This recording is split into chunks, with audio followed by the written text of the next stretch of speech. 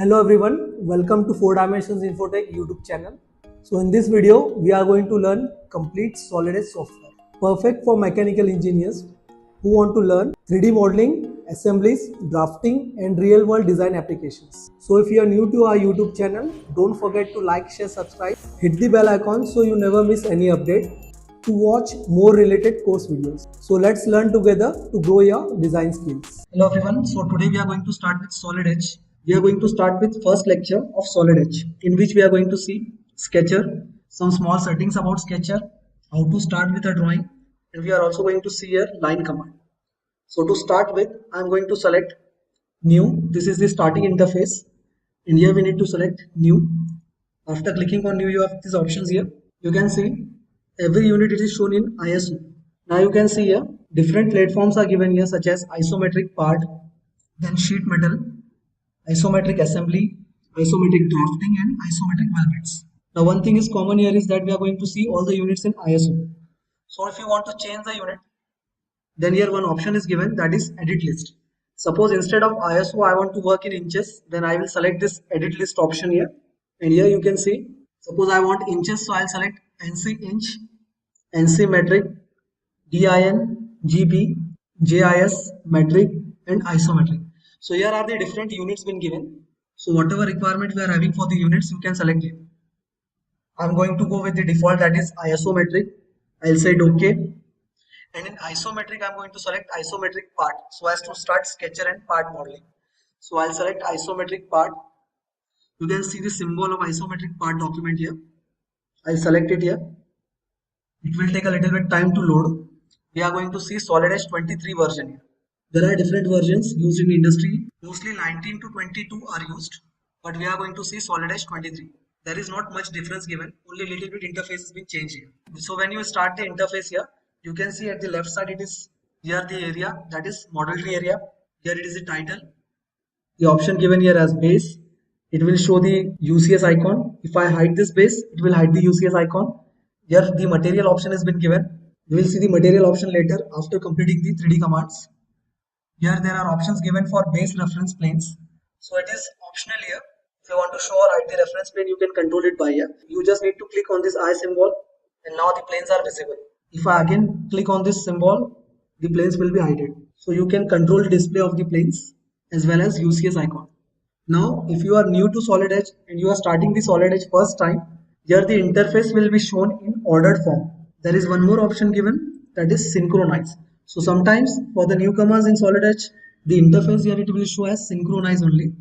Now if you say synchronize, you can see the upper ribbon will change. And you will see all these Sketcher tools as well as 3D tools both are shown in same ribbon. But if I change this interface, if I want to change this interface, I'll right click on this synchronize again on this yellow tab and say transition to ordered. And so we are going to see all the tabs such as Sketcher, sheet metal, part modeling, assembly in ordered form only. So if you want to change the interface here, you can right click and say synchronize. Again, if you want to change, right click and again say transition to ordered. This way this ribbon will be changed here. If you want to by default set one only, then you can go to files. And here we have options for settings.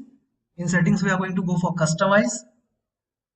And here you can select the option start part and sheet metal documents in synchronize or ordered. So I have set this by default as ordered only. That's why whenever I start my drawing, it is always been shown in ordered. But if I have not selected this ordered, then it would have been shown me as a synchronize mode. So it is up to you. If you want to change the setting here, you can change the setting also here. Say it close here after changing the setting. Now it is showing ordered only. After that, we are going to move for Sketcher tab. We are going to start sketching first. We are going to see line command. So to start sketch, you just need to select this option here in ribbon, that is sketch.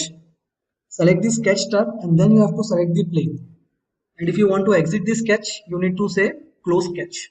Here one toolbar will appear. You just need to say cancel again after closing the sketch. And now you are out of the sketch completely again. So in other softwares, it was like select the plane first and then say sketch. But in SolidEdge, first you need to say sketch and then select the plane required. As soon as you select the sketch option, now as soon as you say sketch, this tab will appear here. It will show the selection type or it will prompt you the next step you want to complete. So it is asking you for coincide plane or selection of plane. as soon as you say sketch. So again you can see here sketch. This toolbar will appear prompting as select the coincide plane. I'll select the required plane so as to say sketch. I'll say front plane here. And now this plane has been activated. You can see this plus symbol is it has been shown here. It is not the plus symbols, but they are planes actually. So if you want to hide this plane, go to base reference plane option in model tree and hide the planes here. And now again to put the plane in normal position, you just need to select the tab as sketch view. You can see this option here, lower right side. Just click on the option here. And now the plane has been activated and normal to the front plane. You can start the sketching now. So I'll select the line option, click on the line command and then click on the origin to start. Now as soon as I drag the line, one input option showing the dimension has been appearing here, but we are not going to put the dimension here. After completing only the sketch, then we are going to go for dimensioning. So here you can see this line is coming vertical, as it is showing one symbol also. It has been highlighted as a vertical symbol here. If I tilt this line, this symbol is gone. You can see near the cursor point, this vertical symbol has been highlighted. As soon as you incline the line, the symbol has been vanished. So it will show that whether this line is coming vertical or not. Same for horizontal also, you can see the horizontal symbol near the tip of the line. As soon as I make the line incline, the symbol is gone. So in this way you can make the line horizontal or vertical. I'll make this line vertical here. And now I'll go for smart dimension option here. Select the line. Click on this side of the line and put up the value required. This note will appear asking for auto scale sketch. Say it don't show again and it will auto scale the sketches now. So the black color of the sketch will symbolize whether the sketch is fully constrained or not, or fully defined or not. Same as SolidWorks. Now one option is there, that is if you go in this inspect option, here one option has been given, relationship colors. Suppose if this option is by default off, then even if you constrain the objects, the colors will be shown in blue color only. So here if I go in this inspect option and put off this option, relationship colors, the color is appearing blue. If I put on this option, it is showing as completely constrained by black color. So it is very useful tool and it is better to keep this option on only so as to highlight the fully defined sketches in black color. This option is given here also in this tab near intellect sketch. Here the second number option is shown for relationship color. So if I put off this option, now it is being showing as blue color. If I put on again, it will show in a black color as a fully defined sketch. And now if this sketch is not defined, suppose if I draw one more line, now you can see the differences. This is shown in blue color and this is shown in black color. This line is completely constrained and this one is not constrained. So again I'll go for smart dimension, put up the value here as 80 mm, and now this line is fully constrained as the color is being changed. So it is better to put on of this option here, relationship colors. Now I'll make one incline line and you can see the symbol difference. In vertical line, the symbol is appearing. The plus sign symbol you can see here also. It symbolizes whether the line is straight, vertical or horizontal. Again you can see the symbol here also in horizontal line, indicating that line is horizontal. But here on the incline line you cannot see the symbol here as this line is inclined. So if you want to define this incline line, we need one angular dimension. So for angle dimensions, instead of going for smart dimension, I am going to select this option here, angle between. You cannot put up the angle dimension using smart dimension option. You just need to go on this option angle between and then put up the angles. So I select both the lines. While selecting, just avoid this point and then select the lines only. Put up the angle required. And now this angle has been set as 45 degrees for the line. You just need to show the length. So for length again I'll go for smart dimension. Select the line. And now you can see the align length is not being shown. Either it is showing vertical or horizontal length. So for align length, I'm going to select here the option in properties. So in properties tab, here is option given horizontal or vertical. You just need to select this arrow and go for this by 2 points option, or you can also go for automatic option. Now in automatic, it will either show vertical, horizontal or inclined. All the three options will be set here. So in automatic, it has been showing as the align length is 84.33. I'll click on this option and change the value here. So in this way, you can update the dimension for the align length. You just need to select the smart dimension and say the change here you want. If you want only horizontal and vertical dimensions, then select this option. It will only give the horizontal and vertical values for the line. But if you want align dimensions, then go for this 2 points option or automatic option. So in this way, you can assign the align dimensions also. Now if I draw this line other than origin, I will start this line from here at any random position. Then also you can define the sketches. You just need to select the length, put up the length here, say 100 mm. But as it is not constrained and we have not made it from origin, we need to go for smart dimension again and you need to define it from origin. So this is the difference. If you draw it from origin itself, you don't need to give other dimensions. But if you don't define it from origin or make it from origin, you have to define it from origin by giving one x distance, that is horizontal distance. I'll say it instead of 2 points, I'll go for horizontal and vertical. So one x distance has been given here. And then again go for the same option, smart dimension. Select both the points and here I'll say vertical distance. Now this line is being shown here as completely defined. So instead of one dimension for line, I needed 3 dimensions to completely define the line. Just because I have not made it from origin, that's why. So in this way you can completely define or constrain the objects here. So if I want to end this sketch here, I'll say it close sketch. And you need to say finish and cancel. Now you are out of sketch. You can see in model 3, it is showing sketch 2 has been made here. And again, if you want to edit this sketch and go for this sketch again, select the line or sketch. Either you can select it from screen or you can select it from model tree also. And this second option with pencil sign, it is showing here as edit profile. You just need to click on this option. And then this sketch has been again activated so as to edit this sketch. Say close sketch. Finish. And so in this way, you can make the line or completely constrain the objects. So after exiting this sketch, again we will say edit definition or edit profile. We'll go for edit profile option here. We'll focus again on this symbol, that is vertical horizontal symbol, defining the line as vertical line or horizontal line. Suppose I draw one line again here. And now this time I have drawn purposely as an inclined line. I'll select this relation here. You can see the relation tab. I'll go for the relation as vertical horizontal and click on this line. Now this line you can see it has been made vertical. Again if I tilt this line little bit more towards horizontal direction or towards horizontal side, again go for the same relation, it will go for the horizontal relation.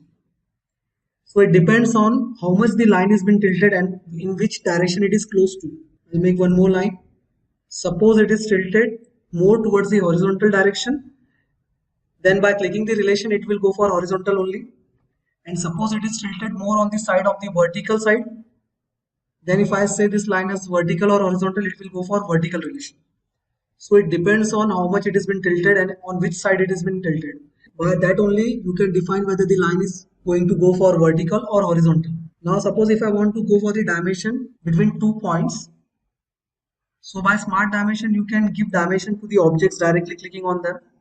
If you want to edit the dimension, just single click on the dimension and the value you can edit here.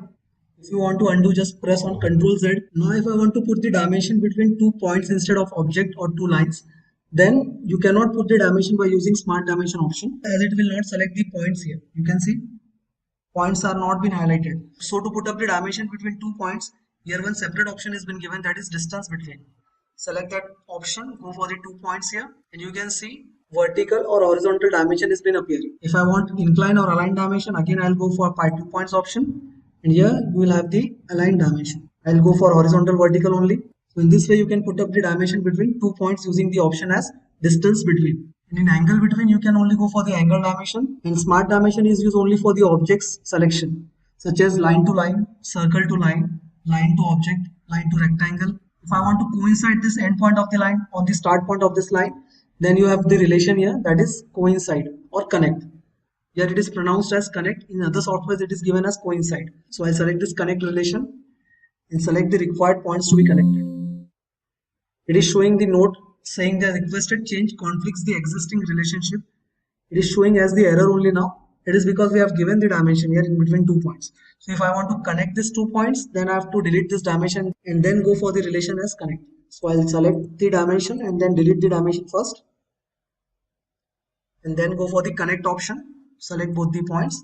And this line or points are been coincided with each other. So in this way you can connect the lines. You can make the lines horizontal or vertical. You can give the dimensions. So this was the first session for SolidEdge lecture 1.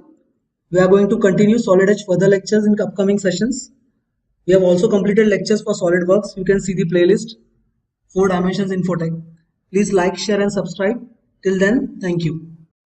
So now today we are going to start with SolidEdge second lecture. So to start with, I'm going to select this new command, and in new I'm going to go for isometric part. In earlier lecture we have seen line command, some small settings about starting the sketcher, and then we have seen the relations such as vertical, horizontal and connect. That was similar to coincide relation in SolidWorks. Now today we are going to complete circle command, rectangle and types, arc and types and ellipse. So to start with, I'm going to select isometric part here. As soon as I click on the isometric part, the interface will change. It may take some time. So now we have started the working interface here. The mode of working it is showing here as ordered. Sometimes it may show synchronize also. We have seen that in earlier lecture. Still I am going to repeat that point. Suppose if it is showing synchronize here, you just need to right click on this option and it will show transition to synchronize. Suppose if the synchronize mode is on, you can see the ribbon is being changed, the above ribbon. Now the sketcher options and 3D options are showing together in this ribbon. But if we work on ordered mode, both these options are working with separate interfaces. So for that I'm going to again change the interface here. If you are having synchronized by default, just right click, say transition to ordered. And now this ribbon is being changed and only 3D commands are being shown here. If you want to draw 2D, you have to activate the plane first and then go for the 2D commands. This was the main difference between ordered and synchronized interface. So I'll select the plane now. You just need to select first sketch tab here, this option. Select this option and then select the plane required. Now before clicking the sketch option, you can see planes are not being shown here. It is because all the planes have been hidden. If you want to highlight the plane or show the planes, you just need to click on this eye symbol here. All the planes are visible now. And then you can select the sketch command and then select the plane required. So in both ways, if these planes are hidden also, then also you can go for the sketch command and select the plane. It will highlight the planes there. I select the plane and now we are in sketcher interface. Now if you want to hide these planes, this side it is coming because of planes. So if I want to hide, again I'll select on this eye symbol to hide the planes. Now as soon as you enter the sketcher interface, the first command it is showing here is line command. But we have seen line command in earlier lecture. So we are going to start with circle this time. I'll select the circle tab. You just need to start the drawings from origin. You have to keep this in mind. Each new drawing should be started from origin only. So we have drawn circle here. Now we are going to go for smart dimension again. Put up the diameter required here. I'll say it 120. If this note comes, it is asking you to scale the dimensions or diagrams. You just need to say don't show and say OK again. Now the circle with diameter of 120 has been drawn. And suppose if I draw this circle again here without referring the origin at any side, then you just need to click on the circle and then first define it from origin giving x and y dimensions. I'll put up 200 here as an x dimension. You just need to select both the circles and then it will automatically take center references. And I'll go for 100 mm as vertical distance. Then lastly I need to put here diameter again. I'll say 100 mm. And now the circle is being positioned here. So any sketch which is not been drawn by origin, it is needed to be drawn at side and then referred by the origin as giving x and y dimensions as well as giving its own dimensions. This was circle command. There are many types of circle given here. Second is circle by 3 points. As the name suggests and symbol also that we have to draw this circle by using or referring 3 points. So I'll select the option here. You just need to select 3 points. I'll select first, second and third. Method of defining this circle also is same. Putting up the diameter and then giving up the smart dimension from origin references. Or else you can do here is adding relations. Suppose if I want this origin center to be aligned vertically with the circle center, I'll go for this relation here. In this relation tab, I'll select horizontal vertical relation and then select the point and the other circle's point. You can see here, when I select the relation and go for the point, first the circle's center point is not been highlighted here. The circle I have drawn in bottom side. But as soon as I drag it on this sketch or circumference, this center has been highlighted. So in this way you can add the relations also. Just click on the relation and then select the centers of both the circles. It will take the relation, showing it in a dotted reference. So now these both centers are vertically aligned. Now if I have added this relation as vertical, there is no horizontal distances between these two circles. So I just need to put one dimension, that is vertical dimension. If I don't put this dimension, you can see here, circle will be dragged vertically. In this way you can recognize which dimension is needed. So to stop this vertical movement, I need vertical dimension only. Horizontally it will not move. As we have given relation here, that was vertical. So it will not be dragged horizontally. You just need to drag vertically and put up the vertical dimension. I'll select both the circles, say 250 mm. Now the circle is completely defined. If I want to delete the relation, if I don't want the relation, I want this circle to be offsetted horizontally. Then I'll select the relation line here and select delete option. Will delete. Next, again I'll go for horizontal distance. Before taking the distance, I'll drag the circle aside and then put on the smart dimension and say horizontal distance required. So I'll take this horizontal distance as 150 mm here. And now this complete circle has been defined. The next option we are going to see here is 3-point circle. For that, I'm going to select all the 3 circles. I'll select the first point on this circle, the second point, and the third point required. So I can take it as tangent also here. You can see the symbol, or else you can put up the value also here. Whatever type you want, just place the circle there. Now the 3-point circle has been placed. We'll put up the tangency relation again here. See, 3-point circle doesn't mean that it is going to have tangency over 3 points. It is just going to make a circle referencing 3 points. So that was 3-point circle now. Next we are going to see here is tangent circle. So for tangent circle, you just need to select 2 tangencies. I'll select the upper circle with diameter 100 as first tangency. And the second circle, this one, you can see the tangency symbol has been highlighted there. So now circle is taking tangency on both sides by default only. We don't need to put up the relations later. Just put up the value required. I'll say 250 mm. Next you can see here, the tangency symbols are been highlighted, showing that the circle has been tangent on both the circles. So this was circle using tangency. Next one is ellipse by center point. So to draw ellipse, I'll delete these options here first. Then select the ellipse option first. I'll say center ellipse. So now the name is center ellipse, so it will start from center. We'll drag it for the major axis and then go for the minor axis. So basically we are going to click 3 points by using this command. First point as a center point, second as major axis, and third one as minor axis. Next we are going to go for dimensions. I'll put up the major axis here as 600 mm. Second, the minor axis. I'll go for this point to point option now. So for giving dimensions, if I go for this option with smart dimension, then it will not highlight the point here, quadrant point. So for that, I'm going to refer here as distance between option, that is distance between 2 points. So I'll select this option here, referring points. I'll show the minor axis as 300 mm. So now the ellipse is completed. We just need to put up the relations here. So I want this origin point horizontal with the quadrant point of this ellipse. So I'll put up the relation here as horizontal and vertical, select the relation, and here select the 2 points. And you can see this dotted line referring the relation as well as the symbol, showing that this line or these 2 points orientation is horizontal with each other. Now the ellipse is completely defined. You can see the color, it is showing black. That means the object is completely defined. Next option, same ellipse by 3 points. It is similar to ellipse by center point only. Means it is not going to be started from the center point. Instead, it is going to start with the end point first, then the second end point, and then the third point. If you want to place it on the origin center, then you just need to select the relation connect. You can also say coincide relation. Select the connect relation. Select the 2 points to be connected. First, I will select the center point of the ellipse, that is this point being highlighted in blue color, and the center point of origin. Now this ellipse is placed at the center. Then we will go for major and minor axes here. Select the point to point option for dimensioning. This one is major axis. Then we'll go for the minor axis. I'll select this as the value of 500. The major axis I'll take it here as 800. Next you need to put up the relation. Again you can go for either vertical relation or horizontal. And suppose if you want to make this ellipse incline, then I'll select the line first. I'll make this line as vertical line or incline line. I'll make this line as construction line and then put up the angle by using the reference angle option for dimensioning. This option, and then we go for angle with reference to axis. I'll say it 45 degrees. And now if I put this connect relation with the reference of quadrant to line, then this ellipse will be shown as inclined ellipse. But you can see these dimensions are not been updated. So again I'll delete these dimensions and then update the dimensions again. As the ellipse is inclined, I'll again put up the values here. Select the point option for dimensioning. Select the quadrant point and this point.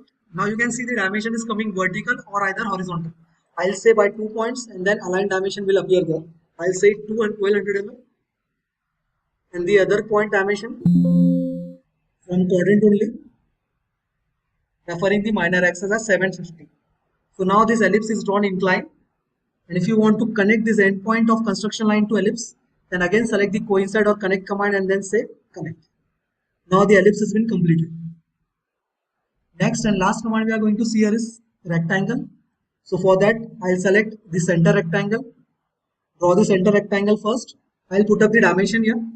So instead of giving dimension to this line, refer the two sides of the rectangle for giving the values. So that even the corner is been trimmed or disturbed, this value will remain constant.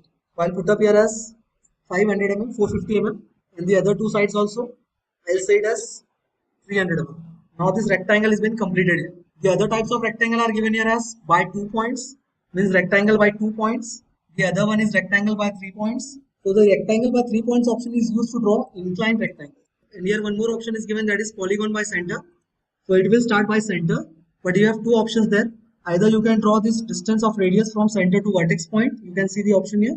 So now you can see this polygon is coming, referring from center to the vertex point of the polygon. The distance has been referred. Or you can go for midpoint option also.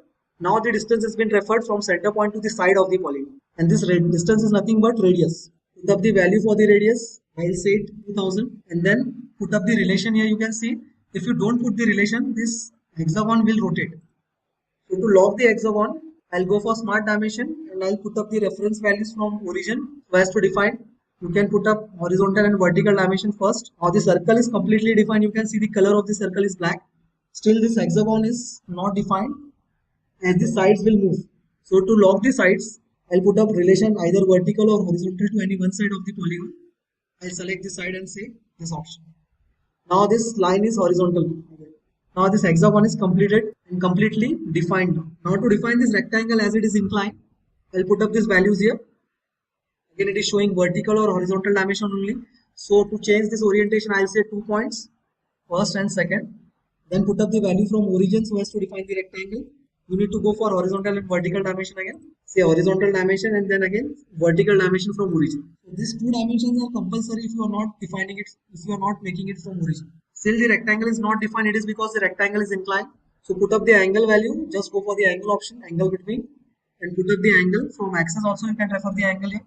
I'll select this dimension option from angle, select the axis. I'll say 45 degrees. Now this rectangle is also been defined. So in this way, you can define these sketches. So now we have completed line command, how to define these sketches, whatever are the relations. We have covered the relations such as coincide, horizontal, vertical, and tangency. We have also seen circle and types. We have seen rectangle and types and ellipse and types. We have also seen polygon command. In further lectures, we are going to continue the other commands remaining, that is offset and modification commands also here. So for the upcoming lectures, just follow the playlist of SolidEdge. We have also made lectures on SolidWorks.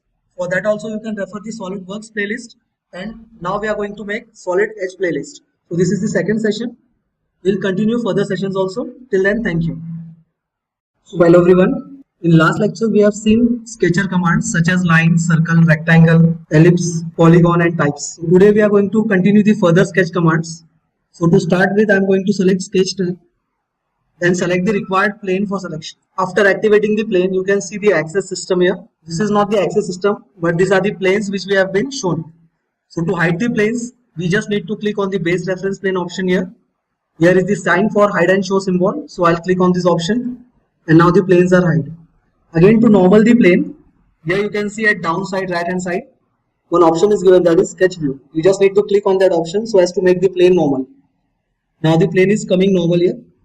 Again if the plane is tilted, you can also click on this cube option and say which plane you want to be taken as parallel plane. So I'll take this one as front plane. So this were the option for making the plane normal. So now we'll make one drawing here. I'll take two circles here. Now notice one thing, when I am taking the second circle here, if I take the reference line, you can see the red dotted line here, that is the reference line for the center. And if I draw the circle by taking the reference line, it will automatically take the horizontal relation. We don't need to give a separate relation here. Both the circles are by default horizontal with each other by center to center. So this dotted line represents the relation, that is horizontal and vertical.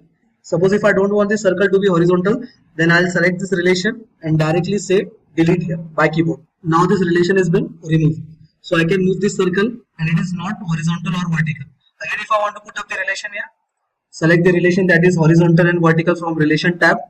Just need to select the centers of both the circles and now it is again horizontal. And if I want to make it vertical, I need to move it little bit vertical side. And if the circle is inclined maximum towards the vertical side, it will take vertical relation. And if the circle is inclined maximum towards the horizontal side, it will take the horizontal relation. That's why Both the relations are given in one command only, that is horizontal and vertical. So you just need to select and apply the relation. Now it is taking vertical as it was more inclined towards vertical side. Now I'll put up the value so as to define the sketches. I'll put here 65 mm and here as 40 mm. Now we need to provide center to center distance. So there are two ways. If you want to take point to point distance, then you can go for this option, distance between. Smart dimension will not help you for taking the dimension from point to point. So I'll select this dimension, that is distance between. I'll select the center first. Now center will be highlighted if I drag this cursor on the circle. Then only the center will be highlighted. You can see here in sky blue color. And now the distance from point to point is coming. The next way is select smart dimension. And instead of selecting these points, because points cannot be selected by using smart dimension, then we'll select circles here, both the circles. And now you can see if I select both circles also, then it will take dimension from center to center only. Put up the value. I'll say it 100 mm. Now after placing both the circles and defining both the circles, we'll go for the new command here today. That will be arc command. So I'll select this arc. You can go for arc by 3 points.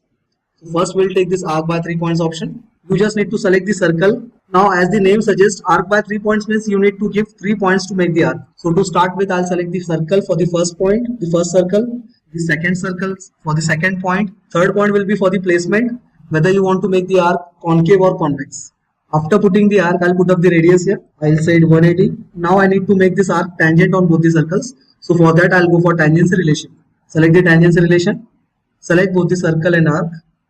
You can see the symbol, circular symbol has been made here, highlighting that the arc is tangent with the circle. Again, we'll continue with the command. I'll select both the circle and arc. And now tangency is continued on this circle also. You can see the symbol. Now we can say this arc is tangent on both the circles. Again, we will repeat the same command, that is arc by 3 points. And one more important note while starting the arc. Don't start your arc from this quadrant points. You can see the quadrant points been highlighted here, these 4 points. Just avoid that points before starting the arc. If you click on this point and the other point also for ending the arc, then it will not take tangency relation here. It will be coincided with this quadrant point. That's why arc should be made by starting it either from upper side or lower side. But just ignore this quadrant point and then start the arc. So I'll click on this point here, upper side, and here at the lower end, and then position the arc as you want. Next, go for the relation. Select the circle and arc. Again, select the circle and arc and put up the radius value. I'll say it 125. Now trim the entities here. We'll trim all the entities. And now this complete profile has been made, which is completely defined or constrained, you can say. For zoom in, zoom out, you can scroll the window here. You just need to scroll the mouse. This was 3-point arc. Next command we are going to see here is arc by center point. So for that, I'll make one arc. Now, whatever first point I'm going to click here will be the center point of the arc. So I'll select this option, arc by center point. I'll click this first point. It will be the center point of arc. Then the second point will be the start point and third point will be the end point. So it is like center, start and end. Then see the center point been highlighted here in sky blue color. Now we'll define the center point from origin. So to define it from origin, I'll select this origin and then this point. One horizontal dimension. Again select the center and the center point here and the vertical dimension. Now the center point of this arc has been completely constrained by giving horizontal and vertical dimensions. After that we are going to go for radius value here. And now this radius I'll take it here as 120 mm. Still you can see the arc is not completely defined. It is because the ends of the arc are not defined. At what angle they are going to start or end. So we need to provide angles here. For that I am going to take 3 more lines. First, select the first line, select the center point. All the 3 lines should be generated from center point only. 2 inclined lines and 1 vertical or horizontal line. All the 3 lines will be generated from the center of the arc. I will make these 3 lines construction here. So for making the lines construction, one more new command you can see. Beside the draw tab, you can see the construction option is given here at the second tab, at the second number in this column. So I'll select this option, that is construction. And you can see the construction line, you can make it by chain option. You just need to select one line and connected lines will be constructed. Or else you can go for the single option by which you can select the line single one by one. So I'll select the 3 lines here one by one as I have taken single option. Now all the 3 lines are been converted to construction line. Say right click and escape. Now I'll put up the angle here. So putting up the angle option, here you don't need to provide smart dimension. You just need to go for this angle between option for dimension. Select both the lines. I'll say 45 degrees here. Repeat the option. Say escape and then repeat the option. you can't continue that option here. Then I'll say it also 45 degrees this one. Now I'll put up these ends of the arc on the line by the relation known as coincide or connect. So I'll use this connect relation so as to put this point on the line. This point will be coincided on the line. Again, this point is coincided on the line. And now you can see this arc is completely defined as it is showing in black color. So if you want to define an arc without any supports, you just need to make 3 lines there. 2 lines, 2 inclined lines for ending the end conditions of the arc by certain angle, and 1 line for giving the angles. You also need to provide radius and positions from the origin, that is x and y position. Your arc will be completely defined. Again, you can see now I am having all the positions here. It will be more easy for me to repeat it second time. I'll select the center point arc. I already have the constraint point. I'll select this point to start as a center point, then start point and end point. Now I will need only one dimension to define, as we were already having the lines as well as fully defined position of the point. So we'll just need to provide radius and the arc will be defined. I'll say it's 70 mm, and now this arc is completely defined. So earlier we have seen 3-point arc and now we have seen center point arc. The main difference between 3-point arc and center point arc is, suppose if I take 3-point arc, you can see first point, second point and third point. So I can give the 3 points here, but the center point of the arc is not in my control. I'm only controlling the 3 points, start, end and midpoint. You can see here, start point, end point and midpoint where I want to locate the arc. But I can't control the center point here. That's why to control the center point, this option is given, that is arc by center. So in this option, you can control the center point. As you click the first point, that only will be the center point. So your center point is been controlled, and then start point and end point.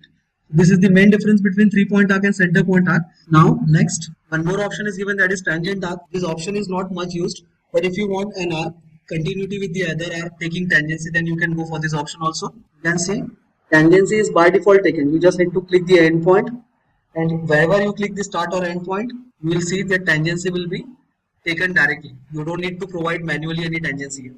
That's why the name is called as tangent arc. Next option we are going to see here is spline.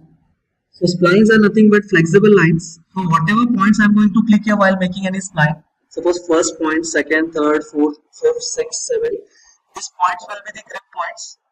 I can use them later so as to make this spline at any required shape I want.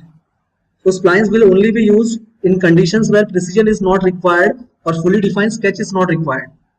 Suppose if I want to make any sketch that will be flexible with adjustments, you can adjust it anytime. At that time only I'll use this splines here. You can also control these splines by these points. These were the grip points, as well as you can see when you click a dotted line and intersecting points are coming in between the lines. So you can control the position by these points also, or you can control the position by the points which are lying on this spline. After spline we are going to go for trim option. So for trim option I'll make some random sketch here with reference of lines. And now if I want to trim these entities, you just need to select the trim option here. You can see this icon. One arc and one dotted arc is being shown. Select the trim option and you just need to drag here. Click the mouse and drag. The entities will be trimmed. You can also click on the line and the entities will be trimmed. So you can use both the options, that is you can drag the options here so as to trim the entities, as well as you can click on the entities so as to trim them. Next option here is trim corner. It is not much used, but if you want to go for this trim corner, there should be certain condition here like this. That is one triangle is been made and 2 extension lines are further moved. Now if I want to remove these extra lines here so as to make it complete triangular shape, then I'll go for this option, that is trim corner. Select the both sides of the triangle and the extra corners will be trimmed. But you can achieve this by this option also, that is regular trimming option. You just need to click and drag and the lines will be trimmed. The second option is not much needed here. The other thing we are going to see here is that is extend option and split option. So for extend option, suppose if I am having any fully defined sketch here, and now if I make one line here, I want this line to be extended till this support boundary. So I'll select the option here as extend to next and click on the line. Now the line will be extended till the further support. Still this line is having support here also. So if I click on this line, it will again extend it. Again this line is having support here also. If I click on the line again, it will be extended till line. And now if I go for the further option for clicking and extending, then it will not get extended as it is not having any support further here. So this will not extend now. So extend commands only depends if you are having any further support. If you are not having support, this command will not work there. Suppose this arc also, if I make one line here and if I say extend command for this arc, you can see this command is been extended. This arc has been extended till the support. following the angle also. And suppose if I'm not having any support and click on the extend command and then click, this arc will not be extended any further. This was extend command. Next we are having split command. Before applying the split command, I'll select this line and you can see this complete line has been selected and showing in green color. Now if I use this split command, this line can be splitted in two parts. So for that, select the split command and select the required line as a first selection, and then for second click, this line will be splitted in two parts. So at whatever point I want to click, I'll click it and the part will be splitted there. You can see here, I've clicked the point on this line here, and now these two lines are being separated, this one and the other one. You can see both the lines are being splitted. This icon will represent the line is splitted. You can split the arc also. Select the split command. First click will be for selection of the object and second click will be for splitting the object. Now this arc has been splitted in two areas, this green one and this blue one. This was split command. Next command we are going to see here is offset command. Select the offset command, select the required line to be offsetted, say distance required, I'll say 20 mm, and then you just need to click on this option, that is accept. You just need to show the direction. You can see the orange line is coming offset at 20 mm distance. So if you want it at upper side, you just drag it on upper side. If you want it at lower side, just drag it on lower side. So in this way you can offset the line here. You can continue by clicking. Each entity will be at constant spacing, that is 20 mm, by using offset command. If I want to make offset of the circles also here, suppose if I make one circle and I want to offset these entities, then you just need to select the offset command, select the circle, say offset distance required, I'll say 30 mm, and you can click here. You can see the continuity of the circle. It is constantly been offsetted by 30 mm distance. One thing to be noticed here, that if I make the use of offset command, say 30 mm distance, it will go only in one direction. If I drag it on another direction, it will be overlapped on the other line which has been offsetted earlier. So if I drag it on the other side, it will take overlapping lines and it may affect the sketches while features been applied. The features, it will show error there. So if you are offsetting this command, you should offset it on only one side. Don't go for the other side as it will overlap the other sketch. And still if you want to make it on other side also, the offset on both sides, then you can have this option, that is symmetric offset. So I'll make one chain option here by making some lines. And now I'll go for this option, that is symmetric offset. Select the width of the offset, that is the complete width you want on both the sides, the distance from one end to another end. So I'll make it as 20 mm width. I'll say 50 mm width, and at turns I want a radius of 5 mm. If you want cap end like straight line or arc or an offset arc, you can go for all these three options. I'll make this radius 3, width 50. First I'll use this line option, then second and third we'll see later. Now just select the line and say accept. You can see at both the ends the line is covering as an end cap and complete line is being offsetted on both the sides. That is, the total offset width was 50, so it is taking 24 on one side and 25 on other side. And at twist and turns I have taken the radius as 5, so the internal radius will be this 5 mm. So if I select the dimension and check the dimension here, you can see it is showing 5. The outer radius will be 5 plus this 50 mm. Maybe it will come 55. You can see here it is coming 55. That is 5 mm radius plus the 50 mm distance. That's why it is taking 55. Okay. Now if I change this condition, I'll say undo first.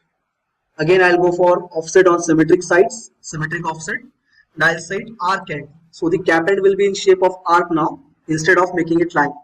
Again the values are same, width is 50, that is 24 on one side and 25 on other side, and the radius is 5. I'll say okay. Select the line, say accept. You can see the end caps are coming as in the form of arc. Cancel it again. The last condition, that is in symmetric offset, I'll select the third option as offset arc. It will appear as a slot here. Same dimensions, say OK, select the line, say accept. And now you can see this arc is coming offset as well as it is completely covering the line as a chain and making offset on both the sides. That is 25 on one side and 25 on other side. But there is one drawback here, that if I trim this line, if I want to trim this single line, you can see trim will not work here. In symmetric offset, it will give problem for trimming. There will be problem for trimming here. If you want to trim the entities, you just need to click or trim the center line first. And after you remove all the center lines, then you can trim them. So it is very difficult to fully define this object if it has been trimmed. That's why this symmetric offset is not much used. I'm undoing it. So these were the commands for the third lecture. We will continue with the further modification commands in next lecture. Till then, thank you. Hello everyone. Today we are going to start lecture 4 for SolidEdge. So we are going to see Sketcher. As we have continued Sketcher, we have already seen 3 lectures, and now we are going to continue with the 4th lecture. So to start with, I am going to select the sketch tab. Select the required plane for sketching. Next we'll hide the planes. You can see these planes here. Earlier we have seen line, circle types, ellipse and ellipse types, arc and arc types, as well as rectangles and polygons. Now we are going to start with fillet command. Today we are going to see fillet and chamfer and remaining modification commands as well as relations. So to start with, I am going to draw one rectangle here. We are going to refer here center rectangle, as it will come symmetric on both the sides. This will also help us if we exit this sketch, the all planes will come at the center of the part. That's why center rectangles are mostly preferred. So we are going to start with giving the dimensions for the rectangles. Now notice one thing, that when you go to dimension and when you select the dimension for rectangle, suppose we are going to select this line, and suppose we provide 2 dimensions here. I'll select this corner and drag. Now you can see this length is being changed. First, this length was for this line. As soon as I give the fillet, the line length will change. So we don't want this length to be changed. That's why while giving the dimensions for rectangles, it is better to give the dimension between 2 sides instead of giving dimension to the line. So first I'll select this side and this other side. Here I'll provide the dimension. I'll say it as 130 mm. Next, select both the sides. I'll say it as 100 mm. And now even if I provide the fillet here, the length will not change. You can see here, I have provided one fillet by using fillet tab. Still the dimension is remaining same, that is 130 and 100. That's why it is better to give dimension between 2 sides instead of giving dimension to lines. Now I will provide the radius here for the fillet. I'll say 20 mm. And you can see this object is completely constrained. And suppose if I go with multiple fillets, suppose I want 3 fillets of same dimension. Again I'll provide 2 fillets here. First I provided here. So I'll select the fillet tab, select the corner and drag the mouse. This is first, second and the third. I want all the fillet sides should be equal. So I'll go with equal relation here. You just need to select the fillet and click on the other fillet. Both the fillets are equal now. Again for giving the third relation, that is equal for this fillet, I'll select the first fillet on which I have given the dimension and then select the third fillet. Means every time you have to say equal, you will select the earlier fillet and then say equal to the other fillet which is not given dimension. So in this way we can make this fillets equal. I'll undo this and again show how to make equal fillets. For that I'll select the relation. First click on the fillet which is dimensioned earlier, then select on the fillet which is not dimensioned. Again select the earlier fillet and then go for the third fillet. Now this sign will represent the equal relation. So all the fillets are of 20 mm now with radius. But here the thing is to notice that this sketch is underdefined now. Earlier it was fully defined. As soon as I have provided the fillets, the complete sketch is underdefined. So to understand why it is underdefined, you just need to click on any line of the rectangle and just drag the rectangle. You will see the movement. So now the movement is horizontal as well as vertical, and it is not symmetric or in between centers of the origin. So I'll provide dimension to log these movements. That is to log the horizontal and vertical movement. I'll provide the dimension here. I'll select the line and say origin. I'll say it 50 mm now, as well as the other dimension. It was 130, so I'll divide it by 2 so as to take the rectangle in center. So 130 divided by 2, you can directly put up the value with dividation sign. And now the complete rectangle is been defined. So I provided a dimension from center references. Again this complete rectangle has been defined, also having fillets on the corners. Suppose I go for the 4th fillet, I want it a different value. So I'll select this fillet, provide the dimension first. Now this fillet is also completely defined. I'll say it of 30 mm. So if you want to change the value, you just need to click once on the dimension. So the value will be edited there.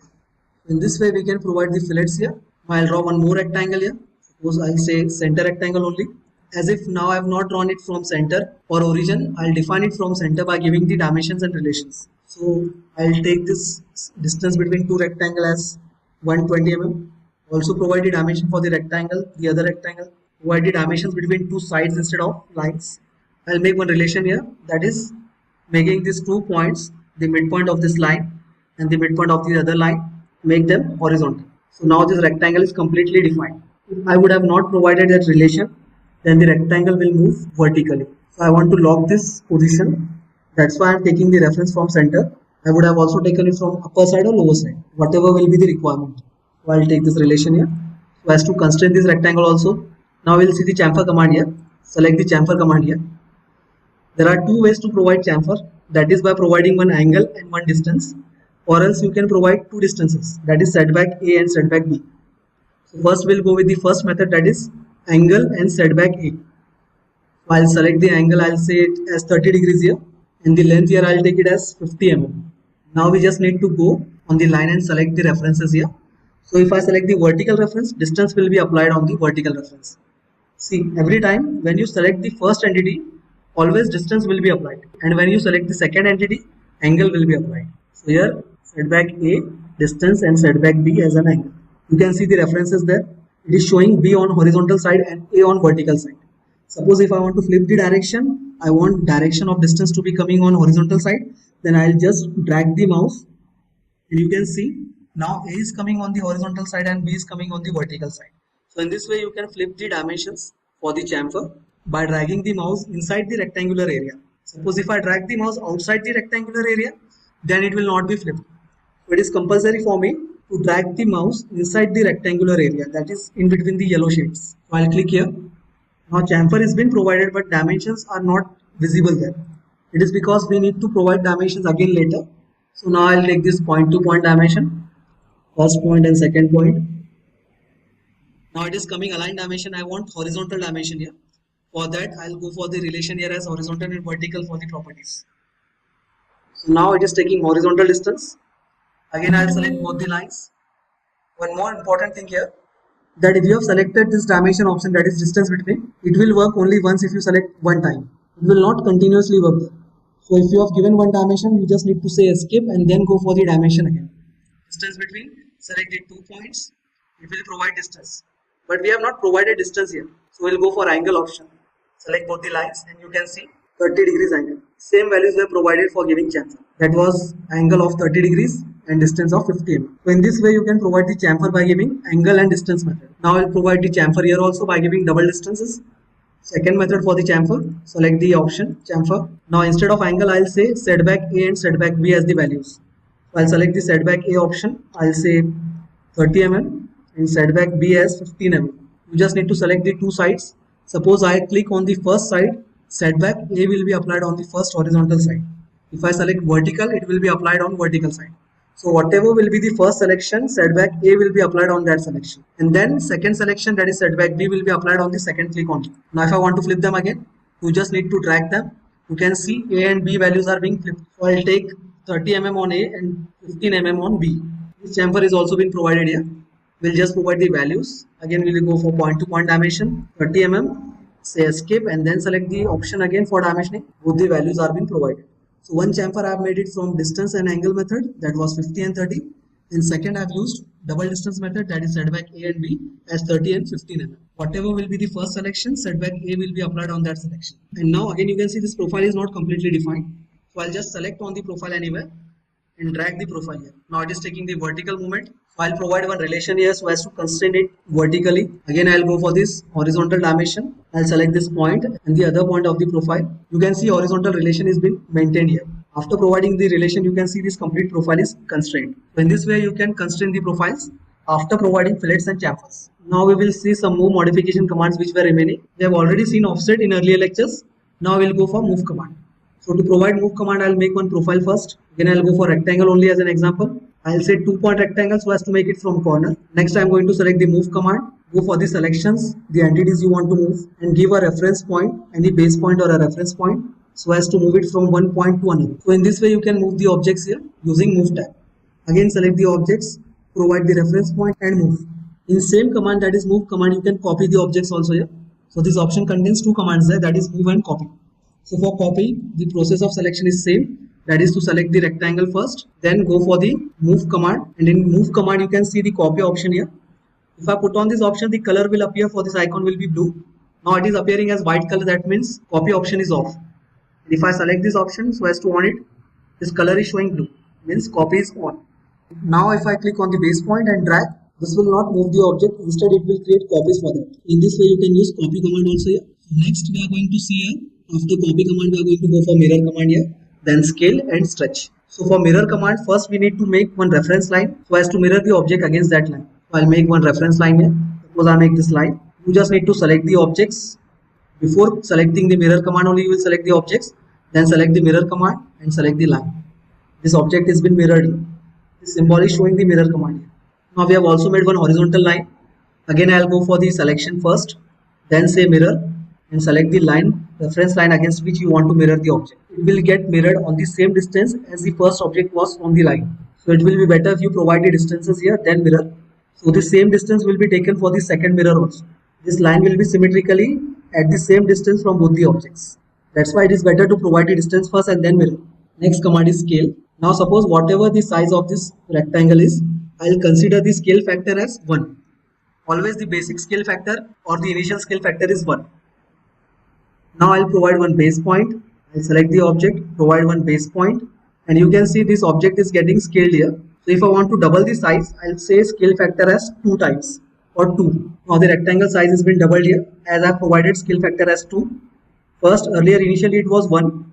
Now again if I want the size to be made half of the rectangle size, select the scale command, select the required object to be scaled, provide the base point, and if I want the half size, then I'll say scale factor as 0.5.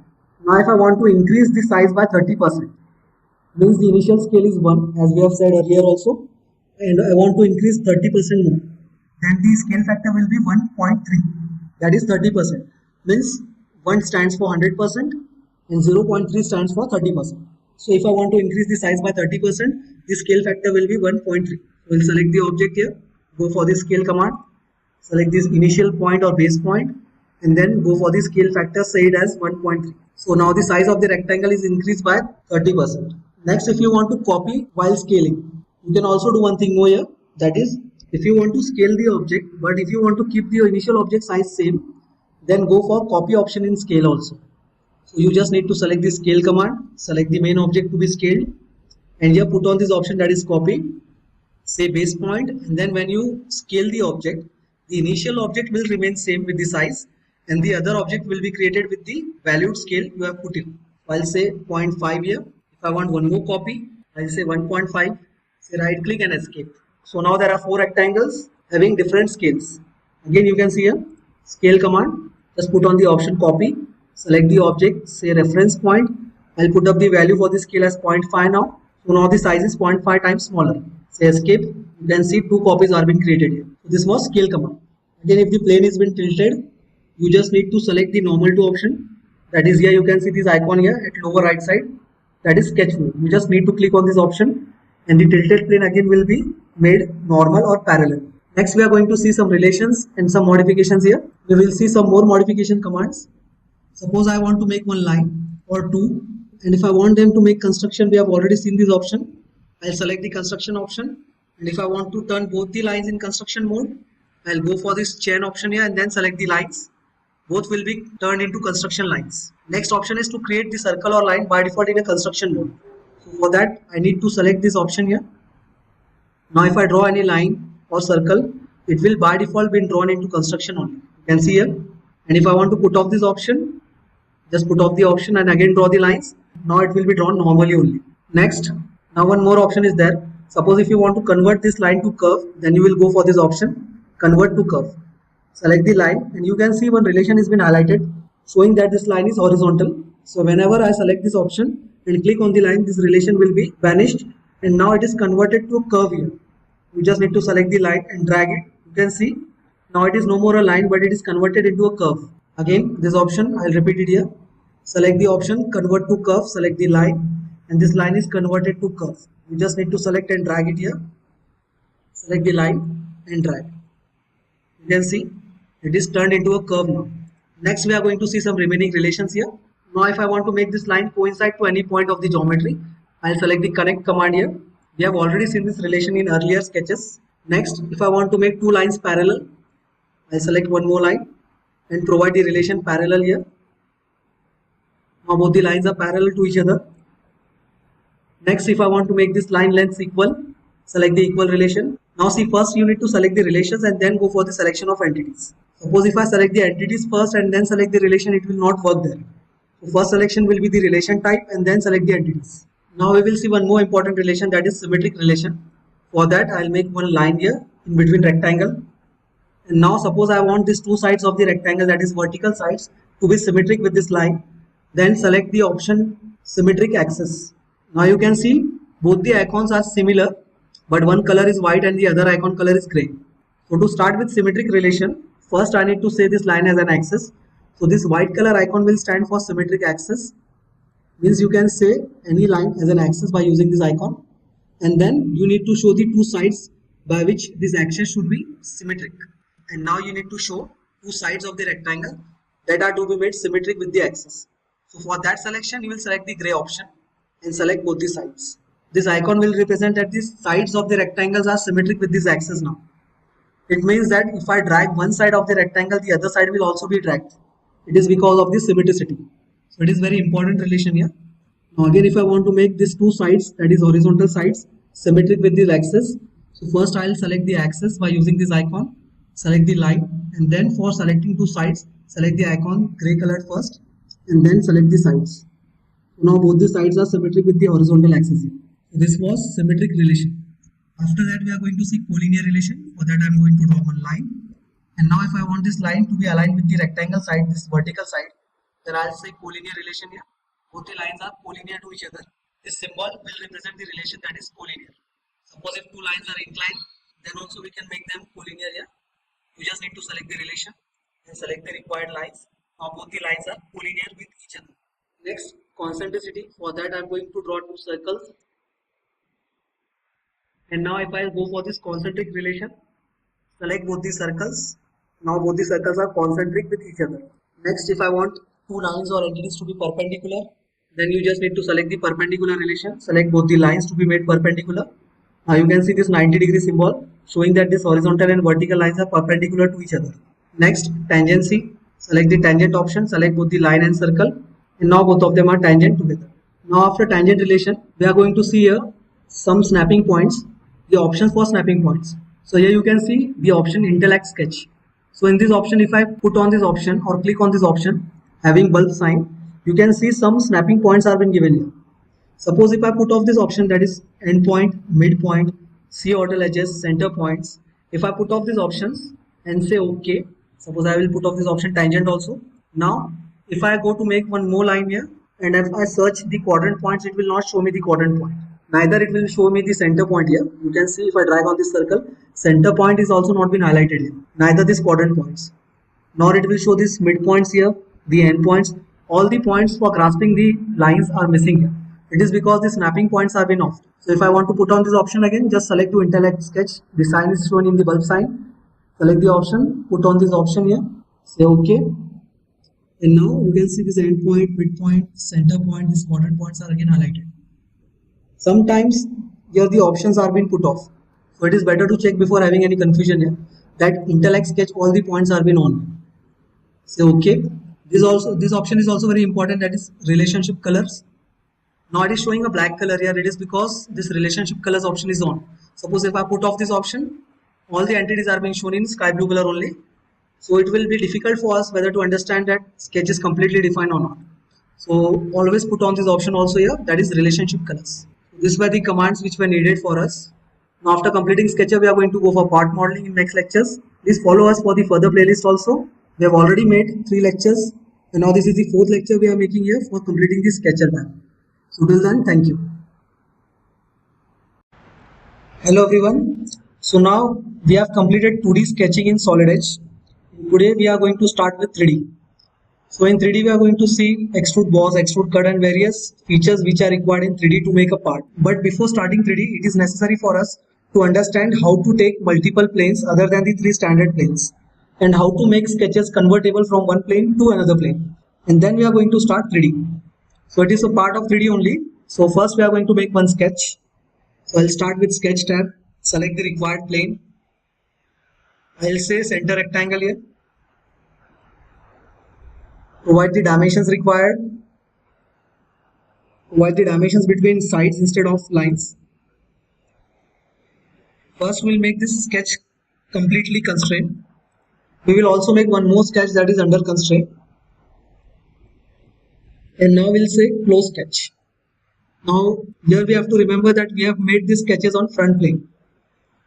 So now my requirement is to take one parallel plane with the reference of front plane. So to start with taking planes, now why it is necessary to take extra planes? It is because sometimes models are very complicated and we cannot depend on the three standard planes. So it is necessary for us to understand how to take different planes by different ways or different references. So for that, one tab is given here, that is planes. So in planes, you can see the second option. There are multiple options given in second. There are multiple ways given in second option, that is taking a plane parallel, angular, perpendicular, coincide by axis, and etc. So we are going to take parallel plane now.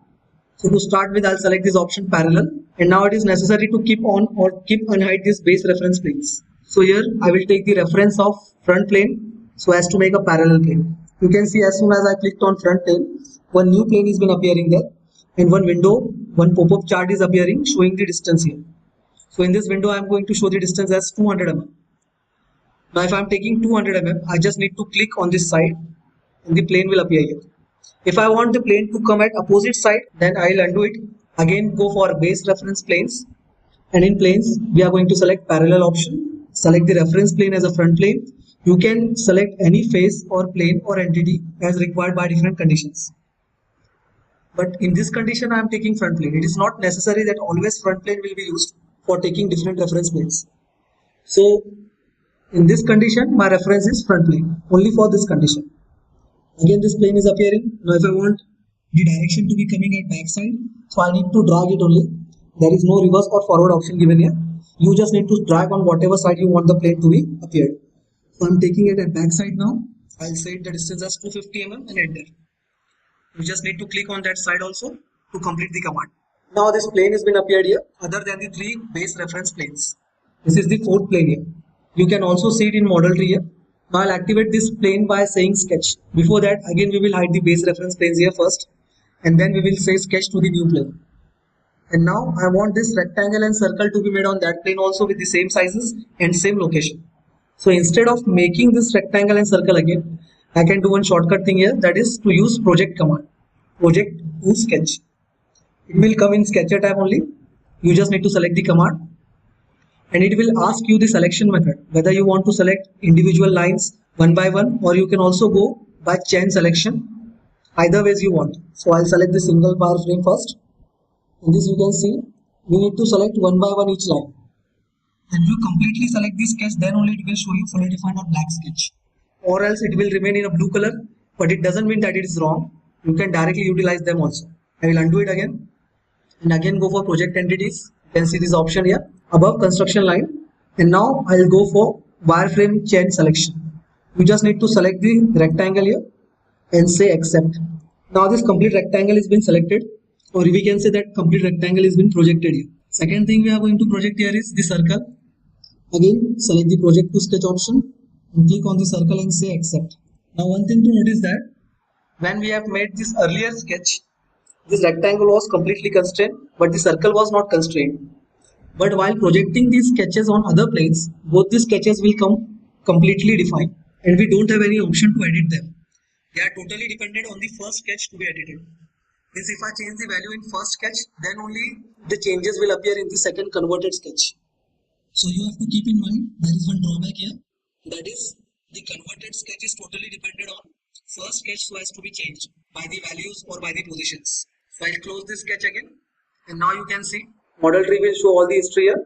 First we have taken sketch 1, then we have taken front plane, then we took plane 5 by the reference of front plane at the distance of 250 mm. If you double click on this plane 5 option in model tree, it will also show the distance here. If you want to edit that distance, click on the value once and you can edit the value here. If I want it to be taken as 300 mm, you can update the distances later also. There is one more option to update the distance here, that is select the option plane 5 and go for dynamic edit. Here also you can edit the distance, as I said 200 mm. So in this way you can change the planes. If I want to reverse the direction of the plane, just select the plane and say edit feature. And now you can flip the direction here. I will take it on front side as well as I will provide the distance. Main thing is to click here at whatever side you want. So after clicking, you can see it is completely coming on front side now. So in this way you can use parallel planes. Now suppose I want one more plane now. Again I'll go for parallel option. Select the reference from which you need to take one more plane. So I'll select the reference here as this plane 5 now this time. Earlier we have taken front plane as a reference. Now we are going to take plane 5 as a reference. And just drag the plane. You can see one more plane has been generated here. Just put up the distances. Say OK. The other plane is also generated here. Again go for sketch. Select the plane to be sketched. And again you can go for project entities. Select the required entities to be projected again. This time I will only select the rectangle here. Say accept. And now this time only this rectangle is being projected here. So these were the methods of taking parallel plane and projecting the entities. These two methods are going to be extensively used in 3D. That's why we have seen these 2 points earlier only. Now I'll say close sketch. And now we will start with new model. So for that I'm going to take a new tab here. I'll say Control N. And now you can say whatever module you want to start with. I'll again say isometric part. Say OK. And now we will go for the first command, that is extrude boss and extrude cut in 3D. So to start with, we need to make sketch first. Now one thing to be noted here, that there are two methods to make extrude boss and extrude cut. First one is to take sketch first, to make a sketch first and then go for extrude boss or extrude cut. Other one is to take the feature first, and in feature only we have to make sketch and then we will extrude that sketch. Means we have to draw the sketch by using feature command only. We will see them one by one. First we will go with the method in which sketch is firstly made and then feature is applied. So to start with, I am going to draw sketch first here. Select the sketch tab, select the required plane, I'll say top plane here. And now for extrude boss and extrude cut, you need to keep in mind that your sketches should be completely closed one. So I'll start with center rectangle here. Now I'm going to prefer center rectangles, ellipse also by centers only, and I'll try to make each and every sketch symmetric from the center. It is because it is not compulsory, but if you do that, all the planes will come at center of the part, and this will help you in assembly also. That's why we are going to use everything by reference of the centers. So I'll say center rectangle here. Select the origin and drag the rectangle. We'll put up the dimensions here. I'll say it 150 mm. The another one, I'll say it 90 mm here. Close sketch. Say finish and cancel. After that, we are going to move for feature, that is extrude.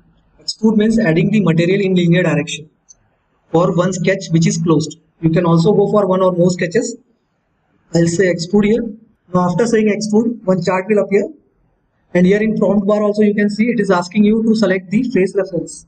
It is to make sketches, but we have already made sketches, so I'm going to select another option above the coincide plane, that is to select from sketch. So as you have made this sketch earlier only, you just need to select this option after saying extrude. Again we'll repeat here.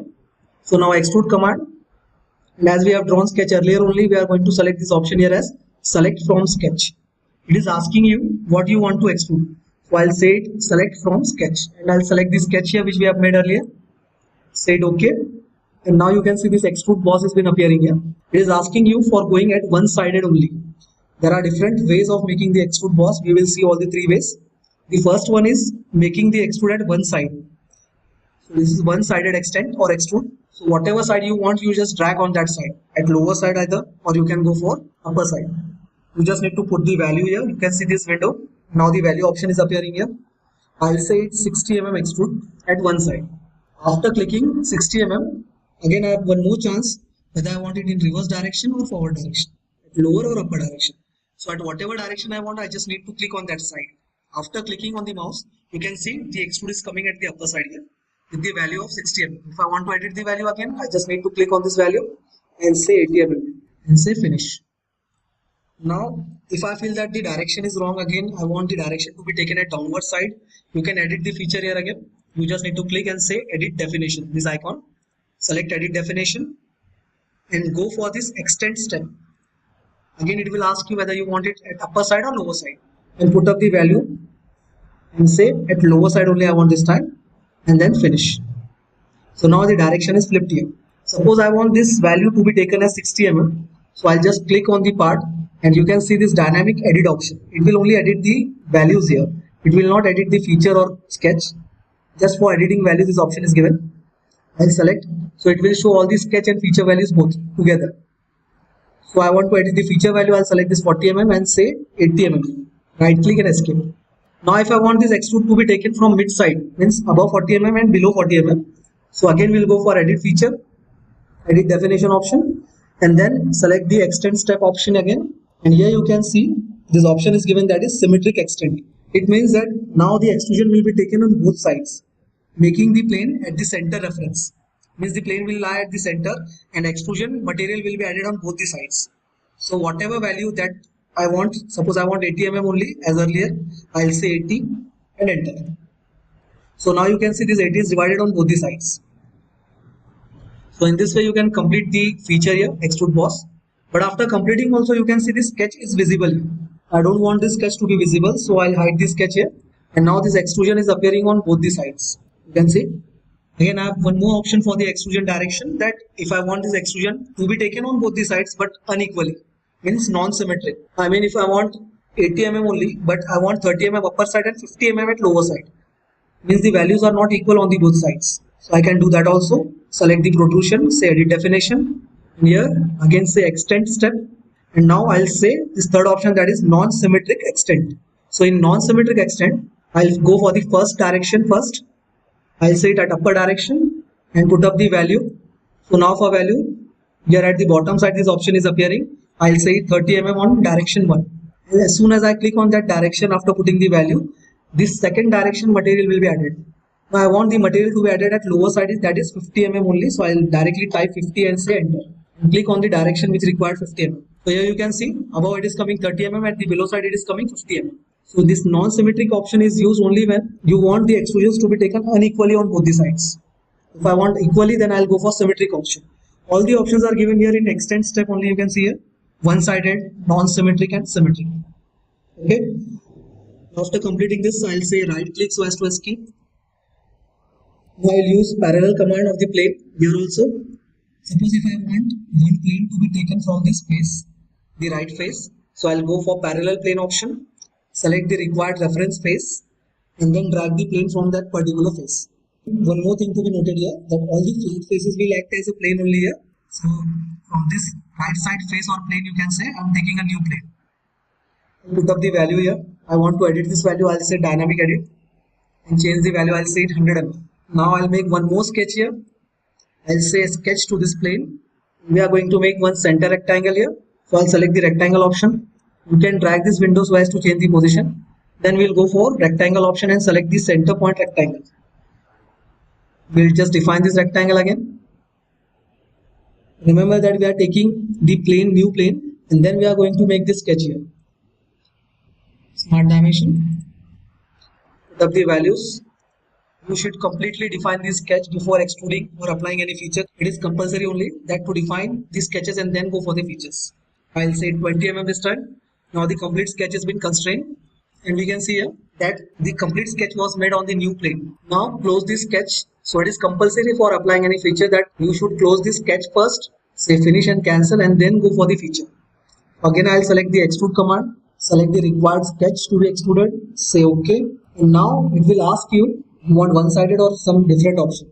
So I'm going to take one-sided only this time, but now some more options are given here that are end condition options.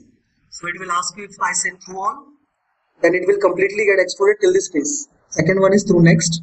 That condition also it will take till this phase only. Suppose if I go from extend to extend, this is also very important option here. So in from extend to extend, you need to show both the extents, that is start extend and end extend. So start and end I have shown here. Now this extrude step is completed. I'll hide this plane, say cancel, and if you want to hide the plane or sketch, you just need to go in model tree and click on these icons here at the left side. This was extrude boss by different conditions, one-sided, two-sided, non-symmetric, symmetric, and different end conditions through all, from finite extent to another finite extent. You can also go for a value option. If I don't want this extrusion to be taken till this phase, and if I want to add the value for the extrusion, I'll say edit feature here again extend step, and instead of taking from extend to extend, I'll go for finite extend option.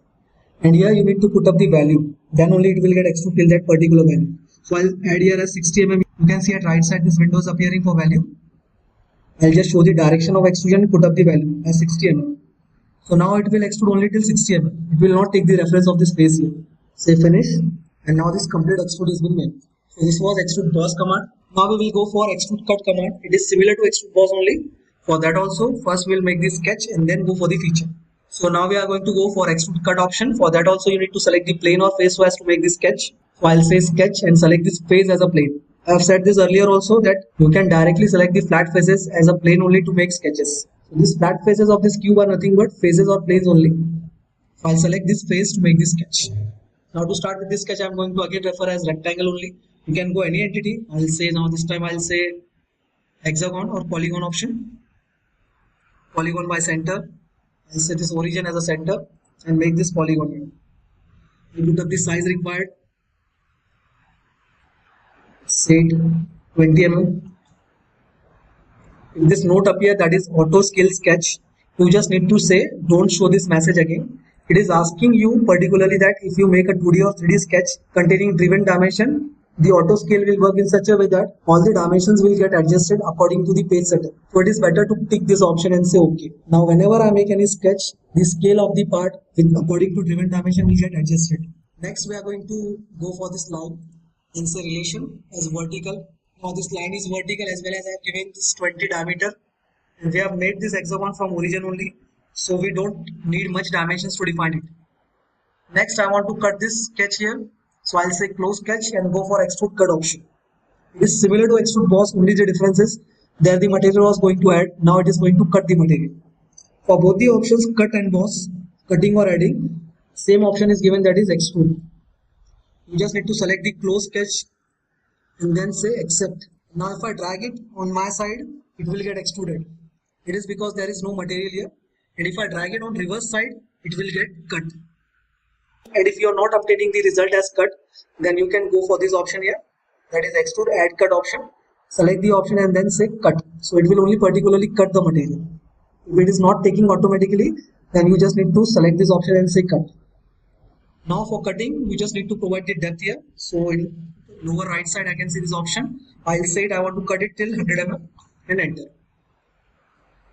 So now this extrude cut has been taken place here. Write this sketch and now this extrude cut has been made here. You can see here. Now there are different options for this cut also in feature. I'll select edit definition option and now say extend step. If I want this cut to be made through all, then you just need to say through all option. You can see from left side to right side this cut has been made. The next option is also same.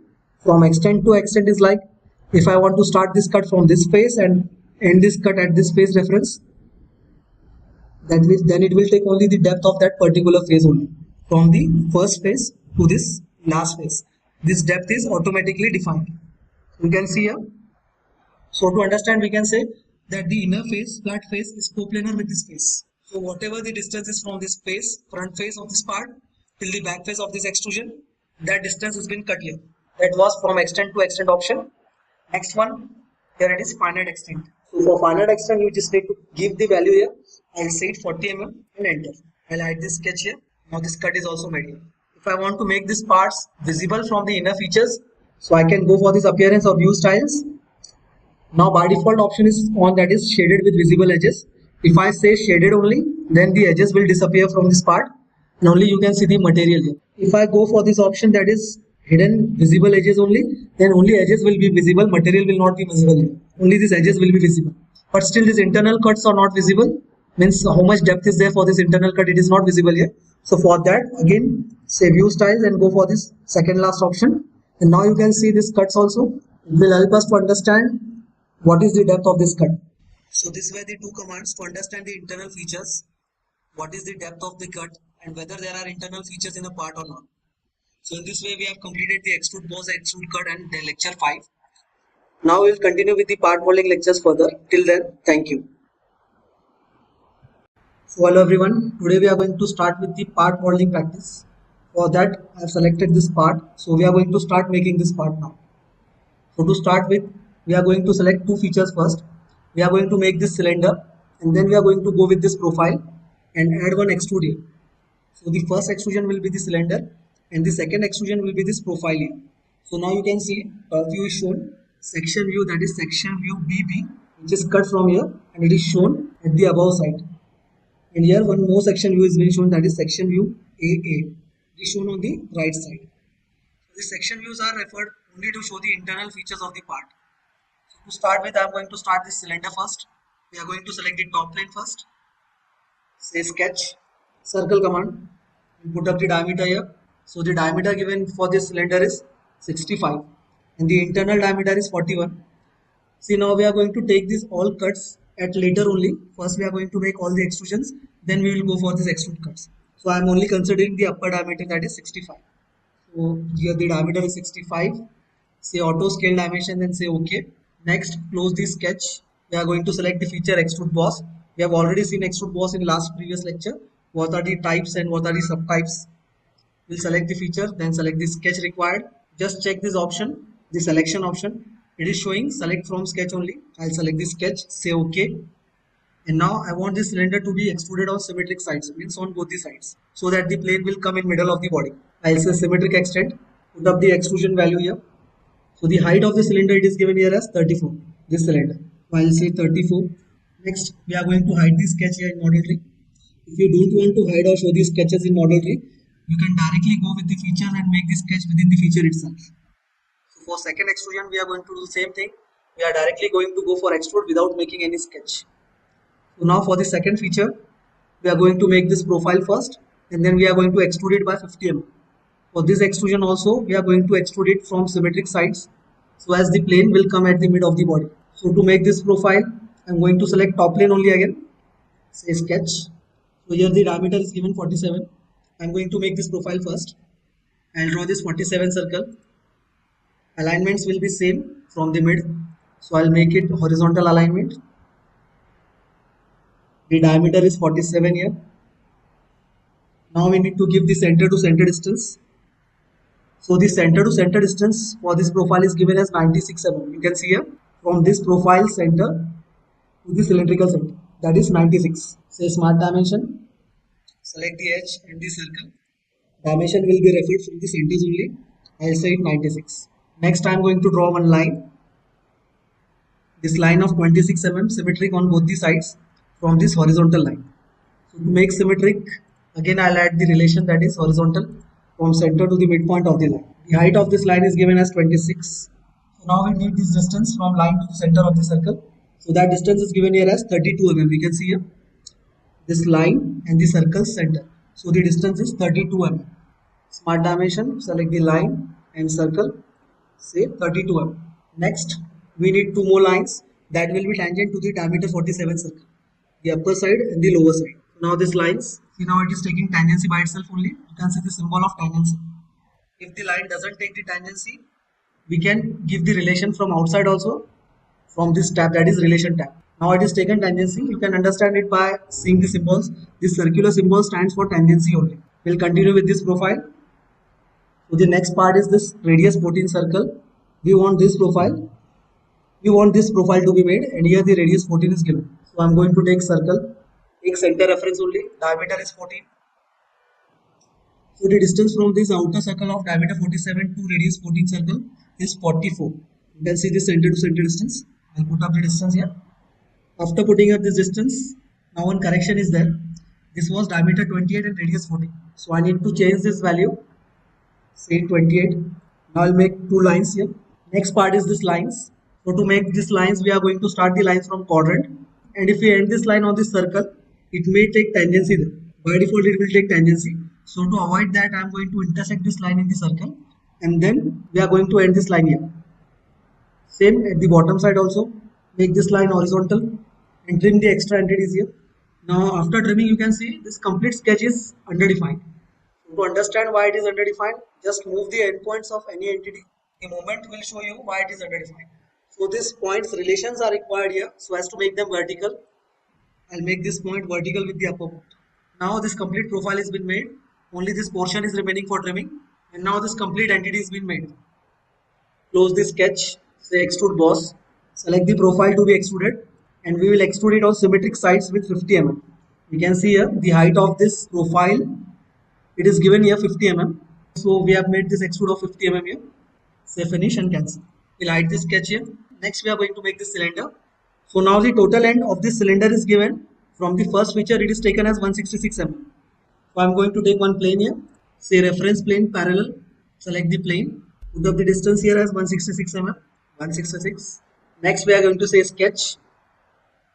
Select circle and we are going to make the cylinder that is of diameter 44. Say 44 here. Say close sketch. And now we are going to extrude it. Select the circle, say OK, through next. So it will automatically occupy this feature here according to the first feature profile. Just click here and say finish and cancel. So now this cylindrical shape is also been made. Now we are going to go for this feature, that is this neck portion here. So for that I need one parallel plane from this plane, right plane, in between these two features. You can place it at any position here. So I'll take this plane here. So here distance doesn't matter. We are going to extrude it on both the sides. That's why I've taken this plane. We'll hide the earlier planes. And now after taking this plane in between these two features, we are going to say it sketch. We need to make one center rectangle. Now refer this dimension here as 24 height and width is 45. So here the height is 24 and the width is 45. Say close sketch. Again go for the feature that is extrude boss. We'll hide this plane first. We'll also hide the base reference origin. And now say extrude. Select the profile, say OK. And now we will go for non-symmetric extend. So in non-symmetric extend, I'll take this direction as first one left side and I'll say it through next. Click one more time here so as to complete that one direction. Now we'll go for the second direction. And in second direction also I'm going to say through next. On this side, right side. So here the feature ends and your neck portion has been completed. You just need to hide this sketch here again. Now we will select all the base reference plane. Now we will put on this front plane here. As it is passing through the center of the body, I am going to say it sketch. Now we are going to go for this extrusion, that is the cylindrical portion, horizontal cylinder. Here the dimension for that cylinder in section A is given. As this section is cutting this cylinder here, which we are going to make now. So for that, I am going to say directly extrusion this time. We are not going to take sketch first and then going to go for feature. We are directly applying for feature. After selecting the feature, we are going to say coincide plane and then say sketch. This ribbon will turn into sketching command. Select the circle. We are going to make the circle somewhere here. You also need to provide dimension from the axis. So I'll put on this base option again. Go for the relation, horizontal. Next, we are going to add the dimension here. Say smart dimension. And now the value for the cylinder is given in section AA, that is 28 diameter. So I'll say 28. So now the location of the circle from the center is 96 mm. I'm going to refer the dimension also from the origin. From origin to the center of the circle is 96. You can see here this cylindrical center showing 96 from the first feature. So this complete sketch has been defined. Now we are going to say extrude again. You just need to exit the sketch and say symmetric on both the directions. But you can see this yellow exclamatory mark is coming showing the error. It is because the end condition here it is taken as through next. So we need to change the end condition and say finite extent and now say symmetry. So the length of this extrusion is given as 72. You can see in section AA. Here this section, the cylindrical size is given as 72. So here the 72 mm extrude has been made now. See, if you have directly taken the extrusion feature and then made sketch, here the sketch option will not appear for the protrusion 5 in model tree. So now this complete part has been made. Now we just need to make these cutouts. So we'll start with the cutouts here. I'll select the top plane again. I'll show the top plane and hide the right front plane here. So on top plane, I'm going to make two circles, two cylindrical cutouts.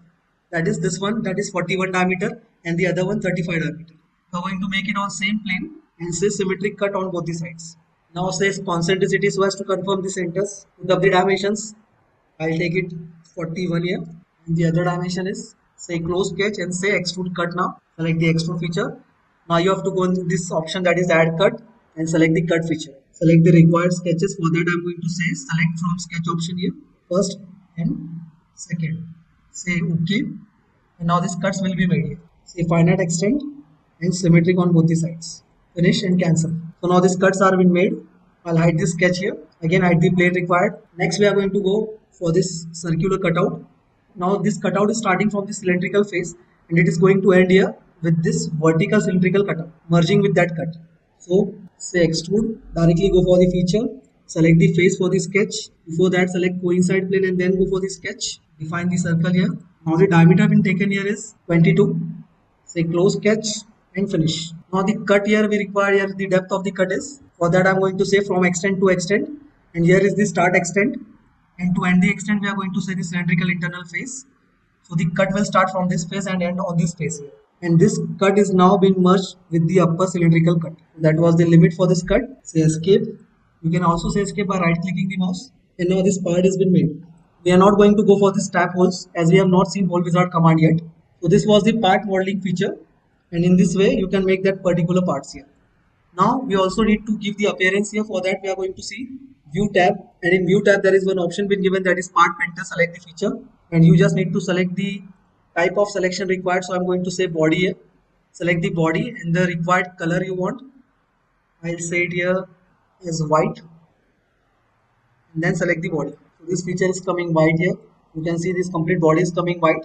I'll change the color again. I'll say it's steel and then click on the body.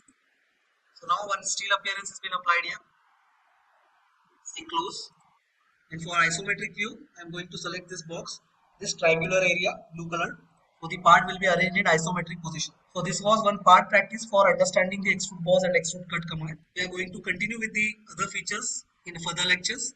For more videos for SolidEdge, just follow the playlist on 4 Dimensions Infotech channel. Please do like, share and subscribe the channel. Till then, thank you. Oh, hello everyone. Today we are going to start with SolidEdge lecture number 7. Earlier we have seen sketcher part. We have also seen extrude boss, extrude cut, how to take reference planes and how to add different planes. So in today's lecture we are going to see revolve boss and revolve cut. Concept is very simple. Only straight parts having cross section as circular can be made by using revolve boss and revolve cut. So we'll start with a simple example first. For that I'm going to select a plane and activate this plane. I'll hide the base reference planes. Select line tab, start from origin. So I'm taking here 3 different diameters. For that I'm going to draw a profile which is half in cross section. Next I'm going to give the dimensions here. So to start with, first I'll give the overall shaft diameter here. I'll say it 160. Say auto scale on. Next we'll divide this 160 in 3 parts. This one will be first cross section, the second and the third. So the first cross section length I want here as 45. The second one I'll take here as 60. Third will be automatically defined. So there is no need for defining this dimension. So any dimension that is coming in blue color means it is over defining the drawing. So any dimension that is coming in blue color, that means it is over defining the drawing. So I'll delete this one. There is no need for this dimension here. Select the dimension and say delete directly. Next are these values. Now suppose if I want the first cross section to be taken as diameter of 100 mm. So here I will put the half section value, that will be the radius of the diameter. So the value here will come here is 50 mm only. This second I'm going to take the diameter as 80. So the radius will be 40. I'm just putting the radius values here. Third and the last cross section, I'll take it as 25 radius. So here the diameter will be 50.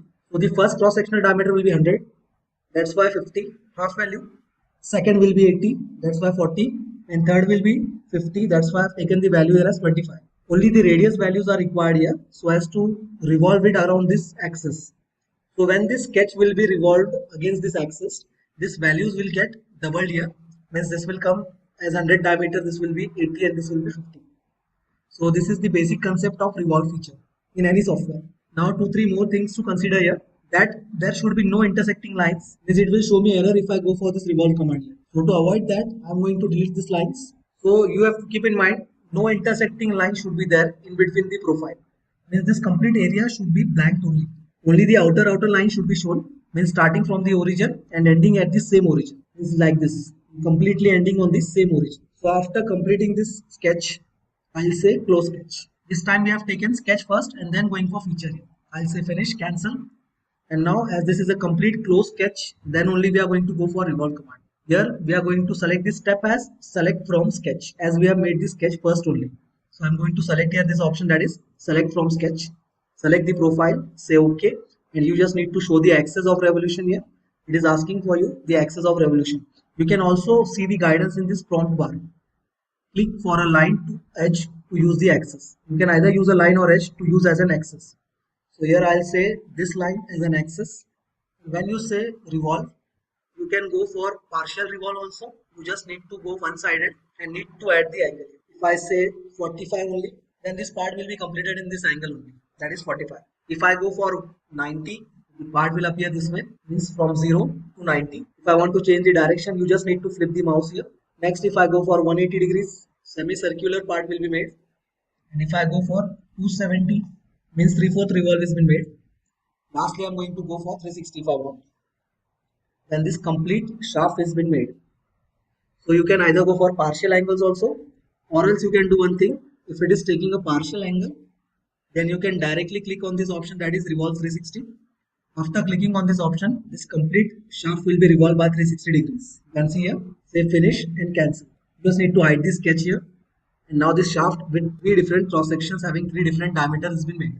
So the first cross section, if I want to see the dimensions of that section, here you just need to select the inspect tab, and in inspect I am going to say smart measure. Select the edge, and here the dimension will appear, that is 100 mm. You can see here, this diameter it is showing 100 mm. Next, escape the other cross section, smart measure, select the edge, it is showing 80 mm as diameter. Lastly, the last one, that is 50 mm diameter. And this way you can check the cross sections using inspect tab and smart measure Now we can do the same thing, but our starting approach will be different. So for that, I'm going to take new sketch here. I'll say Control N and start with the new part. Say isometric part. Say OK. Select the required plane. I'll show the planes first. Now using revolve feature, but this method will work differently. That's why I'm showing this feature also. So again, say revolve only. I'm going to make same kind of part. After saying revolve, instead of taking select from sketch option as we have taken earlier, we are going to say coincide plane here. This option should be selected as we are going to make sketch later here. That's why I'm going to select coincide plane. So I need to select the plane where I'm going to draw the sketch. So you need to understand that we are selecting the feature first and then we are going for sketch here. Now the ribbon will be changed into sketcher tab. So we need to make the sketch here. In this way I've made the sketch complete close portion, and you need to keep in mind that there should be no intersecting lines. Then we are going to fully define the sketch or constrain the sketch by giving the values here. I'll say 35. The second step as 25. In the third one I'm going to say as 20 mm. Now the first radius. Now I'm going to take this line, this larger line as the axis of revolution. So we need to put up the radius here from this line only till the bases of each cross section. So I'll select the smart dimension option. Select both the lines. First radius I need to go here for 100 mm. Second radius I'm going to take here as 60, and the third one here as 30. Now this is the axis line around which I'm going to revolve the part. So after putting up the value and completely constraining the sketch, now one more thing we are going to add here is, that is going for this option, that is axis of revolution. And then select the axis required around which this part is going to be revolved. Suppose if I don't go for this option, suppose if I undo this option here and directly say close sketch, then the revolve feature will not be applied here. It will show some kind of error. You can see the notifications later. I'll say close sketch directly. Here you can see this showing that there is no axis of revolution been defined.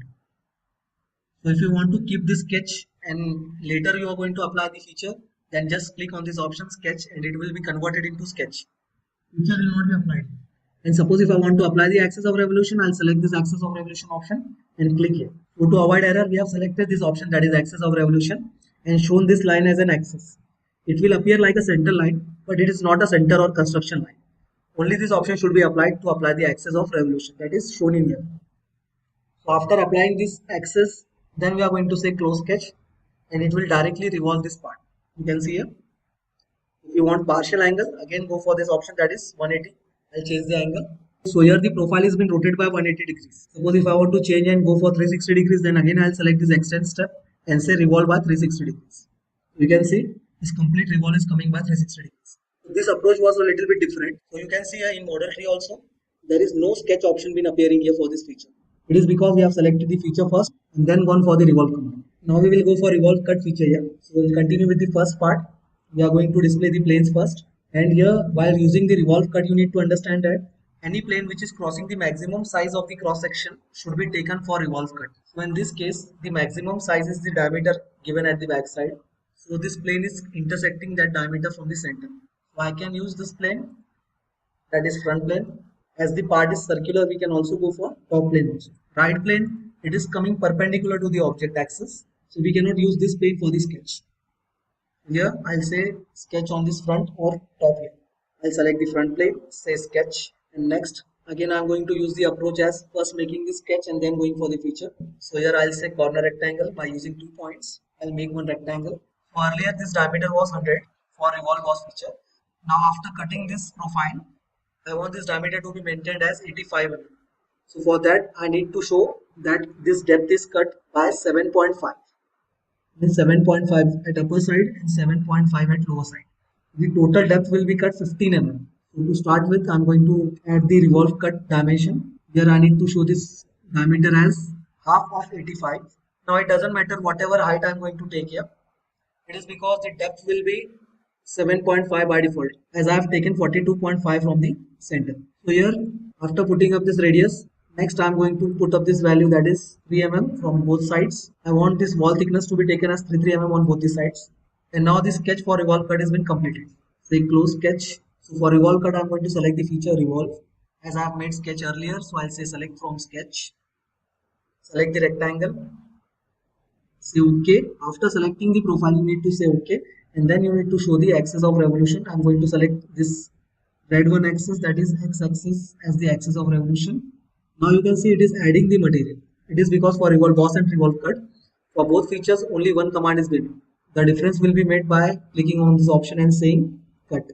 So instead of adding material, it is now going to cut the material. So I'll say cut and say 360 degrees revolve cut and say finish.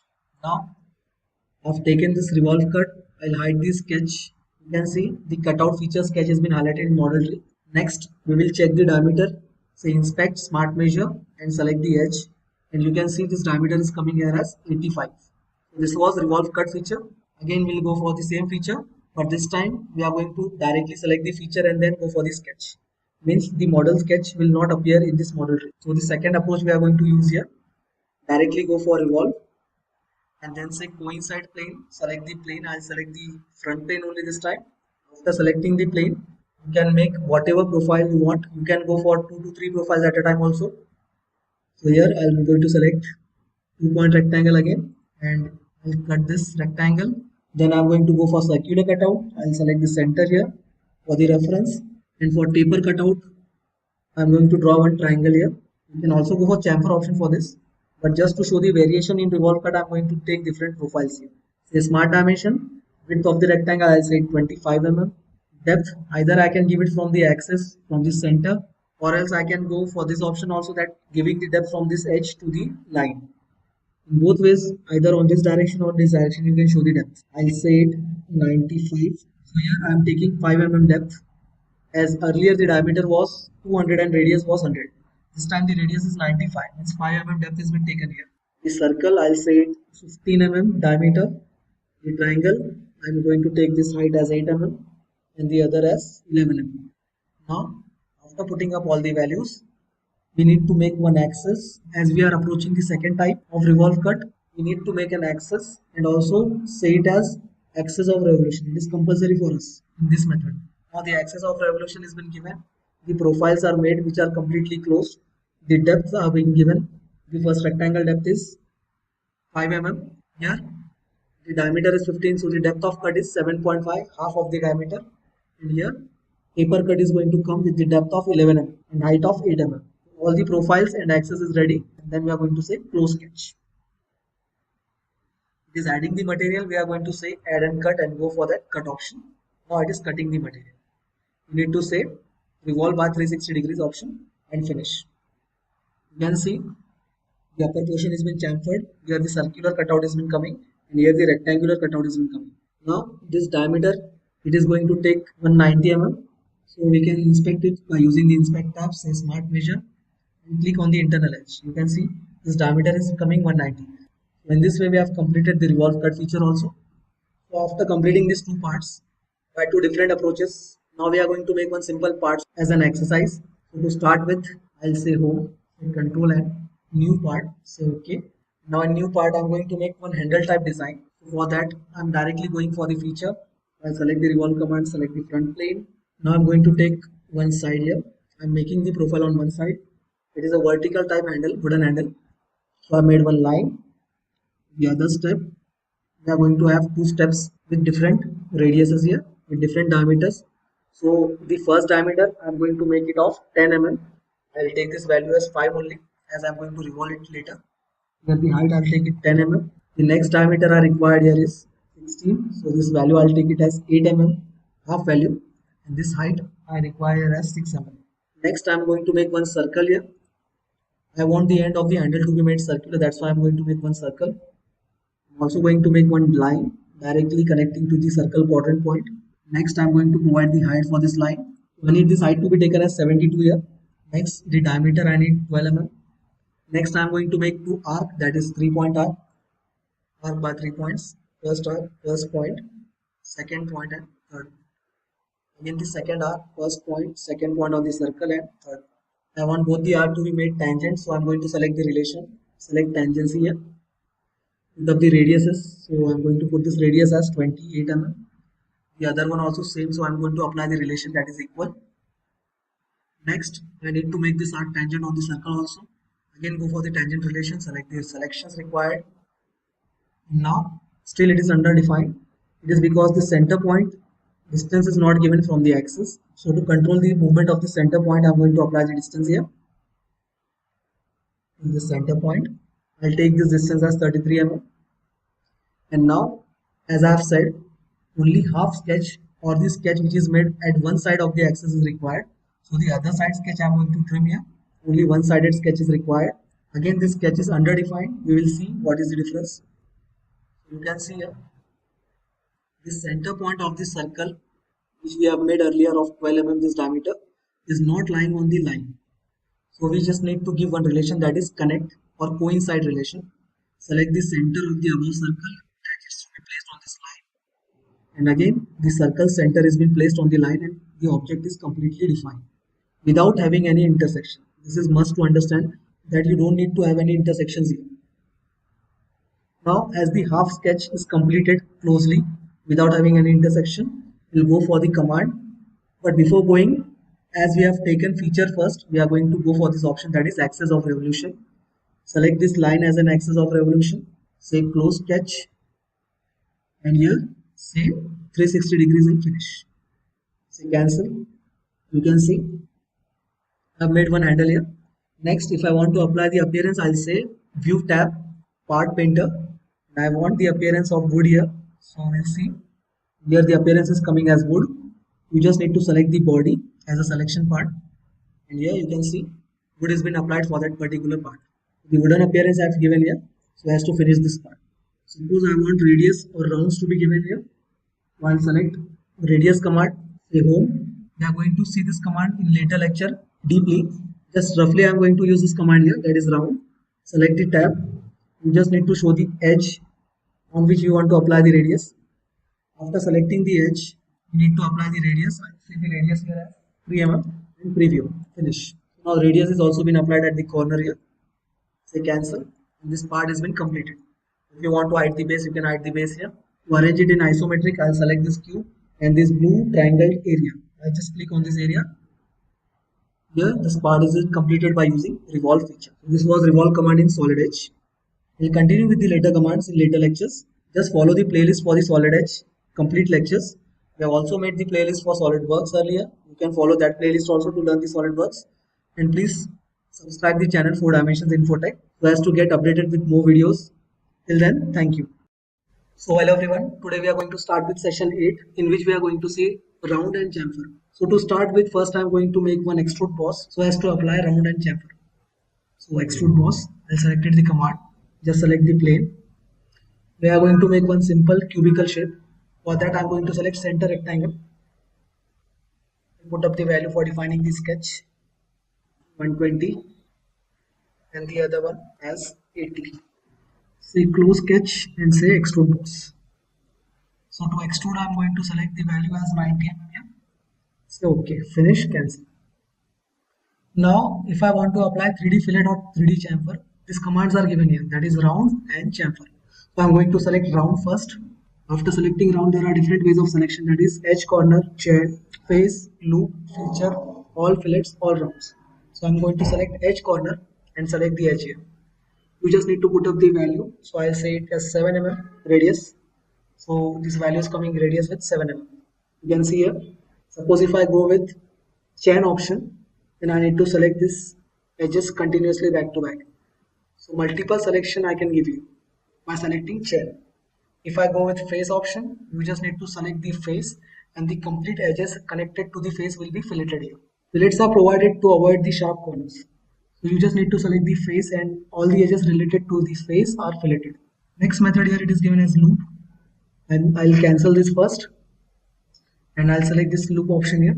It is similar as face only. You can see here. You just need to select the faces and all the edges are been now made filleted by radius 7. Next option, again round. Instead of loop, I'm going to select features. For that, I'm going to make one more feature here. So I'll select this and say sketch on the face. I'm going to make one cutout here. Say center rectangle again. Close sketch. And we are going to cut the material inside. Extrude. Select the required sketch. Say OK. And now one cut. Now there are two features, that is first one is extrude boss and the other one is extrude cut. So according to features also you can make rounds there. So I'll go with round command now. And I'm going to select the option here as feature. You just need to select the feature. I select this feature as cut extrude. So all the edges are being filleted here with reference to the feature that is extrude cut. You can see here. Say OK, preview, finish. Now this particular extrude cut has been completely filleted by the feature command. Say cancel. Again, one more option is given there. First I'll remove this option. Again go for round command. Select the option as all rounds and select the part. So here you can see all the edges in the part are now filleted with radius 5 mm. Say OK here. Say preview and finish. So this was round command for you. Next we are going to see here is chamfer command. 3D chamfer. For that select the round command. Under the round command only the chamfer option is given. Here it will ask you to select the face first. Before selection of faces, we'll go and see the different types of chamfers. Select the options bar here. Here you can see there are three types of chamfer options given. First one is equal setbacks, means D1 and D2 distances will be equal. Second one is angle and setback, means here you are going to apply one angle for the first end and the other distance for the second end. Third method will be two setbacks, means D1 will be of different value and D2 will be of different value. These are the methods which are going to be applied for the chamfer edges. So we are going to go with angle and setback option. Select, say OK. And now it will ask you for selecting the face. I'll select this face. So by selecting this face, I'm indicating that distance will be applied on this face. Next I'm going to select and say OK. Then we need to show the edge on which we have to apply the chamfer. So I've applied the chamfer on this edge, green edge. Next, what will be the distance for the setback? So I'll ask for the distance here as 6 mm. So now you can see this 6 mm distance is applied on the selected face which we have selected earlier. And the angle will be applied on the opposite face of the edge. Say finish and cancel. Now next I'm going to apply the chamfer here. Here I want the distance to be applied on this upper face, horizontal face, and angle should be applied on the vertical face. For that I'm going to select chamfer again. Select the face, go for the options, angle and setback only, say OK. Select the common edge, and here you can see the distance is applied on the horizontal face and angle is given as 60. I'm changing this angle to 30 degrees here.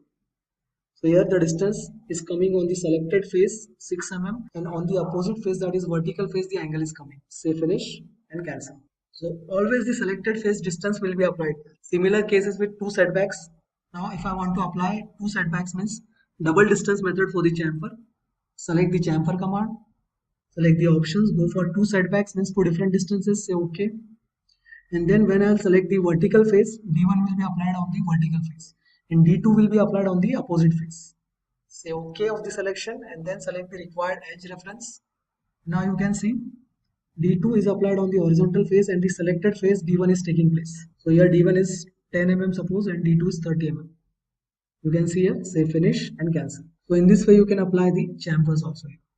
Suppose if I go for the first option for chamfer, that is equal distances, equal setbacks, say OK. And now just need to select the edge. There is no need to select of the faces here. You just need to click on the edge and equal distance, that is 10 mm is been applied on both the sides. That is horizontal and vertical face. Say OK. So this is equal setbacks option. So these were the chamfer methods that can be applied on the part.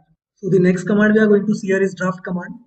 So to start with draft command, select the feature and refer to the prompt bar. So in prompt bar it is asking us for planar face or a reference plane. So this reference plane is nothing but a neutral plane. So I'm going to select this reference plane as this plane.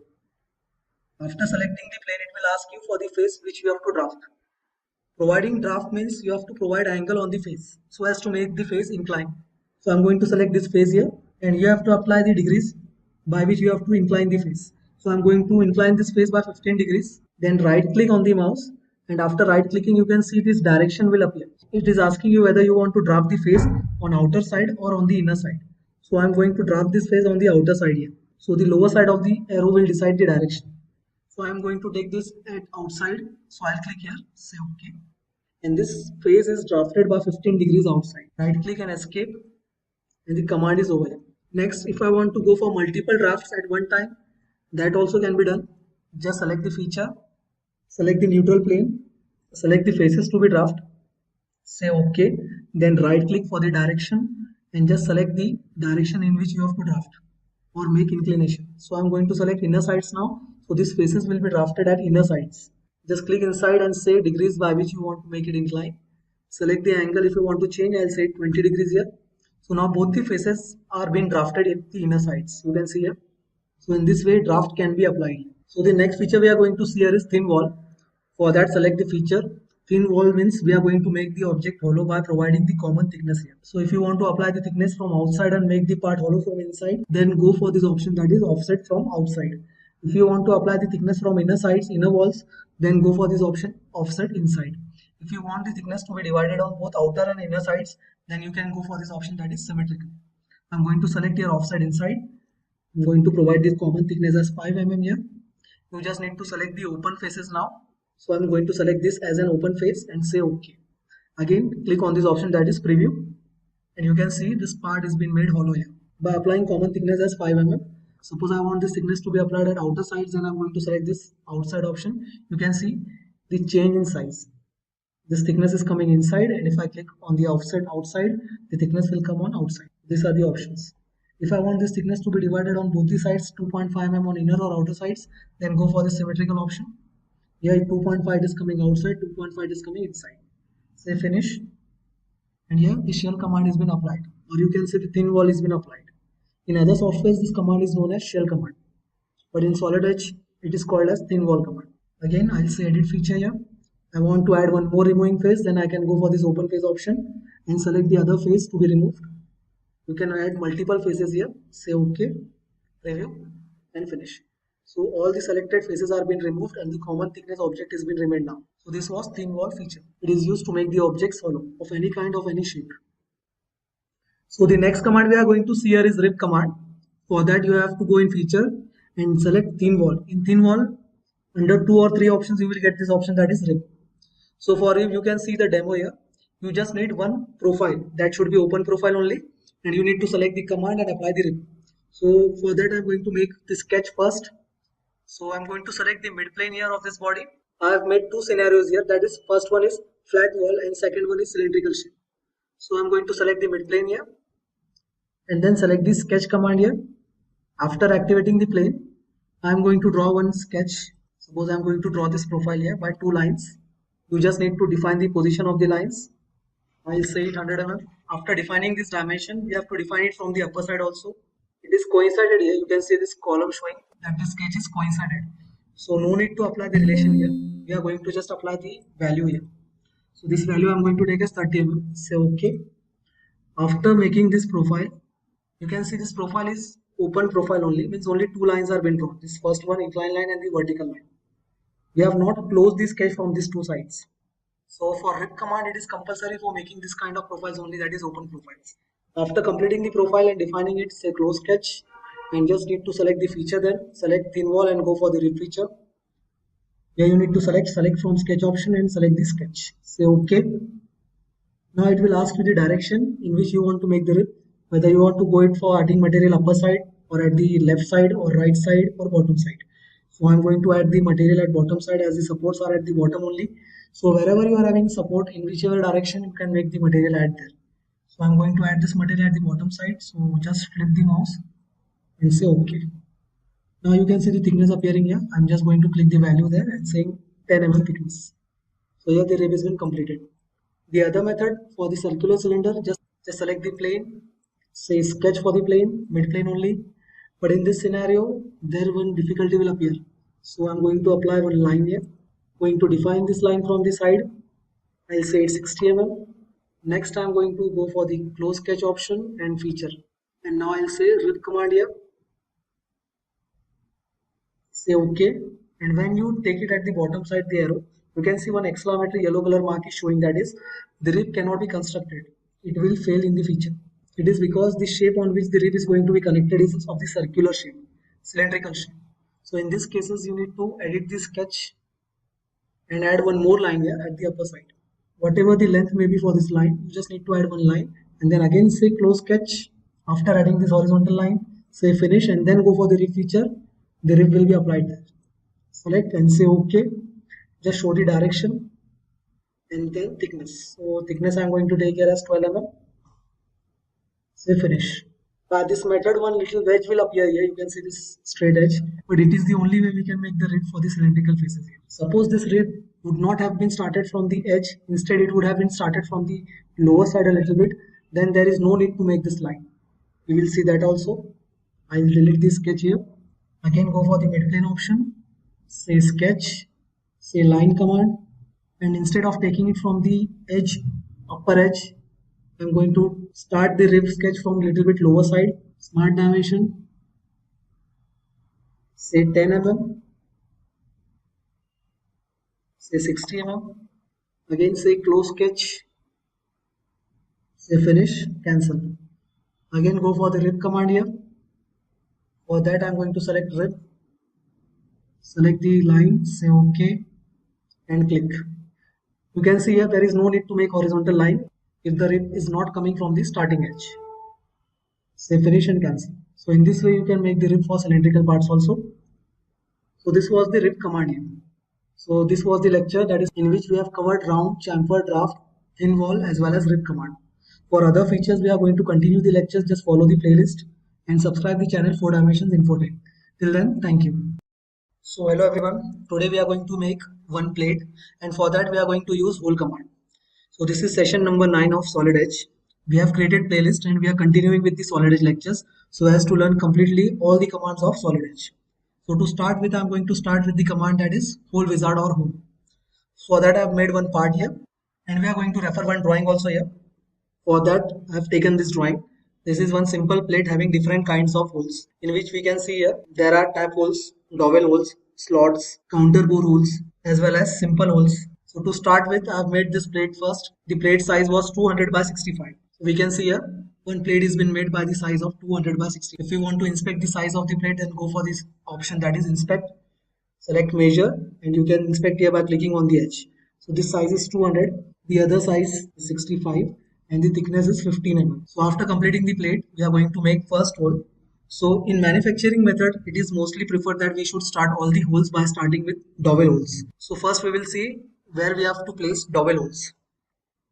So in this part you can see here one dowel hole has been given with the diameter of 5 and fitment is F7, having tolerance with the fitment shown, and here the depth of the hole is 10 mm. Now these were the specifications for the hole. We also need to consider the position of the hole. From right side it is given 148 mm and from the upper side the vertical dimension is given 4.5. So to start with, just select the hole tab here and now we are going to select coincide plane or face on which we want to place the hole. So you can put the specification for the holes first and then go for the selection of face, or else you can first place the hole and then go for the specifications of the hole. So I'm going to select the face first and I'm going to place the hole's position first. So as we have seen, the vertical dimension for the hole position is given with this 0 reference, that is 4.5. So it can be counted in this way, that this is the 0 reference, then this position for the hole of the center is given 4.5 and all the dimensions are continued as a coordinate dimensions here. You can see here. This way of dimensioning is coordinate dimensions. So I'm going to place the hole here first by the value of 4.5. Next, from the left side, the position here it is given as 148 mm. Tolerance is also given here. It is for manufacturing. We are going to take only the round figure value, that is 148. So I'm going to take this value as 148 from the left side. Now the position of hole is been finalized. Then we are going to close the sketch first and then we are going to go for options. And in options, we are going to specify the hole parameters. So here we are going to take dowel hole. To start with, or to understand the hole command, all the features, first we have to select the standard. So the standard here given is isometric. I'm going to select isometric here. Then the subtype of the hole, that is dowel hole. I'm going to select the dowel hole. Then we have to go for the size. The size for this dowel hole is given as diameter 5 with fitment of F7. So here the diameter is 5 and type of fit I'm going to take here is nominal. For specifying the fitment and tolerance, we are going to click on this option. You can see here H7, apply tolerance. Then go for standard fit. And we are going to apply the fit for hole. That's why we are going to click on this arrow here, beside hole. So here the fitment was F7. I'm going to select F7 here. As soon as we have taken F7, you can see the tolerance values, standard tolerance value attached to this grade here. That is 0.02 mm and 0.01 mm, both in positive way. Means this tolerance is unilateral type. Say it OK. Here also you can cross check. The fitment is 0.02 and 0.01. So this is the standard fitment. If I am saying F7 means this tolerance is compulsorily going to attach for that grade. These are the standards for the fitments. You just need to say the fitment and the tolerance will automatically be selected by the manufacturer. Next we are going to go for the hole extent. How much depth of the hole we need here. So here I am going to select this option, that is finite extent. The first option shows through one. The second option shows through next, from one feature to another. The third option shows from one face to another boundary or face. The last type shows finite extents, means you can put up the depth by giving the number here. So I'm selecting here finite extent and here we are going to put up the depth. So the depth of the hole is given 10 mm. You can see here. So I'm going to provide this depth as 10 mm. After putting up all the specification for the hole, you can see a thread option is also given, but it is kind of hole that doesn't need threads. So if I click on this option, it will not show any effect because on dowel holes threads are not being provided. Because on dowel holes threads are not needed. Here if you want to put the chamfer on the starting or ending of the hole, you can go for the start chamfer. You can see here in this area, the chamfer has been provided. So how much offset for the chamfer required, I can put up the value here. But as we are taking dowel holes, we don't need the chamfer. I'm just going to put off this option, say OK. And now you can see this dowel hole has been provided, having the bottom face in flat manner. If I want to keep this bottom face in a V bottom shape, then again I'm going to go for this hole options and change the type of the bottom as V bottom angle. You can see a V bottom. Now it will ask you if you are taking the depth 10 mm. So if you want V bottom, that 10 mm depth should include the V bottom or exclude the V bottom. So I'm going to exclude the V bottom here and then go for this OK option. Say finish and cancel. So you can see here this V bottom has been provided. If we make this as a transparent one, it will show the bottom also here. So for changing the view styles, you just need to go here, select this option and say the second view style. And you can see here dowel hole has been provided having the V bottom here. So the depth 10 mm is coming from the upper edge till this flat edge. This V bottom is not included in the depth of the hole. So here in this way you can provide the dowel holes. So after providing the dowel hole, again I am going to change the view style. I'll say it with edges. Next dowel hole it is given here as diameter 5 N7 fit. Now there are two holes. It is showing 2x into diameter 5 with fitment of N7 having the particular tolerance or standard tolerance fit attached with it. So here this is the first hole and this one is the second hole. So we are going to go for this holes now. Again select the hole command. Go for the face option so as to place the hole placement. Diameter 5 and fitment N7.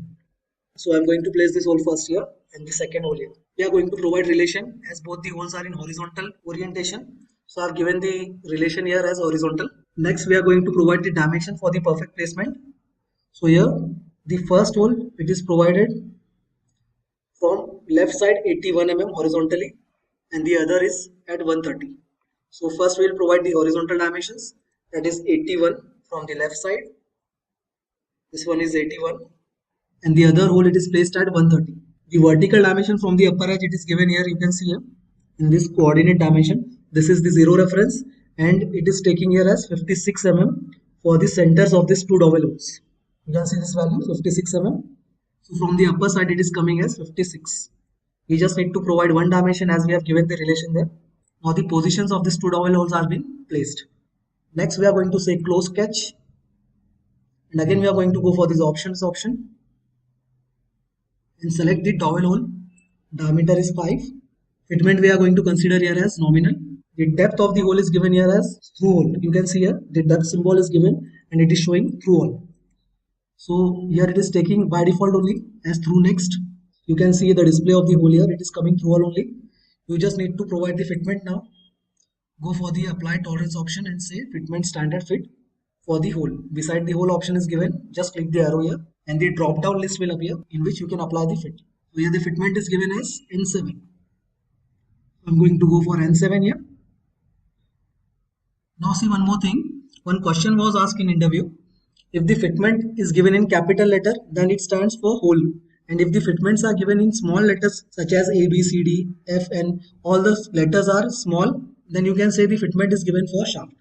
So the question was asked in such a manner that one standard fitment was shown with capital letter, and the interviewer asked about which type of fitment for which this fitment stand for. That is for hole or shaft. So the answer was, as the letter was capital, the fitment stands for hole. Such kind of questions are also been asked regarding this hole wizard. Said okay. Now we have provided the fitment also. We have provided the end condition. We have provided the type, diameter, and now we don't need to show the bottom is V bottom as the hole is coming through all here.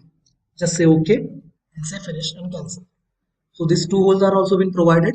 First this dowel hole, then the other two dowel holes. So according to manufacturing, mostly dowel holes are given first. So we have provided all the dowel holes now. Now we are going to go for the other types of holes. So the other type of hole given here is tap holes. Number is given here as 4 holes having size M5 into 0.8 as a pitch. End condition is given here as through hole. So these 4 holes are this one, the left side 2 holes, this one is the third hole, and this one is the fourth hole, having similar sizes. Now the horizontal alignment of hole is matching with the dowel hole, will directly provide the relation. So to start with, I am again going to select hole. First we are going to say face and position the hole. So it is coming here. In relation with this dowel hole only, it is provided horizontally. You can see here the alignment for these two holes is same. So this hole is been provided. Next, the direction from the left side. For that, I am going to select smart dimension. And here the dimension for the left side, it is given from the zero reference, that is 174 mm. So we can count from this zero here. You can see from left to right, it is given 174. After placing the hole, it will show in black color here. You can see. If I have said escape and if I need to provide more holes, now this hole option is not coming here. So again, to apply the holes, just go for this option, that is hole circle. I'm going to take the alignment of this hole only, matching with this horizontal alignment. Second position of the hole, this third one, and this one is fourth. Now we need to provide dimension from the left side for these two holes also. So here you can see this tap hole, it is given as 122 from left side. Both the tap holes, the upper one as well as the lower one, having same dimension, that is 122 from the left side. Smart dimension, that is 122. Now the placement of tap hole has been placed. You can see all the holes are fully defined and black in color. Just close the sketch, go for the option. So now we are going to take tap holes. You can see here this symbol, double circles are being shown, symbolizing that this is a tap hole. You can also understand whether this is tap hole or not by the method of dimensioning. So here the dimension for this tap hole is given M5 having pitch 0.8. So only tap holes are having pitch here. Other than tap holes, no other hole required any pitch here. So here if the pitch is given and size is given in metric, then you can consider it by seeing this symbol, that is, it is a tap hole. So again, tap hole. For tap hole, here the option is given threaded. Just select the option, select the size. Now the size is given metric size M5. So here this size M5 with pitch of 0.8. So if you want to see the pitch, you just need to select this option, that is tap till diameter. And here the pitch is also showing here, that is 0.8. So by default it is taking 0.8.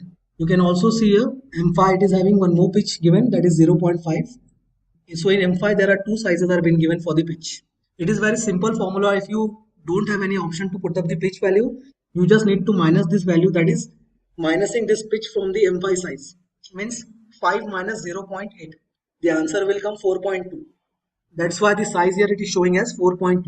So this internal diameter, that is D, it is coming as 4.2, and this external diameter with these two dotted lines, the bigger diameter it is showing here as 5.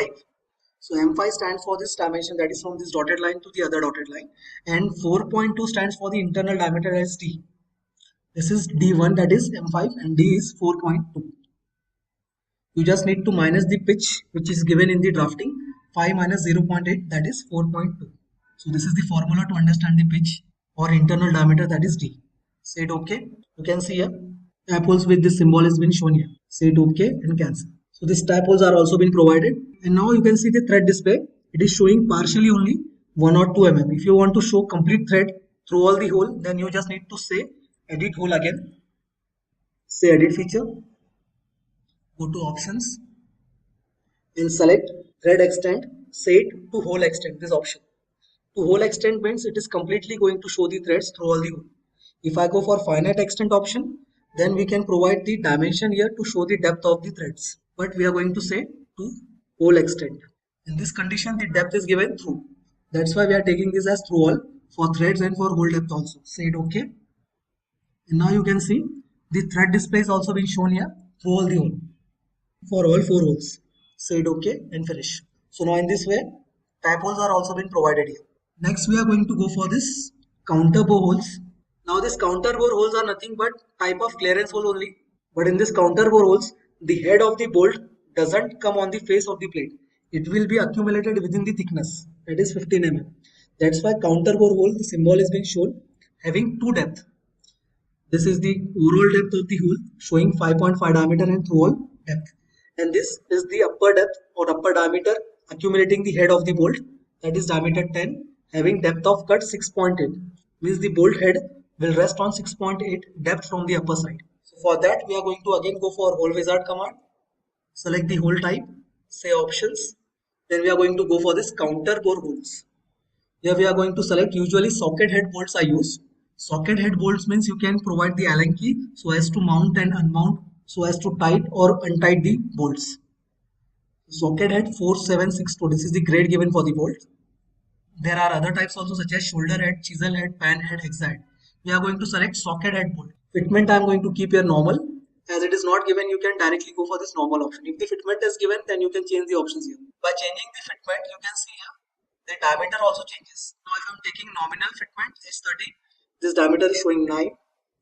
If I go for close, this value is showing 8.4. If I go for loose, this value is changed to diameter 10. So I'm going to go for normal fitment here. Next we are going to select the size. So the counter bore size here it is given diameter 5.5. So we have to consider the smaller diameter so as to judge the counter bore size in metric sizes. So as it is given 5.5, I am going to go for the metric size here as 5.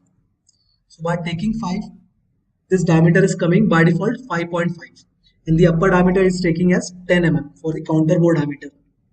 So here the upper diameter is given 10 and the depth for the upper head diameter is given 6.8 in our drawing, that is you can see here 6.8, but it is taking 5.8, so we can customize this value. I'll say it 6.8. Again options. Now editing is not over, we have provided this one. We are going to take the overall depth here as through all, so it is coming through all only here. So here all the parameters for the counter bore are being provided, that is we have shown the type of hole, standard, subtype, size, overall hole depth. Just say okay and just click the face on which you want to provide the counter bore. So here there are total 4 counter bore holes are given on the top face. So here we can see the dimension given. From the left side horizontal it is given 70.4 and 119.4. So here these 2 holes having dimension from left side. First one is 70.4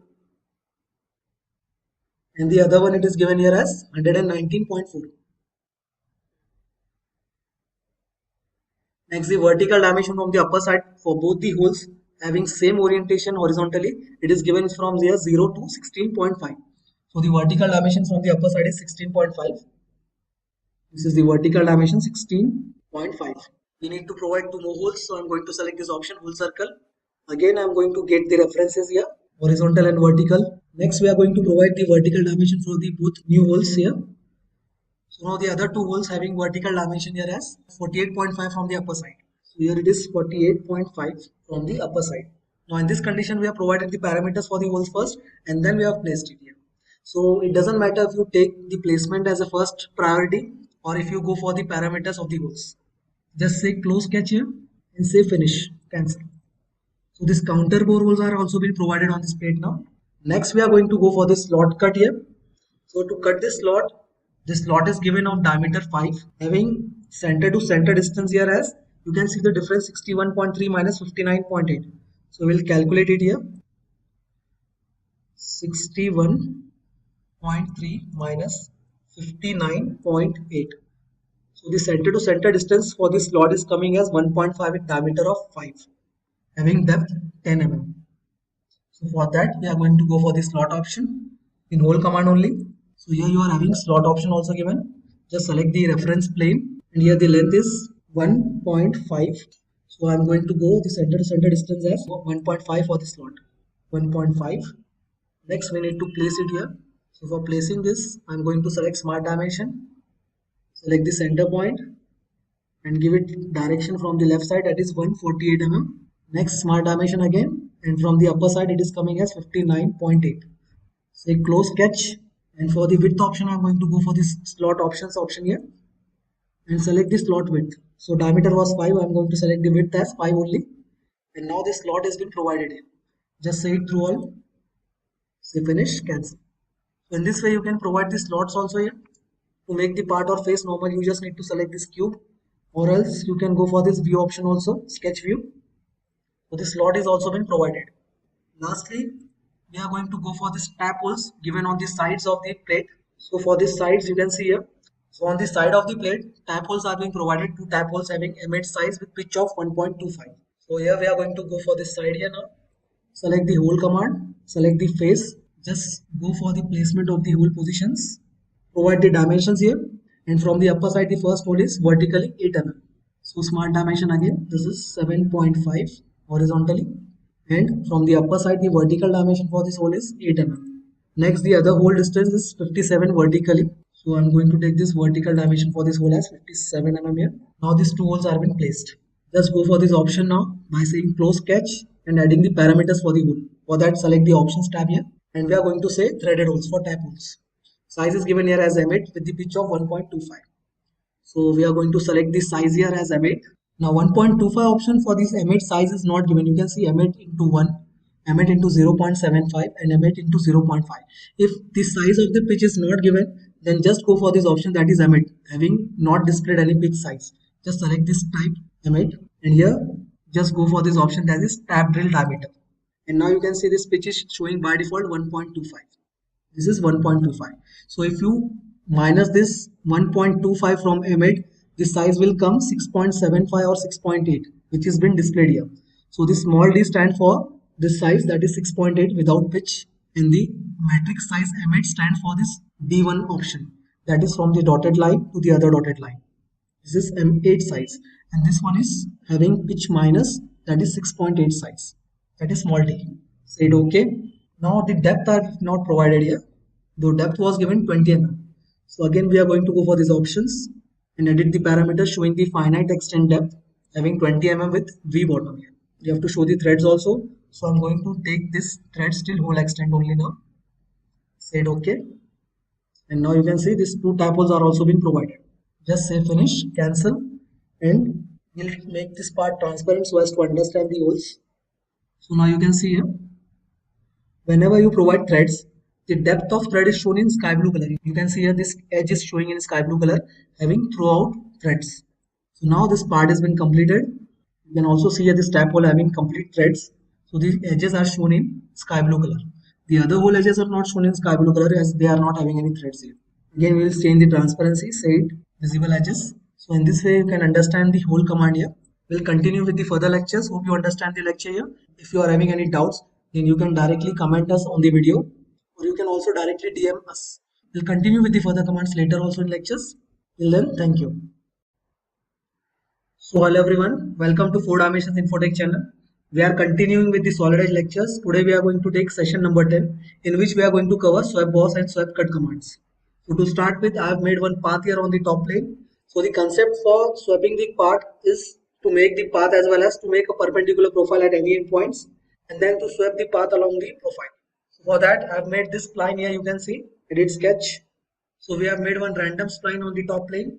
We are going to say close sketch here. Next we need to take a plane perpendicular to any endpoint of this line. For that I am going to say planes option, and in planes we are going to select this option, that is normal to curve. After selection of the command, just need to select the path and the endpoint, and the plane is coming normal or perpendicular to the curve.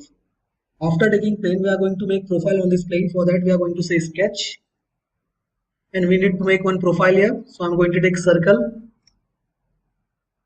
We are going to provide one diameter here. I say it 90 mm diameter.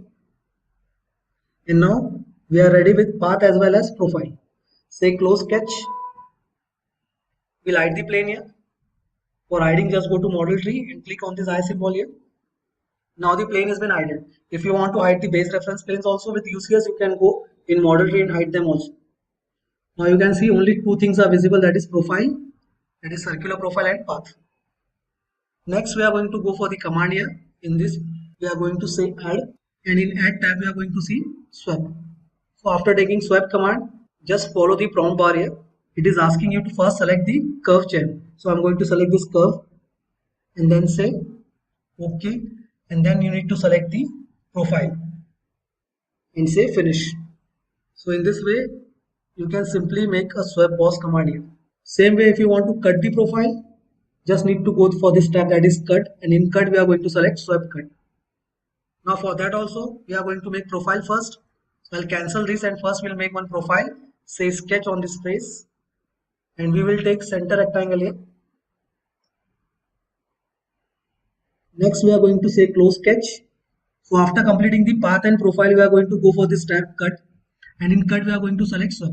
So whatever features which are appearing in cut tab are all features that are going to cut the material, and in add tab all the features are going to add the material. So I'm going to select cut here, as we need to select the profile for cutting the material. Say swap.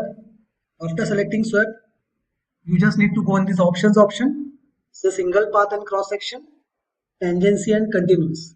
Face continuity I'll select tangency and continuous, as this is a spline. Say OK, and then we are going to select the path first.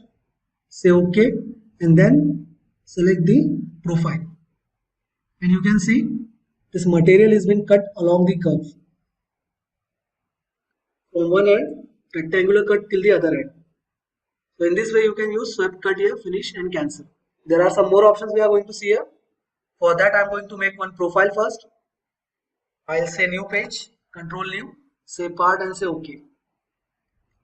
Here we are going to select front plane or top plane, any plane you can select here. I'll select front plane. Next I am going to make one path.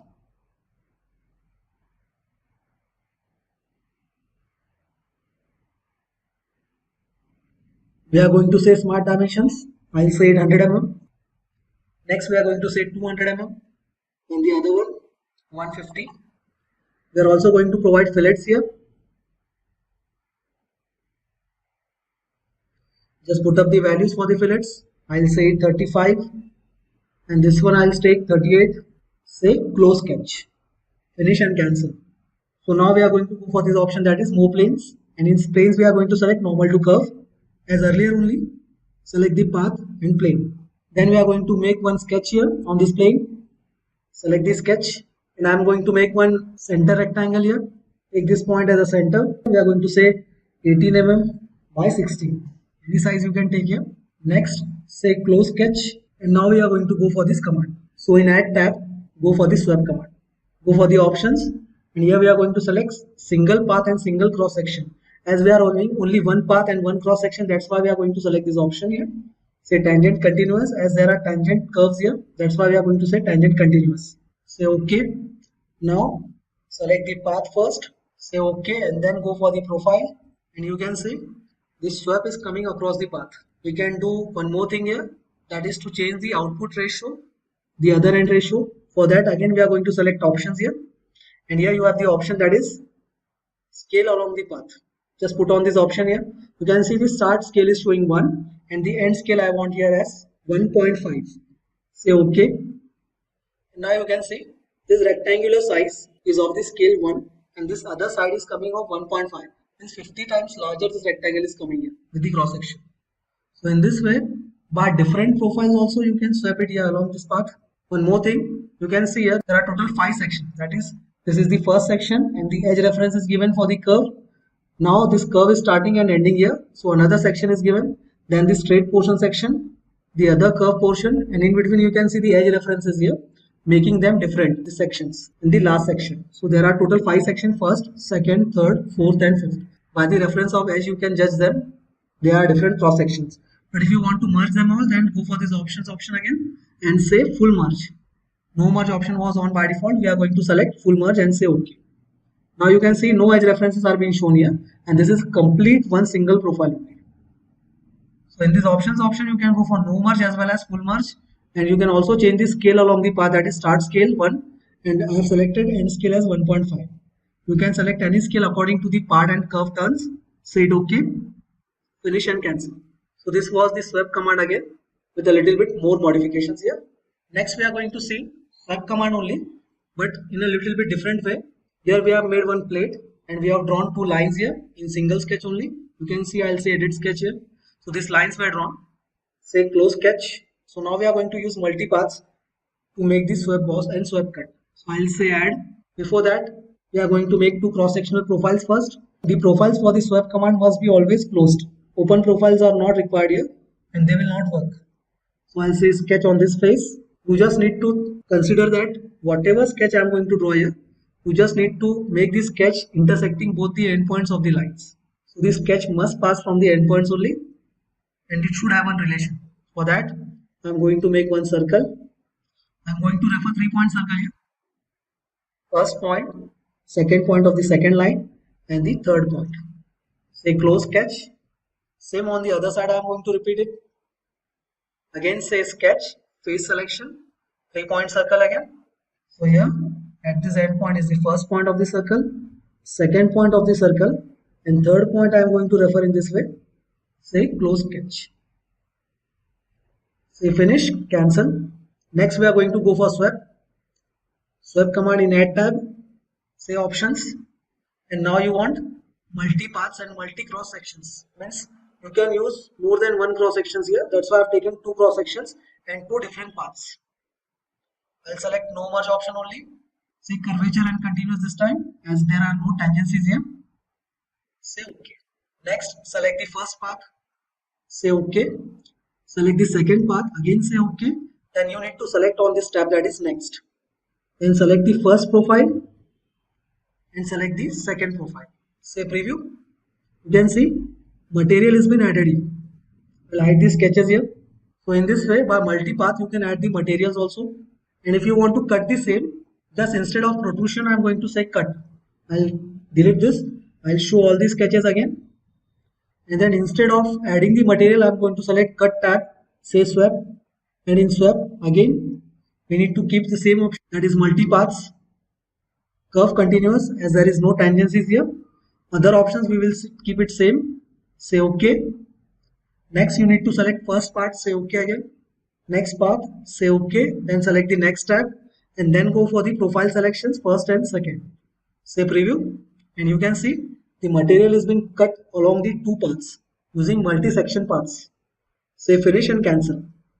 So in this way you can use the multi-paths also option here. If you want to cut this part in same way, we have seen earlier how to change the ratio of the output and input. So in same way, if you want to swept cut, again we are going to make one profile here, say sketch, say the space, and we are going to make one hexagon. I'll say polygon by center, select this as a center, draw one polygon here, give the dimension so as to define the polygon. I'll say it 9 mm as a diameter, and we are going to give one relation here. I'll say it horizontal. It is completely defined. Now we are again having profile and path. Just go for the swept cut option. Say close sketch.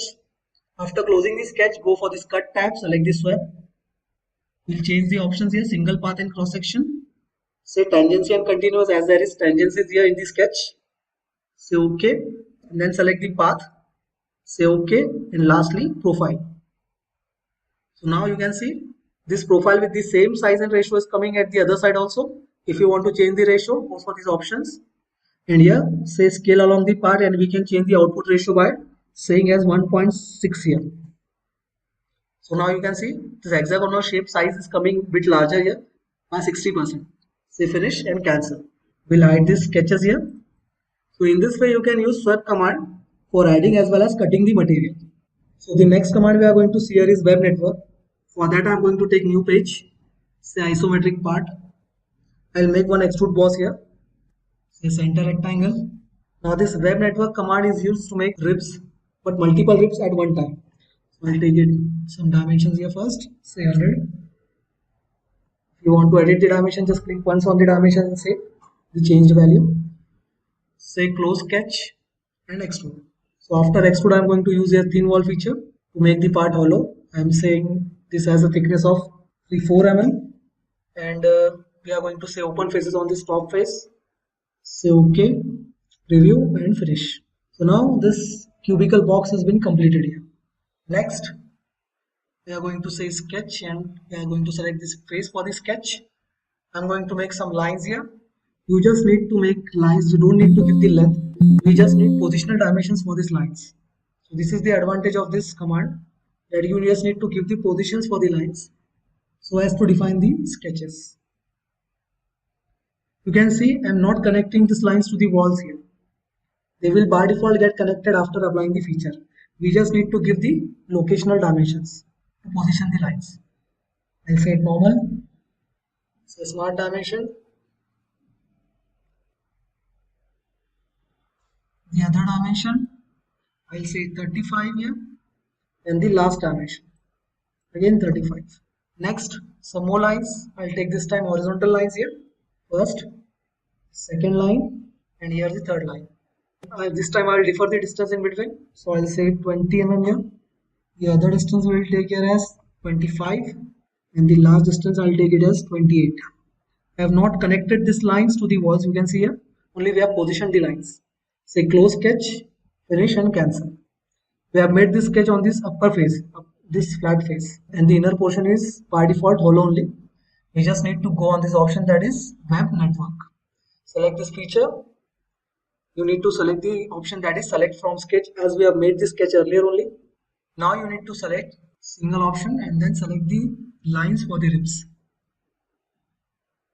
I'll select all the 6 lines here, then say it OK, and you need to apply the thickness whatever you want. I'll say it 7 mm. And now you need to show the direction whether you want the ribs at upper side or lower side.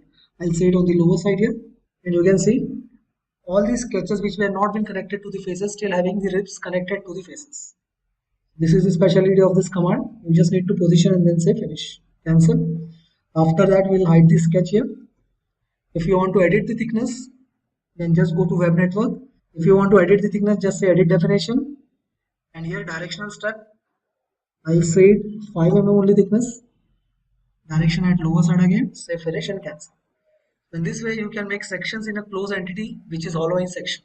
Different compartments or sections have been made in this part by using web network. It is kind of rib command only. We have seen the rib command earlier in earlier lectures, but we have forgotten to see this command. That's why we are taking this command in this lecture only. So here we have completed web network command. So this was our session number 10. We are going to continue the further features in next lectures. Please do like, share and subscribe the channel for further coming videos.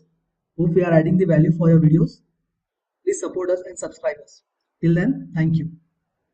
Hello everyone, today we are going to start with session number 11. Earlier we have completed the session till session number 10, in which we have covered all the previous commands such as extrude, boss, revolve, hold, round, draft, thin wall, etc. Now today we are going to take the command that is lib command, and this is session number 11. So to start with, I'm going to make one extrude first here. I'll select the feature directly, select the plane. After selecting the plane, draw the profile required. I'll say center rectangle, put up the values here. I'll say it as 100 mm. I'm going to give the values between the sides instead of taking lines of the rectangle. Then say close sketch and extrude, finish, cancel. Next, this lib command is used to make a step over here by giving the parameters such as width and height. We can orient the parameters according to the requirement. For that, if I'm going to start with the command, select the thin wall command here, and in thin wall only you will get this option that is lib command, LIB. Select the lib command. Now we need to select the edges. I'll select this first, second, third and the last edge. Say OK. Then you need to give the direction of the orientation by providing the parameters. So here the width is coming 10 and the height is coming 20. So you can see here, if I orient this on the part, you can see a yellow mark is coming, in which the horizontal distance of the yellow mark is greater. It means that horizontal is the height and vertical is the width. If I want to orient this on the other side, I'll just drag the mouse on the right side, it will get oriented on that side. If I want to flip the parameters, width and height, you just need to orient the mouse at the bottom side or top side. You can see here. Now the parameters such as width, it is coming horizontal and height is coming vertical. Earlier height was coming horizontal and width was coming vertical. So in this way you can orient, just you need to flip the mouse. So I'll take this orientation now. Width is coming vertical and height is coming horizontal. Click here and this step has been created. Say finish and cancel. In this case, I have selected all the edges. If I want to create the lip on the single edge, we can do that also. You just need to select the command again. Select the required single edge. Say OK. I will change the parameters here. I'll say it 15 as width and 30 as height. So you can see here that yellow mark is coming. Just need to flip according to the required orientation and then say finish. This step has been created here. So by using this lip command, you can create steps in a part. You can also take the horizontal orientation. Suppose if I go for this extrude again, select the face. I'll draw one circle here. Take the center reference. Put up the values here. I'll say it's 60 mm. Put up the distance from the center. I'll say it 140. Say close sketch and cut the material. Say finish and cancel. Next, we are going to go for this lip command again. I'll select the edge. Say OK. Say OK again and put up the parameter. So I'll take it 5 mm as width and 5 mm only as a height. It will ask you for the orientation. So if I keep the orientation on the left side, it will add the material. You can see here the material has been added and the diameter is becoming a little bit smaller. If I want to flip the orientation again, go to this direction step option. Again you can flip the orientation. So I'll take it in such a way that material should be cut instead of adding. So I'll take it on the right side. You can see here this step has been created. Say finish and cancel. So in this way also you can create a lip here. I'll add the material on the bottom edge now by using the same command. Lip, select the edge, say OK. I'll take 7 mm by 7 mm. I need to add this material, so I'll take the orientation at the inner side and you can see the material is added now instead of cutting. Say finish and cancel. This was the lip feature. Now we will see the appearances option also. If you want to apply the appearance according to the features, just go to this view tab, select the part painter, and this time we are going to select the option for applying the appearance is feature. Select the required features here. Suppose I want to color this lip number 4. You can see if I select it on model tree, this has been highlighted on the model also. Select this and then put up the appearance you required. I'll select the second lip number 5 for this appearance. I'll change the appearance to red clear now. This time I'll select this lip number 2. This lip number 2 is coming red here. Again, if I want this color to be changed to red hot, then I'll select this lip number 3, which is highlighted on the right side of the part.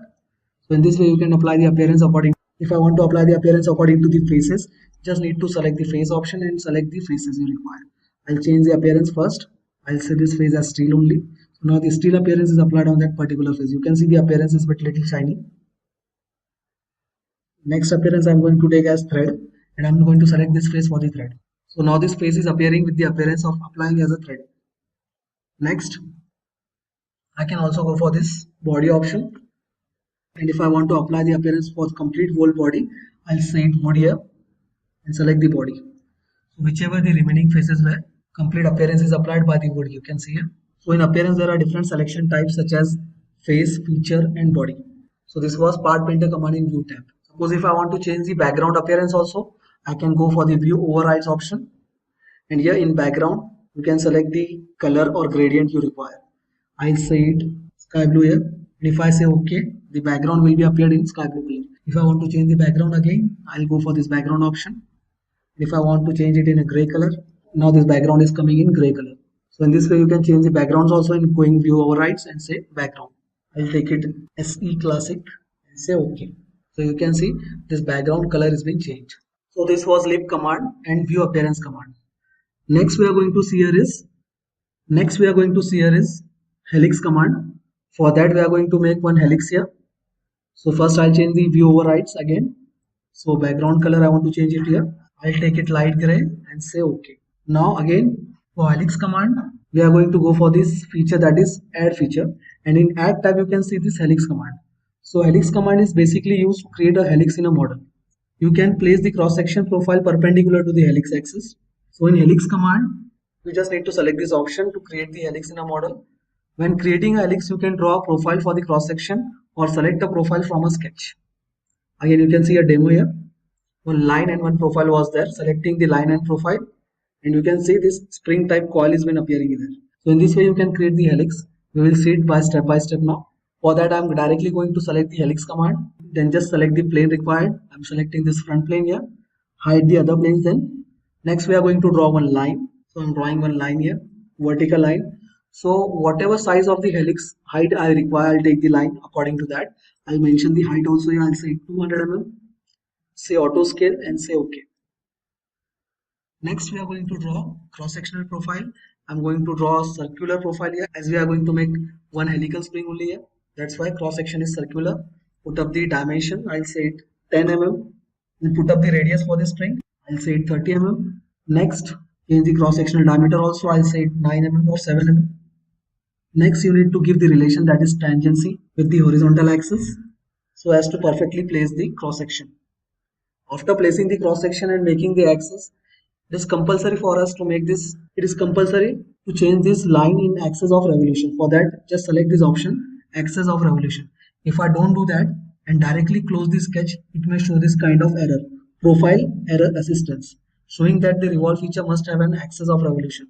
For that only, we are going to select this option and select the line and turn it into revolution of axis. After turning it into revolution of axis, again, if I want to update the diameter, I'll update it a little bit. I'll take this diameter as 9. Again, say close sketch now. So this time, it will ask you for the start point of the helix. So wherever I click, you can see one orange dot is appearing at the lower bottom side of the line. If I take this cursor on the upper side, this orange dot is appearing on the upper side. Means it will start the helix from the upper side. If I again drag it on the bottom side, the cursor, it will start the helix from the bottom side. So at whatever side I want, I'll just click on that side. I'll say bottom side only this time. Then you need to select parameters for the making of helix. There are three helix method here. First one is axis length and pitch. Second one is axis length and turns, and third one is pitch and turns. So whichever the appropriate method required according to the conditions, you can go for that. I'll select axis length and pitch this time. You just need to select the pitch, as we have given the axis length 200 earlier only. So I'll take pitch here as 10 only. Say next and preview. You can see here one spring coil has been appearing with the pitch having 10 mm. If I want to change the parameter step, again I'll click on this parameter step, and instead of taking 10, I'm going to take here 12 mm. So here you can see pitch is nothing but the leaf to leaf, center to center distance. So now this distance is coming 12 mm. So in this way you can create a helical spring or helix here. Say finish and cancel. If I want to change the parameter type, again I'll go this option and say edit feature. Select the parameter step. Instead of axis and pitch length, I'm going to go for the second option, that is axis length and turns. So instead of pitch, I'm going to give turns here. So if I want to apply turns as 15 turns, so it will automatically define the pitch and take the turns as 15. Turns are nothing but these coil rotations here, you can see. So these coil rotations are coming 15 in number. If I want to again change the parameter step, and I'll go for the third condition, that is pitch and turns. So in this case, no height is required. If you are given 200, even then you can update the height. The height will come accordingly of the pitch and turns. So I'll take the pitch here as 12 mm and turns as 15. Say next. So you can see here it is not following the height. It is taking turns as number 50 and pitch as the distance 12 between each leaf. In this way also you can make this helix here. Say finish and cancel. So this was helix by adding feature. Again, if you want to apply the appearance, go this view option, say part painter, and before applying the selection, you need to apply the color whatever you require there. So I'll take it violet only and select this body. Say close. You can see here the spring is made. So this was helix command by adding. Next we are going to see helix by cutting. Or else we can say if you want to make a thread on the shaft, then you can use helix by cutting. So for helix by cutting, you can draw one shaft. I'll make one bolt only here. Say isometric part. Say OK. And for making bolt, I'll make first use of revolve command. Select the revolve feature. Select the required plane. I'm going to draw one corner rectangle here by using 2-point rectangle. Next, I'm going to take the height for the bolt as 60 mm. And the shaft diameter I required 12, so I'm going to take it 6 as a radius here. Just close the sketch. We need to give the axis of revolution in revolve also, so I'm going to select this as an axis of revolution and then close the sketch. You can see here. Say finish and cancel. Next, again extrude. Select the face. I'm going to make one hexagon here. Polygon by center. Number of sides I require 6. I'm going to select the center point as a reference and make one bolt head profile here. Select the required dimension. I'll select it and say it as 18 mm. Then you need to select the orientation as horizontal.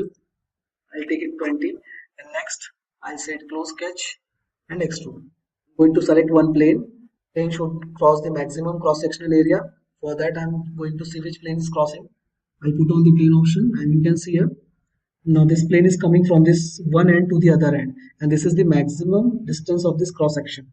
So I'm going to select this plane for the revolve cut. So this will be the key factor for selecting the plane, that it should pass from the maximum distance of the cross-section. Next, again, we are going to say 3-point arc. First point, second point, and third point. say radius, I'll say this radius as 2 mm. Also provide the tangencies here. Then say close sketch by taking the line. Next, you need to draw an axis also for revolve cut. So I'll take here, say construction geometry to this line. Say close sketch and exit. I say finish again. Next, we are going to go for revolve cut. Select this option, say cut option earlier only. Next, you're going to select the profile first. Go for the select from the sketch option and then select the profile. Say OK. Select the axis and you can see this cut has been made around the head of the bolt. Say finish and cancel. Next, I'll hide these planes again here. And now I want to cut the threads here. For that, I'm going to select this cut tab, and in cut tab, I'm going to go for this helix option. Select the helix option here.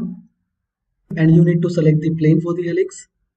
For that, I'm going to put on the plane options again and say front plane. Select the plane which is passing from the center of the body. That was front plane, so I've selected front plane there. Next, I'm going to make one line of axis. Whatever thread height I require, I'll select the line and give it the size for the thread required. So I'll take 50 mm here. I want this thread to be coming from the bottom side till the upper side of height 50 mm. That's why I've taken 50 mm. Now select the line as axis of revolution earlier only. Next, you need to make one profile also here. So as to cut the thread, I'm going to make triangular profile. I'll take one line here. Say connect option. Make this line symmetric on both the sides. Then we are going to go for another 2 lines so as to make a triangular profile. You need to put up the dimensions for the thread. I'll take this height as 0.8 and this width as 1.2. Then just say close sketch. It is similar as helix command only. In that we have drawn circle and now at this time I am taking triangle. Only this is the difference. Say close sketch. Now we need to position the start point of the axis from which helix is going to be started. So I'll take this point as bottom only. Now this is the condition. Whichever condition we require according to our need, we can select that one. I'll say axis length and pitch only. So length is 50 already we have given there. You just need to select the pitch. I'll say 3 mm pitch. Say preview. And you can see these threads are been made here. But I think we need to change the profile dimensions here. I'll say drawing axis and cross sectional step again. And here I'm going to change the profile dimensions. I'll take it as 1.7 and this parameter I'm going to take as 1.5. Say close sketch. This will be updated automatically only. So you can see here the thread size has been updated and it is coming till height of 50 mm. Say finish and cancel. So in this way you can make threads on the bolts or nut if you require any object. If I want to apply this feature by appearance of thread, just go to view tab, say part painter, select the feature or color you required earlier only and then select the feature. So I want this as threaded and then I'm going to say feature as a selection mode and then I'm going to select this cutout feature. You can see here these threads are been made. For body I'm going to select here, I'll select this tan color, select the body feature and select the part.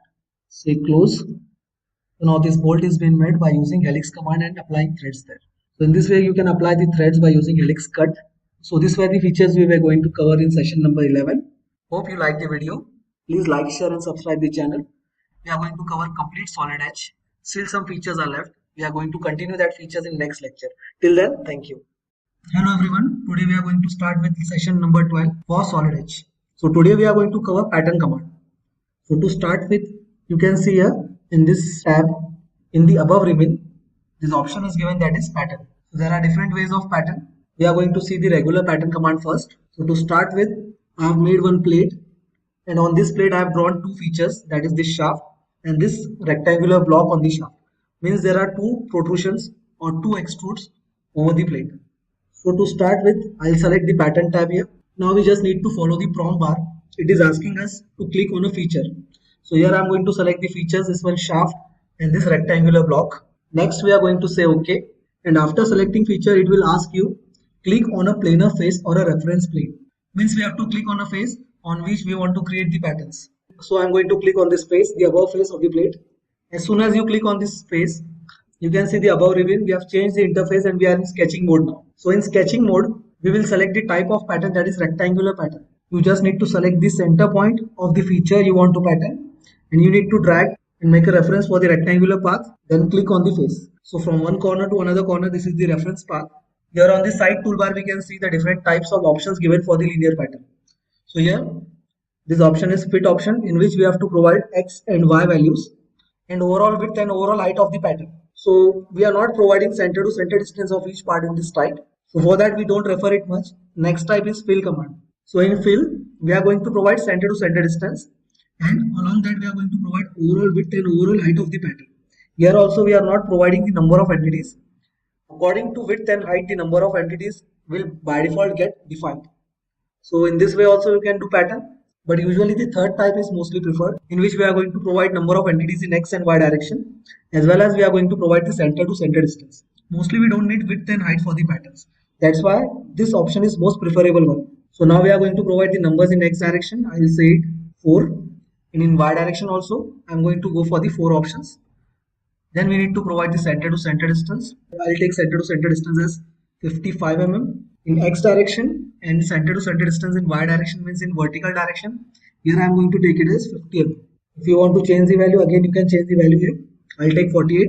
So these dots are representing the number of entities which are going to be patterned here. So you can see here in x direction there are total 4 entities. So the 4 entities are first, second, third and the last one. And in y direction there are total 4 entities, that is first, second, third and the last one. You just need to say close sketch now, and you can see this pattern has been created here. You just need to say finish for ending the command. We will provide the appearances for the features now. Say part painter, and here we are going to select feature, and in feature we are going to select this protrusion number 2 and 3. So here I want the color to be taken as steel red. Also we are going to select these patterns here, then close. And for the plate appearance also same way, just go to part painter, select the feature and select this plate feature here. Here we are going to provide the appearance as white one. Whatever appearance you need you can go here and add. So I'll take chrome here, and the chrome has been applied. Say close sketch.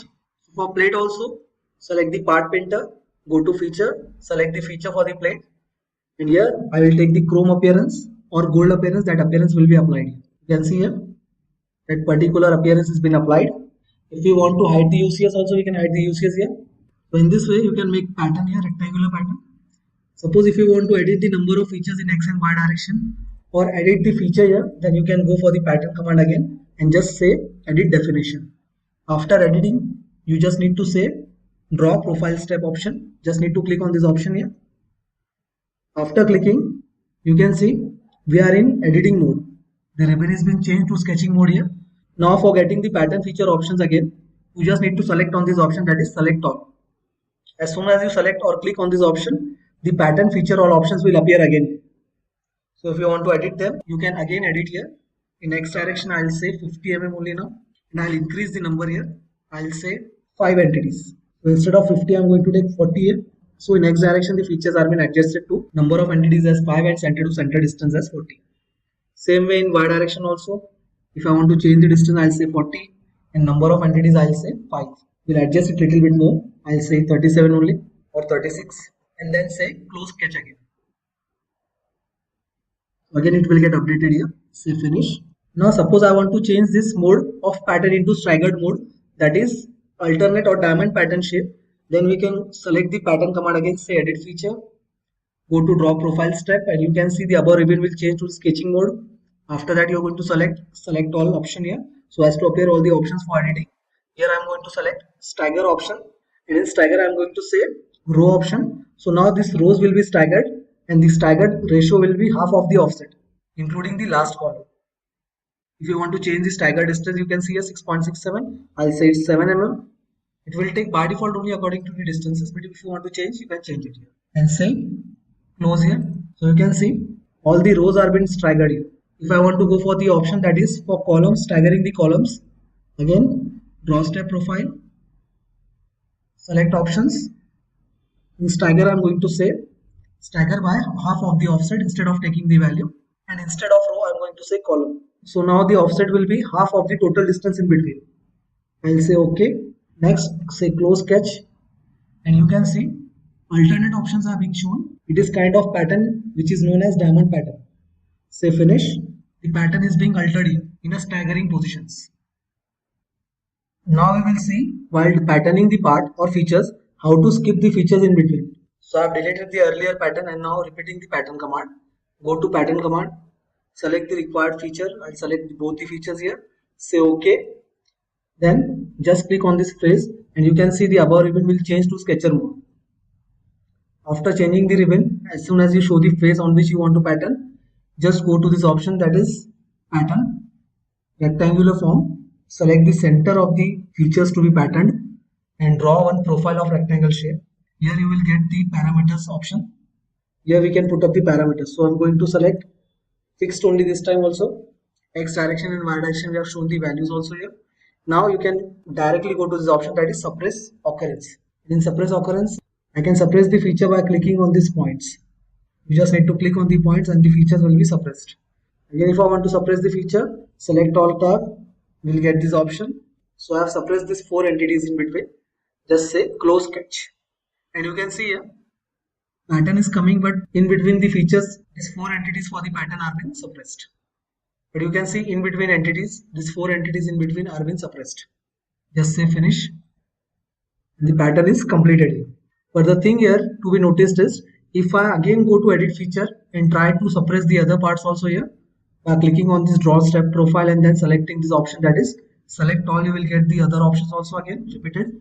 And here if I go for the suppress option again, this suppress occurrence option has been freezed here. Means we cannot use it by editing. At a time when you are firstly applying the pattern, at that time only you can apply the suppress occurrence. If I go for the editing option for the pattern and then try to suppress the occurrence, then the suppression will not occur, as this operation will be shown freezed here. So this was pattern, linear pattern.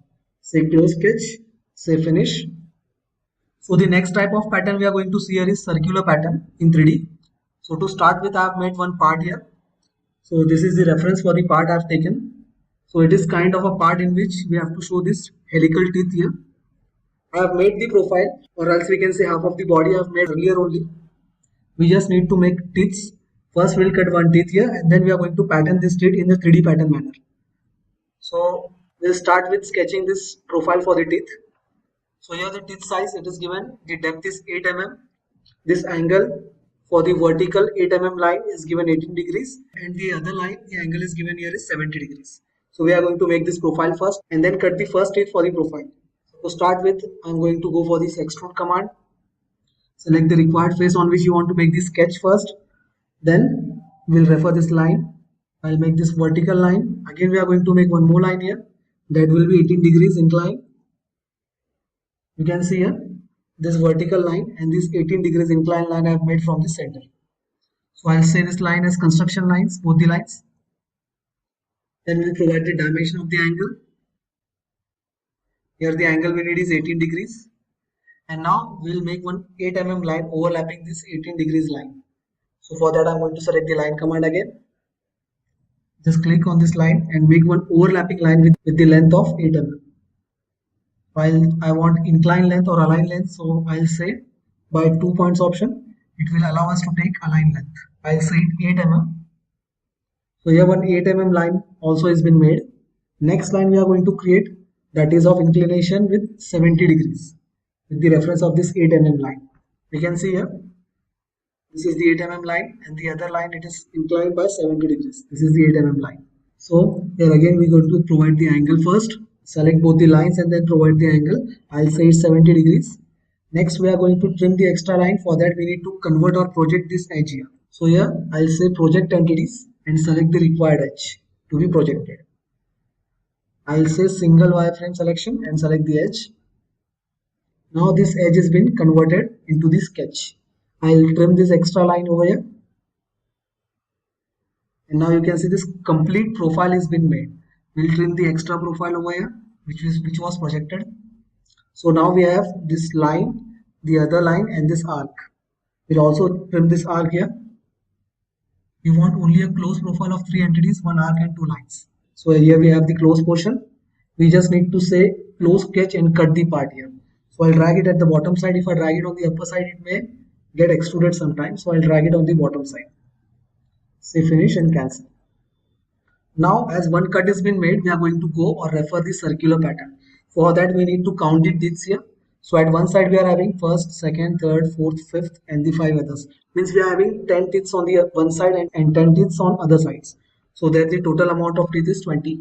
So then we are going to select pattern command, say pattern, and we will select the feature from the model tree. Also you can give the selection. I'll say this cut extrude, say OK. Then we need to select the face on which we need to provide the pattern.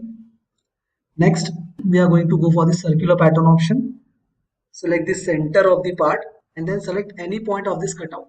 Then you just need to show the direction and then we need to put the count we require here. So I'll say it 20 count and then put up direction also. We just need to click at any side. Next we are going to say close sketch, and now you can see these teeth are being patterned here. Say finish pattern and this part has been completed. To apply appearance again we'll go for view painter, part painter, and then select the feature. I'll select the body only here this time and then select the required appearance color. So I'll select this yellow color here, click on the part. Instead of dull I'll say simple yellow color only and then say close. So appearance has also been applied here, you can see it. Again if I want to edit or repeat this pattern, I'll delete this pattern command here. Again we'll repeat the pattern here. Say home, go for pattern command, select pattern, select the feature you want to pattern, say OK. Then need to select the face on which you contain the pattern. Then say circular pattern, select the reference of the center of the body and then you can click at any point of the feature which you want to pattern. I'll click on this point this time. Just show the number of entities you require or count you require. If I want this pattern to be contained in a partial circle, we can go for that option also. We'll see it later. We just need to say the direction and click at any one side. Say close sketch and this pattern is completed here. Now if I want to make this pattern entities number 10 only and I want this pattern to be coming in partial circle only, then we need to go and edit feature again. Say edit definition. You need to click on this draw profile step option so as to edit. And for again making the options visible for pattern, you just need to select this option, that is select all. So the previous options are upcoming here again. We will say partial circle and this time I'll say the count as 10 only. And if I'll say partial circle, we need to select the angle for swept. So this time I'm going to select the angle as 180 only. You can see here, these teeth are coming at partial portion only, that is still 180 degrees only. The other side the teeth will not appear. All the 10 teeth count will appear on one side only. Say it close sketch. And one more thing, these teeth are coming on the right side. If I want to change or flip the direction of the teeth, then this command will not work here. I have seen earlier this command will not work. Instead of that, if you want to make this teeth on the other side, you just need to go for the pattern again. And at that time, you need to make this cutout at the lower portion. So then it will appear on the other side. Say close sketch and you can see the partial pattern has been made. Say finish. So in this way you can make the patterns. Again if I want to edit, say edit definition. Go to this draw profile step, select all feature and say complete circle, full circle. Say number of entities as 20. You just need to show the center and reference point of the feature in one direction. Say close sketch. Again we will get the circular pattern in 360 degrees. So this was circular pattern command. For that we have made this model only here. We'll see the next types also. So now the next type of pattern we are going to see here is along the curve. So for along the curve, I have made one profile here. You can see this profile will act as a curve here. We have to make one feature at the end of this curve and that feature will be patterned along the curve. So to make that feature, I'm going to select extrude here. Just need to select the face. We'll make the profile. So I'll draw it on this profile. I'll make circle. So at this end point, I'm going to make one circle. Diameter for circle, I'll take it as 5 mm. Say don't show again this message and say OK. As soon as we say close sketch, extrusion will occur here. We will extrude it here till distance of, suppose I want 25 mm. Say finish and cancel. Now I want to change the color of this feature, that is protrusion 4. I want to change the color for this particular feature only. Again view, part painter. I will select the option for the selection as feature and color we are going to apply here is silver. Select the part. Now we want this feature to be patterned along the curve. For that say home, select the type of pattern you require. It will ask you to select the feature. Select the feature required, say OK. Next you need to select the pattern curve. So I'm going to select this pattern curve here. After selection, say OK. Next it will ask you the anchor point. So I'm going to select this as an anchor point. And we need to show the direction also, on which direction we want to pattern. So at whatever direction the curve will come, that will be our direction. So it is coming on the upper side. I'll say OK. And suppose if I want offset distance to be given, I'll say it 5 mm. So then this pattern will not start from this orange point. It will start from this symbol here, this X symbol in black color, taking offset from the starting point. If you require offset, then you can go for the offset also. I'll say count as 9 and spacing as 20. So here each entity will have the spacing as 20 mm and count as 9. As the condition we have taken here is fixed condition, in which we can put both the parameters, that is number of count, number of entities we can say, and spacing between each entity. Instead of that, we can also go for this option, that is fit. But there is restriction in fit, you can only give the number of count. We cannot decide the spacing here. So if you want to put in that way also, you can go for that fit. The other one is fill. In this method, only spacing will be adjusted, number of count will be freezed according to whatever the spacing is coming. So all the three options are available. I'll say fit only, and I'll say 10 entities. Count I will say 10. Then next we are going to select the curve position or adjustment for the position of the feature. For that there are multiple options are given, such as simple. So you can see all the curve positions are coming in a simple way. The orientations will come in such a way. If I want to change, I'll go for follow curve. It will be on the curve. Again, if I want to change, I'll say follow curve chord. You can see next option is given here is follow chord only, but in subtype I'll say feature position. So here you can see this adjustments also you can make here. I'll say curve position only as earlier. So in this we will select follow curve only option. That will be better for us. Review. And this pattern has been made. You can see here. Say finish. And you can see this feature has been patterned along the curve. Again we will repeat this command. We have the feature, we have the path. Select for the pattern, say along curve. Select the feature required. Say OK. Next select the curve. Say OK. Then we have to select the anchor point. Show the direction and say OK. If you want to put offset to start the feature, you can put up the offset value. Next we are going to put the pattern type. I'll say fixed this time. So in fixed we can put both the things, that is number of count and spacing. So I'll say number of count as 12 this time. Next, if you want to change the reference point, there is option been given. This time it is showing the reference point at this black mark only. If you want to suppress any component, you can go for the suppress option also here. So I want to suppress these two components as they are coming out of the part. Next we will say preview, and the pattern will be completed along the curve. We'll change the appearance for this feature also. Say part painter. We need to select the type as feature. Then we'll say color. I'll say silver only this time. Select the required feature and say close. So in this way you can make the parts pattern along the curve. So these were the different types of pattern we have seen in this lecture. The session was lecture number 12. We'll continue with the further commands and features in next session. Please follow the playlist to learn the SolidEdge software. Till then, thank you. So hello everyone, today we are going to start with session number 13, and we are going to see some last remaining commands of part molding. So to start with, we are going to see the mirror command first. So for that I am going to mirror this feature, that is protrusion number 2 on the other side. So to start with, just select the command, say mirror copy feature. Next we are going to do here is click on the features to be included in mirror. So I am going to select this feature, that is protrusion number 2. Then I am going to say OK. After selection we are going to say against which plane we want to mirror it. So if I want to mirror this boss extrude at the left side to the right side, then we are going to select the in between plane from left and right. So that plane is coming here is this right plane. You can see here this feature has been mirrored on the other side also, that is on the right side. Say finish and cancel. So this was mirror using feature. Again I want to mirror this extrusion on the other side here. Then again we are going to go for this command, that is mirror. Select mirror copy feature. Need to select the feature first, then say OK. After saying OK only, then you have to select the required plane. So I'm selecting this plane, and you can see here this part has been mirrored according to the plane. If I want to change the plane, I'll edit the feature here, and in plane step I'm going to select the plane, this right side plane. Say OK. So now you can see this feature has been mirrored on the other side. As I have changed the orientation of the plane, the orientation of mirror is also being changed. Say finish. So in this way you can mirror the feature. First you have to select the feature, say OK, and then select the plane. In mirror only there are two options been given. First one was feature, which we have seen here. Next is mirror copy part. So now if I want to completely mirror the part only on the other side, first I'll say plane options, and then I'll go for the plane first. So for mirroring I'll take this plane here.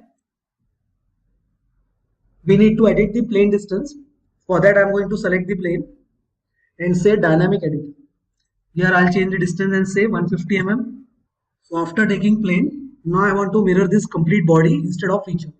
So for that again we are going to select the mirror option, say mirror copy part, select the body. Next we need to select the plane against which we want to mirror, so I'm selecting this new plane, and you can see this complete body has been mirrored on the other side. So in this way you can say mirror command here by using feature as well as by using bodies. So now there are two bodies here, you can see. Next command we are going to see here is move face, rotate face and offset face. So to start with I'm going to select this move face option. It will ask you to select the required face you want to move. Now you can see I've given this tap hole on the radius here. So I want to move this tap hole a little bit left side here. So for that I'm going to select this face, say OK, and you just need to drag this arrow direction and put up the value of displacement. So I'm going to put the value here as 30 mm. So now this complete hole is being shifted to 30 mm on the left side using this move face option. Say cancel. Again if I want to move other hole, I'll select this hole here. Again say move faces, select the internal face, say OK, and we'll drag it a little bit lower side here. I'll say distance as 35 mm, and now this hole has been displaced by 30 mm on the lower side. This was move faces. Next command we are going to see here is rotate faces. So select the face to be rotated, say OK. Now we need to select the axis step here. So I'm going to select this as an axis. Now this face can be rotated by the required angle we want. So here I'll put the angle, I'll say 130 mm here. You can see here this face has been rotated on 130 degrees. Say finish. Again if you want to rotate, select the face, say rotate faces, say OK, and then select the axis of rotation and then put up the required value here. So this time I'm going to deduct the material, I'll say 25 degrees only. So now from the selected angle it is taking 25 degrees in minus direction. Say finish. In this way you can rotate the faces. Next command is offset faces. Select the face to be offsetted, say OK, and then put up the offset distance here. I'm saying 50 mm. You can see here both of the features are been offsetted by 50 mm. Again say offset faces, select the face to be offsetted, say OK, and put up the required distance. I'll say 30 mm this time on this side. As we have taken center rectangle, it is not only extruded on one side but also on the other side. Again I'll undo and repeat that command.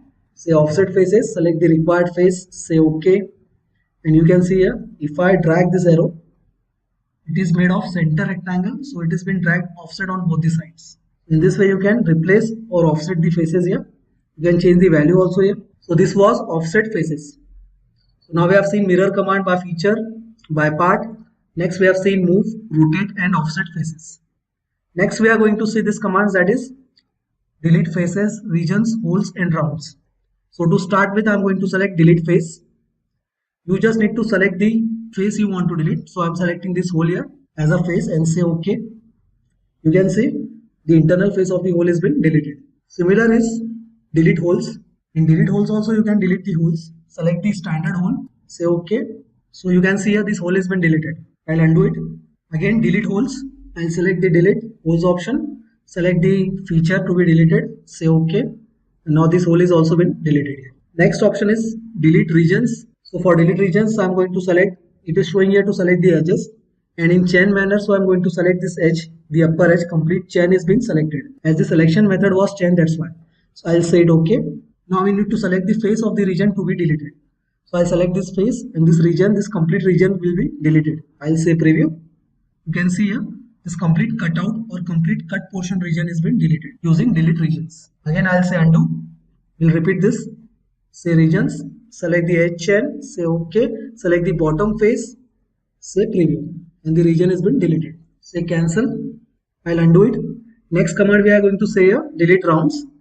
Select the delete rounds option and you need to select the face again. So I'll select this round. I have made this filleted here. So we'll select both the rounds and say OK. You can see here these rounds or the fillets are being removed from the corner edges of the part using delete rounds. Again I'll undo it here. Last two options, that is resize holes and resize rounds. So I'll select resize holes option here. You need to select the holes to be resized. So I'm going to select this hole, this cylinder here. Say OK. Again say OK. Now you need to put up the value. I'll say it 8 mm. Say preview. And the hole size has been resized here. Say finish. Cancel. So I've decreased the size of the hole from 12 to 8 mm. But there is one restriction here using this feature, that only hole wizard holes can be edited by using resize ones. If I apply this for this cut extrude, Now see, suppose I say resize holes for this cut extrude here. It will not select the feature as it is only applicable for standard holes. Say cancel. Again resize holes. Select the hole you required. Say OK. I'll say 18 mm. So you can see the change. Say preview. And this updated size is 18 mm now. You can inspect here to change the sizes. So I'm going to go for this inspect tab. Say smart selection. Say smart measure. Select the required size to be measured. Now you can see here this internal diameter has been changed to 18 mm.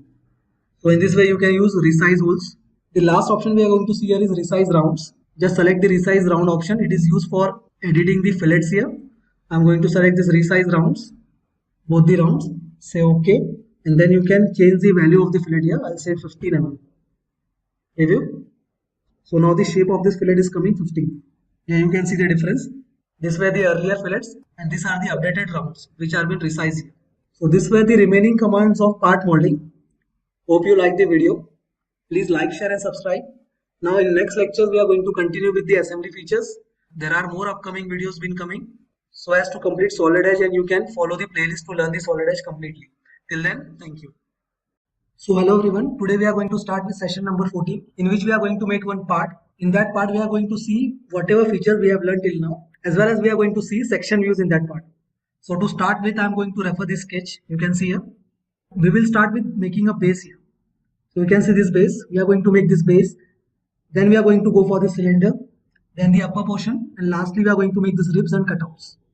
So to start with, I am going to make this base first. We'll start the part molding now. This face of the base is coming at from the top reference. So we'll start with top plane here.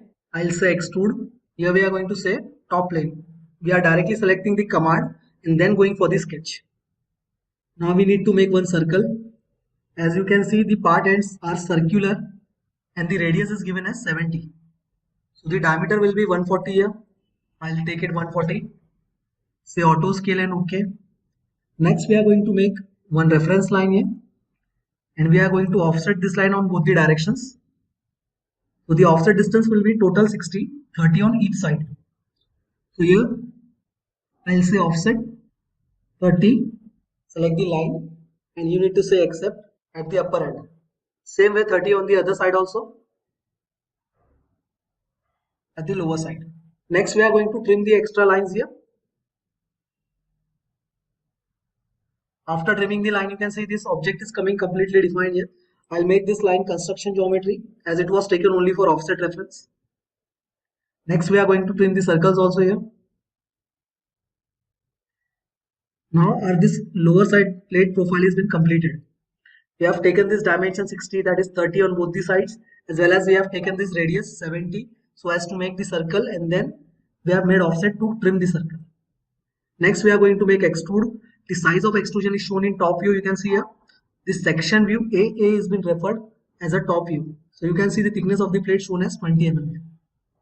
So I'll say close sketch directly, and we are going to say extrusion. The size of extrusion I am going to take here is 20. I'll say dynamic edit and change the value here as 20 mm. Next we are going to make the cylinder here. So to start with the cylinder, we have the diameter of 45 mm here. You can see here this reference diameter is given as 45. So again extrusion directly, select the face, draw the profile to extrude, say diameter as 45, say close sketch. Now the height of the extrusion here, it is given as 45 mm, you can see here. And with the upper profile, the total height is given from this base plate upper face is 60 mm. We want to make only the cylinder, that's why we are going to refer this 45 dimension. So I am going to take it as 45. Next we are going to make this upper profile here. So to start with the upper profile, I am going to make one 3-point arc here. We can also use circle command, but instead of that I am using 3-point arc. This relation is by default made, so I am going to delete this relation. Here we need to give the dimension for the arc, that is 73 radius. So this radius 73 is been referred there. The upper width of the profile, this total width from this quadrant to this quadrant of the arc is shown in the top view, that is 50 mm. We are going to make one construction line. Say construction, and the length for this line is given 25 mm as the total width is 50 mm. That's why we are going to refer this as 25. Next I am going to make coincide this quadrant point and the circle. We'll make this relation as vertical on the both end sides. So this relation is coming vertical. Next you can see The total width of the arc is given as 88 mm. So from center I'm going to refer the one end of the arc as 44. So this distance we are going to refer as 44. Next we are going to make line. Next we are going to make the upper line profile, that is this profile here. The width of the profile is given 10 mm and the depth will be defined from the center distance, that is 50 mm. You can see here this distance from the center, it is coming as 50 mm. So the depth of this line profile is having 25 mm distance from the center. We continue with the profile here.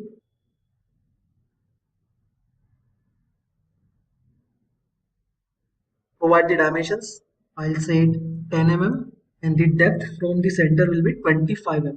I'll mirror this arc on the other side also. So for that I'm going to select the profile first and then going to say mirror against this axis. And now we'll adjust this profile symmetric from the center axis by. So I'll say this as center axis, symmetric axis, and both the lines will be symmetric.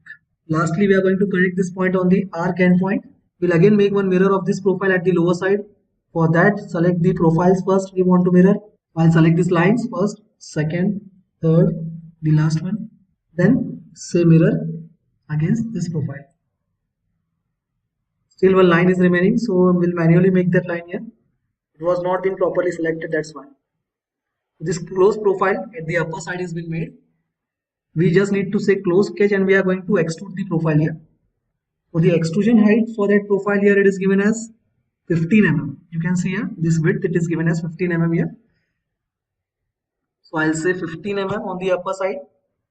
Say finish and cancel. So this upper profile is also been made. Now we are going to make this ribs here. For that we are going to say rib command. The orientation of the rib is at the center of the plate. So I'm going to put on the reference planes and going to select rib feature here. Say center plane as the ribs are at the center. And we are going to make the sketch, that is single line for that particular rib. The total distance at the lower ends of the rib is given as 95. So from center we are going to take half of the 95 so as to provide the width of the rib. So here total distance was 95. So I'll take the dimension here as 95 by 2. The lower point of the rib line has been positioned. The height of the rib is still remaining. So the height of the rib is given here is 30 mm. You can see here. So I'm going to select this dimension, point and point. Here I'm going to say 30 mm. We are not going to make two profiles at one time. We can only provide one rib at a time. That's why I've made one profile only. Say escape and say close sketch. Now you just need to show the material direction. We need at the lower side and select the width of the rib. So here the width of the rib, I'll say this value as, it is given here as 10 mm. You can see this width of the rib is given 10 mm. There 10 mm only. Now we are going to mirror this rib on the other side, that is 3D mirror. Select the option as mirror copy feature. Now you need to select the feature you want to mirror, then say OK. And select the reference plane which is coming in between of the mirror. And the rib has been mirrored here. You can see here, say OK and finish. So the mirror has been made and the rib has been converted on the other side also. Next we are going to make this cutouts here. For that we have this slot.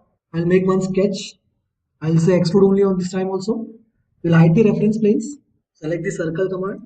We are going to make one circle. Align it with horizontally from origin. Next provide the diameter. So here the diameter is, you can see the width of the slot is given 14. So the diameter of the circle is also 14. Select smart dimension and say 14 as diameter. Now we need to give the position for this slot here. So the center to center distance of each slot cut is given 120. So from middle it is going to take 60 mm here. From middle reference I am going to give this value as 60 mm. Next we are going to draw these lines. The first line and the other line. Now we also need this curve here so as to close this sketch.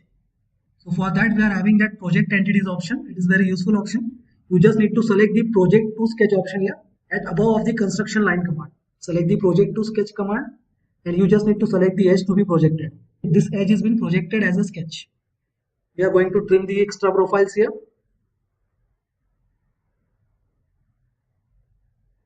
Here the complete close profile shape has been made. We'll say close sketch and we are going to cut the material here.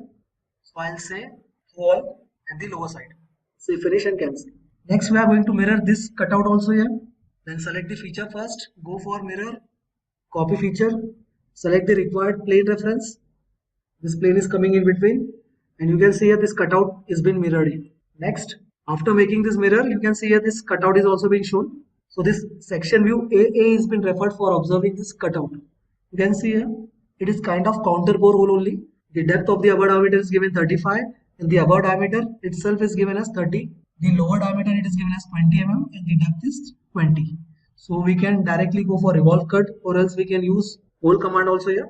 I'm going to use hole command only now. So for that, go for this hole feature, select options, and we are going to say counter bore hole.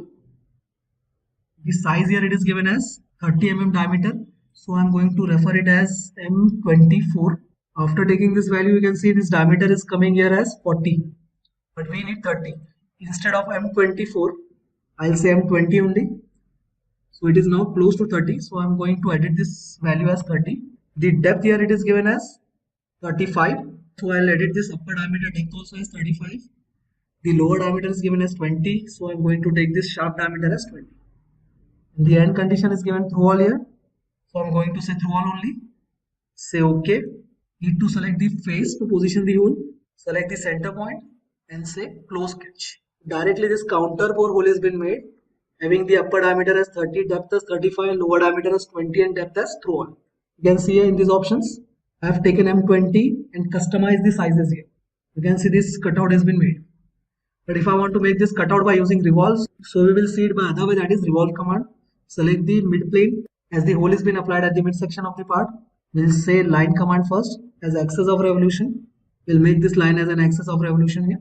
Next, we are going to make the profile.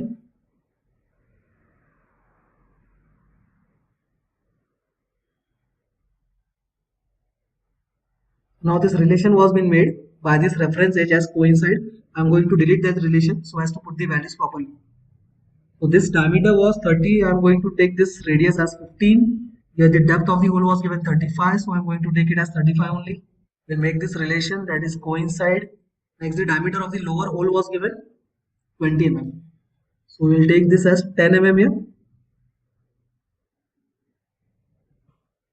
Next, we are going to say revolve now. Say close sketch. Before closing the sketch, just make sure this axis of revolution has been made by using the axis of revolution command. Say finish and cancel. So this cutout is now been made by revolve command. So for chamfer, I'm going to select chamfer command. Go to options, say angle and setback. Give the face reference. Say OK. Select the edge. Provide the values as 22 mm as distance and 30 as an angle. Say OK. Say finish. So this inner side chamfer has also been made now here, and this part has been completed. I'll hide the reference planes.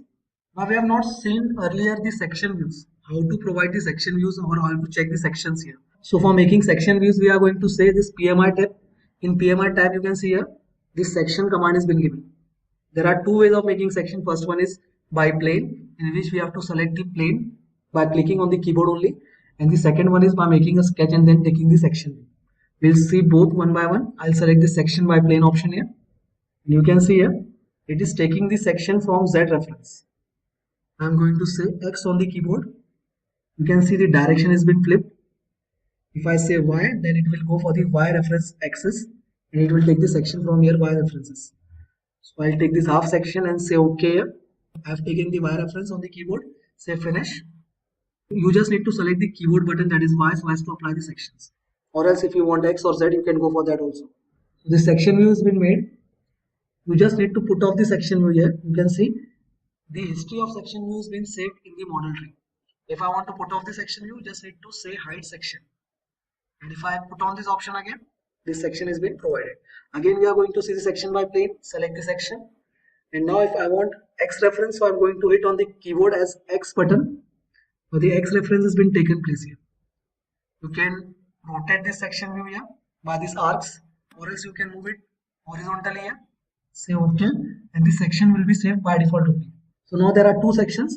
Just hit this drop down menu here and say section 1 on. Now the section 1 is being shown.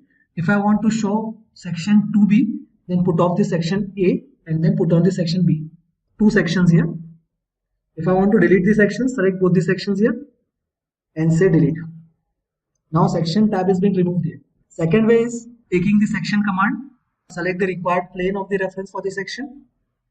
And now I'm going to make one sketch for covering whatever portion I want in a section view. So I'll say 2-point rectangle. I'm going to cover this side portion only, half section. Next, I'm going to say close sketch. We just need to show the direction of section. I'm going to say internal only, and then we need to show the direction of cutout. So I'm going to say at the back side here, say OK and finish. Now you can see here, this one quarterly section has been made here. This cutout has been made at the back side. Again, I'll delete this section and repeat this command here.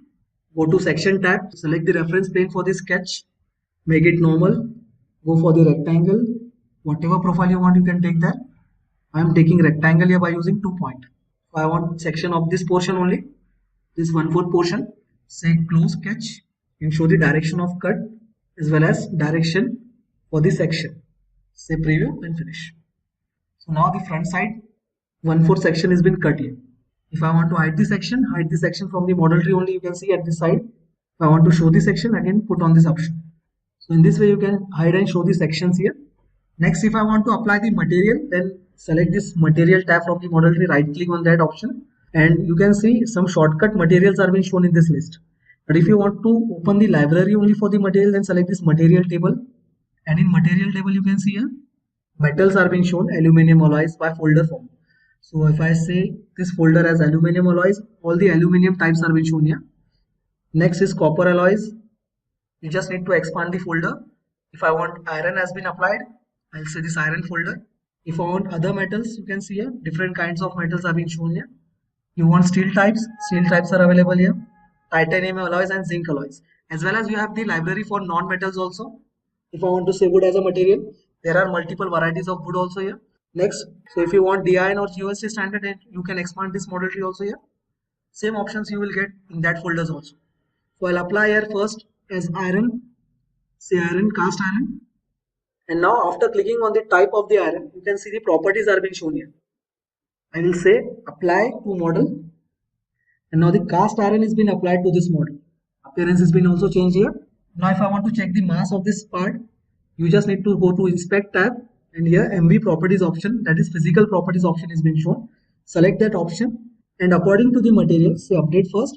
You can see here the weight here it is coming as 1.676 kg. It will also show the material name here. Say close. Now if I want to update the material again, right click on the material tab, again go to library. I'll say wood this time. In non-metals I'm going to select woods, and in wood I'm going to select mahogany wood. Say apply to model, and now as instead of metal it is wood here, the weight would have been changed here. You will see that in mass properties. So you can see name of the material, it has been updated as wood. Density is also been updated, as well as mass is also been updated. If this update doesn't take place, you can click on this button update, and it will refresh the page here. If I want to show the center of mass, you can put on the display symbol here. For center of volume also you can put on the display symbol and say update and close. Now you can see the center of mass symbol has been coming here. So you can utilize this MV properties command to see the mass, volume, as well as material, density of the material, center of the mass and center of the volume. You can see the moment of inertia has also been shown here. If I want to make this user defined properties, then select this option, and you can change the values here. Say OK, hide the planes here. Now what has been applied, and the mass is also being updated. So these were the remaining commands which we have left in part modeling and completed in this feature here. So in this lecture we have covered section views, as well as we have made this part. For practice point of view we have made this part. We have also seen how to apply the material and check the material and mass properties. So in this way we are going to end this lecture here. We'll continue with the next lecture. Till then, thank you. So hello everyone, today we are going to start with lecture number 15, in which we are going to make one part exercise to revise all the commands we have learned in previous lectures. So to start with, I am going to refer this part. You can see here. First we are going to make this bottom plate, then these 4 pillars. Lastly we are going to go for this shape by extrusion. Then we are going to make all the cuts required here. So to start with, I am going to draw this base plate here. Both the sides of these plates are curved, so I am going to start with circle. So to start with, I have SolidEdge interface. Going to select sketch and say top plane. We need to keep in mind all the orientations required. That's why we have taken top plane here. Now we are going to draw one circle with the radius of 100 mm. So the diameter will be 200 here. I'll take 200 as diameter. Next, the total width of this plate is 120, 60 on both the sides from the center. So for that, we are going to draw one line here. and make this line construction. For that I'm going to select this command, say construction. Next we are going to go for offset command. I'll say 60 mm on both the sides one by one. First 60 on upper side and then the lower side. Next we are going to trim the extra entities here.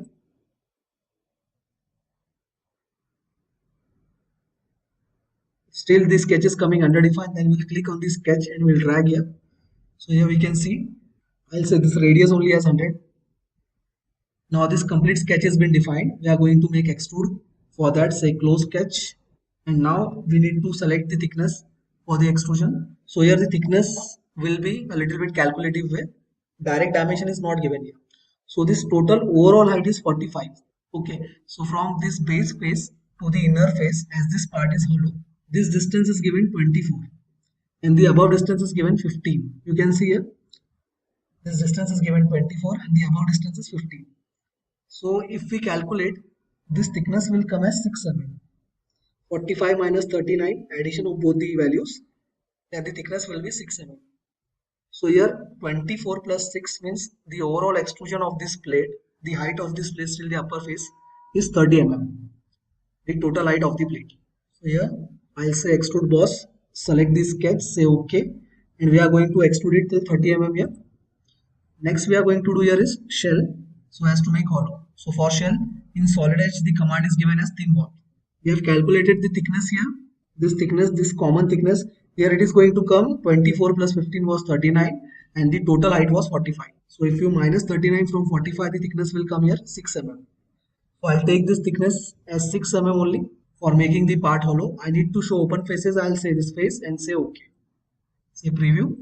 Next thing we are going to here is to make these pillars. So to start with these pillars, we can see the bottom face of this pillar is flushed with the bottom face of the plate. So I'm going to select the bottom face only to make the sketch for this pillar. So I'll select this bottom face here. Say sketch on this face. And now we are going to draw a circle here. The diameter for the outer circle is given as 26 and the position is, the total distance between the two cylinders is 114. So we have to take half of this distance from the center so as to locate this part. And the center of this shaft is at the edge of the plate. And the center of this guide pillar is at the edge of this plate. So we have taken this edge as a reference. And from center we need to give the distance here again. 114 by 2. Next we are going to provide the diameter here. That will be 26. Next thing we are going to do here is extrude. So the height of this pillar is given 35. Say finish, cancel and extrusion. Say OK. We need to say add so as to add the material. Next the height will be 35. Say finish and cancel. So after making this one pillar, I'm going to pattern this pillar here. Before that we are going to make the cut also here so as to pattern them both at one time. So to start with the cut, again say extrude, select the face, say coincide plane, then select the face. Now we need to make circle here so as to make the cut. The diameter here will be 12 mm. So now for the cut we are going to say extrude again. Select the option as coincide plane. Select the reference plane. We need to make this circle here. The circle diameter is given 12. So if you want to see the diameter, you can see here. This internal diameter here is given as diameter 12. Say smart dimension and diameter as 12. The end condition is given as through all. So here we need to cut the material. Say finish and cancel. Now we need to pattern both the features together, that is boss and cut. For that we are going to select pattern feature. In feature we are going to select both the features. Say OK. Say the reference face. Next we need to say the rectangular pattern here. And we need to refer this center so as to start the reference line. Next we are going to select the type of pattern required. So I'm going to say fixed, in which I'm going to put x and y distances as well as entities to require in x and y direction. So here the number of entities already shown that we require in x direction is 2 and y also 2. Next we are going to put the value. The center to center distance is 114 horizontally and 120 vertically. You can see here these values are given 114 and 120. Next thing we are going to say is close sketch and the patterns will be formed. Here it is given radius 2 on each pillar as a fillet and the chamfers also on the cut inside, but we are going to make them later. First we are going to make all the extrusions here, then we are going to go for cuts and then modification commands. So now the next extrusion we are going to make is this digit. For that I am going to say sketch on this face. Select the face. We'll go with the circles here. There are two circles.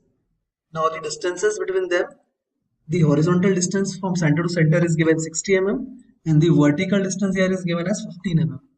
The diameters given are 60 here and this is 82. Next we are going to position it.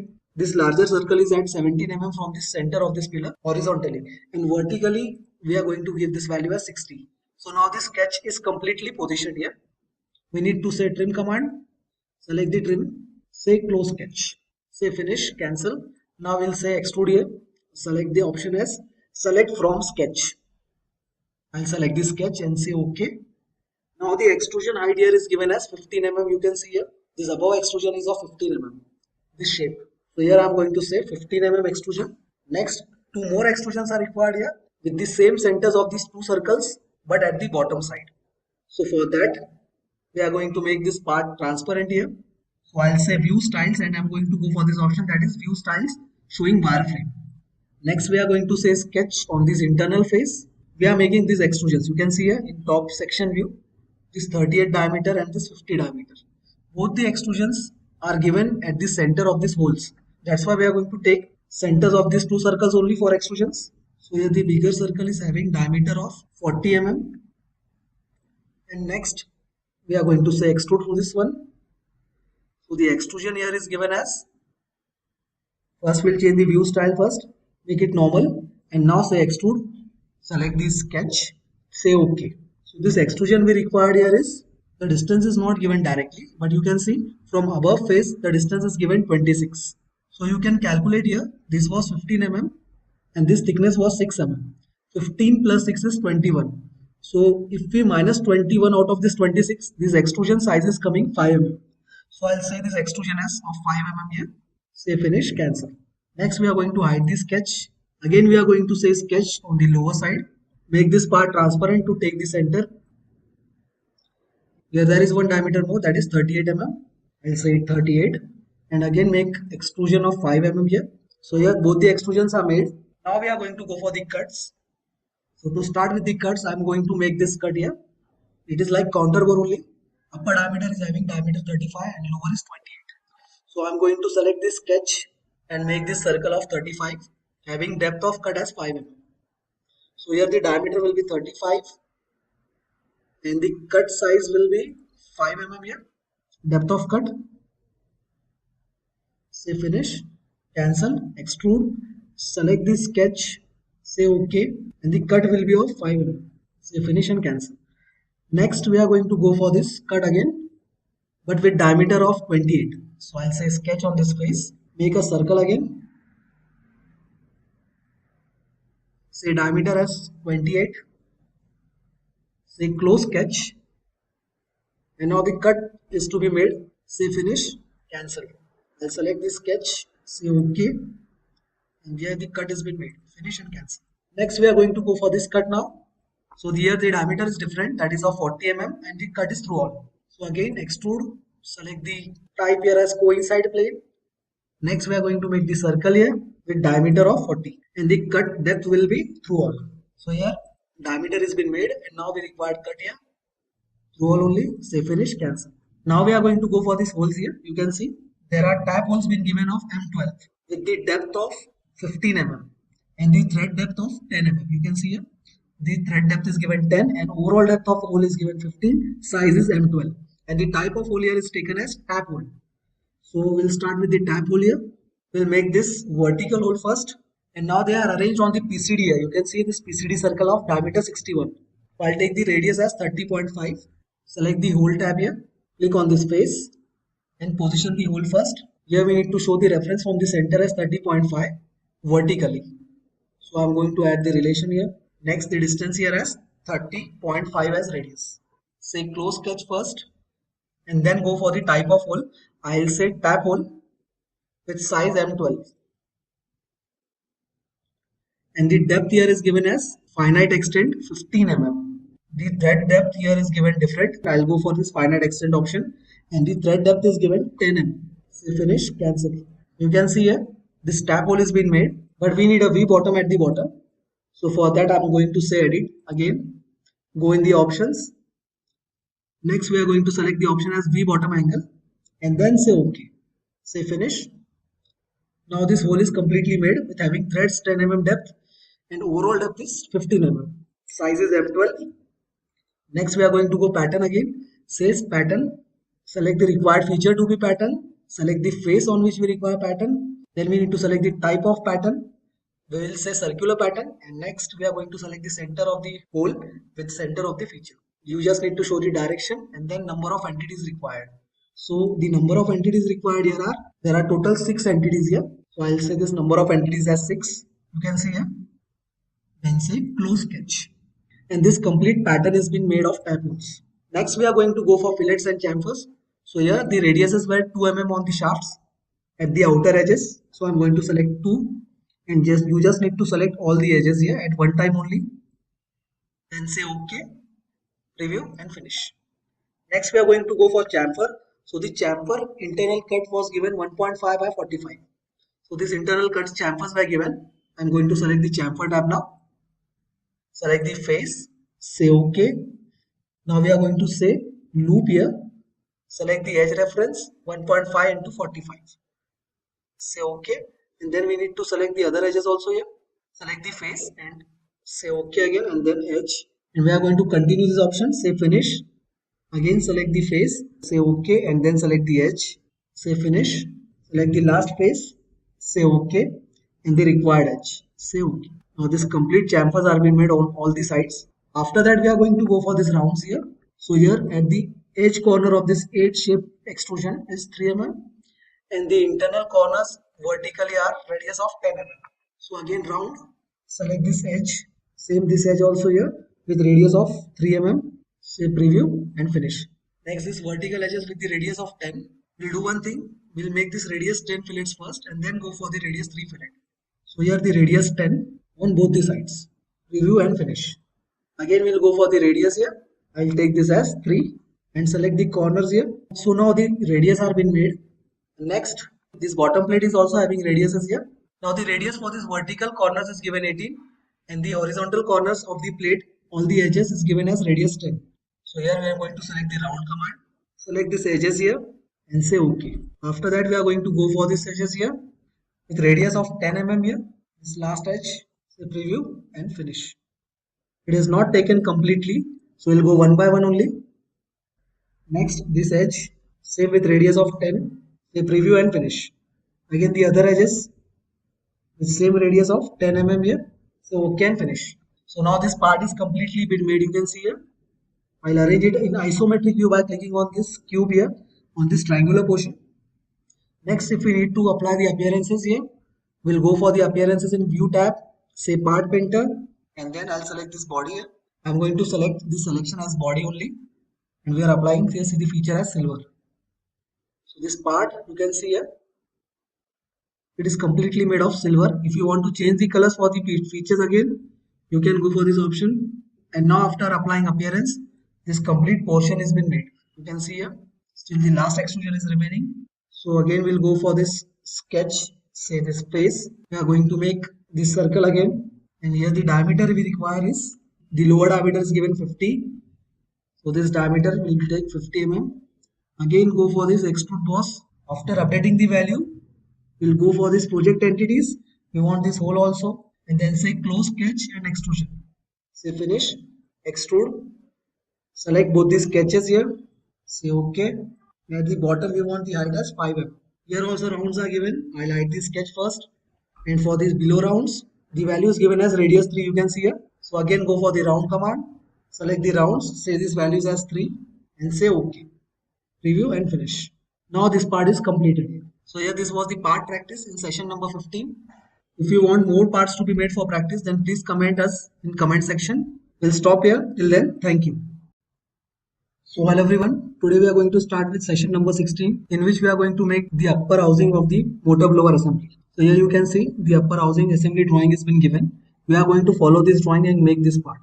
The purpose of making this model is to understand how to make this part as well as to revise all the commands we have taken in SolidEdge in previous lectures. So here we are going to use loft command, sweep command, extrude cut, holes, etc.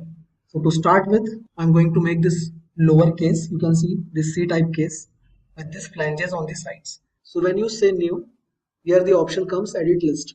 I'm going to select that option and going to say NC inch here. As I'm going to change this unit in NC inch, the part I'm going to draw will be in inches. So I'll say OK. And now we'll start with part. So by default, the unit of this part will be inches. Again, I'll say sketch to the front plane. Next, we are going to draw the circle here. Now we can see the radius of this arc is given 6. So I'm going to take the diameter as 12 here. 12 inches. Say auto scale and OK. Next, we are going to draw one line from one quadrant to another. As this part is semicircular, that's why we have taken that line here.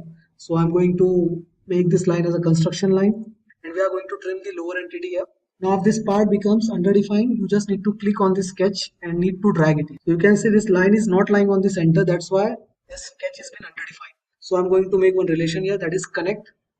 I'll select this point of the line and point of the origin. Again, this sketch is completely defined. Next, I'm going to say offset of 0.4 inches. So for that, we need to draw this line here. The total width will be 15 mm. So from center, I'll take 7.5 here. 7.5. Next, we are going to make offset of this line. For that, I'll say offset, and the value is 0.40 inches. You can see here at the lower right bottom, 0.40 inch. Select the required line to be made offset. Say accept and say at the upper side. Now we are going to close this sketch and connect this to this arc. For that, I'm going to use extend command here. Just we need to select the extend tab, say extend. Now we need to close this sketch here. So for closing, I am to draw this line here. Now we need to trim this portion. So I'll trim this. Again, it is showing underdefined. We need to define it again. So I'm going to add relation here as collinear, this line and the center line. Next, we are going to say connect to these lines here. For that, I'm going to say connect relation. Select both the points. And now you can see this complete one side has been made. I'm going to mirror this on the other side. So I'll select the entities here. First, second, and this third line. Select all the three lines here first. And then go for mirror. We need to set this axis as a mirror line. Next, we are going to close this sketch here. As this line was not mirrored, that's why I'm making it manually only. Just trim the entities required. And if it is underdefined, just drag and see what is the reason behind being underdefined. So I'll drag this point, you can see here. Just click on the line and drag this point. Just select the points now. And this sketch is completely defined. I'll select this line and say solid entity this time. After making this closed portion with two side flanges, we are going to say extrude here. I'll refer midplane. I'll say close sketch first and then going to go for midplane with extrude. Select the profile, say OK. And now we need to select the option as symmetric extrude with dimension of 8 inches. I'll say 8 inch here, say finish and cancel. Now this complete portion has been made. But as you can see, this portion is hollow in nature. So here the thickness given, we can see here in this section view, AA, in this side section view. So the thickness given here is 0.25 inches. So now we are going to make this part hollow in this particular C section. You can see here, this thickness is 0.25. We are going to select one plane, reference plane, say as parallel plane. And we are going to go 0.25. So after adding plane, we are going to sketch this plane here. And we are going to make one circle again. Now the diameter of this circle will be 11.5, as the diameter of this circle was 12 inches. So we want constant thickness of 0.25. It is done because you can see here, all the constant thickness from all the side was 0.25. That's why we have taken the diameter as 11.5 for this circle and the outer circle was 12. So next, say finish, cancel, and we are going to say extrude cut, say OK. And we need to cut the material, that's why we are going to say cut here. And now the previous total width of this part was 8 inches. And after that we need wall thickness as 0.25. So I'm going to extrude cut it by 7.5 mm. Say finish, cancel. I'll hide this plane and sketch. And now I'll observe it from top side by changing the view style. So now you can see this constant thickness is coming 0.25 on all the sides. You can see the internal portion here as shown in this figure. You can see here also this dotted line border with wall thickness of 0.25. Next we are going to do here is change the view style again. And now we are going to make this cut that is of 4.875 radius. So I'm going to make this circle again here. Say sketch to the front face. I'll draw one circle with radius as 4.875, but we are mentioning here the diameter, so I'm multiplying it by 2, 9.750. So we need to cut this material. We are going to go for extrude cut. Select the sketch, say OK. And now the end condition we require is up to surface. We can say from extent to extent option also this time. So I'll say this extent till this extent. Inner face. Say finish and cancel. Now this cut is also been made. I'll hide this sketch again. Next, at the further end portion also you can see one curve has been cut, radius 1.5. So next we are going to cut this curve here. Say sketch on this face. I'll draw this circle here. Diameter to be taken here as 3 inches as the radius was given 1.5. You can see here. Now again we are going to say extrude cut. Say close sketch. Go for extrude. Say cut. Select the required sketch and say OK. And now say through all. Say finish and cancel. We need to hide this sketch here. So now this lower body of the upper casing has been made. Now we are going to go for this upper portion here. So to start with, we need to take a reference of mid plane at side direction with the value of 8.15 inches. First I'll on the planes here. So you can see here this plane, we need a parallel reference plane at 8.15. So I'm going to go for the parallel planes here. Place the plane. So here the plane distance, I'll change it. I'll say 8.15 inch. 8.15 inches. So here the plane has been added now. Again we need to add one more plane. That will be till distance of 5.75 from the newest plane. So again one more plane here. Select the plane and reference as 5.75. Now both the planes are being placed. We'll hide this plane and first we are going to make sketch on this outer plane. This plane first. So we are going to make this profile on that plane. Say sketch on this plane. I'll flip the direction again. I want this side to be taken. So here we need to make one rectangle having height of 5.25 and width of 7.25. So we'll start this rectangle here. I'm going to take one rectangle here. I'll select 2-point rectangle so as to draw it from corner. The sizes are 5.25 height and 7.25 width. So this is 7.25 inches and this is 5.25. Next we are going to add relation here so as to make this part symmetric from the origin. From the bottom till this upper edge of this rectangle it is given 10 mm. We'll take this value as 10 from the bottom edge till the upper edge, 10 inches. Next we are going to go for this radius. So here the radius value is given as 1.5 on all the sides. For the sectional portion also the radius will be 1.5 and in the rectangle which we are drawing is also having corner of 1.5. So here we need to add the radiuses here. I'll give equal relation.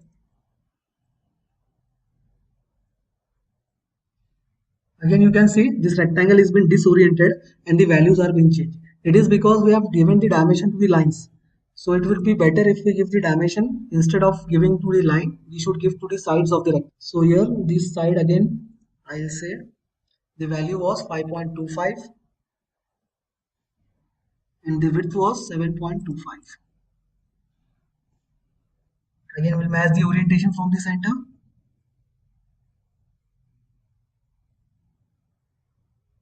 So now this sketch is completely defined. Next we'll say close sketch and we are going to make another sketch on the plane we have hidden earlier. So we'll hide this plane now and going to show the other plane which we have taken earlier only. Say sketch to this plane now. Again we'll say left side so as to orient it properly. And now you can see one thing, both the rectangles, this one and this sectional cut portion rectangle having the upper edge as common. So we'll draw this rectangle from 2 point only but having the upper edge common for both the rectangles. Here the sizes were 5.75 and 4.20. So here the side is 4.20. Again I am going to select the sides instead of line. 4.20 here and this as 5.25. All the values are in inches. We have drawn this part completely in inches. We need to select the orientation, select this point and this point. Now it is oriented at the center. Again we need to go for the radius values. So I'm going to add the fillets again here. But you can see the values are not disturbed. So we need to give the value here as 1.5 only. Same with the earlier value. Again go for equal relation.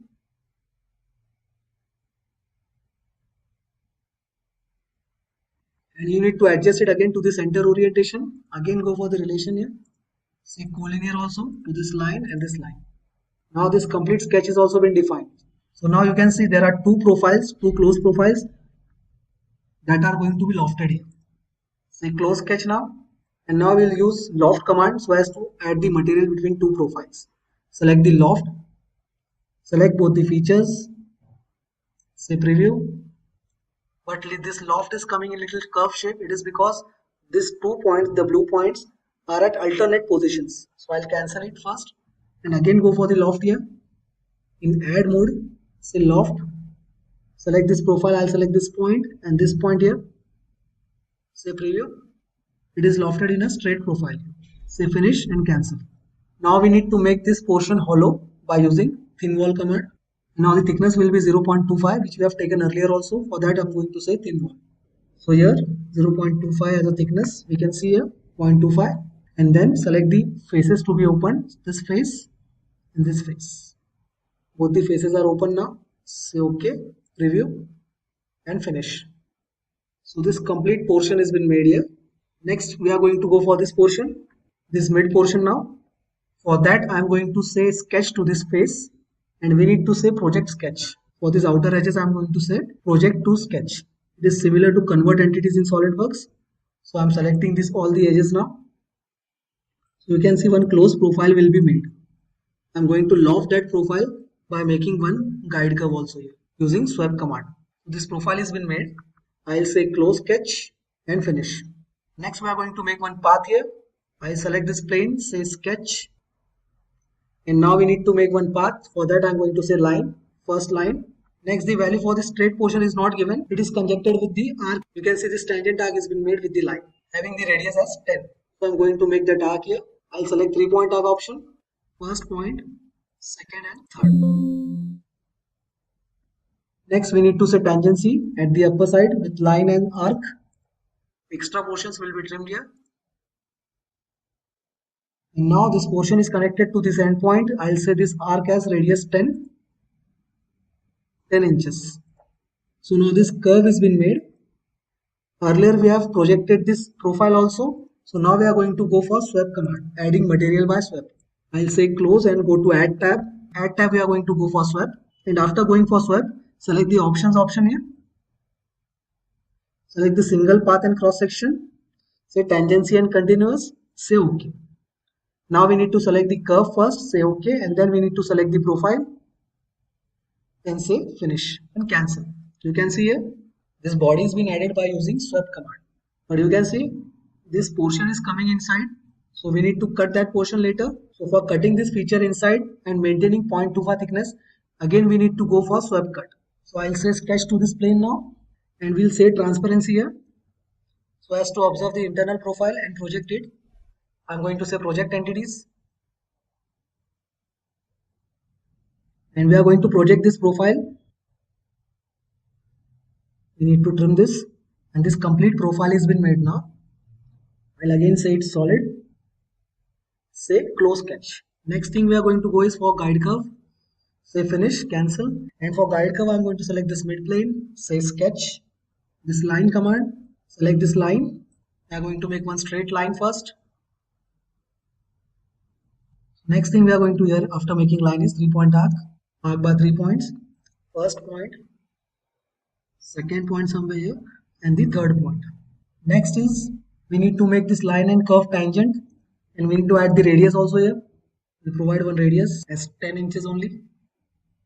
We'll make trim for this extra line, and now this complete curve is also been made. Now we are going to say close sketch and go for sweep cut. So in this cut tab, I'm going to select sweep. Select the guide curve first. Go for the options and check the options whether they are right or not. Now in options, we need to observe whether it is single path, whether the face tangency is coming or not, and merging faces are no merge or full merge. I'll say no merge only. Say OK after selection of this guide curve, and then we need to select the profile here. Say finish and cancel. Now this cut is also been made. You can see this complete cut has been made inside this body. So now this part is completely hollow, this portion. we need to cut this extra material from inside. For that, again we'll go and say sketch to this face, this internal face. Select the sketch command and say sketch. I'll make this part transparent. We need to select project curve here again and go for this selection here. I'm going to select this line tab. Say close sketch. So I've selected this internal feature here. You can see here. Make this part visible. So I've selected this internal edge and close the portion by the line. And we have set sketch to this internal face only, as we need to cut only this internal material till here. So the close profile is ready. Say close sketch. So after making this profile, we are going to go for extrude cut. I'll select this cut. Say we need to cut the material here. Select the sketch required. Say OK. And the option I'm going to select here is from extend to extend. So I'm going to cut from this face the material till this face and say finish and cancel. Now you can see this internal material is also been cut. I'll hide these sketches here so as to understand. Also hide the planes, reference planes. If you need, you can hide this axis also here, as well as these planes, the earlier planes. So now you can see the material has been cut here also. This complete portion has been hollow here. Now we need to make one radius also here. So for that I'm going to go for round option. And the radius here given was 0.5. You can see this value. Select round and select this edge. Say this value is 0.5 inches. Say preview and finish. This round is also been made here. Next, lastly, we need to make these holes here, having diameter of 0.41 inch and center to center distance as 2 inches, making it position from this corner at 0.75 inch and from the vertical distance as 1 inch. So here I'm going to make that hole. I'm going to say sketch on this face. We are going to use extrude cut only this time. Select the diameter here and place the hole. So here the diameter was 0.41 inches. Next, the placement was given 0.75 horizontally. You can see here this distance 0.75. I'll take this value as 0.75, and here the vertical distance was given 1 inch. Again, smart dimension, select this edge and this arc, say 1 inch. After positioning and making this hole, say close sketch and go for extrude cut here. Select this and say OK. And end condition till last. Say cancel. Now we need to make pattern of these holes. So for that I'm going to select the pattern command. Select the pattern. We need to select the feature, this cutout. Say OK. Next we are going to select the face. And in face we are going to take rectangular path for the pattern. I select the center point and take this path here. Now we need to say type of pattern. So here in rectangular pattern I'm going to say fixed type. In X direction I'm going to go for 4 entities here. And in Y direction 2 only. So the distance will be, as here the distance is given as 2 inches, and this center to center distance will be, the total distance was 15 inches. I'll minus this 0.75 from the right side and 0.75 from the left side. Total deduction will be 1.5 out of 15 inches. So here the distance will be 13.5. Next we need to say close sketch, finish, and the holes are made on the other side also now. Here you can see this complete part has been made. Now we need to apply appearance if we want. So I'll go for this appearance option again. I'll go for material instead of appearance. In model tree I'll say material, right click on the option, go for this material table, and we are going to apply one material here. I'm going to take metals. In metal I'm going to take iron as grey cast iron. Whatever material you want you can take. The properties of that particular metal are being shown here. Say apply to model. After applying to model we are going to go for render option again.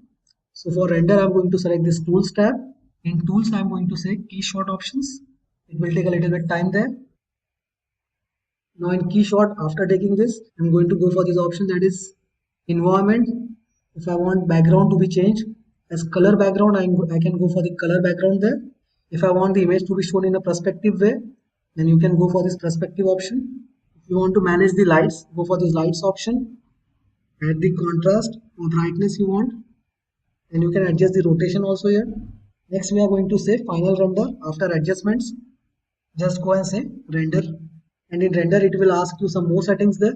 So you can name the file here. I'll say it uppercasing of motor blower. Then it will ask you for the root you want to save it. I'll say this folder sign. I'll click on this folder sign. I want to be placed and saved at desktop. So in desktop I'm going to select render parts and say select folder. Finally I want render. This part has been rendering. If I want to save this image, I'll save.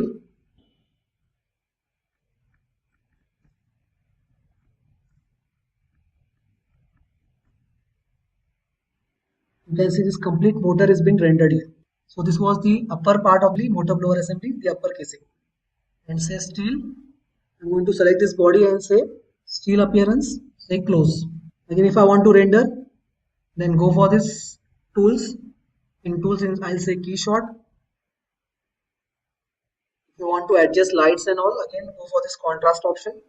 Increase the brightness if you want. If you want to change the rotation, I'll rotate it a little bit.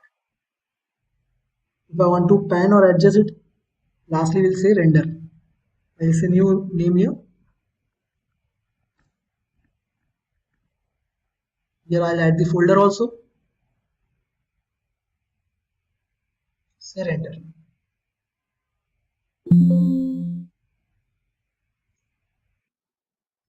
We'll again change the appearance here. Go to part painter. Select the type of selection as body, and we are going to change it into copper or bronze here. So for applying copper or bronze appearance, we are going to go here and select this bronze appearance. Select the part, say close. So in this way we are going to end this lecture. We have made the upper housing of motor blower assembly. We are going to continue the lectures for SolidEdge. Do like, share and subscribe the channel. Till then, thank you. So hello everyone. Today we are going to start with session number 17, and in this lecture also we are going to go for part practice. So today we are going to make this part, you can see here. So this is one of the component of a machine and we are going to make it in SolidEdge. So you can see here, first we are going to see what actually are the features that are going to be there in this part. So here this part is completely circular in cross section, also having internal cuts as circular in cross section. But here in this internal portion you can see here, this portion, you can see this portion here, and this top view also showing only one internal feature is being cut in a rectangular way. Other than this, all the features are in diameter symbol, showing that the internal cuts are round in nature. So we are going to use majorly revolve boss and revolve cut command here, as well as we are going to go for this counter bore holes. For that we are going to use hole command. We are also having one dowel hole here combined with one drill hole. I need to zoom apart a little bit here. So there are chamfer also on the starting edge, at the lower edge, at the corners of this outer body, as well as on the sides also. So there are total 7 chamfers on this body. Some internal radius is also there. So to start with the part, we are going to make this outer body, and then we are going to go for this revolve cut. We'll start with SolidEdge here. We are going to select revolve command, select the front plane, and now we are going to make the half of the sketch of that particular body. First I'll make the revolve axis. I'll select this line as an axis of revolution here. Now we are going to calculate the total height. So the total height given for this part is 74 mm. You can see here in section view AA. That is this section view, intersecting this dowel hole also. So in section view you can see this total height is given 74. The total width of this part is given as 136 diameter. So I am going to select the height first. I'll take it as 74. Say auto scale to dimensions. Next we are going to go for the diameter size. Now this projection has been made here, that is of 5 mm, having diameter 92, and then the larger diameter will come of 136. So we'll start with the 92 diameter here, having projection of 5 mm. So I'm going to take this value as half of 92. 92 by 2, I'll directly put the value on the scale in fraction form only. So here the value is coming 46. Next, the height is 5 mm here.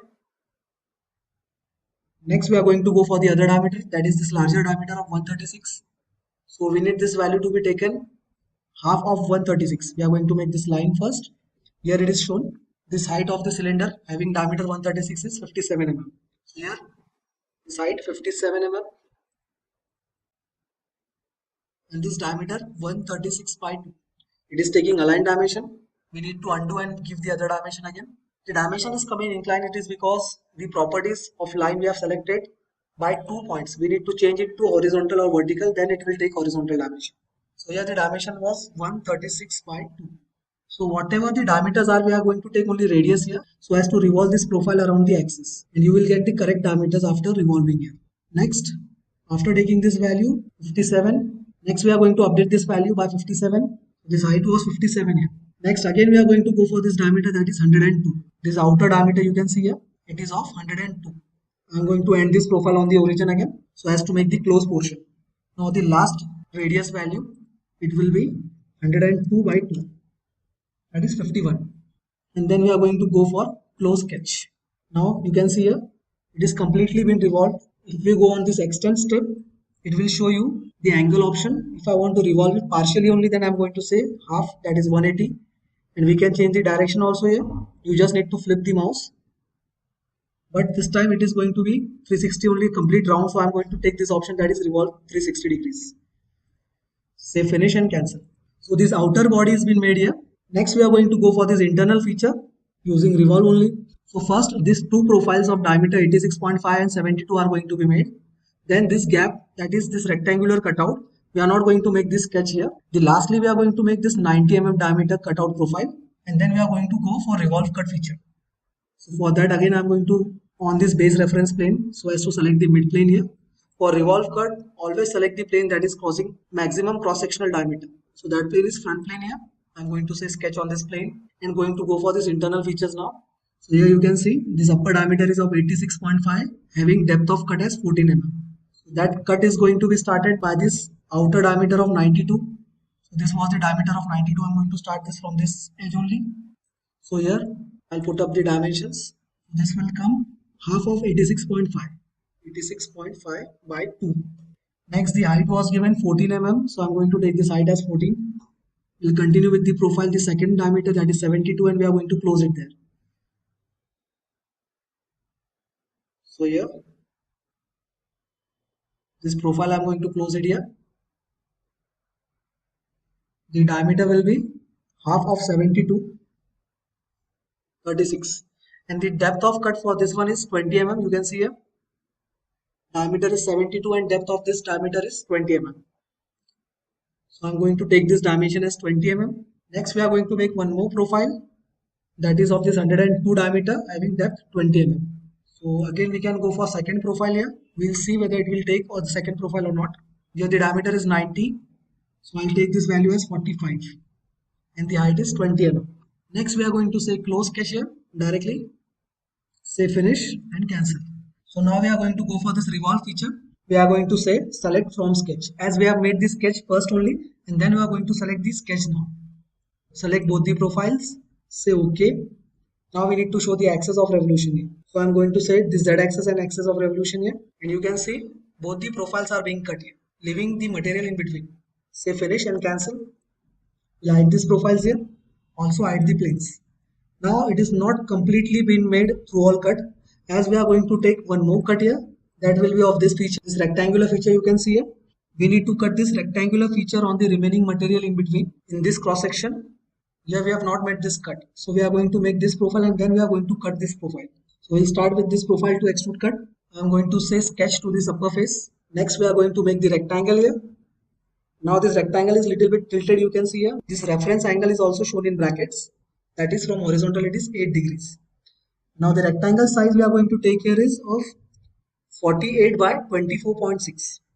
So here I'm going to take the type of rectangle here as by 3 points, first, second and this third point. Now we are going to provide the sizes and make this rectangle symmetric with this center. So first we are going to provide the sizes here. So this align size, you should take the type of dimension here as by 2 points. So this value it is taken of 48 and the other value is of 24.6. Now I am taking this rectangle 24.6 by 48. It is because we are going to draw circles on the endpoints of this rectangle to obtain this profile shape. So here 24.6. We also need to give angles. For that I am going to make construction line here. Going to say construction line, and now we are going to provide the angle of 8 degrees here. It is tilted at 8 degrees. Next we are going to draw two construction lines in origin. I am going to say this line as construction. Next we are going to go symmetric axis. Select this line as a symmetric axis. Then select the relation symmetric and select both the sides. Next we will drag it little bit downside here. Next we are going to draw for horizontal orientation this line. So this line also has construction. Next select axis for symmetricity. Then go for the two sides to make this symmetric with this axis. Now this complete rectangle that is 24.6 by 48 has been defined. Next we are going to set this all the four lines as construction. Select construction and say change selection. Click on the rectangle. Next we are going to draw the circles here. So now the diameter of each circle here it is given that is of 10 mm. So we'll select this and say diameter as 10. Another circle. We need all 4 circles here. Say equal relation all the circles. Say equal relation to all the circles here. Next we are going to offset these lines. Here we need to calculate the values. That is, this vertical distance was 24.6 and the boundary we require is of 30.6. So difference between these two values is of 6 mm. So we'll take offset command, select the type as single and go for the offset value of 3 mm. Say accept and then click on the side we require. At bottom side also select the line, put up the value of offset and say accept. Now we are going to trim here the circles. Same we are going to do on this side also. Next we are going to go for offset on this vertical lines also here of this rectangle. Again select the offset, go for the 3 mm value, say selection as single type, accept and put it here. Next the other line on the opposite side, again say offset, select the line, say accept and show the direction of offset. Again we are going to trim these lines to make the sketch completely constrained. Trim the circles also here. Same on this side.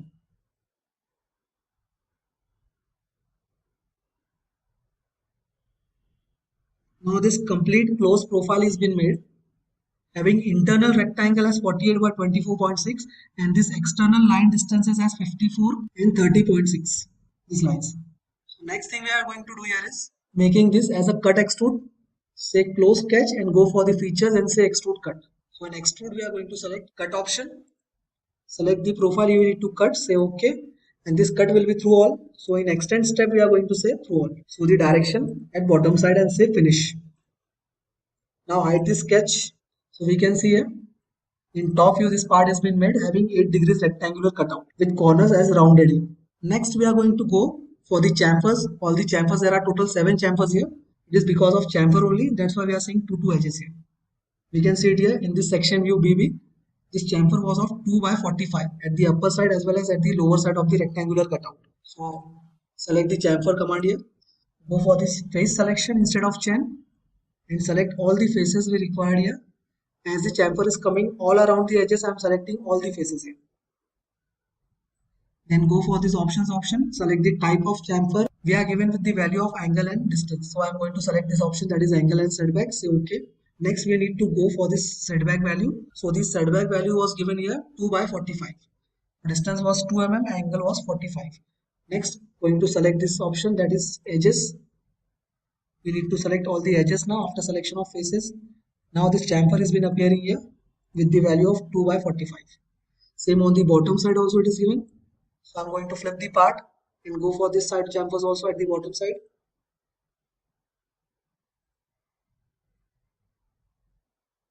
Next, we are going to go for this upper edge chamfer here. So this upper edge chamfer also you can see here, it is given of 2 by 45, this outer edge chamfer. On this edge also we need to go for 2 by 45. Again select the chamfer command. Select the face option, select the face required. Say OK, and now we need to select the edge required. Say 2 by 45 and again say OK and finish. So this outer edge chamfer has also been made here. Next we need to go for this chamfer that is on the outer cylindrical edge. So this projected cylindrical edge. So at the internal boundary we need to go. Select the chamfer. Say select face. Say OK. Then select the edge and we are going to put the value here as 0.5. Say finish and cancel. So now this chamfer is also been made, that is of 0.5 into 45 on this edge. Next we are going to go for this chamfer now at the internal feature, that is of 1 into 45. Here the value was given 1 into 45, it is on 2 edges, that is this internal edge also 1 into 45 and the outer edge also 1 into 45. On this edge select chamfer tab, select the face, say OK, and then select the edge required, go for the value as 1 into 45. On this face also, next at the bottom outer face on this edge, again chamfer, select the face, say OK, select the required edge, say 1 into 45, say OK. So now this outer chamfer of 1 into 45 has also been made. Next we are going to go for this internal chamfer at the bottom side. Say chamfer tab, select the required face, say OK, and select the required edge. Say OK again and finish. So now we have made all the chamfers here. Next we are going to go for this radius, that is at the upper corner, the cylindrical projection, the radius is of 0.75. You can see here. So here we need to go for the radius of 0.75. I'm going to select round command and say this value as 0.75. Say preview and finish. So you can see this fillet has been made here. Again one more fillet is given here, that is at the internal section. The first cutout, that is of radius 2. So on this edge, round with radius value of 2 mm. Say preview and finish. Next again one more radius is given at this outer section of radius 1. So yeah, we need to go for this radius. Select the edge and say this value as 1. Say preview and finish. Now all the radius and chamfers are been provided here. Next we are going to go for these hole cutouts. So on PCD of 120, we can see here this counter bore holes, 3 numbers equally spaced, with having the circle cutouts at the PCD of 120 mm diameter. So here at the top view you can see here these counter bores. External diameter is 11, internal is 6.6. So I think M6 will be the hole required so as to make this counter bore using hole command. So again we are going to set top. We need to orient it properly first and then go for this counter bore. Select the hole tab. Select the face on which we require to put the counter bore hole. Next, place the hole required at the position and then I'll go for this close sketch. We need to put up the option saying counter bore hole. So I'm going to select the counter bore here of M6 size and fitment I'm going to take normal here. So this internal diameter by default is coming 6.6. You can see here this internal diameter was given 6.6 having end condition through all, and the upper diameter was coming 11 mm. So here also the upper diameter is given 11 mm. We don't need to customize the sizes in counter bore here, but still the depth of cut it is given 6.8 in standard hole. We are going to customize that depth and say it as 25. You can see here this value. So here we need to say 25 and we need to place it on the dimension. So for that again I'm going to say hole step and we need to go for the smart dimension so as to place it from center. As the PCD was given diameter with 120, so I'm going to take it 60 mm here. Say close sketch and finish. This counter bore has been made here. Next thing we are going to do here is pattern this hole. So I'm going to select pattern tab, select the feature required to be patterned, select say OK, then select the required face on which we require the pattern, then go for the type of pattern, that is circular, select the part center, then select the feature center, go for the options here, showing the number of entities or count, say as 3, and show the direction. Any one direction we need to click and then say close sketch. So this counter bores are also been patterned here.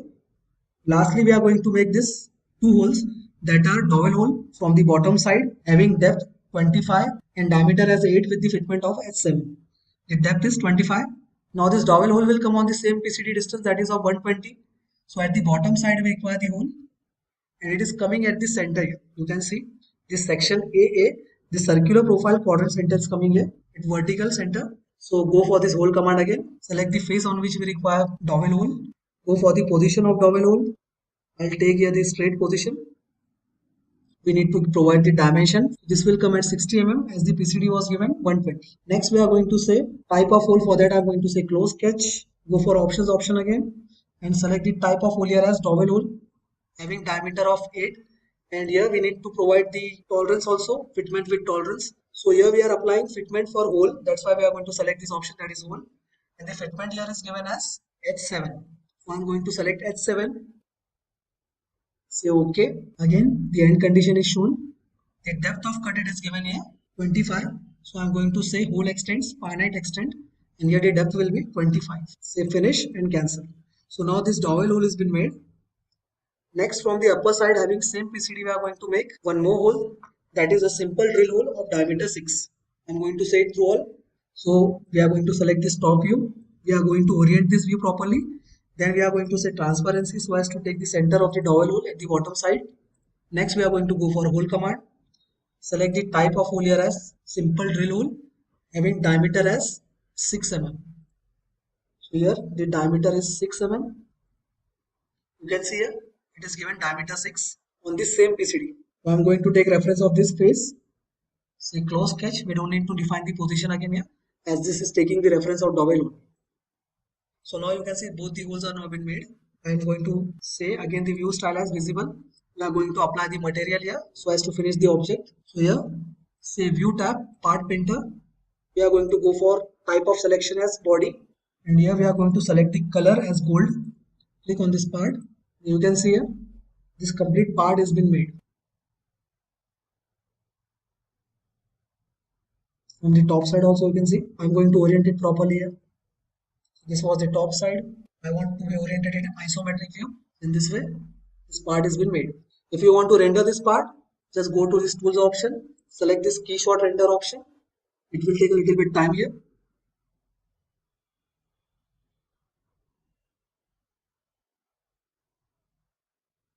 If you want to adjust the brightness and light, we can adjust them here. So hello everyone, today we are going to start with session number 18 and we are going to make one plate containing different types of hole by using this hole command. So here you can see this plate. We are going to make this plate containing different types of standard holes. So we are going to make this part just for hole practice so as to understand different types of hole in hole wizard. So we'll start with this plate. You can see here. So this face is at the top orientation. We'll go on the software and start with the plate. Select the required plane. Center rectangle, provide the dimensions. So here the dimension is given 940 and here the other dimension is given 552.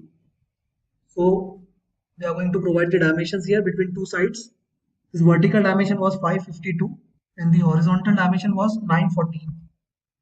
You can see here in the front view it is given at the bottom side 940. Now the thickness to be extruded here is 26.5. Say close sketch and extrude it by 26.5. We need to provide the value here in this area.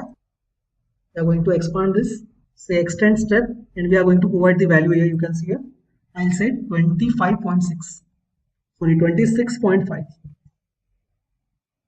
So upper direction and say finish. So now this base plate has been made. Next we are going to go for this chamfers. That is, there are total 4 chamfers, size having 10 into 45. So angle distance is given here. So now we are going to go for the chamfer, that is of 10 into 45. Select chamfer command. Say the selection as face. Select the required face. Say OK and put up the value as 10. 10 into 45. Say OK again and say edge. Again 10 into 45 we can see here. Say OK and finish. Next face. Say OK and next edge, this one, again finish. Last face, OK and the required edge. Say OK and finish. So now the complete chamfers are being made on the corners here, okay. 10 into 45. Next we are going to go for the holes now. Before that I'll make this cutout first, that is of diameter 120. So for making this cutout we can use hole command also or we can directly say extrude cut. So I'm going to draw this sketch and going to say extrude cut here. As the hole size is not standard, it is a little bit bigger size. Select extrude, say select the face, draw the circle required here. Now the location of the circle is given, you can see here, from the left side as 0 ordinate. This dimension is given 155 horizontally and vertically the dimension is given 234. You can see here. This line is coming 234 from the vertical. So vertically 234 and horizontally it is 155. So vertically I'll say 234. Say auto scale and horizontally I'm going to say it 155. Here the dimension is 155. We need to put up the diameter also. Diameter is 120. Say close sketch and we are going to cut this circle. Say finish and cancel. Now we'll start with the standard holes first. So we are going to start with this tap holes. You can see here. There are total 10 tap holes of size M16 with the pitch of 2. So M16 into 2 is given. There are total 10 number of holes, that is we can see here. At the bottom side they are showing 4. On the left side as well as on the right side, these 2 holes means total 6. Then again 4 on the upper side. The total is 10. So to start with, I am going to select on the left side here. So to position this M10 size hole, this dimension is given vertically as 20 mm and horizontally as 20 mm. So I am going to select this hole command here. Select the required face to position the hole. place the hole and set the dimensions. So horizontally it was 20 and vertically also 20 mm. So here this is 20 mm and horizontal value is also of 20 mm only. After placing the hole, we are going to put all the number of holes. For that, I'm again going to select this command, that is hole circle. So with the alignment of this hole only, this second hole and the third hole. Same way, fourth, fifth, sixth, seventh, and eighth, ninth, and this 10th hole. Now we are going to go for the alignments here. So I'm going to give the relation as vertical from this center till this center. Other holes are already containing alignments except this corner hole at the upper right side. Say vertical to this hole also here. Now we are going to go for the distances. So the center to center distance from one tap hole, that is 20 mm, till this tap hole is 240 mm. So now we will take vertical dimensions of the left side tap holes. So the first one was placed at 20 mm from the zero ordinate. The second one is placed at 240 mm. And the last one is placed at 460 mm. So here I'll take this distance as 240 and 460. So I'll take this dimension from the upper edge here as 240 and the other one as 460. Now this horizontal dimension for this tap hole from the left side is given as 165. So from the left side it is 165. As due to alignment, this hole is also been defined here. Next we are going to go for this tap hole. So the distance for the other tap hole here is given as 775 from the left side and the other one is at 920. So horizontally this second last one is at 775 and the last one is at 920 mm. Next we will say close sketch and specify the type of hole. Go to options and in options we are going to select the size. So this tap hole was of M16 into 2 as a pitch and through hole as end condition. So I'll select this type here as threaded. Go for this standard thread. Size will be M16 and here the pitch we can see it is shown as 2 mm. I'll say this threads to hole extent, means complete threads. Next we are going to say tap drill diameter. As if we minus this nominal diameter from the tap drill diameter, the pitch will be 2 mm. That is 16 minus 14, that will be 2. That's why I'm taking here the option as tap drill diameter. Next the end condition will be through all. So I'm not going to change the hole extent here. Say OK and say finish. So these tap holes are being placed now, threaded tap holes. After that tap holes, we are going to go for these holes. Now these are the counter bore holes. Number of quantity is 10 and the diameters given here is 26 and 19. The lower diameter is 19 and the upper diameter is 26. End condition is given through all and for the upper diameter it is given 16 mm. So for diameter 26 I am going to select the size in metric system. Select the hole command and go for the face selection so as to position the holes. Now we'll start with the hole. So here there are total 10 number of holes here also. So these are the holes we can see here. First, second, third, fourth, fifth, 6th, 7th, 8th, 9th and this 10th one. So from the above distance it is given at 92 mm. We will position the first hole here. The alignment will be with the tap hole as earlier. So I will place it somewhere here. Then second hole and the third hole. So at the left side there are 3 holes. Then they are placed more 3 in horizontal direction at the bottom side also. First, second and third.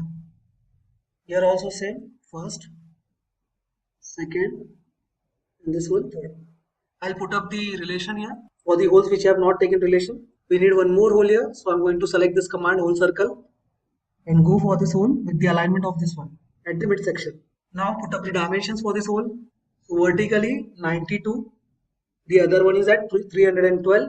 So vertically 92, the other one is at 312 and the last one is at 532.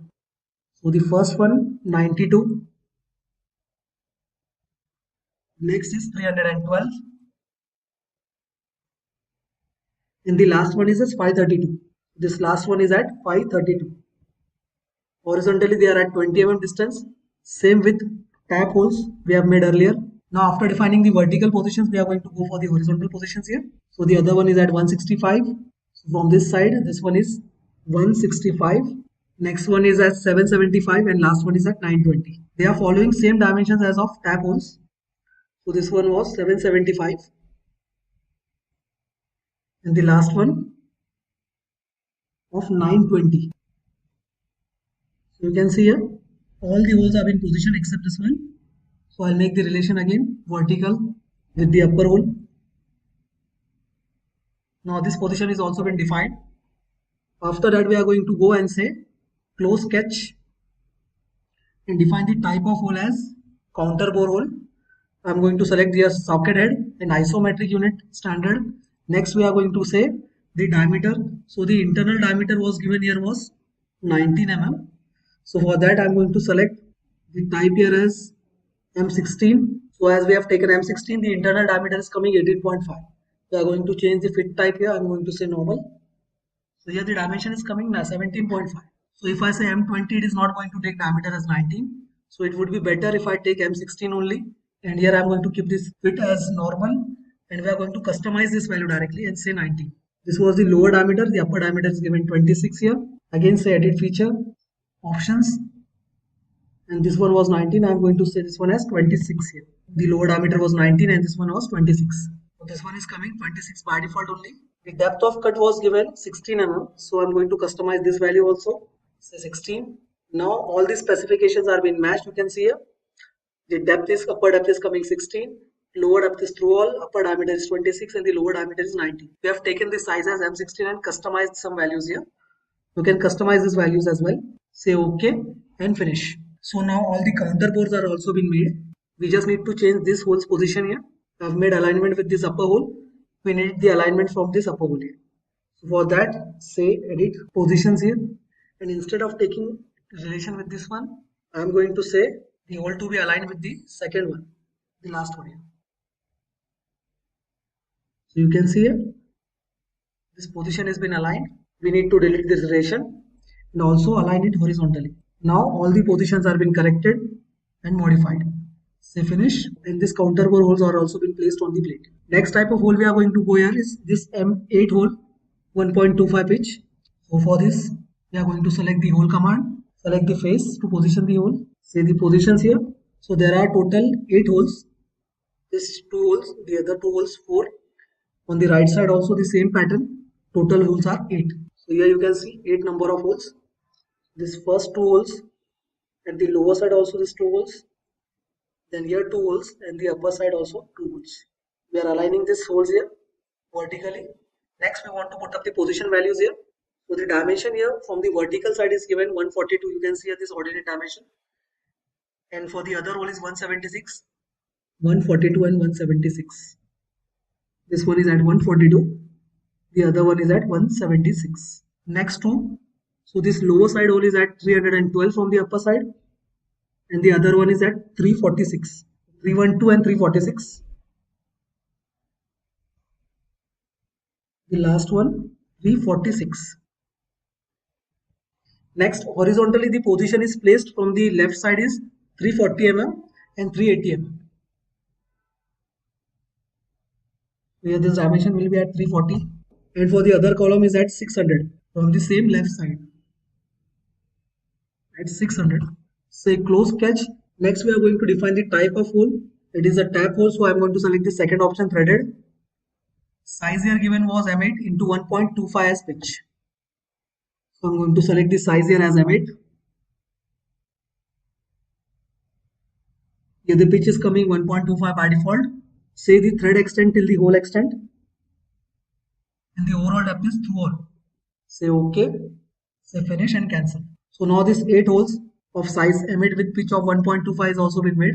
All these 8 holes are been made. Next category we are going to go here is for M12 tap holes. There are total 4 number of holes. So here M12 into 1.75 is pitch. Select the hole, position the hole. Second, this one will be the third one and the last one from this vertical reference. Horizontally the position will be 380 and 560. Smart dimension. This will be at 380 and the other will be at 560 mm.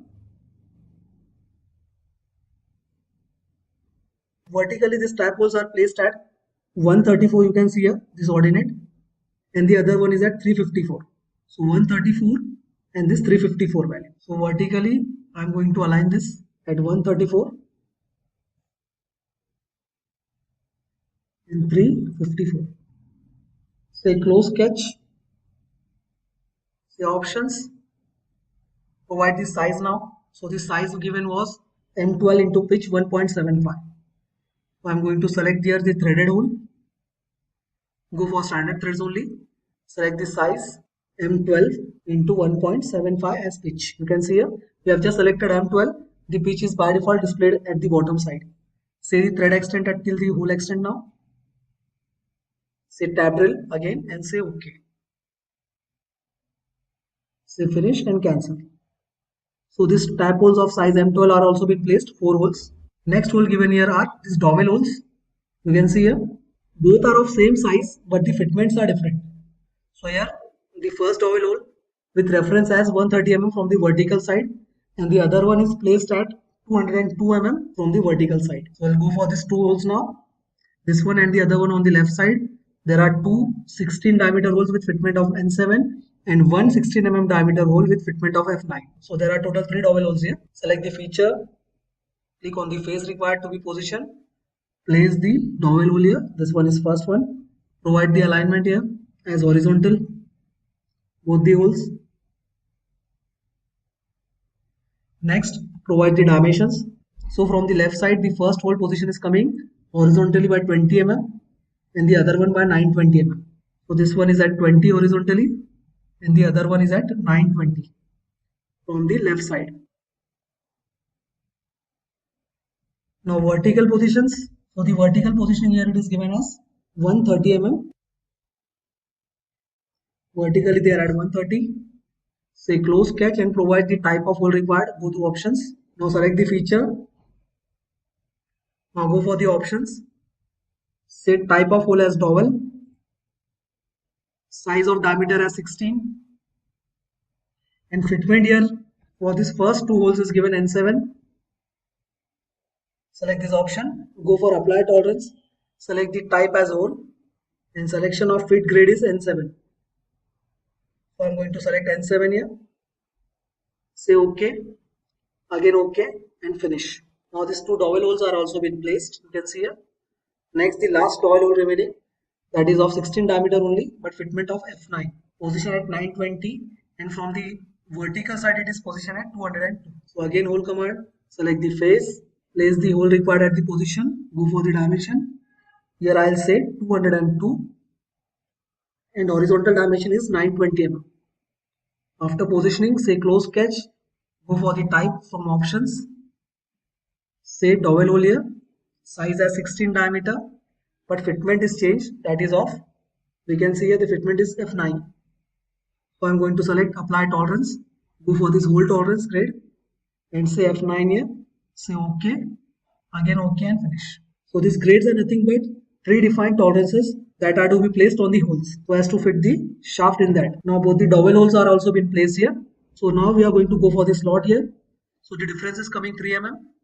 For that go in hole, select slot, select the required face, and in slot I'm going to draw one line here. Now the center to center distance was given 3 mm. Next we need to position this. So for that the first center of the slot is given at 18.5 from the horizontal. Select the smart dimension, select the left edge and this left point. Say this value was 18.5. Next the vertical position was given as 202. We can see here. So from vertical the dimension will come 202. So now this slot has been positioned here. Say close sketch. The width of this slot here is given as 16 with fitment of G7.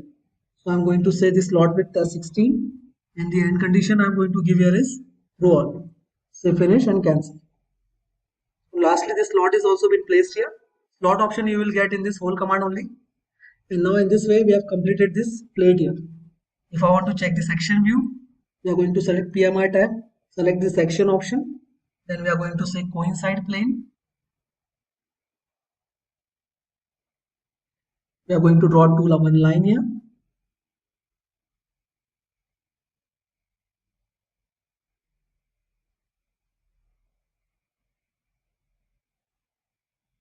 say close sketch. We want internal cuts at the bottom side. Say OK and finish. So you can see here the section view is also been placed. If I want to off the section view, just hide the section view from model tree at the upper left side. Next, if you want to apply the appearance, go for this part painter option. Select the type as body and go for the required color as steel. Select this plate. Say close. This complete plate has been made here. If I want to render it, I'll go for tools, key shot render. If you want to increase the contrast and brightness, you can do that. So after rendering, we realize that this hole is not positioned properly. That's why it is taking a cut at this edge here. So now to position it properly, I'll cancel this render here. And now we'll go for this positioning of the hole at hole number 11. Say edit sketch. And you can see here, this position has been misaligned. So to solve that, I'm going to delete this reference of vertical relation. Again, go for the relation manager. Select the relation as vertical and position this hole here. Now this hole has been positioned properly. Say close sketch and finished. Now this complete part has been made. So here we'll stop with the part modeling lectures and we are going to continue the assemblies in the next lectures. Till then, thank you. So hello everyone, today we are going to start with SolidEdge assembly and we are going to cover all the basic commands required to complete the assembly. So for that I am referring press tool assembly here. We are having the PDF of press tool assembly. So to start with, we are going to make this bottom plate. There are total 4 parts in this assembly, which are top plate, guide bush, guide pillar and bottom plate. The parts which are having copy are not to be made at 4 times of 5 times. We just need to make one part in quantity and that we are going to copy everywhere. So to start with bottom plate, we are going to go for software, select the new and say isometric part. So I'm starting with bottom plate here. Select the extrude command and go for coincide plane. We'll make this sketch here for the bottom plate. So it is a rectangular plate having the dimensions. Horizontally it is 250 mm and vertically the sides dimension is 150 mm. Next we are going to say close sketch and we are going to extrude this part here. So the extrusion size was given 30 mm. So I'm going to say this value as 30. Say finish and cancel. Next, after making this plate, we are going to go for the holes here. So the size of this hole is given diameter 25 and are placed at 4 places. Starting with the left side, we can see 30 horizontally and 30 vertically. The dimensions are given for placing this hole. So we can go for hole command also or we can directly go for extrude cut. I'm selecting extrude cut here. Hole command is better to use when we need to make holes for fasteners. It is just a feature, that's why I'm taking extrude cut here. Put up the values, say 25 diameter. Say auto scale dimensions. Next, put the XY references dimensions here. Say 30 by 30. Say close sketch and extrude cut. So I'll say through all here. Say finish and cancel. Now we need to make pattern for this feature. Now this is very important point that if you are going to pattern the guide pillars on these holes, then it is compulsory for us to make this holes pattern only. Because if we don't use pattern feature here, the related part will not be patterned in assembly also. That's why it is compulsory for us. Instead of doing mirror or instead of making 4 holes together, it is suggested to make the first hole and then go for pattern command. So as to pattern the related part in assembly also. Say pattern, select the required feature to be patterned. Say OK. Need to select the coincide face. Go for the rectangular pattern. We'll select the center of the feature and going to make a rectangular path here. Type of rectangular pattern I'm going to select here is fixed one. We need to show the XY entities here. Number of entities in X direction, that is horizontal, and Y direction, that is vertical. Next we need to give the dimensions in between dimensions between X and Y entities. So in X direction the dimension is going to be 190 and in Y direction the dimension is going to be 90 in between centers of the feature. You can see it. This vertical distance is given 90 and horizontal it is 190. So after putting up the values and entities, go for close sketch, say finish. Next we are going to go for this cutout here. So this cut was made of diameter 50. Go for sketch and we are going to make the circle as diameter 50. The distance from the bottom side for placing this hole is also given 50 mm only. So this distance, that is 50 mm from the bottom side. The alignment is with center origin as the hole is in the center of the plate. So I'm going to apply the relation here as vertical. Now this complete placement of the circle has been made. We are going to cut the circle here, say finish, say cancel. Go for this extrude, select the sketch. Say OK. Next, say cut. Finish and cancel. I'll hide this sketch here. So now after completing this part, we are going to save this part. I'll make one folder here.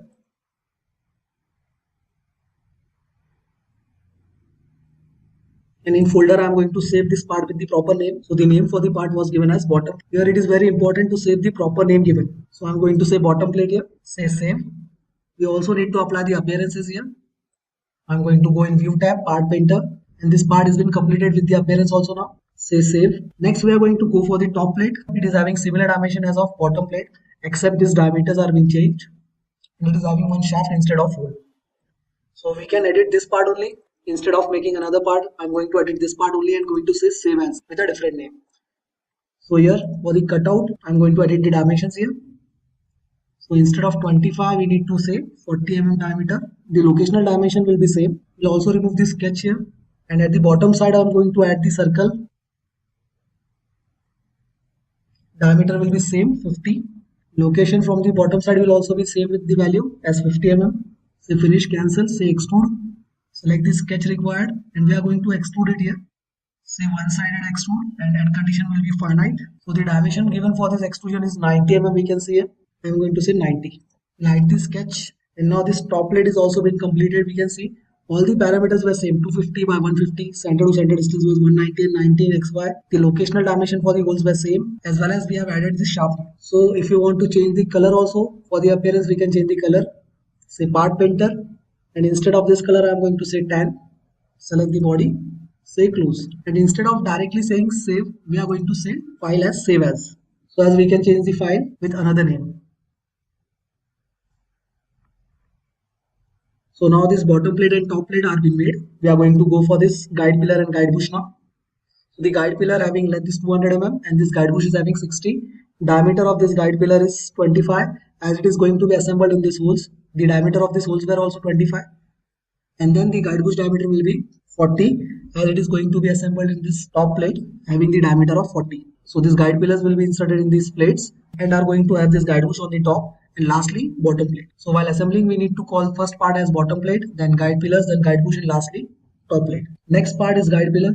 So I'm going to say file, new, isometric part and instead of extrude we are going to say revolve now this time. So it is better to make any shaft by revolve command instead of making it by extrude. That's why I'm making the shaft by revolve command here. I'll say 2-point rectangle.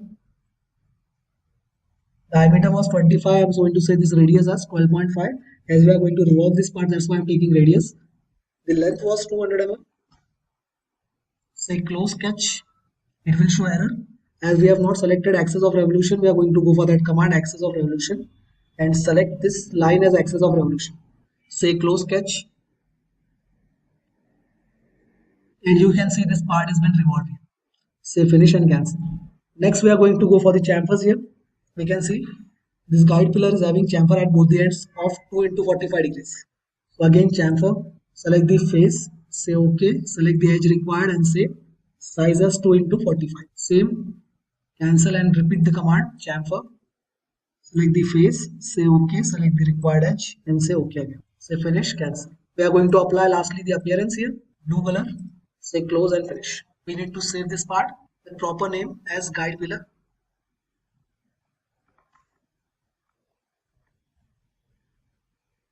Next we are going to edit this guide pillar only so as to convert it into guide bush. So for that I am going to edit the dimensions, saying dynamic edit. So instead of 200 I am going to say it 60 mm. As the height of this guide bush is 60 mm and diameter of the outer side is 40 and inner side will be 25. So we need to make this cut after that. We need to edit the diameter also. So instead of 12.5 I'll say 20 mm as radius and diameter will be 40. Next we also need to make one hole here. So I'll draw one circle. Say 25 diameter, close sketch and now we are going to say extrude cut. Instead of add we are going to say cut here and say through all as end condition. Say finish and cancel. So you can see here this cut is also been made. We are going to change the appearance again. So I'll say orange to this guide bushes here. Say close. We'll save this part now. So we'll say save as again. We just need to change the name here. Instead of guide pillar I'm going to say guide bush. Now all the parts of the assemblies have been completed. We are going to gather this part and complete the assembly. So for starting the assembly I am going to say file, say new and we are going to say isometric assembly. Here the isometric assembly has been started. Now you can see this interface. This is the model tray area, and this is the command which we are going to use to call the parts and assemble them together. So to start with, I'm going to say insert components. We need to browse the files.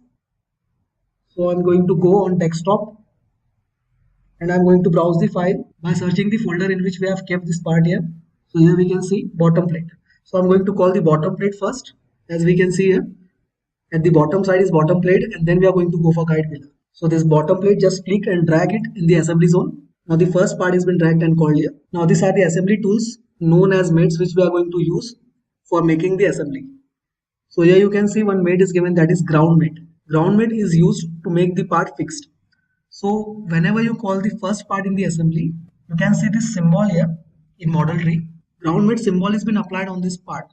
And if we keep the arrow on this bottom plate, you can see one note is been appearing showing that the part is grounded here. So we can consider it that the part is fixed here.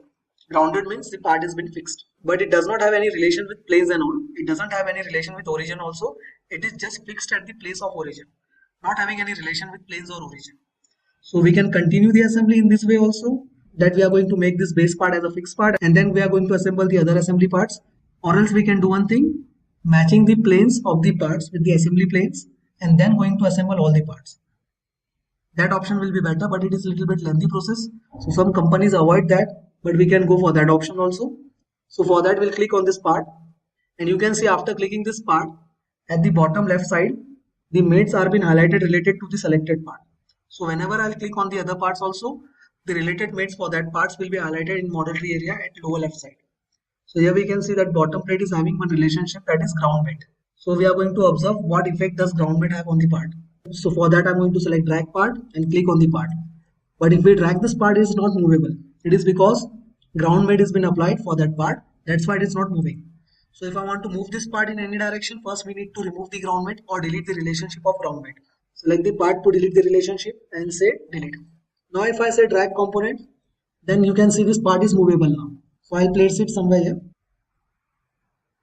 And now I'm going to put on the assembly planes here. So here you can see this assembly planes have been on. We also need to show the part planes if we need here. So for that I'm going to select this part, right click on the part, and you can see one option is appearing, show hide component. Select that option, say reference planes on, say apply and OK. So now the planes of this bottom plate are also been highlighted here. It is because we are going to mate this part with the origin by the use of planes only. We are going to apply mates on these planes only so as to match the center of the assembly with the first base part. So for that I'm going to use these relations here. So we'll start with this first relation here as planar align. So this relation or mate is used to make the faces or planes coincide together. Usually planes, that's why the name is planar align. So I'm going to use this option as planar align and then go for the selection of planes so as to match them together. For applying mates on the planes, we need to select the part planes first. So I've selected the front plane of the plate and then go for the selection of assembly planes. So here you can see front to front has been matched. So next plane I'm going to select the part right plane with reference to assembly right plane. So these two are also been matched. Next we are going to select part plane and assembly top plane. Now all the planes you can see here are been matched and this part is again aligned with the center of the assembly. You can see here all the part planes and assembly planes are coming at the center of this plate. It is also very important while making this part that we should make it by center references only so as to get the planes at the center of the part while assembling. Next we can see here after clicking this part, now it will show three relationships here, three mates, that is front to front, front of assembly and front of plate. Same goes with right and top. So all the planes of the part are matched with the assembly planes. We have done this in SolidWorks also. We are continuing it in SolidEdge as well as it is preferable in other softwares also. That we should match the planes first and then go for the assembly. Now next we are going to call the other part. So the other part is going to be guide pillar here. You just need to drag the part. While making the part you also need to remember what are the orientations for the part in assembly. Then only make that part according to the orientations of the part in assemblies. So this guide pillar was going to be assembled vertically here. That's why I've made this part in vertical condition only in part modeling. Next go for the mate. So here the mate we are going to use here is axial align. You can see the demo also there. It is used to match the axis of two cylindrical parts, maybe hole or shaft. I'm going to select that axis now. You just need to drag on the part while selecting the mate. the axis will be automatically highlighted. Just select the axis of the part pillar and then select the axis of the hole. Next we are going to go for these faces. So for that I'm going to change the relationship and say the relationship as mate. This relationship is used for mating the faces here, flat faces. So I'm going to go for the relationship here and select the faces. So for that we are going to select mate relationship here, and the selections for the mate will be base of the guide pillar and base of the bottom plate. Now the orientation of this guide pillar is coming at the lower side, but according to assembly we need to make it oriented at the upper side. So for that in mate only we can flip the orientation of the part. You can see here this option. In this mate options, just say flip and the orientation will be flipped here. Say right click and escape. Next we are going to hide the planes here. Also hide the part planes. Right click on the part. Again go to show hide components and say planes off. Say apply and OK.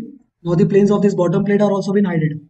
Next, if we want to edit this part in between, so we can make changes in the part in between also of the assembly.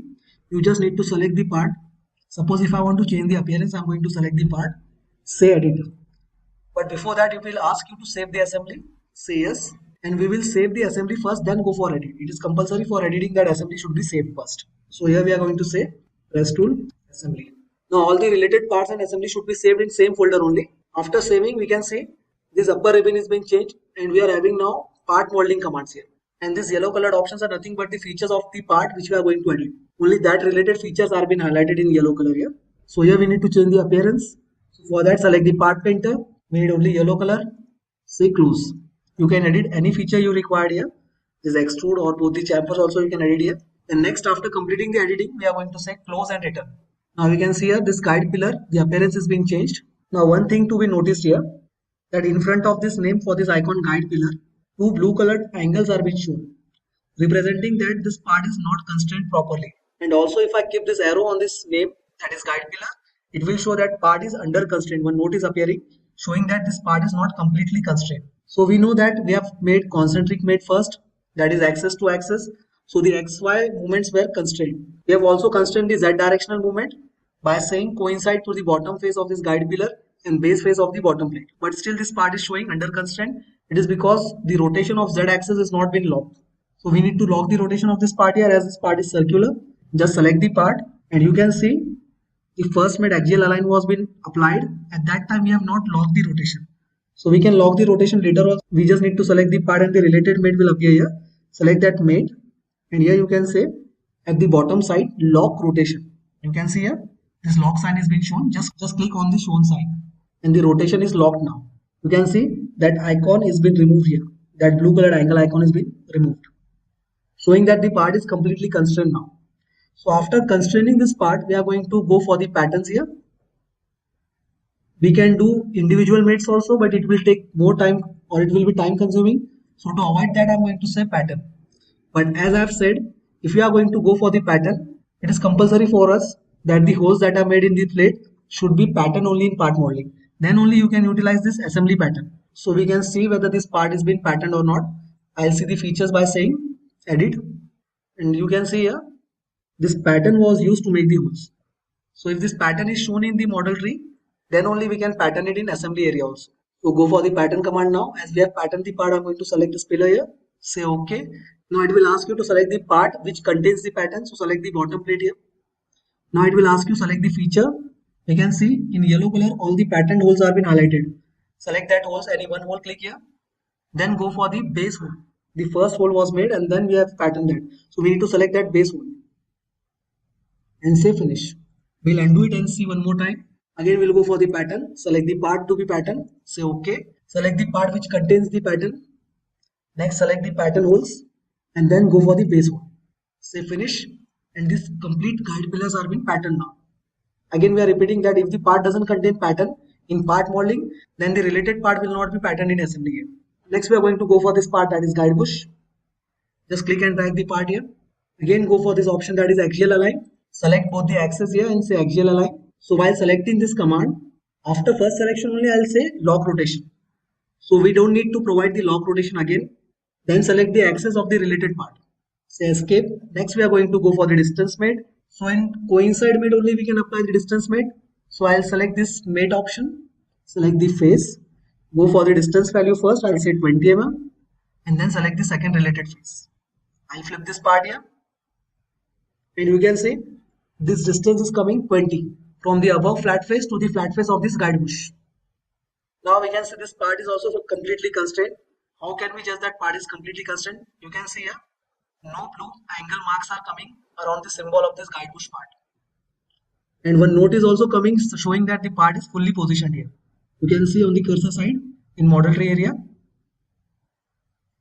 So after that, I'm going to say pattern again. Select the part required to be patterned. Select the part which contains the pattern. Select the holes made by pattern and select the base hole. Say finish and cancel. So here you can see we have almost done with the assembly. Just need to select one more part and assemble it there. For that, I'm going to select assembly again. Go for this part, that is top plate. Drag and drop it here. Now we will select the related mate here, that will be axial align only again. So this axis of this shaft and axis of this hole should be aligned. Next, again go for axial align only. Select the axis of this hole and this guide bush. Next we are going to go for this mate, that is mate option. Select the top face of the top plate and top face of the guide bush. Say flip. Sometimes the orientation gets flipped by default only. So we just need to again click on this flip tab. So we can see here this part is completely assembled here. And now this complete assembly is fully defined, as it is not having any blue colored symbol here on any part. As well as we have deleted the relation that was grounded here. Instead of that, we have used planes of the assembly and planes of the part so as to align the part in center. So this was press tool assembly, and these were some basic terms to be understand while making the assembly. We'll continue with further mates also. Till then, thank you. Hello everyone, today we are going to start with assembly again. So this is the second lecture for assembly and we are going to make flange coupling assembly today. And we are going to cover some more features related to assembly. So we'll start with the part. I'm having the flange coupling assembly parts here. You can see here, this is the exploded view of the flange coupling assembly. So there are total 3 parts, that is this flange, bolt and this nut. So we'll start with the flange first. So to make this flange, we are going to use revolve command. Shift to SolidEdge, select the feature, select the required plane and start with this sketch. So we are going to make this sketch for the flange so as to make it revolve. I'm going to make this line vertical here. Put up the required values. So here the diameter is 220, the upper diameter, and the second diameter is 124. So for 220, I'll take the distance from the axis as 110. As we are going to revolve the part, that's why we are taking radius as the value. Next, this is 124, so I'm going to take 62 here for this diameter. The last one is of 100 diameter, so we'll take 50 mm here. Next, the thickness is given 25, so we'll consider this thickness as 25 only. So this length was 125. First one we have given 25, second one is 125. Next, we'll provide one relation here. I'll say this as vertical. And you can see this complete sketch is fully defined here, fully constrained. As it is showing in black color, we can directly go for revolve now. We just need to make one axis here. So I'll draw one line and say this line as axis of revolution. It is compulsory for us. If you directly go for the feature and then go for revolve, it is compulsory that you should select this axis of revolution and say this axis as axis of revolution. Say close sketch, and this complete flange is being made. Say finish and cancel. Next, we are going to go for this holes here. They have been made on the PCD circle of 192. So I'll make one sketch on this face.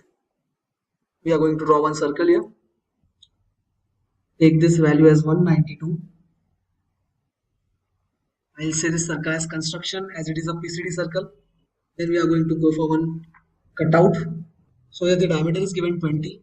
I'll make this circle here at the bottom side. We need this diameter to be taken as 20. Next, we are going to cut the circle here. Say close sketch. Say extrude. Select the circle. Say OK. Now we are going to cut this part. Finish and cancel. Next, we are going to go for patterns. Select pattern. Select the required feature to be pattern. Say OK. Next, select the face. We are in sketcher mode. Select the type of pattern required. I'll say circular here. Next, we need to select the center of the part and center of the feature. Here put up the input values. So count are required here is there are total 6 holes given here. So I'm going to say it as 6 count and then click and say close sketch. Now we need to remember the first hole. So this was the first hole we have taken. Say finish. Next we are going to apply our appearance also here. I'll take it as steel head hot. Say close. Next we are going to go for one bolt. Say part and say OK. So the bolt dimensions are given here. 105 is the overall length, 15 is the length of the head, and hexagon is of 35 in between sides. So we are going to go for the commands now. Select the planes option, go for the right plane, say extrude. I'm going to make one hexagon. The diameter will be 35 here. Say close sketch and extrude. So the extrusion was of 15 mm. Say finish and cancel. Next, we are going to go for the shaft. For that, I'm going to make revolve. We can also go for the extrude boss here, but I'll prefer revolve first. So revolve, select the plane, and I'll make one half sketch by 2-point rectangle. So here the dimension for the shaft is given 20. I'll take it 10 mm. And this dimension is given 105. Say close sketch. It will ask you for making the revolve axis. As I've told you earlier, it is compulsory for us to make revolve axis.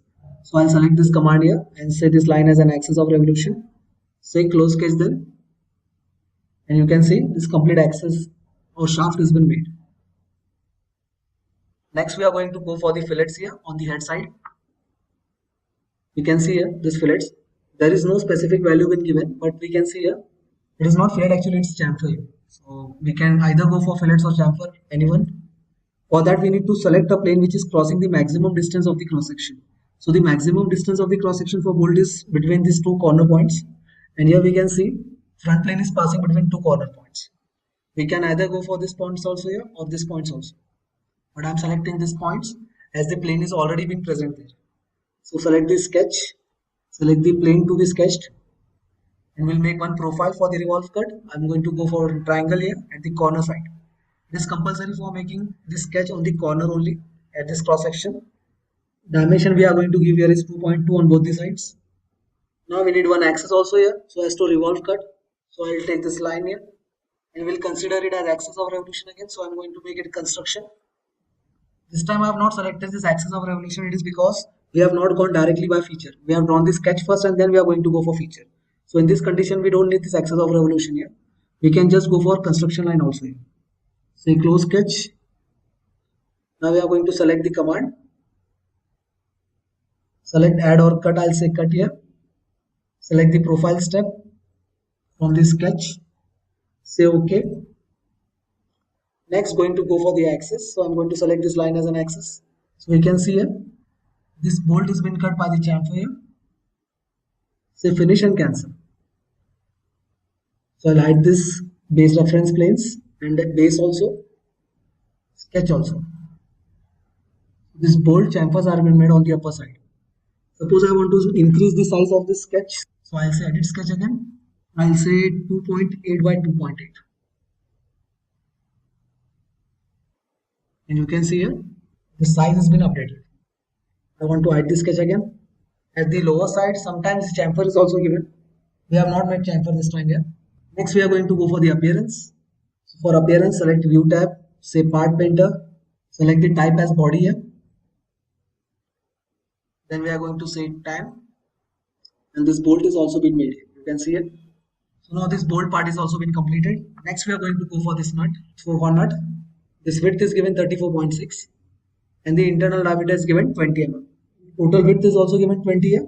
I'll say new, part and OK. This time also I'll select right plane, say sketch, again hexagon here. This width is given 34.6. So after exiting the sketch, we are going to go for extrude boss. Say the selection as select for sketch, say OK and say extrude. So the extrusion here is given as 20 mm. So finish and cancel. Next we are going to select the plane which is crossing the maximum distance of the cross section for making the chamfers here. Again I'll take this size as 2.8 by 2.8. Say both the sides equal. Next we are going to draw one more profile on the other side, or else we'll go for mirror later. So I'll continue with this one profile only. Just make one line for the axis. Say this line as construction. Say close sketch. Next we are going to go for revolve cut. Select the feature. Select the sketch. Say OK and then receive the required axis of revolution. I'll say to cut the material, it is added the material here. I'll say cut. And we are going to go for this option, that is revolve 360. So finish and cancel. So after this cut has been made, I'll hide the sketch and mirror the feature on the other side also. As we can see here, this nut is having chamfers on both the sides. So we need one plane there. For that, select the plane option, go for parallel plane, select the reference plane or face and then go for the distance. So the total width was given 20. The half distance will be 10 mm here. This plane we have taken here is just for making the mirror command. So here, mirror, it is asking you to select the features required or included. Say OK. Next, select the plane required and then we can say finish. Here it is. We can see here. On both the sides, these chamfers are being made. Next, we are going to go for the cut here. That is of diameter 20 mm. For that also, we are going to make one sketch on the upper face. Circle with diameter 20.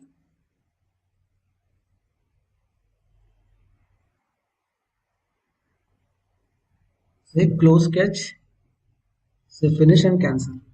Select this extrude, select the sketch, say OK, say finish and cancel. So now this cut is also been made here. We'll go for the appearance option. I'll hide this sketch here.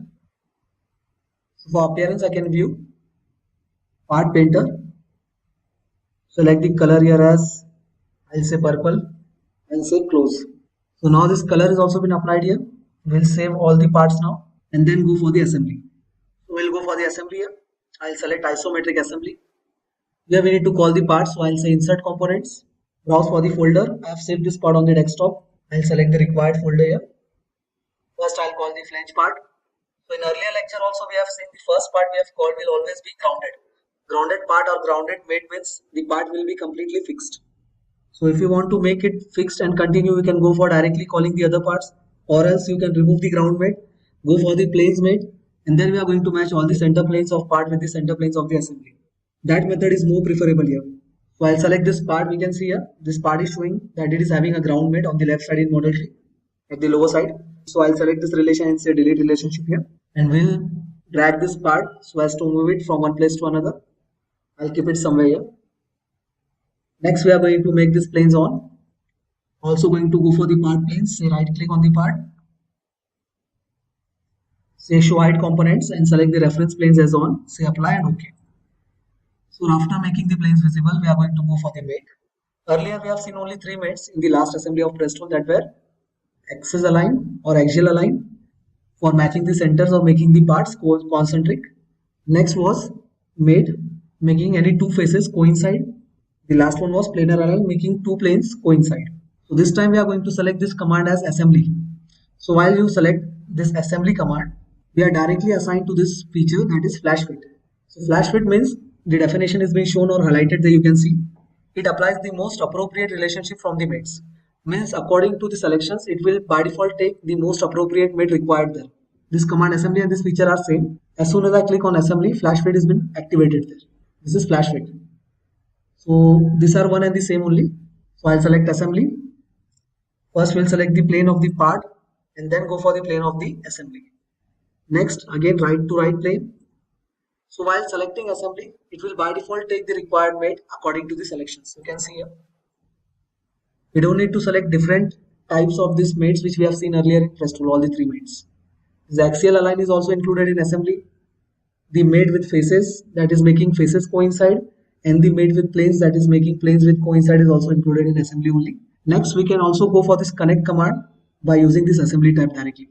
So we don't need to select the features separately here if you are using this tab, that is assembly, nothing but flash fit only. So after aligning all the planes of the assembly with part, We are going to call the next part here. That will be copy of this part only. Say right click.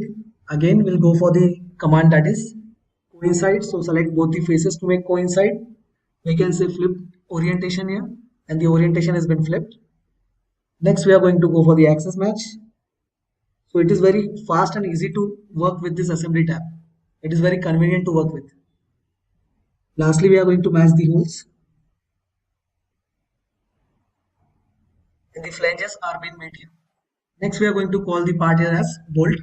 So I'm going to insert the bolt here. Select the axis and this axis. And I'll say lock rotation also here. And say flip direction. Then go for this face to face. And we can see here the bolt has been placed. Rotation is also been locked. Next, we'll call the bolt here. We need to make sure this bolt is being mated with the first hole of the flange, which was made before pattern. So make this bolt concentric with the first hole only, according to the feature. So I'll say assembly again. Select the axis with this axis. Say flip. If you want to lock the rotation, you can lock it here, or else you can do it later also. I am not locking the position here. Next, I'm going to say face to face match, coinciding the faces here. Next, say right click and finish. So you can see this bolt, this blue color sign is coming along the symbol. So these blue colored signs on the opposite corners showing is that under constraint material. Means this part is under constraint. So we need to make it constraint by locking the rotation here. Select the part which we need to lock the rotation. And you can see the related mate is shown here at the left side in model tree. Select the mate and say lock rotation. And you can see this bolt rotation is now locked. It is completely constrained. That's why this blue colored sign is also been removed from the icon. Next, we need to go for pattern here. So for pattern, select the pattern tab. It will ask you select the part to be included in pattern. Say OK. Then it will ask the part which contains the pattern. So I'll select this part. Then it will ask the holes that contains the pattern. And this will ask you for the base hole next. So this will be the base hole. You can see all the bolts are been patterned here. Say finish. I'll repeat it once more time. Select the item to be included in pattern. Say OK. Next, go for the part which contains the pattern. Next, we are going to select the pattern holes and the base hole. Lastly, we are going to select the base hole. Say finish and OK. So the pattern has been completed here. Now I'll undo all the parts here. Means I'll remove the bolt also here. I'll select this part and say delete. And we will again call the bolt part here. Because I need to show one more mate, that is this insert mate. It is usually used most of the time for bolts only. So I'll select this mate here. Select the axis. Select the whole axis. Select the face required to be coincided on both the parts. And here the mate is completed. Means we don't need to give 3 mates, or we don't need to give 2 mates and then go for the lock rotation. It will fully constrain the part in one command only. That is insert command. So you can see this part is completely constrained. We'll repeat this mate, that is insert. Again delete the bolt. We'll call the bolt here. Next, go for the feature insert. Select both the axes. Select both the faces to be coincided. We can see the insert feature has been applied. We are going to see one more command here. It is similar to pattern only. Now one more next command or feature we are going to see here is that clone component. It is similar to pattern only. Select the clone component. Select the part. Say OK. Again we need to select the feature in which the part contains. Say OK again and then select the part. You can see as I have selected on the flange face, these bolts are again being made pattern here. Say OK again and finish the command. We'll repeat it for the nut also here. Just say assembly axis with the bolt axis, then face with the flange face, right click and finish. Next we are going to lock the rotation of this nut. You can see it is showing in the mid that rotation is unlocked at the left side. Say lock rotation. Then go for this option again, repeating that command, that is clone component. Select the part. Say OK. Select the part on which this part is mounted. Again say OK. And then we need to select the similar occurrence parts. So nut will be assembled on all the similar parts or bolts. Say OK. Say finish and cancel. So in this way the assembly is been completed here. You can see here flange coupling assembly. There is not a single part which is under constraint.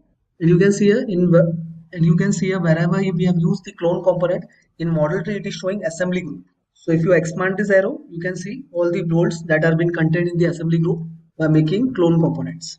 So we have seen here assembly feature. This assembly feature contains total 4 mates. that is axial align, face to face mate, plane to plane mate, and point to point connect mate. Assembly feature and this flash fit are nothing but the same only. So if I select this flash fit also, it will give the effect of this feature only, that is assembly. Next we have seen the other commands as pattern and clone component. Now I want to see this assembly in a section view. We need a section view in assembly. So for that again we are going to go for PMI option, and in section I'll select this option, that is section. We need to select the coincide plane here. So I'll show the planes here. I'll select this mid plane. Next we need to draw a sketch. So I'll say 2-point rectangle. I'll draw a rectangle here. I'll make it constrain according to the cut I required here. Say close sketch. And now it will ask you to cut the material, on which side we need to cut the material. So I'll always select the inner side of the sketch being made. And then it will ask you the direction of the cut. So I'll take it on the front side. Say OK and finish. So you can see here, I want to hide the features, so I'll hide the planes here. Just go and say right click and show hide all components. I'll say hide all the planes, apply and OK. Again we'll take the section plane. I'll hide this section here in model tree. Again go for the section. This time I'll select the plane by keyboard only. So just need to click on XYZ on the keyboard so as to take the references of XYZ planes. So you can see here, I've taken reference of the Y plane here, and the section view is shown. Half section view of the flange coupling profile. So finish. So this was flange coupling assembly. So hello everyone, today we are going to cover session number 21, in which we are going to see further features or further remaining relations in assemblies. So to start with, I have made two simple parts. We are going to refer that parts so as to see other remaining mates. So for that, I am going to say insert components. So I have this plate here. I am going to browse that plate here. And this time we are going to keep this part grounded only. We can see here, after clicking any part, the related mates or relationships are shown in the model tree at the lower side. So here we can see grounded mate is being shown on the plate.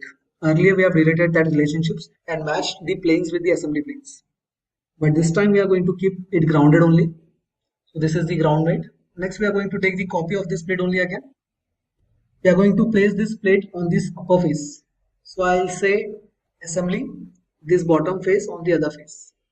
I'll flip the part here, say right click and finish. Next, if I want to drag this part, I'll drag it here. I want to rotate it here. So I'll keep it in this way, freely move it. I'll keep it in this position here. Next we are going to go for plate. So this drag component helps us to move the part as we require.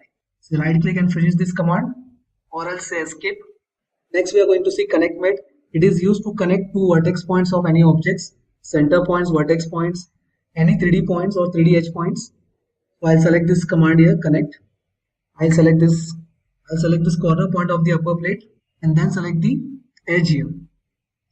But before selecting the edge, I'll apply the distance here. I'll say 20 mm and then going to select this edge. So the distance, this distance in Y direction is 20 mm now between this point and this edge.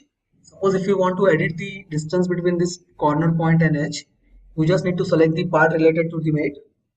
Select the related mate, and here you can change the distance also.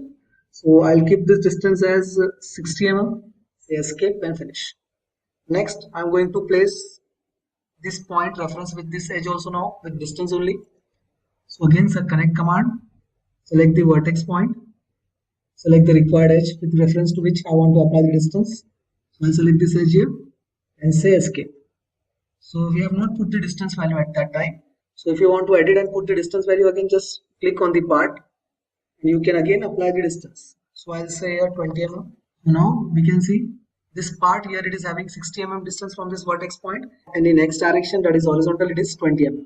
Now if we observe it from upper side, we can see this face is looking parallel to this face, but it is not in the actual case. For justifying that, I'm going to go for the angle mate here. Select the angle mate, select the reference faces in between which we want to provide the angle. Then put up the value here. I'll say the value as 5 degrees here, and then select the perpendicular reference face. This third face should be perpendicular to the above two faces. So I'll select this face, the upper face of this horizontal plate.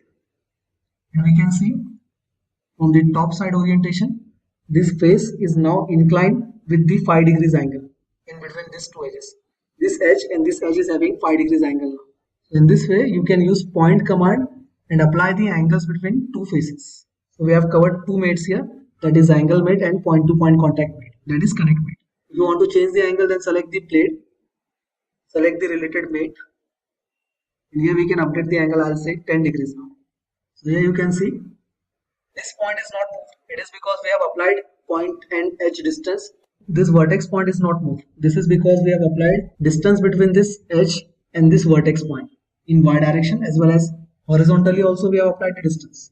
That's why this point will not move, and this fixed point will act as an anchor point so as to take the angle from this face.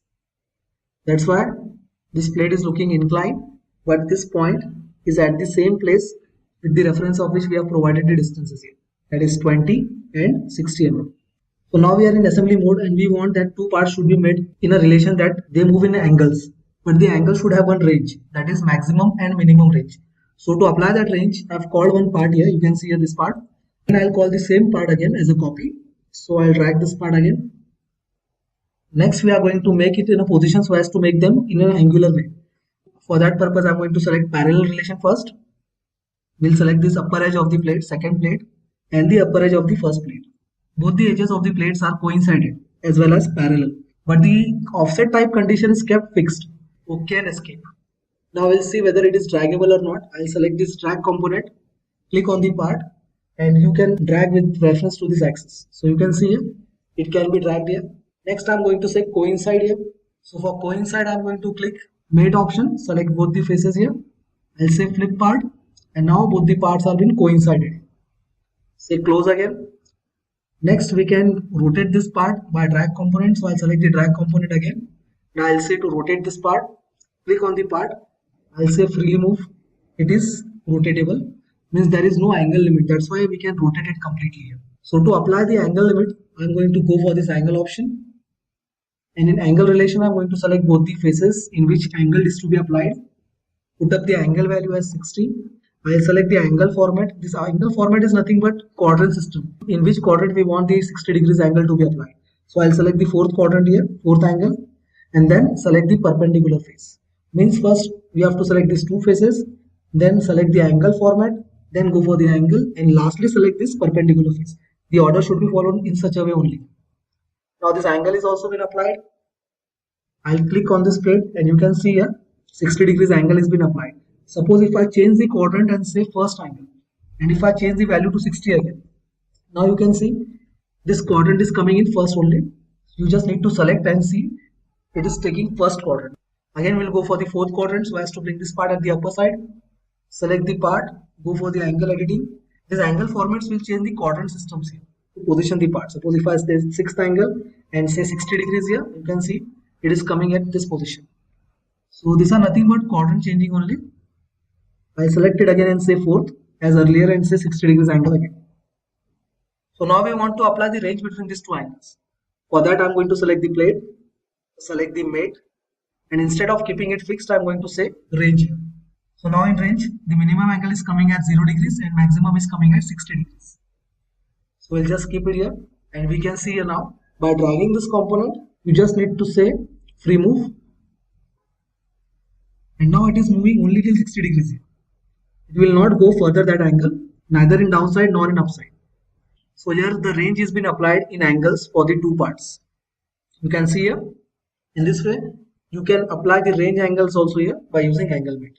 Next important thing we are going to see here is we can apply this range in distances also. Again, we will take the same part as a copy. Here I will say assembly to this face and this face.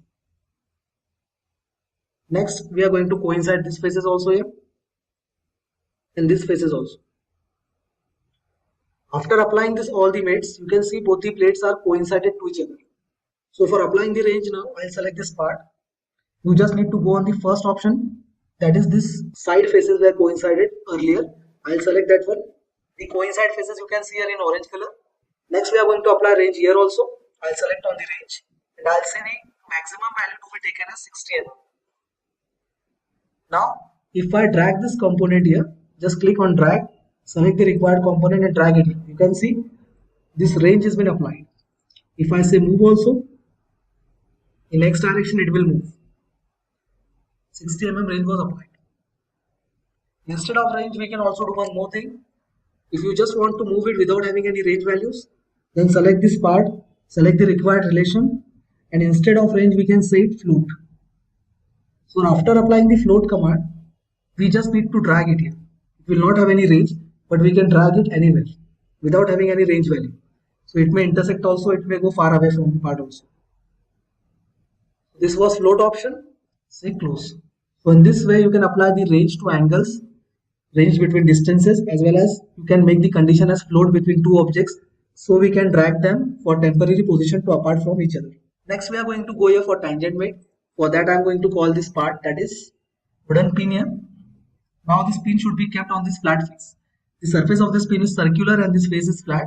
So to position it properly, I am going to apply here the tangent mate. Select the tangent mate, select the face, select the other flat face, and you can see here this part is being kept on this face here. That is tangent. If I want to flip the condition of the part, it will go on the lower side. You can see here, but the orientation is coming at the lower side. If I flip it again, it will come at the upper side. So in this two alternate position, I can flip this part here. Next, we want this part to be placed at the center of the plate. So for that, I'm going to go here and say this option, that is center plane mate. Select this mate, and now it will show the selection mode in two formats, that is single and double. We'll see one by one each. So first I'll select the single one. So in single selection, I will select this circular face here, and the other two faces I'll select this one. So the single selection is only for selecting the first face with a single or double. Next faces should be selected, two only. This part is being placed here now. We'll repeat it again. I'll undo this part. Again go for this mate, that is center plane. Select the condition here as single. So the single face, I'll select the circular face. I want this part to be placed between these two faces. That's why selecting these two faces. So here this center plane mate has been applied. Next I want this orientation of the pin again here at the center only. Again for that I'm going to go for center plane, but this time I'll change the condition and say double. So in double condition, you can see here I'll select these two faces now. So the component to be moved at the center can have two face selection here with reference to the other two faces of the plane. Earlier we were taking only one face for the part which can be moved. This time we have taken two faces. So in this way you can place this part at the center by using center plane option. So we have covered here center plane mate, tangent mate, angle mate with ranges, and distance mate also with ranges and floating conditions. Next we are going to see here is clone component and duplicate component. So to start with, I have called this part here, this base plate. I will call this part again as a copy here. So take this plate here. We'll apply the distance between two plates. For that, say assemble. Select both the faces here. Both of them are coincided now. I'll say right click and escape. Next again I'll select the plate related mate, and we are going to apply the distance. So the distance type I'm going to keep here is range. So it will ask me minimum value and maximum value. So I'll say the maximum value here as 40 mm and minimum as 0. So right click and OK, finish. Next, if I go for drag component, say move, select the face. You can see it is moving till 40 mm now, maximum, and minimum it will go 0. Next I'll say assemble, and again match these faces here. Match this face also, side faces. Say right click and escape. You can see here, if you drag this component, it is taking maximum 40 and minimum 0.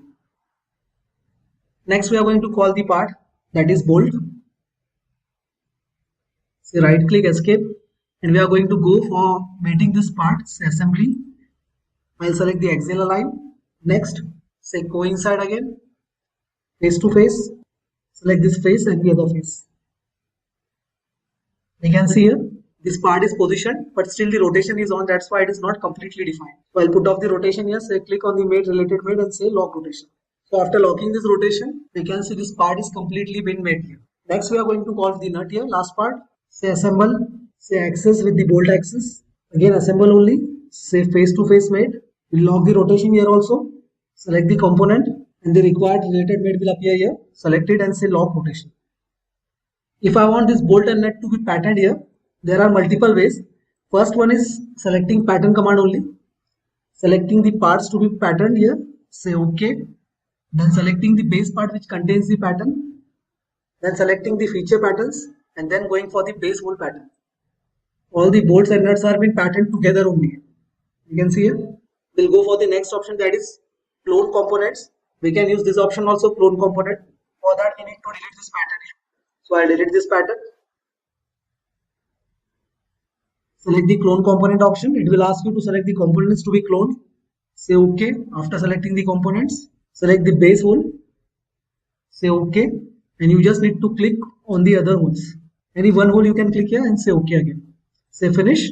In this way you can pattern these parts in clone components also. You can see here it will show an assembly group. If you expand this assembly group, these parts will be shown in this way. I'll again delete this option also. Next we are going to go for duplicate component. So we cannot duplicate the bolt here. As bolts we required here is total number of bolts we are requiring here are 4. But the parts on which the bolt is mounted are only 2. So this combination will not work. For duplicate components, it is necessary that part to be patterned should have equal number of parts on which the part is going to be patterned. First we'll go for the clone component for the bolt. Say OK. Select the reference hole and select any one hole here. Say OK. Select the hole here. Say OK again. So after cloning the bolts, now we can go for duplicate command. It is because the total number of nuts we require are 4 only and we already have 4 number of bolts. So numbers are matching now. That is the main requirement for duplicate component. Select the component to be duplicated. I'll select this nut. Say OK. And you need to select the bolts here. And you can see the nuts are also being duplicated on the bolt. At the bottom side you can see all the 4 nuts are being duplicated. Say OK and finish. So in this way you can use duplicate component and clone component. For cloning components, the base part and the part to be patterned are not required in equal numbers. But for duplicating components, the base part and the part to be patterned are required in the equal numbers. That is the main difference between them. After that, we are going to go for the assembly now. We are going to assemble the double bearing assembly here. I'll say new assembly. We'll browse the parts again. Double bearing I've made the parts earlier only. So I'll browse the parts. So here we have the double bearing parts. I'll first call the base part here. We'll keep this base part grounded only. Next part we are going to call here is this bushing. We'll make axial align here. We'll flip the part orientation. Say coincide now. So for coinciding, I'm going to use this mate. Select the face, the other face to be coincided. Say right click and finish. We can go for the clone component or else we can do mirror also here. So for mirroring, we require the plane, but we are not having any plane in the center. You can see this base reference plane are not lying at the center. So for that, we need to take one plane also. Here we can add the assembly features and go for the planes option. So we'll count the distance first. Say inspect, measure, select the type of selection as faces. So the distance here is 90 mm. So for centering the plane, we need to apply the distance of 45. Again, go for features, go for the planes parallel, select the face required for the reference and go for the distance as 45. Now you have one plane also here in assembly. We can use this or utilize this plane for the mirror again. So go on the home option. Here we can say mirror component. So for mirroring the component, you need to select the component, say OK, then select the required plane, reference plane, and say OK. This chart will show the components to be mirrored. Either you are having 1, 2, 3, whatever the number and names, and the action with the adjustment will be shown in this chart. Say OK, say finish. Again, I'll undo and make it mirror again. So we have taken the plane from assembly features. There was the option of plane. After taking the plane, we have gone for the mirror option, selected the part, said OK, then selected the required reference plane and said OK again. Here we have the part that is mirrored. We'll go for the next part, that will be this cap. We'll make this cap a little bit movable. So I'll say move component, select the part. So we need to select a face which will be perpendicular to the wing so as to move this or rotate this part. I'll rotate this in this way, as the orientation of plate will be in that way only. Again, click on the part, select this point, place this point on the perpendicular face with reference to which we want to rotate the part, and just drag this component here. So right click and finish. So after rotating the part, I'll go for the mate. I select assembly and select this axis with reference to this axis. Same for the other part. Next, we are going to say coincide with these two faces.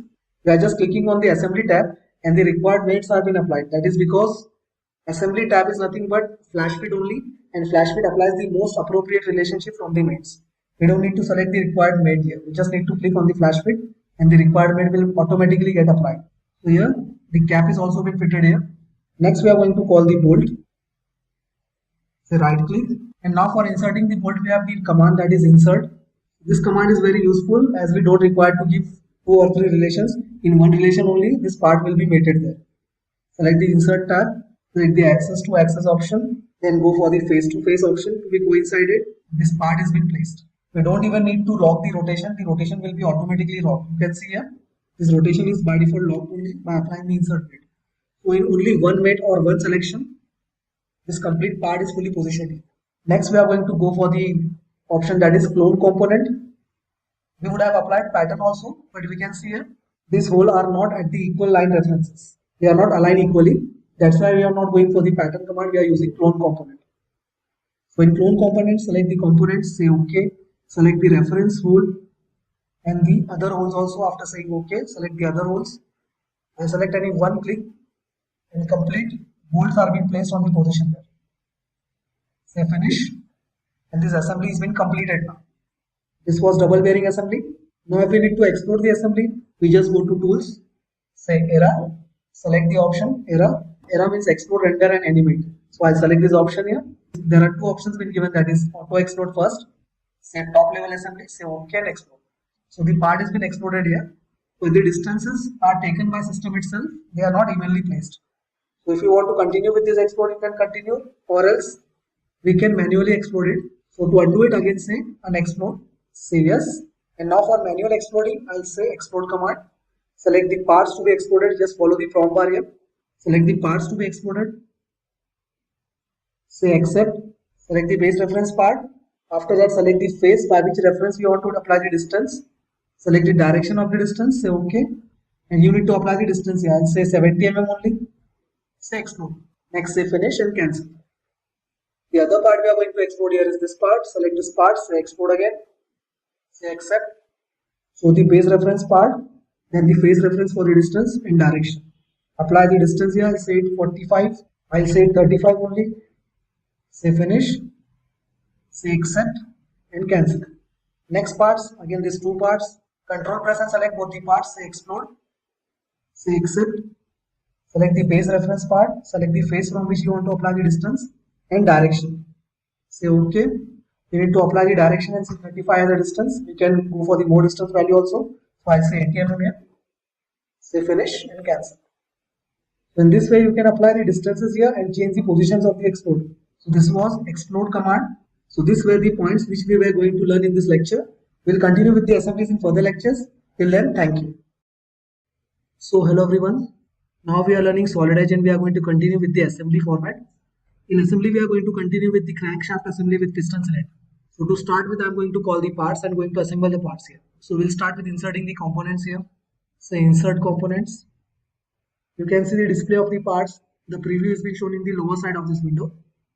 Wherever you keep this parts library option, it is movable and draggable. Wherever you want to adjust, you can adjust it there. And you can also see the previews here.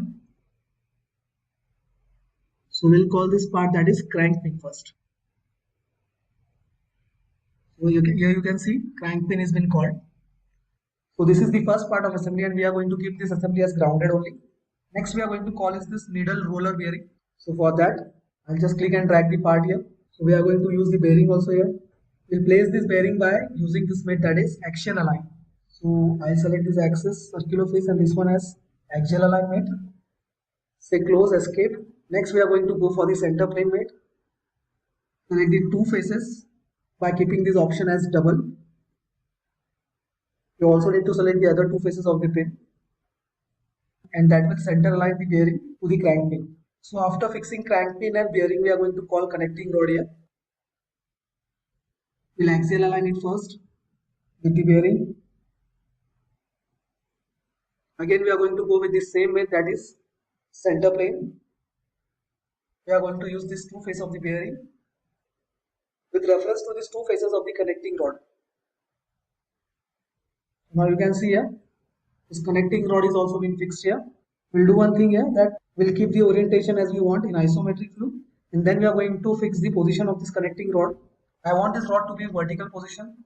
So for that, I'll make the planes of this rod visible here.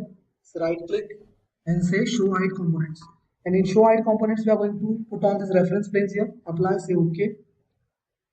Again, we are going to go for the assembly planes here.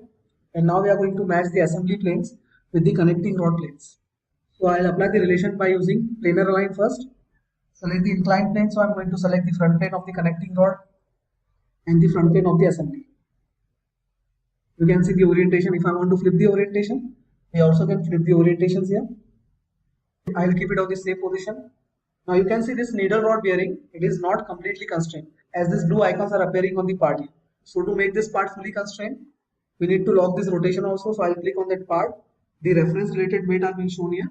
I select this relatable mate that was axial aligned and just go for this lock rotation option. And now this part is also been completely constrained here. And now you can see one note is appearing showing that the part is fully positioned. Next we'll hide the planes again. Say right click, show hide component, and we'll put off the planes here. Say apply and OK. The next part we are going to call here is this cam web part. I'll drag and drop it here. Say assembly. We'll flip the orientation. Say right click and escape. Next we are going to coincide the side face of this cam web with the side face of the bearing. So I'll select the required relation here, that is face to face mate. So I'll select this face, side face of the bearing with reference to side face of the cam web. So the next part I'm going to call here is opposite side cam web. We are going to apply same mates as we have applied earlier, that is assemble. We can directly go for assemble also, dash mate will be applied there, or else we can go for individual mates saying axial align.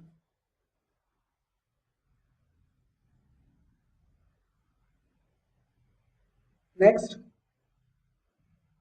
face to face mate. This face and the other face. Say right click and escape. Next, we are going to axial align both the parts here. That is both side cam web parts. So I'll make it axial align again. Next, I want this part to be moved. Here we can see we can rotate this part by dragging option. In dragging, we can say rotate and we can drag this part. So I'll keep it in this position here.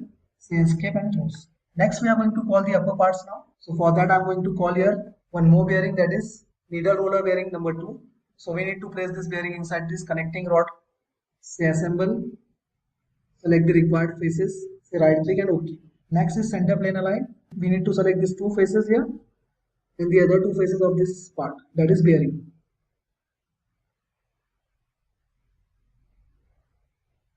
So here this part is being connected here.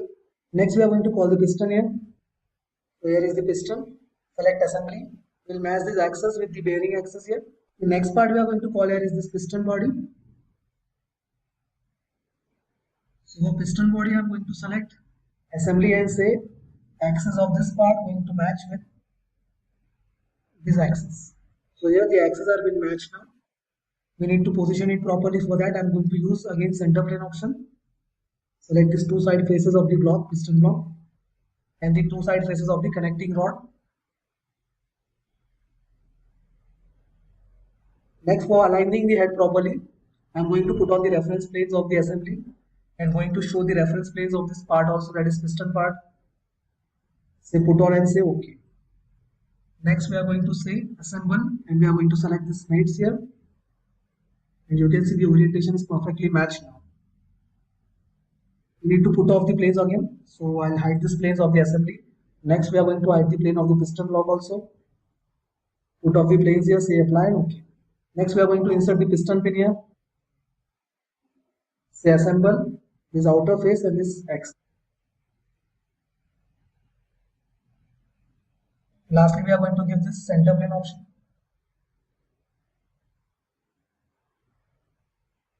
With reference to piston faces. The side faces of the piston. You can see all the parts are not completely defined. So for defining the parts, we'll start with the cam web. So I'll make this cam web planes visible first. And we are going to match the assembly planes with the cam web planes. I'll put on the assembly planes also. You can see here, they are a little bit tilted. Here we can see these both planes are a little bit tilted with the angle. So I'm going to say assembly. We are going to match these planes here. Again, we'll hide the reference planes of the assembly and part.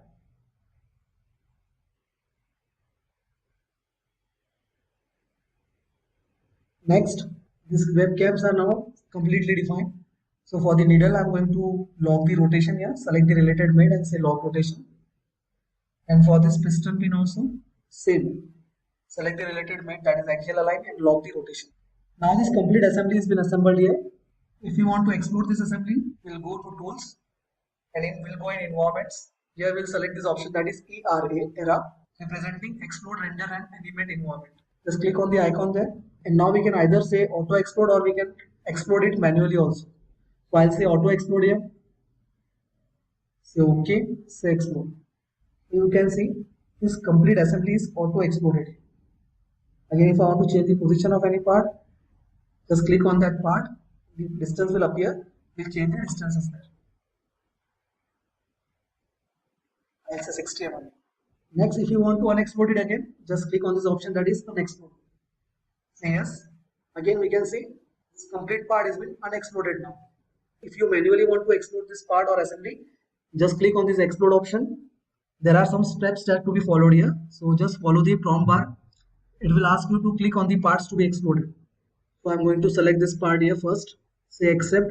It will ask you which part is going to remain stationary here. So I'm going to say this pin as a stationary part. Next, it will ask you face of the reference for taking the distance. So I'll select the side face of the pin. It will ask you the direction in which you want to explode that particular part. So I'll say right side only. Next, it will ask you the distance. So I'll say 100 mm. So in this way, you can see here, explode has been offered. If I want to change the distance, I can change it here. I'll say 50 only this time. Select the second part also. Repeat the same thing, that is explode, accept, stationary part, select the face reference, select the direction and distance. Next part is pin, say explode, accept, show the stationary part, show the face and direction. I'll put the direction again 50 mm only here, say cancel. After that, I'm going to select explode again, say piston, say accept, and this time I'm going to select this as a stationary part. In a reference face, I'm going to select this flat face here. As I want the piston to be move upward, so I'm going to say upward direction. Just put up the distance, I'll say 50 mm again, and here you can see this piston is moved a little bit upward side. Same way the other parts also. Again the next part, explode, this bearing, say accept, say base part, say the required face, show the direction to move and put up the distance. Say finish, cancel. So this part, say again explode, say accept, stationary part again. Next, face reference, direction and distance. So I'll say 30 mm now, say finish and cancel. I'll change the distance of this part here. I'll say it's 70. Lastly, we are going to move this part, that is the last bearing. Say explode, say accept, and the base part, face reference and distance. This time we'll say 50 mm again, or we'll change it to 35 mm and say finish.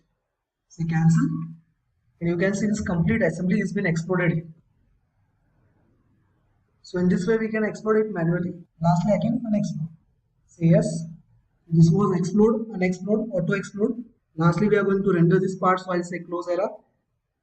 And for rendering, again I'm going to go for this tools only, this tool tabs. Yeah, I'll say key shot. It may take little bit time here. And you can see the final render here. If I want to increase the contrast little bit, so in this way you can render the assemblies also.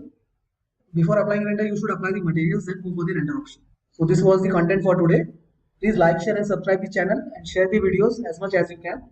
Please support us by following the channel and following the playlist also. If any suggestions, comment us below. Till then, thank you. So hello everyone, today we are going to start with session number 23 in SolidEdge assemblies. We are going to make assembly of air gripper, also known as pneumatic grippers. So to start with, I am going to insert the mid body of the part. It is actually the bought out part, but we are using it as a part molding part only in this assembly. So this is the first part of assembly. It is having relation as grounded only. We are going to continue with the grounded part. We'll hide the reference planes here. Next part we are going to call here are sliders, which are going to slide the jaw of the air gripper. For that we are going to say insert component again. This is that part we are going to call. This is the sliding part. We'll make it orient correctly and then we are going to mate it here. So to orient the part properly, I am going to say drag component here. And we'll see free move. We can also rotate the part here. So I'll keep it in this position here. You just need to select the edge around which you want to rotate it. I'll select this edge here. You can see. Next, after putting it in position, I'm going to go for the mates here. So I'll say assembly, So we'll see the top face of the slider. So we'll make coincide this top face of the slider with this surface having distance of 0.6 mm before coincide. Then we are going to go for the coincide mate of the side faces here. So I'll select this side face and this face, right click, and now we are going to go for center plane mate or center mate. For that I'm going to put on the planes here. So in assembly I'll select this plane as a reference for center plane. Then we are going to select the two sides of the part so as to make it center aligned. So now the part is positioned at its proper place here. Next, we are going to mirror this part. So for mirroring this part, we'll go for the mirror option. We'll select the part required, say OK, and select the required plane of reference and say OK again. So here we have two parts which are been mirrored here. Now if I want to apply the motion between these two parts with the limit of the distance, we can directly go for that. I'll select this part here. In this part, for this mate, second mate, having coincide faces by sides, I'm going to select that mate and we are going to apply one distance, if that is 11.7 mm. So it is going 11.7 mm inside. I'll say right click and finish. Next we are going to hide the planes here. And then we'll go for this option, that is variable table of motor. For that I'm going to select this option, that is variable table motor. This box we have to select here. After selecting that box, I want to apply the variable speed on this variable, that is V625. So here we have given the distance limit of 11.7 in the second mate of coincide. I'll select that particular mate here. Now we require to give the speed, so I'll say 0.2 centimeters per second. As it is coming in centimeters per second, that's why we have applied a small value here. Next we are going to go for the limit, so I'll say 11.7 mm and say on the negative side, say OK. We just need to go on this option, that is motor, select the variable table 1, say OK, and now we'll drag it little bit downside here. You can see the air grippers, we'll say it play, and you can see this motion here. These air grippers are going aside here. So in this way you can show the motion also. So after applying the motor, we are going to call the next part. Now the next part I am going to call here is the jaws, which are going to slide with the sliders. Say insert components, select the gripper jaw and drag and drop it here. Next we are going to go for the mates. Select assembly, so this face and the inner face of this slider. Next we are going to align the whole alignments here. For that I am going to say axial align. So this alignment of the first top two sides, then the bottom holes. So again assemble, select the axis of the slider and axis of the jaw. Jaw grippers are being placed and they are completely constrained in motion. So again I am going to mirror this jaw on the other side. For that I'll say mirror command, select the required entity or component, then go for the planes here. I'll put on the planes first and then select the required plane. Say OK and finish. So the second jaw is also been placed here, you can see here. After placing the second jaw, we are going to go for the upper assembly now. Now air gripper is controlled by airflow control valves. So we are going to place the control valves here. We have already downloaded the bought out parts for the control valves as a body. We are going to call that parts directly here. Say insert components, airflow control valve. Drag and drop it here. And now we'll place this valve here on these two holes, on these two sides of the holes, for controlling both the grippers. So we are going to place two valves here. For that I'm going to say assembly. We need to meet the axis of this part with the axis of the above hole. We'll flip the part here.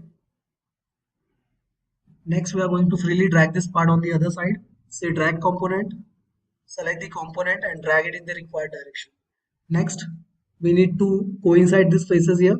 Say assemble, say assembly. We are going to coincide this face of the valve with the face of this mid body. Next we need to control the rotation also here of this part. So for controlling the rotation, I'm going to put on the planes of this part. Say right click, show hide components, put on the planes here, say apply and OK. Now we need to say assemble and select the required plane of this part, mid plane, and this face. So they are properly parallel aligned here. Say right click and escape. So after positioning, we need to hide the planes again here. Say right click, show hide components, and we are going to hide the planes here. Say planes off and OK. There are total 2 air valves so as to control the 2 jaws. So next I'm going to say clone component here. Select the required part to be cloned. Say OK. Select the hole in which the part was placed. Say OK again. And select the similar hole. Say OK. Now this part is placed here also. It is also completely constrained. So after placing these airflow walls, which are used to control the airflow of the pneumatics, we are going to call the gripping mount plate. Say insert parts. Select the gripper mount plate here. Drag and drop it here. Next we are going to say coincide. So I'll select this back side of this face and the top face of the mid body. After that we are going to say show and hide the planes of this part. We need to go for the mates with the reference of planes. That's why I'm showing the planes here. Also highlight the planes of the main assembly. Next we are going to say assembly again. Select the right hand side of the part plane and right hand side of the plane of main assembly. Next we are going to match the front planes here. So we can see here the holes are also been matched, the top holes of these two parts. After orienting the part properly, we are going to hide the planes again here and hide these reference planes. Say right click, show hide components and put off the planes again. So now we can see the holes of this mounting plate as well as of the mid body of the part are been matched here, these cross holes.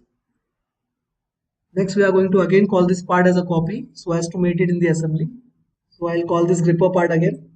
Same way orient it again. Say coincide this bottom face and the top face of this part. Also match the holes here. So I'll match this hole with this hole. Also on the other side we need to match it. So I'll right click here on this part. And here we can see drag component option. We'll rotate it a little bit this side here. I've taken this rotation so as to match it with the other one. Again go for this option, that is assembly. Select this axis and the axis of the other hole, and now they are properly matched. Next part we are going to call here is flange mount extender. Drag and drop it here. We just need to coincide the bottom face of this extender with the top face of this mounting plate. I'll flip this part here. Next we need to show the planes of this part also. Say right click on this part and say show hide components, and we need to highlight these planes here. Go for the assembly planes also. Say assembly. Again we are going to match the planes so as to make them center line. Now this part is completely constrained. We'll hide the planes again. Put off the planes of this part also. And lastly we are going to call the remaining part, that is this robot mount flange. So this flange is going to be mounted with the robot which is going to move this air gripper here according to required directions. Next we are going to say coincide again, say assembly, bottom face of this part and the top face of this plate, say flip part. We are going to align these holes here, like this axis with this axis. Similar goes on the other hole sides. And now this plate is also been mounted properly here. You can see this robot mount flange. So after that we are going to go for boltings now. So the next bolt we are going to call here is of M4 size. We'll place it here. So for bolt we are going to use insert relationship here.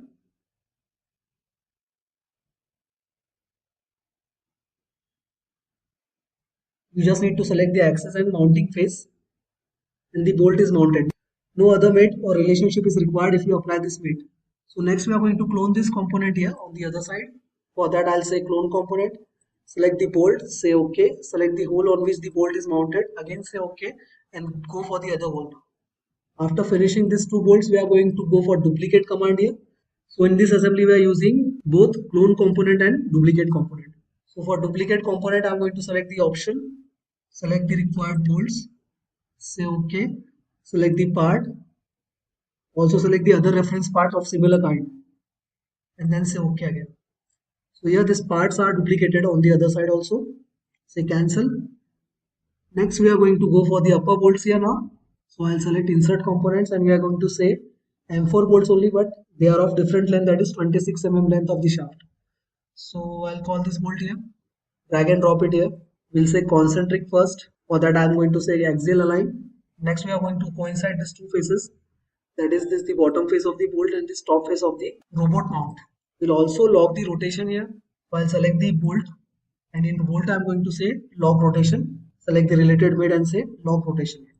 Next we are going to go for mirror for this bolt now after placing this bolt. So for mirror I'm going to select this mirror components. Select the part to be mirrored, say OK, and select the reference planes here. So I'm going to select this plane, say OK again and finish. This bolt has been mirrored here again. Next we are going to call M5 size bolt here. Say insert components, and this M5 size bolts, drag and drop it here. Again we are going to say insert mid for this bolt.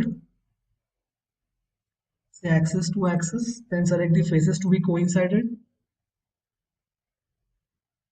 and the bolt is placed. Next go for clone component, select the bolt, say OK, select the reference hole, say OK, and again select the part on which you want the complete bolts. Say OK again and finish. So here you can see these boltings are also been mounted on this part here. So for these holes we are going to call the bolts of size M4 having shaft length 20 mm. Say insert components, and this bolt M4 with shaft length of 20 mm. Now while placing this bolt on this hole, I came to realize that I have taken this copy only, but this part is little bit different. I have that part also, so I'm going to replace that part here. So for that I'm going to say replace part. Select the part to be replaced, say accept, and then go for this option that is copy of gripper mount plate, say open, and we can see this part has been replaced here. This part is having these holes a little bit larger, so I have replaced that part here. After that we are going to mount this bolt here. So this was replace option. Again we'll repeat that option, say replace, select the required part, say accept. If I want the same earlier part, say gripper mount plate only, say open, and that will be replaced. You can see the differentiation in this hole size. Correct part I will replace it again, say accept, say copy of this gripper part, and here you have the change in the part. Then after that we are going to assemble this bolt here. This axis with this axis, I'll flip this part here, say right click and escape. I'll select this bolt, say drag. I want to drag it in the upper direction. Next again go for the mate, say assembly, and select this bottom face of the head and top face of the second plate. Next we need to lock the rotation also here. I'll select this part, and the applied mate will be shown here. I'll say lock rotation. So now the rotation has been locked here. I'll say clone component for this bolt also.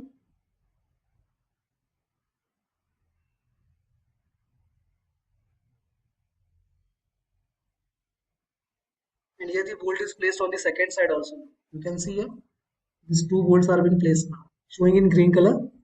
Next bolting we required here on these 4 holes. For that I'm going to call bolt again, say insert component, and we require M3 size. These are the bolts required to be placed there. Say assemble, select the axis to be mounted here. Next we are going to say coincide with this face. Lastly we need to lock the rotation. Lock rotation also here. Next we need to apply this bolt on the other 4 sides also. For that I'm going to say clone component. Select the component, say OK. Select the hole, say OK, and the reference part holes. All the 4 bolts are mounted here. You can see first, second, third, and this is the 4th bolt. Say OK again and finish. We'll hide the planes here. And now we have completed the assembly here. We'll go for rendering. Say tools. Before rendering we'll say auto explode. Say top level and OK. Say explode here. So now you can see the exploded view. If I want to save this exploded view, we can save it in a configuration. As this exploded view are compulsorily required, so as to show them in drafting, we are going to go for this option, that is current configuration. And in exploded view, I'm going to say this as a new configuration. Say the name, I'll save this name as explode 1.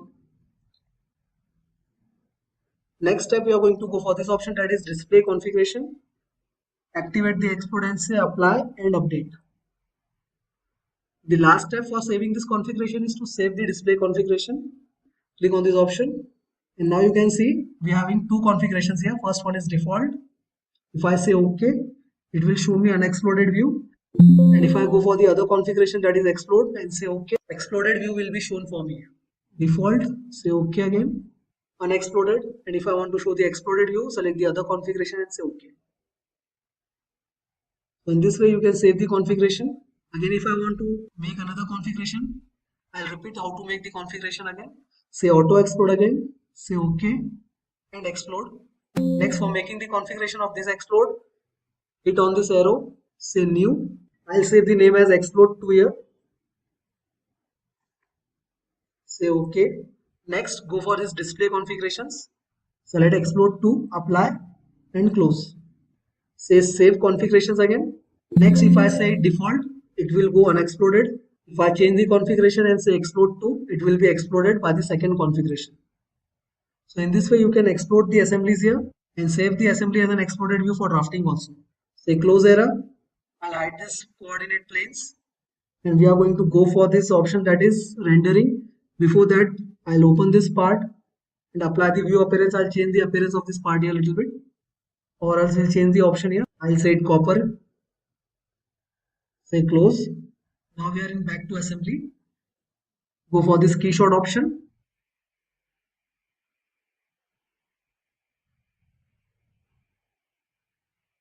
And here we have the required part. So hello everyone, today we are going to start with session number 24 of assembly. We are continuing with the assembly series only. We have not seen yet the path mate, cam mate. So we are going to see today both the mates, that is path mate and cam mate. We are also going to see the rigid mate. In between we are going to see how to replace the part, how to copy and replace the part, as well as how to change the name of the parts and how to change the assembly names also. We cannot change them directly, so we'll see how to change them by using data management and design center. So to start with, first I'm going to call the path made parts. While say insert components here, I've already saved the parts here, so I'm going to call the base plate first. So I've made this base plate by extrude boss and extrude cut. We have one path also here. So to show the path, I'm going to say right click on the plate and we are going to say show height component. And here in this, we are going to say show the sketches. Say apply and OK. So now you can see this path is being shown. We can see here in this lot cut, one line is being shown. This curve line, this is nothing but the part we require here to show this path mate. So we'll continue with the another part now. Say insert components and we are going to call the path finder. This is the part which is going to run on this path. So we are having both the parts now. We just need to go for the mate. I'll select the path mate here. We need to go for this point option. It will ask you to click on the point of a linear edge to define the follower. If you have made the part pointed only, then you will directly get the point. If you have not made the part pointed, if you don't have any vertex point, then you need to make a point by sketch and then you can utilize it for path mate. So I've made this part pointed only. That's why I'm having vertex point here. I'm going to select that vertex point. Second selection we need here is this path. So we have made path also. I'm going to select this path here. Now we just need to say accept after selecting both the parts. Say right click and finish. You can see this part is looking a little bit inclined or tilted here. So to resolve that, I'm going to say assembly, top face and this face. So now both the faces are parallel to each other. Say right click and finish. Next, we are going to click on the part only and here we have the option that is drag component. We'll say it to freely move. We have this option that is free move. So I'll select the part and directly drag the part. You can see this part is following the path which has been made in the plate.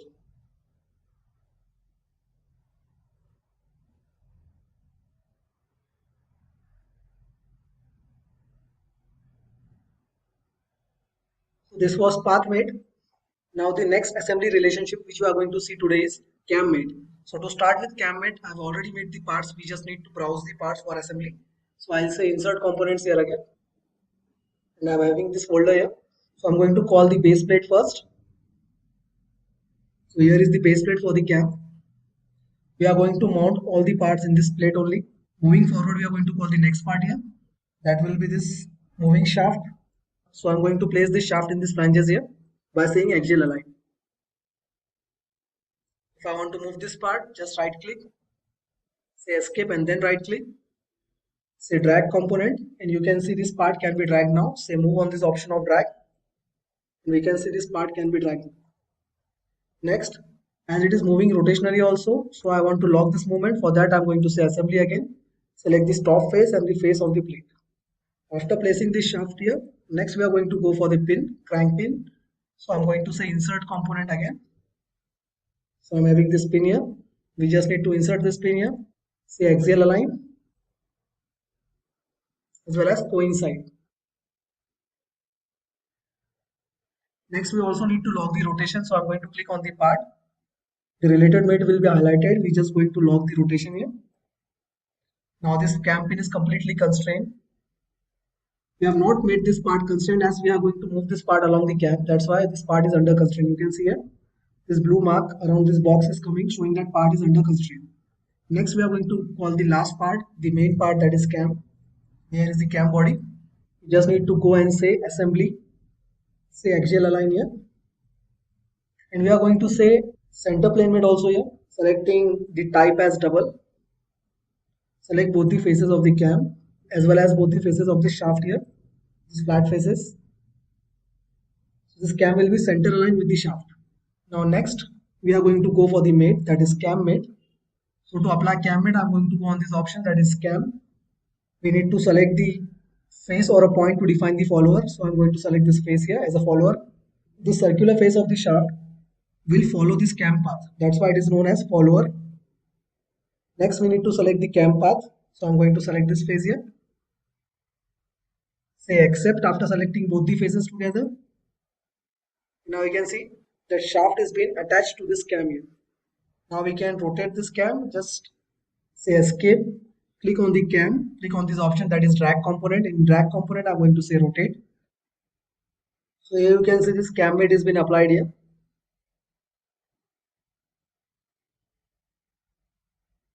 Next, we are going to add the motor here. For that, I'm going to select this rotational motor. We'll add this speed limit here. So we need to select the part first and then select the edge of reference for rotation. Select the limit. So I'll say here 900 degrees, 120 degrees per second. Flip the direction. If you want to flip the direction, you can see this blue arrow direction can be flipped here. Next, say finish and cancel. Now if you want to see the motion of the motor, you just need to go on this option, that is simulate motor. Select rotational 2, say OK. And here, if I say play, you can see it.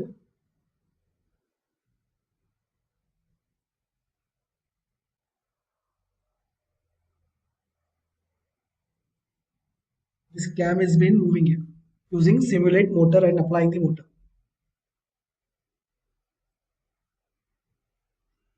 To finish the animation, say delete animation or save animation. If you want to save this animation, you can also save the animation here. I'll say save as a movie here, and I'll say I want to save it on the desktop having the folder artworks here. So in this folder, I'll say this motion, cam motion name, say save. So it may take a little bit time here for generating the motion. Then it will be saved as a movie or a clip. You can forward or send it this clip to the customer side, or else you want to represent it to someone, you can directly send this clip there. Now this complete movie is saved in the folder there. I close the animation. So this was cam made for you. So in this cam made only we are going to see how to replace part or how to replace a copy with a part. So I'm going to say replace part with copy here, this option. You can see here replace part with copy. It is very useful command. I'll select this option here. Select the part you want to replace with a copy, new copy, select the part and say accept. Now I'll change the name here and I'll add the name here as 2 and save it here. Now you can see this pin name is showing as 2. If I want to edit this pin now, I'll say edit.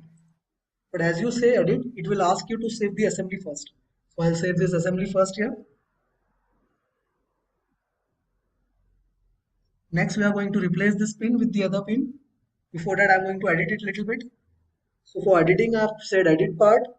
Here I'll add the round. I'll say 8 mm radius. Say preview and finish. Say cancel. And now I'll say close and return to assembly. So after closing and returning to assembly, you can see here, this is cam pin 2. Now if I want to replace this with the earlier pin, I'll say this option, the first option, that is replace part. Earlier we have seen replace part with copy and made one copy. Now we are seeing replace part. Select the part to be replaced, say accept, and go for the first option, that is this cam pin 1. Say open. So you can see the change here. So this was replace component with copy.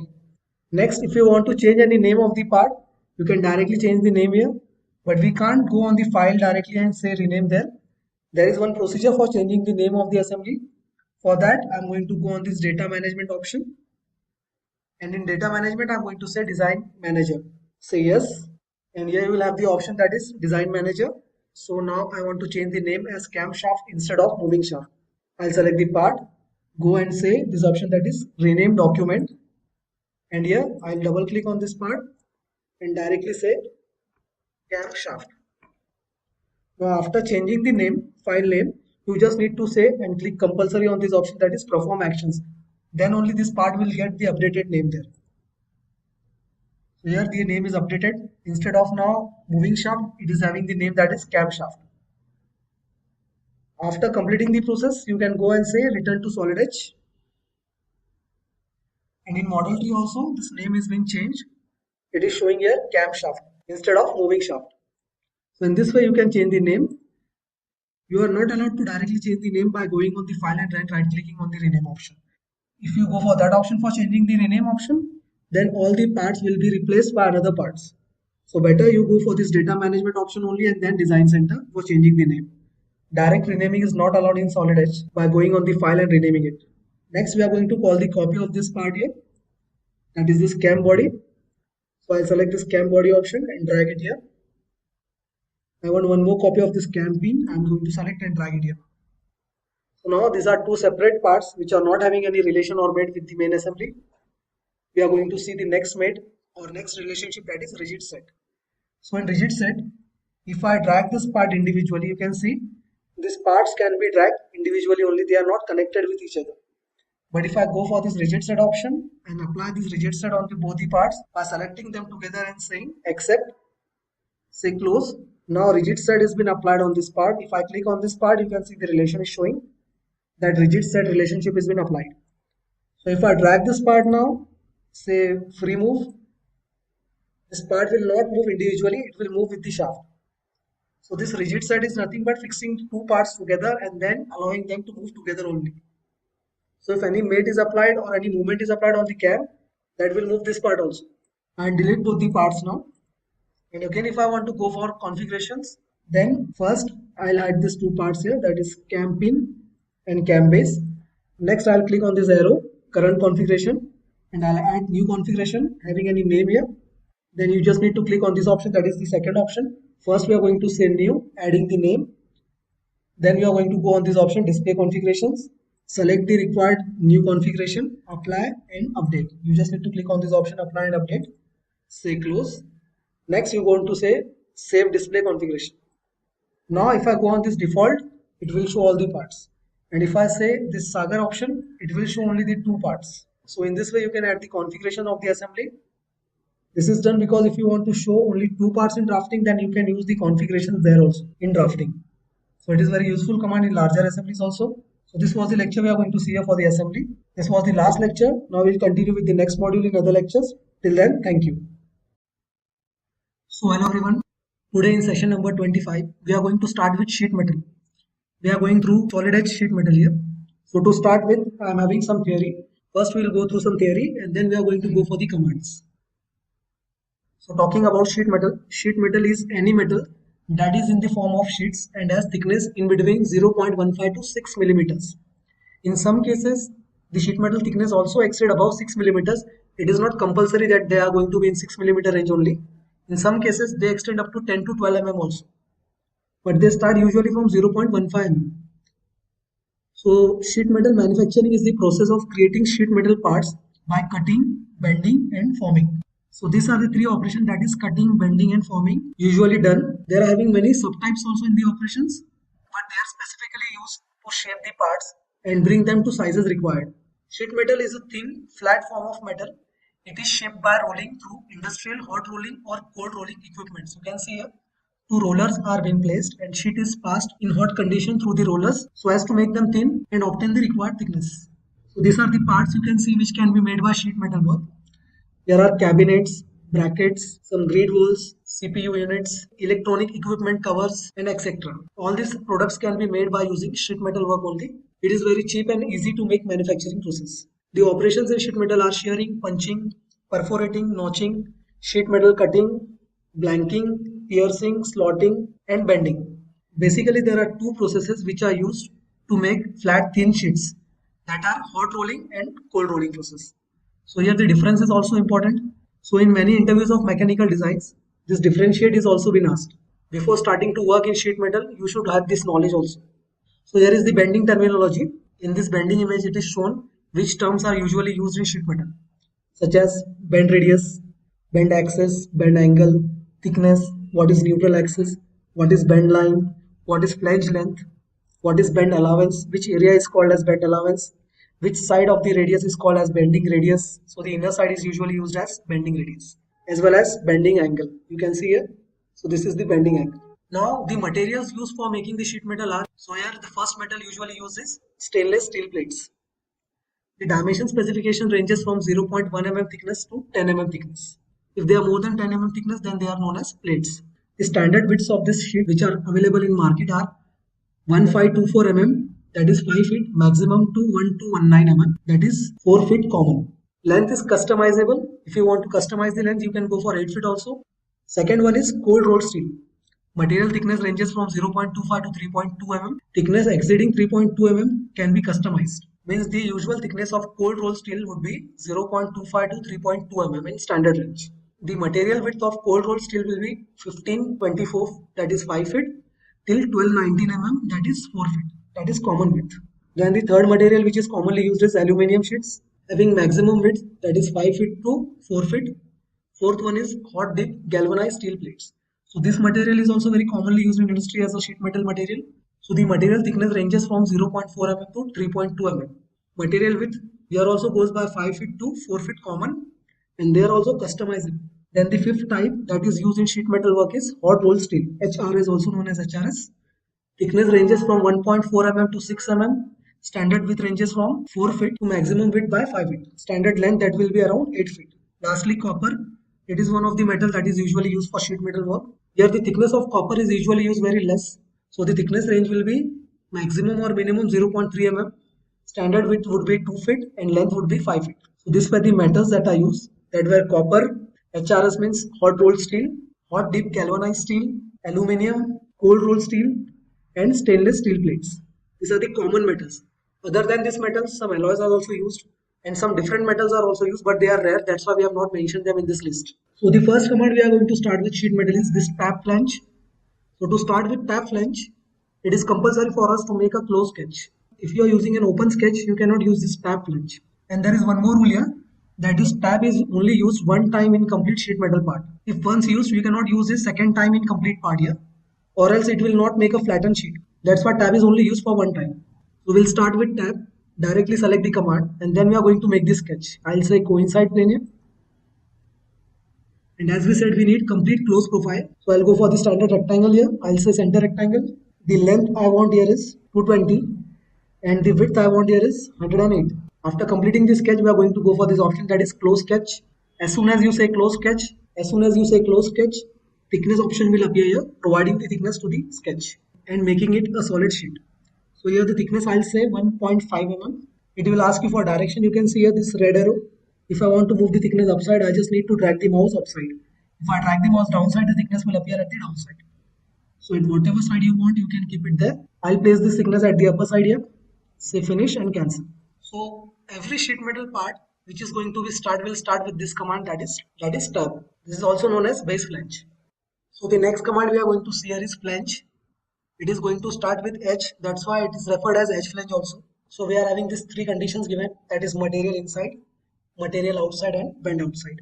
So whenever I click on the edge flange, you can see that green line is appearing and this complete flange is coming inside that green line. You can see here. So we can say that material is inside. The material is coming inside. If I go for this option, that is material outside, then you can see here this thickness is coming outside the material, outside the green line. That is 1.5 thickness we have taken earlier. Third condition is given bend outside. Means this complete bend will come outside the material. So these were the three end conditions. And for height, there are two options given at the lower side, you can see here. That is inside dimension. If I take this inside dimension and click on the flange, you can see the height is coming here. I'll change this value by clicking on it. Just say 50 mm. So this height is coming 50 mm from the top side of this base flange. That is from the upper face of the flange to the upper face of the edge flange. And if I change the end condition while taking the flange, again I'll go for the flange. I'll select the flange command here. Click on this edge flange.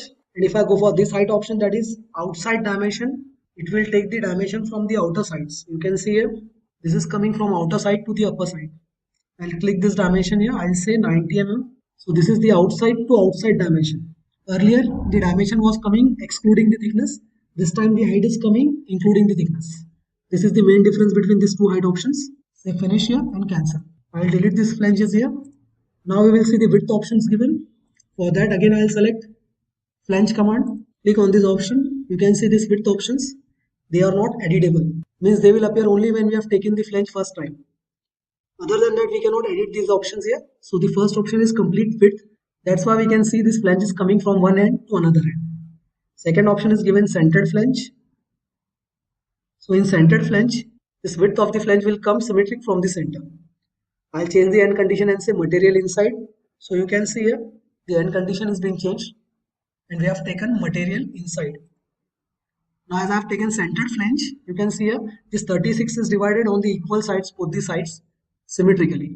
If I change the value and say 50 mm here, this width will appear 50 mm and this height I'll say 70 mm here. You can also see one gap is coming here at both the sides of the centered flange. This gap is nothing but auto relief gap. It is used to relieve the stresses and to avoid the shrinkage of metal while bending. The width and depth of this cutout can be edited here. So for editing the depth and width of this gap, by selecting this option, here you can see, select this option, and here if I want to change the depth, I'll just pick off these options. If I want to change the depth, I'll say 1 mm. You can see the change applied here. I'll change the width also. I'll say 2 mm width. You just need to observe here, say OK, and this width is increased on both the sides. So this was end relief, also known as auto relief, and the width option we have seen here was centered flange, which was having dimension symmetric on both the sides from the center. Next option we are going to see here is again flange. Selecting the edge flange again, taking the height here, say material outside, say the width option as at end, and we need to select one end. So the flange will appear from that selected end only. Earlier we have taken centered option, that's why this flange was coming from the center symmetrically. At this time we have selected the option that is at end, so this flange is coming from the end side. Here also at one side you can see the auto relief gap. If I want to change the dimensions of the width, height or angle, we can change here. So I'll say this as 80 mm. I'll change the height here as 60. I'll change the angles also. I'll say 70 degrees here as the angle. And now all the flange profiles are being changed. If I want to edit this profile and add some geometry also here, then we just need to select this option that is profile step. I'll add one corner rectangle here by 2 points and I'll trim this option here. Say close sketch and finish. You can see this width is completely edited here. And now I want to edit the auto relief gap here. I want to put some depth also here for this relief gap. So I'll say flange, say edit definition, go for these options. Just put off this option and you can edit the values here. I'll say depth as 1 mm only. You can see the change here now. This depth is increased by 1 mm. Say finish. This may be asked in some sheet metal interviews why this auto relief has been provided. The reason behind it is to relieve the stresses as well as to avoid the shrinkage of the metal. Again, we are going to select flange option and we will see the next width option here. For that, I'll select the edge and here we have the option from both ends. So it will appear like center flange only, like this flange only. But only thing is that the dimensions are controlled from the ends, not from the center. So here the dimensions were coming symmetric from the center. But this time the dimensions are not coming symmetric. We can change the values here. We can increase or decrease the values at the ends here. So if I want to change the value and say as 25 and I will say this value as 40, I can change the values. Say finish and cancel. So this is the main difference between these two flanges, that is center flange and flange from both the sides. I'll select here the flange option again, click on the option and lastly we have from the end. So now at whatever end I'll click here, this flange will appear having two dimension, one from the end and one this width option. So I'll change these values also here. I'll say 40 mm and here I'll say 90 mm. Say finish and cancel. Again, if I want to edit the profile of the shape, select the flange, go for this option edit definition, go for profile step option and you can edit the profile. This time I'll add the circle here. I'll trim the intersections and say close sketch. So you can see here the flange profile is being edited here. We can edit the flange profiles also.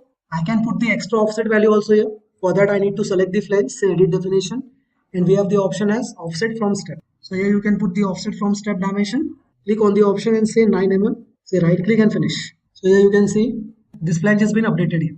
There is one offset from the edge. If I want this offset inner sides, I'll say edit definition again, and I'll say this value as -9. This offset will appear at the inner sides. I'll change the width option for the end relief. I'll increase this width. I'll say 4 mm. So this was flange command with multiple options. So the next command we are going to see here is multi-edge flange. Earlier we have seen the flange command in which we can only draw one flange at a time. In multi-edges, you can select multiple edges at one time to draw the flanges. So this is the main difference between flange and multi-edge flange. Flange option is having multiple options for editing, but if we make flanges by using multi-edge, then the options for editing are very less. So we'll start with the multi-edge. I'm going to delete the earlier flanges. And then we are going to go for multi-edge flange. Here I'll select the edge, and if I want to select multiple edges, I will go for the opposite edge also and say OK. Now as I have selected both the top edges, the flanges are coming at the top side. If I want to change the direction, we just need to flip the mouse. The flange direction will come at the lower side. I'll escape, and suppose if I select the command again, and this time I'm selecting the lower flange of this side, that is right side, and the upper flange of the left side. So the direction of selections is lower flange at the right side and upper edge at the left side. So I'll say OK. You can see here, these directions will come at the opposite sides. Right? So it is up to selection of the edges. At what side I want to extrude the flanges. Say escape. Again we'll go for the option that is multi-edge flange. I'll select all the 4 flanges at one time only, all the upper edges. Say OK. And now we need to give up the height. So I'll say 50 mm here. So now the multiple flanges are appearing with having height of 50 mm. If I want to change the angle, just click on the angle option and I'll change the angle to 100 degrees. If I want to change the height, select the value and say 60. Whatever height you want, you can update there. I'll again change the angle to 90 degrees here. Say finish and cancel. Now we have taken the thickness as 1.5. So we require the bending radius to come as 1.5 only. But if I select the feature and say edit definition and go in these options, here you will see this bending radius is coming by default as 1 mm only. It is by default by SolidEdge only that the radius is set to 1 mm. If I want to update the bending radius, we just need to click off this option and here you can put the required value you want. So the minimum bending radius to be taken for sheet metal should be equal to thickness or more than thickness. We cannot go for the value lesser than the thickness value. So here we have taken the thickness as 1.5. I will say bending radius also as 1.5 only. So the bending radius are being updated here. Now suppose if I want to make this part as flatten, which is compulsory for us to make the part flatten. For that we'll go for tools and here we have the option flatten. It will ask you to select the upward flat face. So I'll say this face here. Next it will ask you to select any edge parallel to X direction. So I can select any edge related to the selected face. So I'll click this edge here that is parallel to X. And you can see here this flatten or development length of this part is coming in. So the length is coming 334.27 and the width is coming 222.27. If I again want to reorder it or else if I again want to unflatten it, we can go on this option at the left side, top left side, that is ordered. Just click on this option and all the flanges are back to its positions now. Now if I want to edit the width options of the multi-edge flange, as compared to flange option, there were multiple width options. But in multiple edge flange, there are only 2 options. We'll see that one. For that, I'm going to go here. So to edit the width options, I'll select and say edit definition here. Go for this pyramidal step. And here we have width options. I'll say centered width. So now you can see all the flanges are coming from the center with symmetric dimensions on both the sides. If I update this width, suppose I'll say 36 instead of 36, I want as 56 here. So all the 4 widths will be updated at one time only as we have made all the flanges together. Next for the height, you can see here the height is coming as 60 mm. But this height is coming 60 mm from the upper face of the tab till the upper face of the flange. So if I want to edit this option and improve the thickness also in height, just go to parameter step, say measurement point option. First option will stand for excluding the thickness and second option will stand for including the thickness in the height.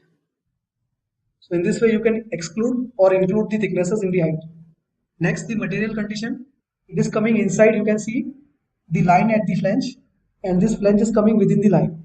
If I say material outside, then this thickness will come outside the line. You can see this line here, this edge and this thickness is coming outside. If I change the option and go for the last one, that is bend outside, this complete bend will come outside the line.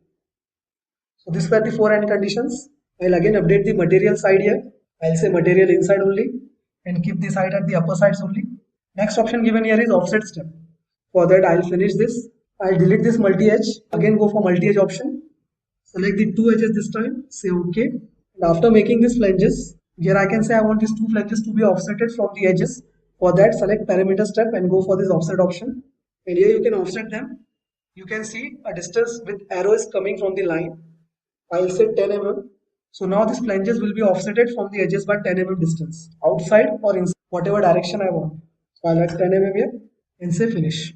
If you click on this option, that is dynamic edit, you can see here the sketch was made in this way, but the flanges are coming 10 mm offset from the sketches. So this was offset option, and now we have completed the multi-edge option also here. So hello everyone, today we are going to start with SolidEdge session number 26. In earlier lectures we have started with sheet metal and we have seen three commands there that were tab, multi-edge flange and flange. So today we are going to start with counter flange here. So to start with counter flange, I'll select the command. It is asking coincide plane, so we need to select the required plane for sketch. We'll hide the reference planes here. And next we are going to make one open profile so as to make a bracket here. I want this line to be applied with the relation of vertical. Then this vertical height I'll say 70 mm. Say auto scale dimensions and OK. This dimension will take here as 25 and this I'll say as 40 mm. Say close sketch, and when we say close sketch, you can see here we have not applied any corner treatments, but it will by default take bending radius on these corners. So I'll say close sketch here. It will ask the direction of thickness. Next we need to extrude, and I'll say symmetric extent in this command so as to extrude it on both the sides. I'll take this extrusion as 45 here. Now this simple bracket has been made using counter flange command. You can see here at the corners bending radius are coming by default only. Bending radius are nothing but the inner side radius. This radius. This outside radius are not called as bending radius. So we can see here the bending radius size. I will say inspect, measure and click on this edge. So the bending radius is coming as radius 1. And so was the thickness. I will measure the thickness also here. The thickness also was 1 mm only. Suppose I want to increase the bending radius here. So I'll click on this counter flange. Say edit definition. And in options, I can change the bending radius value. So I'll put off this option and you can update the bending radius here. So in bending radius, I'll say 2 mm as a bending radius. So it will get updated here.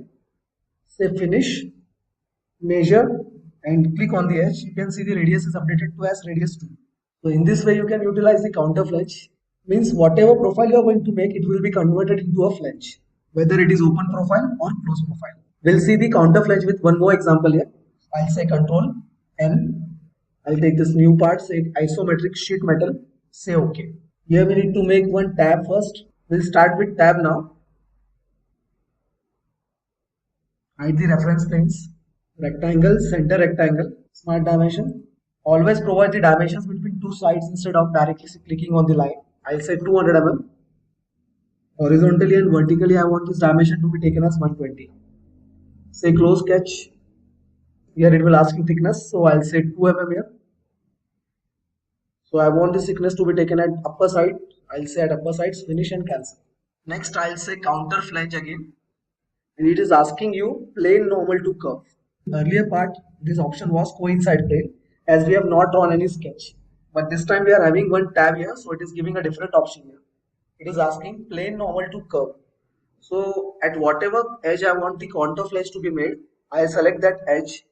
And I need to take one plane at any one corner. You can see plane is coming by default after selecting the edge. I just need to show the end at which side I want the plane. So I'll take this plane on the front side. As soon as I click here on the front side, the plane will be activated. And we need to draw one sketch here. So I'll take this open profile. We need to apply the height here. So I'll take this height as 60 mm.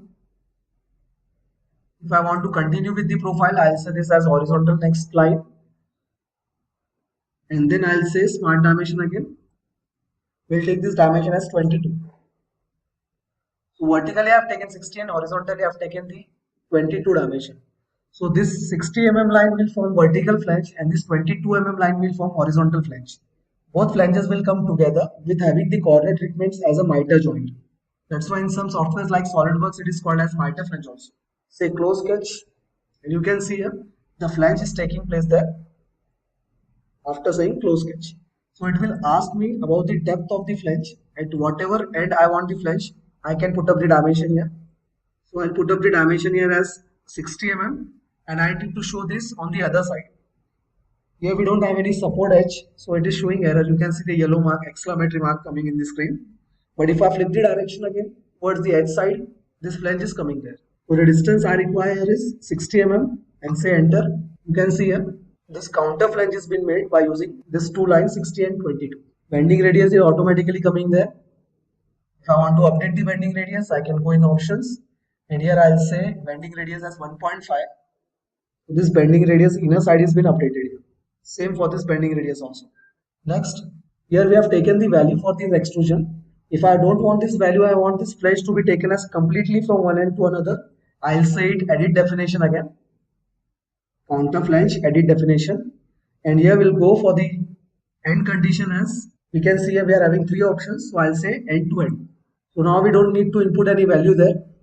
It is taking from end to end this flange. Next one is chain. If I click on this chain option and if I click on the other edge, you can see all the edges are highlighted in orange color. Means this flange is coming as a chain on all over the edges. Same like as multi-edge flange only. But there was one drawback. We cannot treat the corner treatments there. Here we can edit the corner treatments also by going in options. We'll see it later. So you can see the joints are coming as mitre joints. I'll say it OK and finish. Now we don't have any gap here. You can see here. These flanges are connected closely.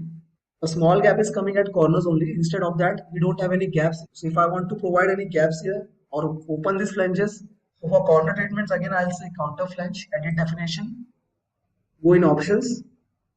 And here you can see this radius is coming 1.5. It is also having one more option, one more tab here. Beside this general tab, we are having mitres and corners. So in mitres and corners, this mitre is coming off 45 degrees. Next, we have this finish end. I will not change it to mitre. If I want, I can change it, but I'll keep it rectangular only. Next, we are having gap option. So if I want to provide gap between the corners, I'll put up the value here. I'll say as 0.5 mm gap and say OK. So here you can see 0.5 mm gap is coming in. At all the corners, this gap will be applied. Say finish and cancel. So now we are having mitre flanges with gaps here. So this was counter flange. So we have deleted the earlier flanges and now we are going to see counter flange by taking the direction of the horizontal flange inner sides. So for that I am going to make the sketch here. I'll select the command first, then select the reference edge. We'll go for the plane here. At whatever end we want, I'll take it in front side. Next we are going to draw the lines here. The first line will represent the vertical flange and the second line will be for horizontal flange. Earlier we have taken this flange on the outer sides. Now we are taking these flanges in the inner sides. Now I'll say this height as 60 mm and this direction I'll take as 22 again. So this is 60 mm from the bottom base side. Say close sketch. And now you can see this flange. I'll say up to the end. Now this flange is coming up to end. I just need to select any edge here.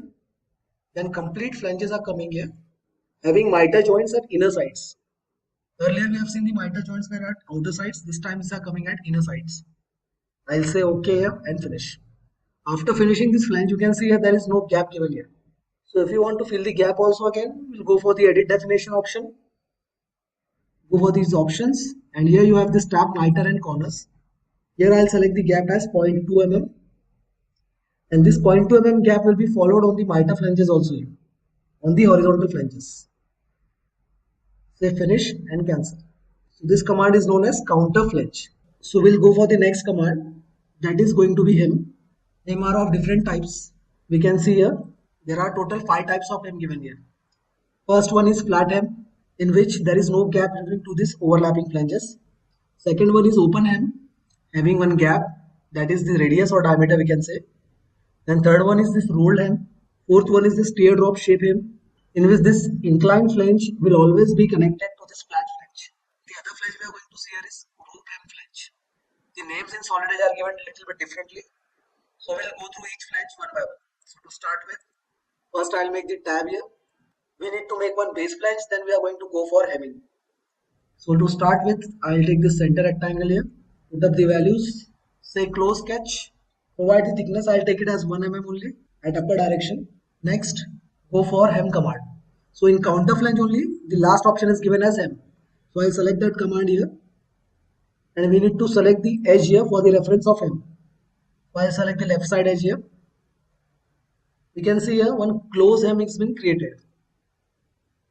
And here this green line is shown as the sketch boundary, and the hem is coming within that boundary. It is because the material condition given here is material inside. So if I say material outside, this thickness of this hem come outside the green line. So whatever condition is required, we can select that. Next, we are going to go for the options for different flanges in hem. So when you select this option, this box will appear here, and here we can see the type of hem is used as closed hem. That's why the display of this hem is coming without any gap. So if I want to change it, I'll say open hem, and we need to fill up this parameters here. So when it was closed, only one parameter was active here. You can see here this flange length was active. That was 7.5, means the distance of this straight flange, straight face from this edge to this edge was 7.5. Next, we are going to say open flange, and in open flange, this radius 1 means this bend radius is given here. It is coming as 0.5. I'll say it 2 mm here. Say OK. You can see here now this flange is coming as open hem, and this diameter of this curve is coming as 2, and the radius of this curve is coming as 2. We'll change the type of the hem now. Next, we are going to see S-type flange. Here in open flange there were two parameters, that is bending radius and flange length. In this type there will be two radius. You can see here two bending radius. This is the first radius, and the smaller one is the third radius, and two flange lengths 2 and 4. So you can provide the dimensions according to the conditions. Say OK. You can see this flange is coming in its S shape. Next type will go for curl hem. In curl hem, same parameters will be there, but in this case, this one parameter, that is first radius, is bigger and the third radius is smaller. But the third radius will come inside the length of the first one. It will not take S shape. Instead, it will come inside after taking the first radius. So here you can see bending radius 1, that is given as 2 mm. Then the flange length number 2, 7.5. Bend radius 3 as 0.5. And this flange number 4, flange length number 4 is given as 7.5. So I'll say OK. So this is another type here given. After that, we'll go for the next option, that is open loop. So in open loop, bend radius is given and one swap angle is given, that is 270 degrees. I'll say OK. Now this angle is coming till 270 degrees. So this was 0, 90, 180, and it will come till 270. If I want to change the angle, just go on the options and you can vary the angle. I'll say here as 180 only. Say OK. So you can see here this hem is coming till 180 degrees only now. The next option for the hem, that will be closed hem. So in closed hem, this bending radius will come and this flange length will come here. That is 7.5. So this is the bending radius and this is the flange length. I'll say OK. And now, as we have seen earlier also, it is also called as teardrop flange. In this teardrop flange, this inclined flange will always be closer to this flat flange. It will not change its angle. If I change the angle, even then also this inclined flange will be near to close of this flat flange. Say options, and if I say bending radius is coming as 2, I'll say as 0.5. You can see here, still this flange is coming connected to this flat face. So this is one of the most widely used flange type. So this is one of the most widely used hem type. The last one is centered loop. If you want to make hinges and brackets like hinges, then you can go for this option, that is centered loop. In this, it is having three parameters. First one is the bending radius, this first radius. Third one is again the bending radius, you can see here. And the last one, that is fifth one, is the angle. So this is the angle coming, 270 degrees. If I say OK, then it will appear in this way. You can see it.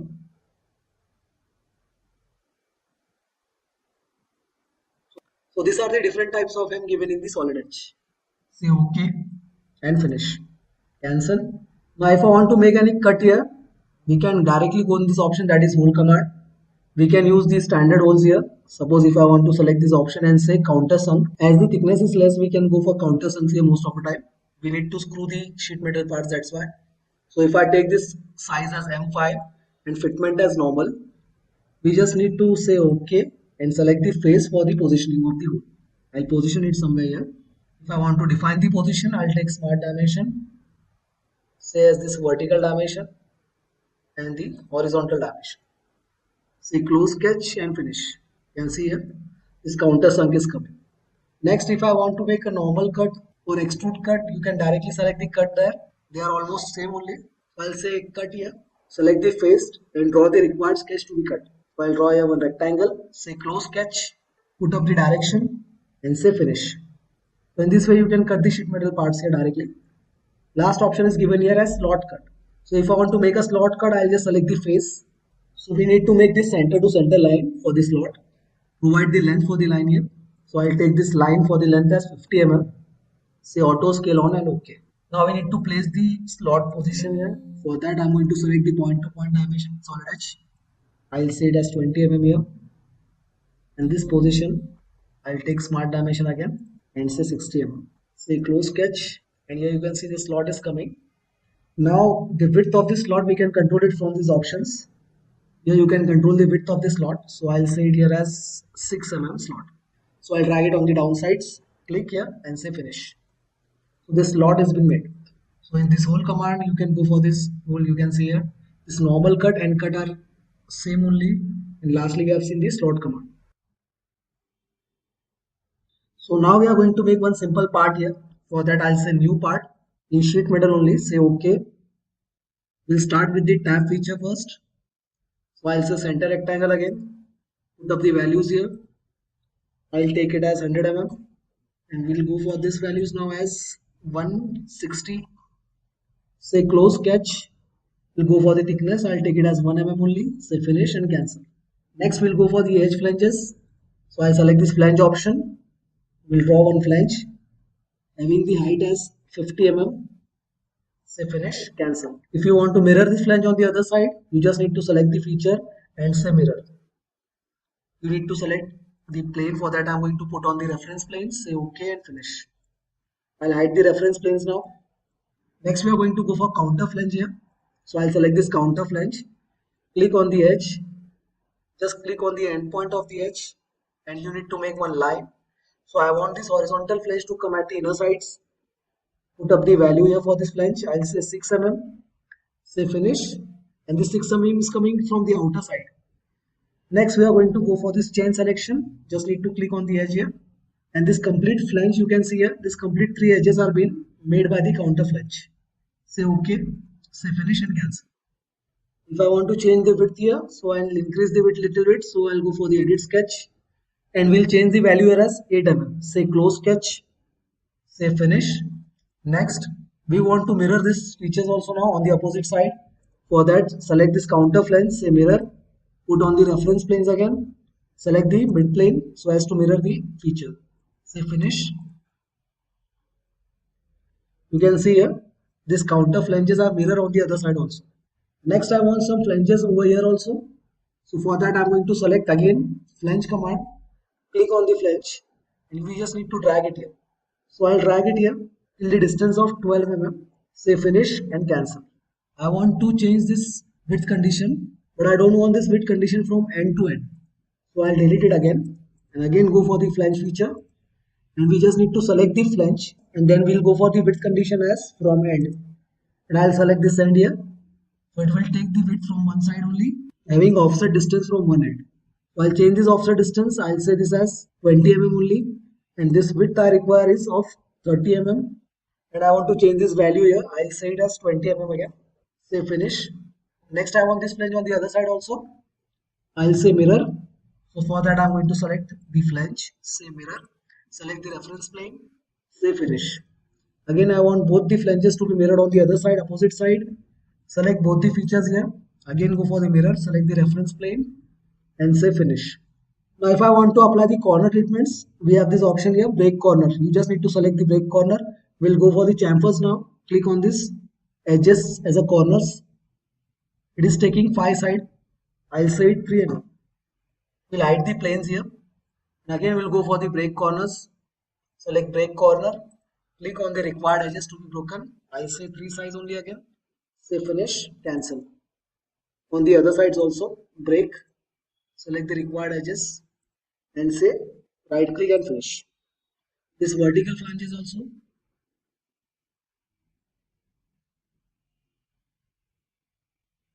so right click and finish. Next, if I want to apply the appearance here, I'll go on this view tab, go for part painter, select the body, I'll take this color as red, select the cabinet and say close. Now we need to cut the holes here. So for that, I'm going to say hole feature and I'm going to take simple holes here. So for that, select the type as drill hole. I'll take the size as 10 only, say OK. Select the face and here we'll take the center references for placing these holes. Same on the other sides. Lastly on this, say close sketch. Now I'll change the diameter here. I don't want it 10. It is coming a little bit bigger. So I'll say it as 7 mm only. Say OK and finish. We want some more hole on these places also. For that, again say hole. Select the type as drill only. This time I'll take the diameter a little bit smaller here. So I'll say 3 mm hole.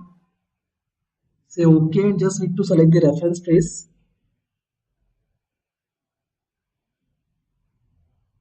We'll place these 3 holes here. Go for the smart dimension. Select the reference as 8 mm and the other distance from the vertical side, I'll take it as 3 mm. We'll say this dimension as 14 mm. Say close sketch. Again, we'll change the size. I want a little bit smaller hole, so I'll go for the size as 1.5 mm only. 1.8 I'll take here. Say it OK. And we need the end condition as through all. Say OK again. You can see here, these holes are coming on the other side also, on this side. Say finish, cancel. Again, we'll mirror this feature also here. So I'll select this hole, select the reference plane here, say mirror and say finish. If I want to make cutouts on this part also, if I want a slot cut, so I'll say this space for the sketch, or else I can directly select the command slot, click on the face, just go for the reference line, define the position of this line, define the width of the slot. I'll say 4 mm, say finish and cancel. We'll mirror the slot, say finish. Again, we'll mirror the slot and this mirror tab on the other side. For that, I'll select this plane here, say finish. So now at the mid edges, I want to create hems here again. So for that, select the hem feature, select the reference edge, and whatever type of hem you require, go for the options. I'll say it as open hem, say OK. And now whatever distance for the radius you require, you can put up here in options. I'll say it as 0.75. Say OK and finish. On the other side also require hem, but we'll take this a little bit different type. So I'll select this hem, go for this edge. And here I'll say in options teardrop hem. For that I'm going to select this open loop hem. Sorry, close loop hem. Here we need to give radius and flange length. Say OK again. I'll change the material condition. I'll take it material outside. So you can see here, there was an error coming. It has been solved after putting up the condition as bend outside. Again, I'll change the parameters here. I'll take this bend radius as 0.2 only. So it is taking a teardrop hem. I'll change the parameter a little bit more here. I'll take it as 0.5 and finish. We'll change the appearance again. So I'll take it here steel, select the part and say finish, close. Now if I want to flatten this part, which is compulsory for us to flatten, we'll go on this tools tab, select the flatten, select the base reference face and select one edge referring as X direction. So you can see here, so this is the flatten view of the part. Again, if I want to unflatten it, I'll say it ordered. It is unflattened. So this was the exercise we are going to make here. We'll continue with the other features of remaining sheet metal. So we'll stop here and continue in the next lecture. Till then, thank you. So hello everyone. Today we are going to start with session number 27. We are continuing with sheet metal features. Today we are going to watch the command which is lofted flange. So to start with loft flange, we require two different profiles at two different planes which are parallel to each other. This command is usually used to make hoppers which are usually mounted on the machines so as to pour any material. These hoppers are made of sheet metal only. So we'll start with this sketch. Here the requirement for this sketch is that sketches should be open at one side or should have at least minimum 0.1 mm gap. So we'll start with this sketch. I'll say center rectangle here. We select the top reference plane. Go for rectangle, center rectangle. We'll hide the reference planes here. Provide the dimensions required. Say 120. And I'll say this size as 80 mm. We also need to provide fillets if required here on the corners. So I'll select fillet.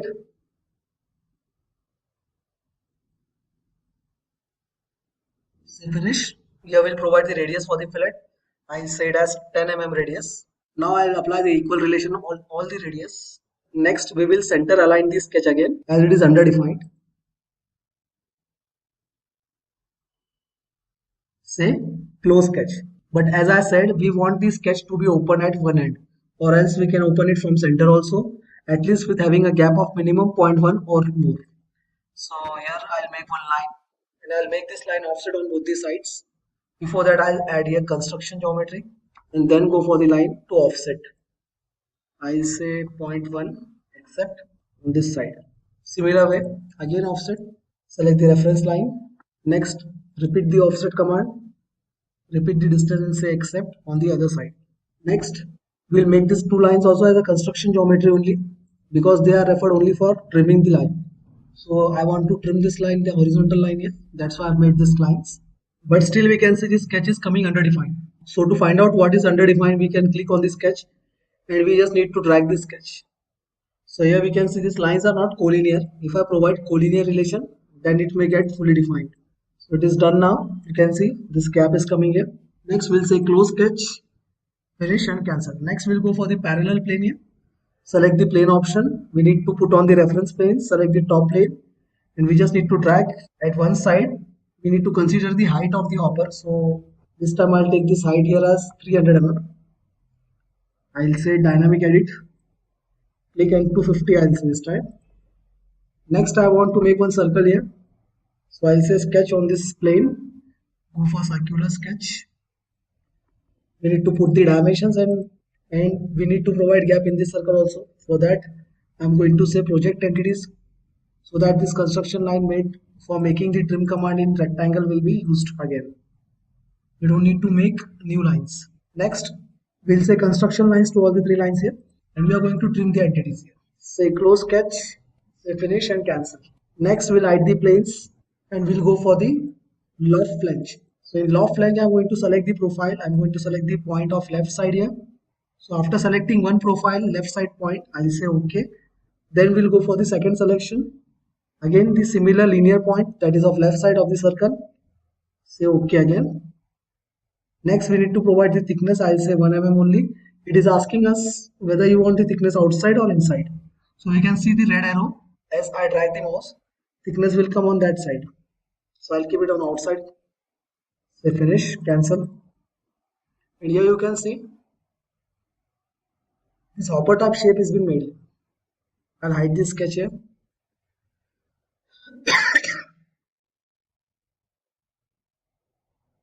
So this was loft flange. Next command we are going to see here is bend, unbend and rebend. So for that I'm going to make new part. So I'll say sheet metal part. Suppose if we get started with part molding part also, we can switch to sheet metal interface just by going to tools and saying yes, switch to. So if I click on this option, this interface will change from part molding to sheet metal. I'll say tab again this time on top plane. Say center rectangle here. Next we need to put up the dimensions. I'll say 225 and on the other side also I'll say 120. Say close sketch. I'll provide the thickness and say finish and cancel. Next we'll go for the command. I'll say bend. Select the face on which I need to make a sketch for bend. I'll make one line here. It is not compulsory that we should make this line from end to end. We can make partially also. Important thing is we need to position the line from the end point. So this dimension should be provided properly. After putting up the dimension, I'll say close sketch. We need to show the direction which is going to be bended. So I'll say this direction. Again we need to show the direction. Click once more time. And here we need to show the orientation now, whether we want this bend to come at upper side or lower side. So I'll click on the upper side and you can see a bend has been completed. So in this way we can bend the flange. by taking offset from the edge instead of taking directly from the edge. So after applying bend, we are going to go for the next command, that is unbend. So to work with unbend, first we need to select the fixed face. I'm going to select this as a fixed face. Then we need to select the bend which we want to unbend here. So I'll select this bend. You can see here, this is the initial position shown in wireframe and this is the final position after unbend. So I'll say it okay here and finish. So after unbending, you can see here, the bending radius area is also been shown. Suppose if I want to take any cutout on the bends, I can apply the cuts now after unbending the part. So for that I'm going to say slot here. We have seen slot earlier. We'll select the face. We need to draw the center line of the slot first, mentioning the distance between two corners of the slot. I'll say 25. We need to place it, so I'll place it here. I'll say 48. I'll increase a little bit distance here. I'll say 49 mm here. Now it is coming at the center. Now we need to say close sketch. Suppose if I want this to be symmetric, then I'll go for this relation. So to apply the center relation, I'll select the horizontal vertical, select the midpoint of the line and origin. Say close sketch. Just need to show the direction. I want this direction to come at downside as I've drawn the sketch at the upper face. Next we are going to say options and go for the slot weight. I'll say the slot weight as 6 mm. Say downside. Say finish and cancel. Now if I want to rebend this bend after making this cutout on the radius, so I'll go on this option again. And now we are going to select rebend option. So first we have used bend, then we have unbended so as to make this cutout, and now we are going to go for rebend. Select rebend. It will ask you to select the bends to be modified. So I'll select this bend. You can see it is again getting rebend. This is the initial position while unbend and this is rebend again, obtaining its original position as it was first. So I'll say it okay and finish. So you can see this cutout has been made. You can see this cutout here. So these were the options: unbend, bend and rebend. Next we are going to see jog command. It is like bend only. In bend it is only taking one radius, but in jog it will take a zigzag turn. So it will have two bending radiuses here. You can see here in the demo. Line has been clicked, direction has been shown, and you just need to show offset, creating two bends having zigzag shape. So I'll select this option, and now we need to select the planar face so as to make this sketch for bending. I'll say this line here. I'll make this line. We need to show the dimension also here, so I'll take this dimension as 30 mm. Next we'll say close sketch. As soon as you say close sketch, you need to show the direction and which face needed to be moved in jog. So I'll say this outer face. Click on this position and say jog. So we need to decide the direction. We'll take it upside. We need to provide the dimension. Now while providing the dimension, it will ask you whether you want to extrude thickness by using offset dimension. If you want to include the thickness, then go for this full dimension. Now the dimension is coming from the upper face including this thickness. If I'll say offset dimension, then the upper side thickness will be excluded from the height. So I'll say 8 mm here, including the thickness. So I'll say full dimension. You can see here. I'll say finish and cancel. Here jog command has been applied, and you can see this part is bended in a zigzag position with 90 degrees angle. In some softwares there is option for changing this angle also. You can change it to 45 degrees in jog. But in SolidEdge we don't have any option to change the angle of the jog. It will remain 90 degrees only. But there are certain options that we can change this angle. So I'll say this command, that is bend angle. So for changing the angle, I'm going to say bend angle here. You just need to select the bend to be updated, bending radius. Then we need to select the fixed face. So I'll say this as a fixed face. If I say this as a fixed face, then this upper portion will get bended. We need to show the angle now. I'll say 135. You can see here, this portion is bended to 135 degrees angle. Next, again we'll go for this option, that is bend angle. This time I'll select this bend here. Next I'll say this fixed face, and we need to change the angle. I'll say it as 45. So you can see it is coming at downward side. If I want to change the angle again, I'll say it 135, and now it is coming at the upper side. So here we'll get the angle of 45 degrees instead of 90 degrees. For that we have applied two angles. We have applied angle to this bend also, and second time we had applied the angle for this bend, upper side. In both scenarios we have kept this face as a fixed face. So in this way you can use jog command also here. Suppose if you want to change the bend radius, you just need to select the bend radius option, and you can also update the bend radius later. You just need to select the bend, say OK, and we'll update the bend radius. So I'll say it here as 2 mm, say preview and finish. For this bend also I'll change the radius, select the bend radius, click on the bend, say OK, select the value and say 2, say preview, and it will be updated. Say cancel after applying the bend radius. So these were the commands bend, unbend, rebend and choke. So the next command we are going to continue here is this corner treatment commands, that is close two bend corner, close three bend corner as well as rib corner. So to start with, I am going to make one base flange and some vertical flanges here. So I'll take center rectangle, go for the dimensions. I'll say this as 200 mm. Next, again this dimension I'll say it as 120 mm. So after putting up the dimensions, I'll say close sketch and this tab will be made here. We'll take the thickness as 1 mm only at the upper sides. Say finish and cancel. Next, we are going to go for the multi-edge flange command and we are going to make some multi-edge flanges here. So at all corners I am taking here with the height of 60 mm. Next, we can see here the corners are completely closed without having any gaps and there is no corner relief given here. So if there is no corner relief, it might get shrink here. The metal might get shrink and it may cause stresses to be developed at there, making the part weaken at the corners. So to avoid that, we are going to provide here some gaps and corner reliefs. So to provide gap, we are having this command, that is two bend corner. On all the four corners, this part is coming without having any gap and without having any corner relief also. So I'll take this command, that is close two bend corner, and we are going to select these two bends, first bend and the adjacent bend. And we can see here square cutout. The treatment we have put here is square cutout. If I want to change the treatment, I'll say it open. Open means it does not have any shape cut out there at the corners, but the gaps will be open. Now the gap value is given as 0.5. I will change this value and say 0.2. So we can see this gap has been updated by 0.2 mm. Next, if I want to change the type of the corner treatment, that is this close corner and overlap. In close corner, both the flanges are connected at the 45 degrees miter joint. But if I change and say it overlap, then one flange will be overlapped to the other. So in this way, you can make overlap and close. Again, I'll change the treatment here. I'll say it close only. So now you can see at the bottom side, there is no corner relief. Close option, this treatment is only for corner reliefs. So if I say close corner, then there will be no relief here, only this gap will be provided. If I change it to U-shape cutout, then you can see here, this shape has been changed into U-shape cutout. You want to adjust the diameter of the U-shape cutout, I'll say it as 4 mm. So now the size is little bit decreased. Next we have V-shape cutout. In V-shape cutout, this flange angle will be little bit increased. Next we have square cutout. This is mostly used. So in square cutout, we need to provide offset and width. So this is width and this is the offset. So here offset and width values are given with having gap of 0.2 mm. Suppose if I change this offset to 3 mm, you can see here this cutout size is also been changed. Again, if I say 4 mm, this will be updated. Next, we have miter.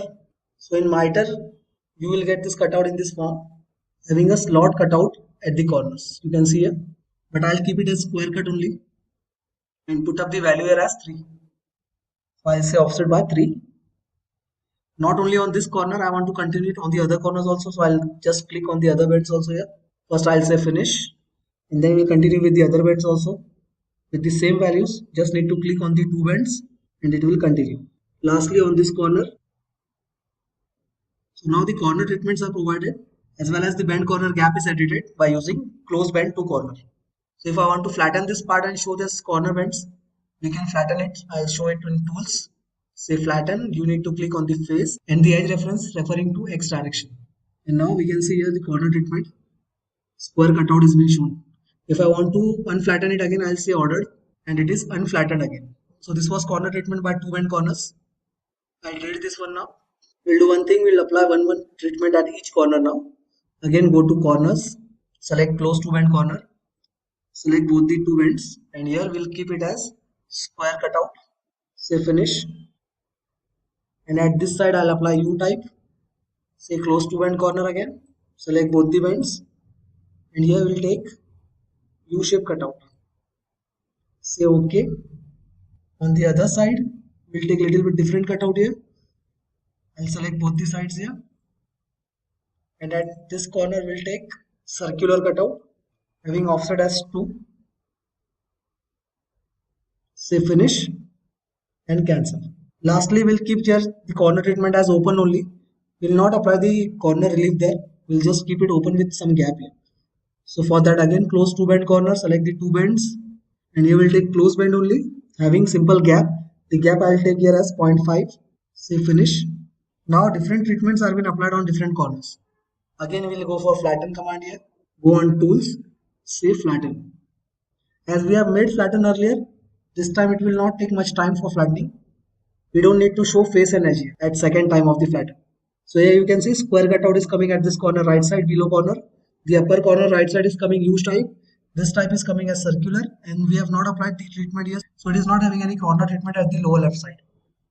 So in this way you can apply the corner relief and corner treatments. Corner relief are very important. It is because at the time of bending, you can see at these corners, stresses get developed, and due to this stress development, the metal may get shrink and it may cause problems while bending. So to avoid that problems, these cutout are very useful. For that reason only we are providing these corner reliefs here. We need to keep only one type of relief at all the corners, but for the study purpose, we have made this different kinds of corner reliefs here. Again, we want to unflatten, so I'll say it ordered on the upper left side. Say finish. Next command we are going to see here in corners is three bend corner. These are not much used. Only in some special scenarios only we can use this close three bend corner.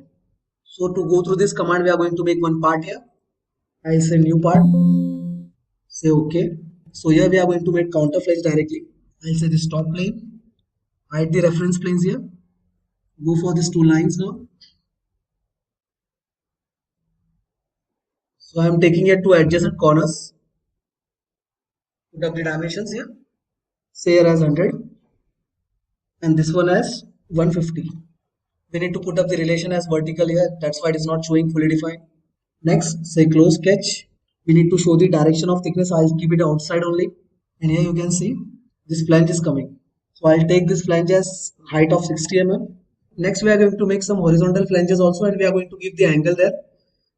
So for using this command, you can see one note is coming. It is telling us that when closing a three bend corner, you use two outer bends and one as an input bend. These bends must have the same bend angle. Means it is compulsory that we should keep one angle there. The center lines must intersect in 3D space and there must be connect through a common joining bend. So this is the common joining bend here. You can see here. This is the common joining bend. We need to make two more flanges here with having compulsory an angle. So for that I'm going to say again multi-edge flange and going to click on these two flanges. Say OK, and we can see here both the flanges are intersecting to each other. So I'll take this distance as 18 mm here, and we need to compulsorily change the angle. So I'll say this angle, it should be below 90 degree or above 90 degrees. So I'll say it as 135 degrees. So you can see here these corners are coming at 135 degrees now. As they are coming at 135 degrees, they both are getting self-intersected. So to avoid that, I'm going to say close three bend corner, and I'll click on these two bends, lastly on this third bend. So here you can see this corner treatment is being provided on this corner with having removed the intersecting edges. Next, the treatment you can say as closed one. So if I say this treatment as closed, you can see this area will be closed here. So this area is completely closed here now. If I again say open, this will come as open bend. So if I say close, it will be packed here. So this was closed corner by three bends. Next we are going to see here is rib corner. I'll make one different part here. I'll take isometric part. Select the extrude boss command. Say top plane. Select the rectangle command here. Center rectangle. Having some dimensions also here. So I'll take this as 150. Say auto scale and say OK. Next, I'll say this one as 90 mm. And we'll take this as horizontal orientation. And this one as vertical orientation. Say close sketch. And we'll go for this extrude now. We'll make this part hollow by using thin wall. So I'll take this common thickness as 3 mm and we need to show the open face. But before that, we'll make some fillets also here. For that, I'm going to say round and we'll make this edges round at the bottom sides, all the edges. And then we'll go for the thin feature. Say finish. And now I'll say thin wall having common thickness as 3 mm.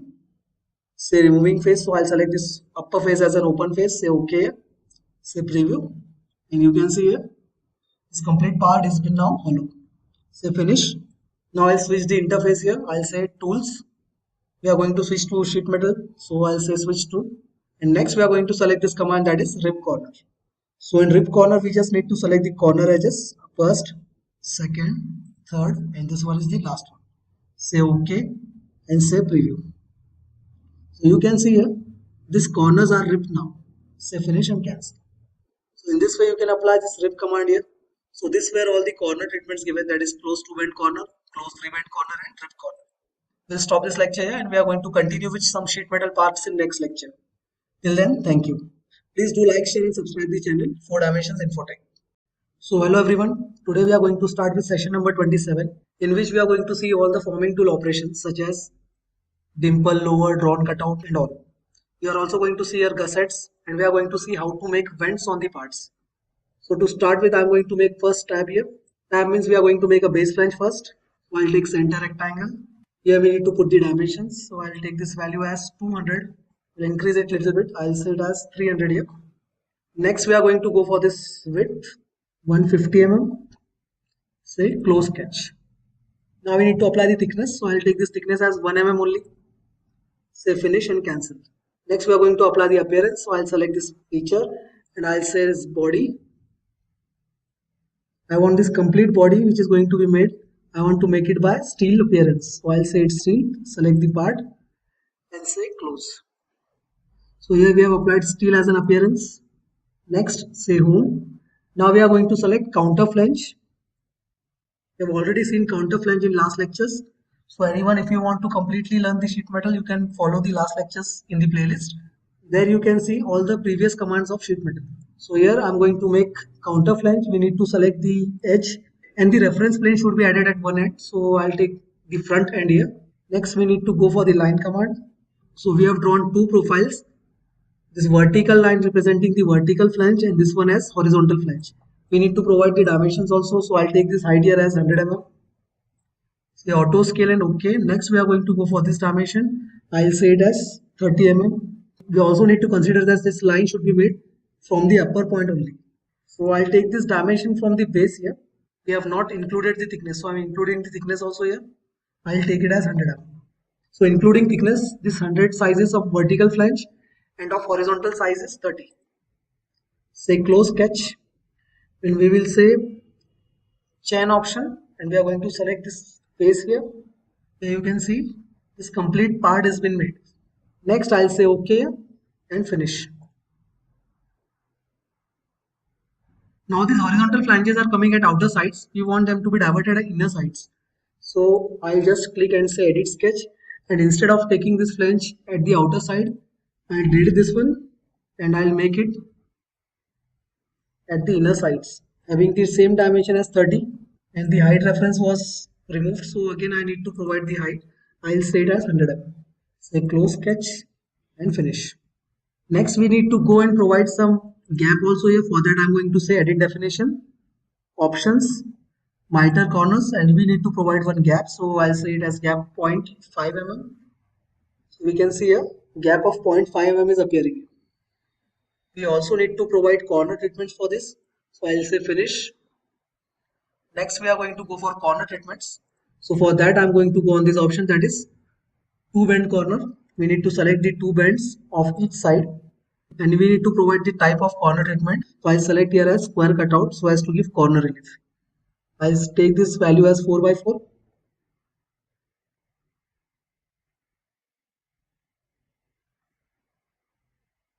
Next we need to go on this sides also.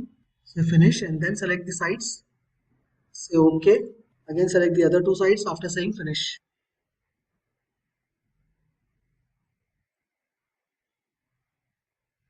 The corner treatments are now applied at each corner. Next we are going to make some vertical flanges also. For that we are going to select multi-edge flange. We need to select the flanges first, second, third and this one is the last one. Say OK and we are going to take vertical flanges here. So I'll take this height as 15 mm. Say finish and cancel. So we have made the box here. I need to apply some forming operations now on these spaces here. So today we are going to see these options only. For that only we have made this part. So I'll start with dimple here. First option is dimple. So I'll select this face as a planar face it is asking. So I'll take this as a planar face. We need to take center rectangle here. So the condition we require is that sketch should be completely closed. Not necessary that only rectangles are to be made. We can go with any closed profile. So I have made rectangle here. Say close sketch and you can see the deformation. So here we need to provide the depth.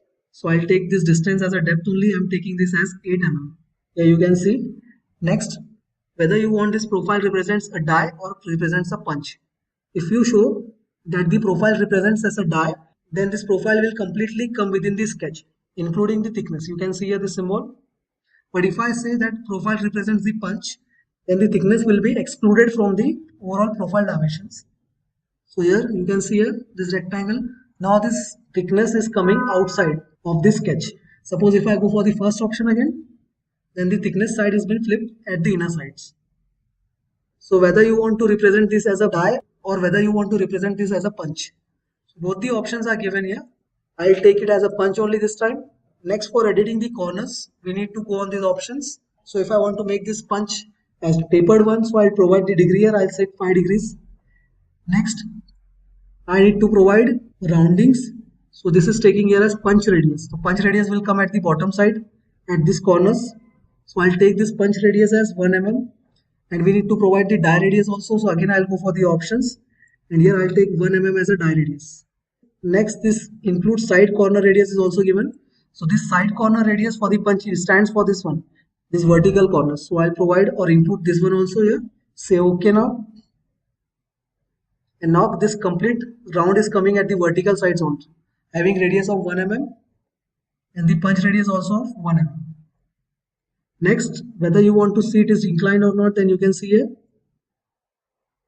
We just need to orient the part and we will change the visualization mode. You can see here, these faces are coming inclined. They are not coming straight here with the punch. They are coming as inclined faces with the angle of 5 degrees. So from vertical, this angle is diverged at the outer sides with 5 degrees. This inclination or draft angle is taken just to withdraw the punch easily. It will not stuck in the part. That's why this taperedness is being provided. Again, we will change the visualization mode. So this was the first option, that was dimple. You can take it circular profile also or any closed profile required. Next, we are going to go for this drawn cutout. We are going to see this lower option later. Before that, we are going to see this drawn cutout. It is similar to dimple. The requirement is same that we should have close sketch, but it will not have any bottom face there. Means the punch will cross the material through and through. So here for drawn cutout, I am going to select the option. Select the planar face or a reference face to draw the sketch. Next, we need to go and say any close profile again. So I am going to take this close profile here as a rectangle only this time also. Say close sketch. Instead of taking at the inner sides, I am going to go and take it as the upper sides. Here also you will get the two options, that is profile represents die or profile represents punch. If the profile represents die, then these walls will come within the sketch, and if the profile represents punch, then the thickness will be excluded from the sketch. That's why you can see here this sketch is coming within the walls. If I say first option, this sketch will come outside and the thickness will come within the sketch. So you can see the difference here. I'll keep it a little bit inclined here before seeing the options. Then select the options command. Here we'll see provide taper angle as 4 degree. Now punch radius will not be included here. It is because the material is going through and through. This material is going as through all. So here we don't have punch radius as we are not having material at the base side. So die radius will represent these borders here. You can see here. This is given for die radius. I'll say it OK here. I'll zoom out and you can see there is no radius been given at the corners. So to include radius at the vertical corners also, we are going to go in options and we'll say include punch side radius. So for that I'm going to say 2 as a radius. You can see here. Say finish and cancel. Again I'll make it normal in position and you can see these flanges are not coming straight. Instead they are having angle of 4 degrees as we have taken draft angle in the options. Next we are going to go here on this face and we are going to see the next option, that is bead. Bead means you can go for the open profile here and the condition is that each corner must have 2D fillet so as to make this operation work. So I'll select this option bead here and we'll select this bottom face. And now we'll make one sketch. So I'll take this line command.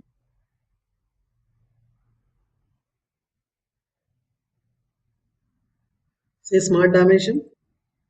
Go for this horizontal or vertical option. I'll take this as 35. Here we need to provide 96 as the dimension. So we'll make this length little bit smaller. I'll take it as 60 mm only. Provide this as a horizontal line. I'll say the relation as horizontal. Next, I'll go for the vertical relation again. So for that, you just need to select the option and select the points. Next, say close sketch. So before closing the sketch, if I directly say close sketch before putting the corner fillets here, it will show error. You can see here. So here one note is coming that it is not a valid profile. We need to make corners here. This error is because just we have not provided fillets in the 2D sketch. So for that I'll cancel this and we'll go for the fillets. I'll select the fillet option here. Need to select the corners. Next we are going to go for smart dimension and select the radius value here. I'll take it as 4. We are going to say equal if required here.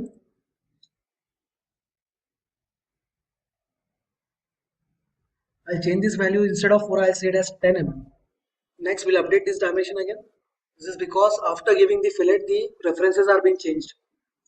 I'll take this side endpoint and say it as 60 mm. From vertical side I need to apply one more dimension. I'll take it as 50 mm here. Next, this also has 60 mm.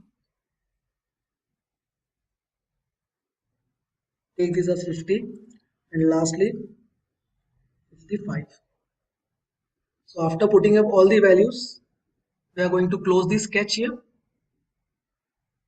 And you can see here, one bead profile is coming.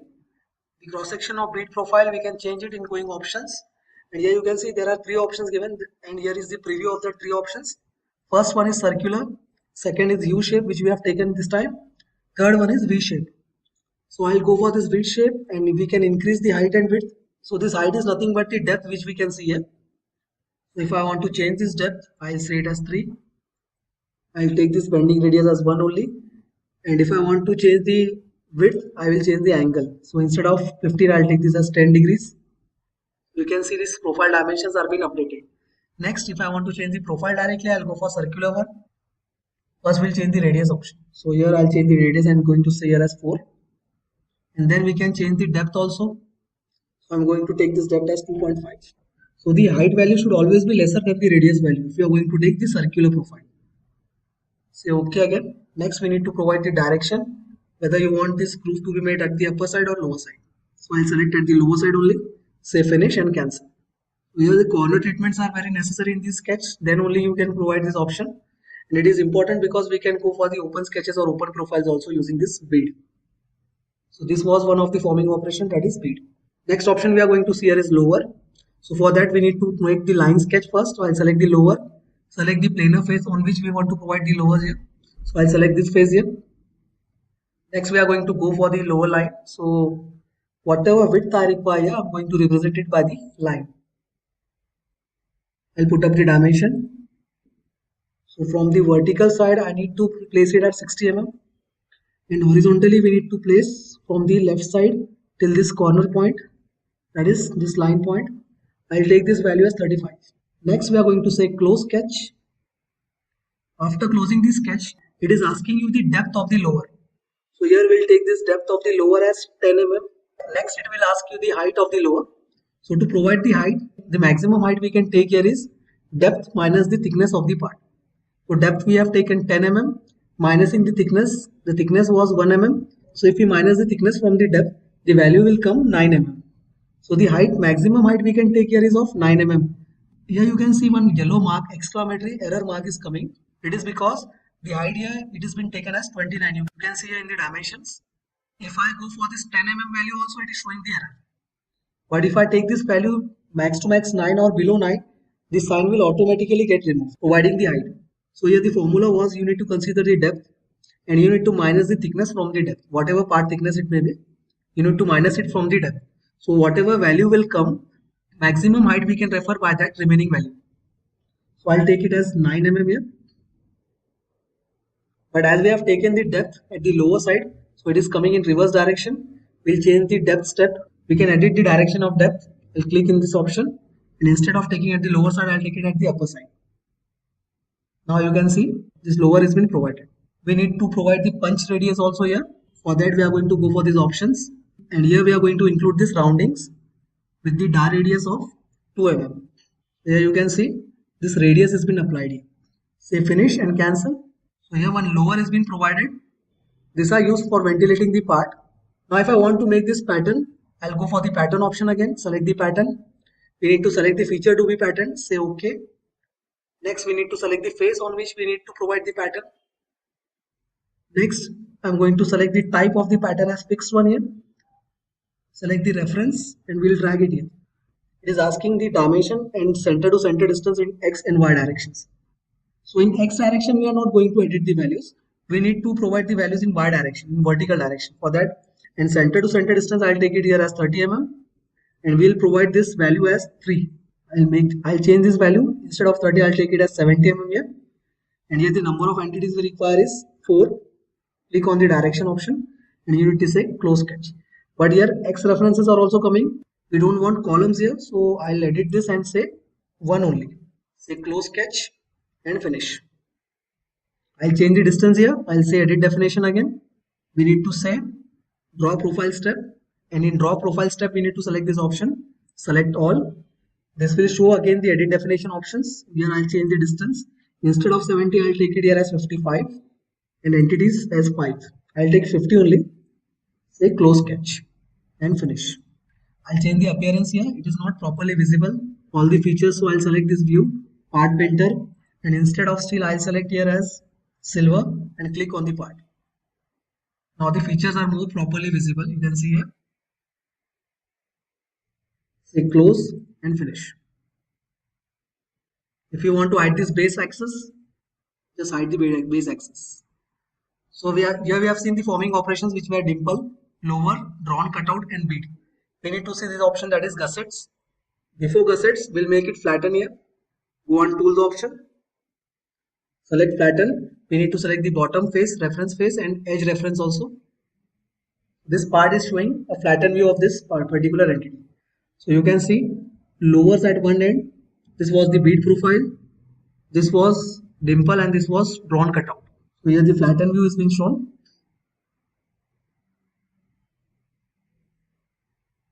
Next we'll unflatten it again. Now for gusset, I'm going to take new part. Say isometric sheet metal. Say OK again. Here we need to select the tab. We'll start with the tab here. Say center rectangle. Provide the dimensions for the tab.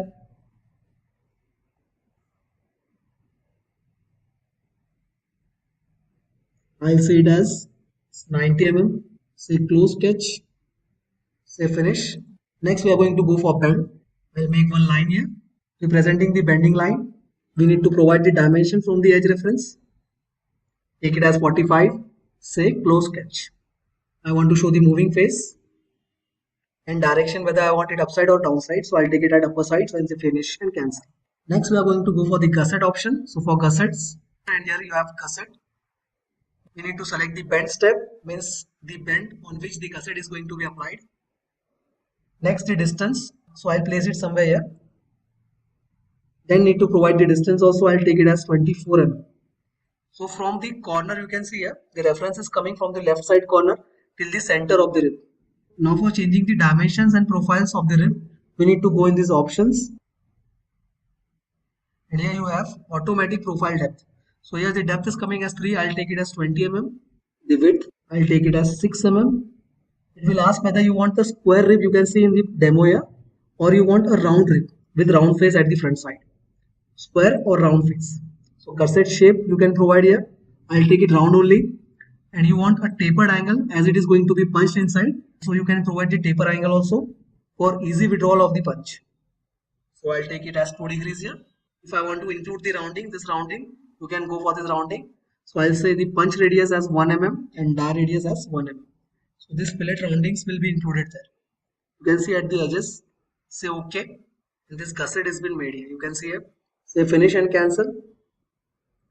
You can mirror this gusset on the other side. For that, I'll select the mirror option. Select the features. Say OK. Select the reference plane. For that, I'm going to put on the planes. Go for this plane option and finish. So here you can see these gussets are being provided. They are punched inside here. We'll add the reference planes again. Again, if you want to change the size of the gusset, you need to go and say edit definition, and options you can change the size. So instead of 20, I'll take 16 mm this time. So the height and width of the gusset is being changed to 16 mm. Say finish. We'll go for flatten again. For that, go on tools option, say flatten, select the base reference and edge. So in flatten, you can see these gussets are not being shown. When you unflatten them, this gusset will be visible again. Again flatten, and see the gussets are not being shown. So this was gusset option in forming operations. Last we are going to see here is this cross break. For that we are going to refer some images. So here you can see in this image, one wash basin bottom side is being shown, having these cross corners here. They are forced at the downside and are having bending radius with some obtuse angles. So in practical purpose, we cannot show this in software.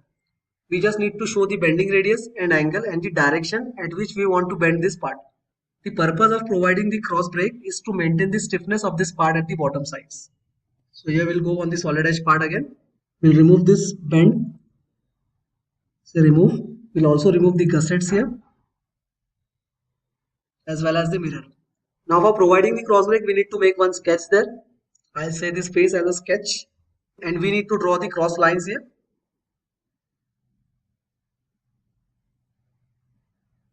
The second line. Then say close sketch and finish.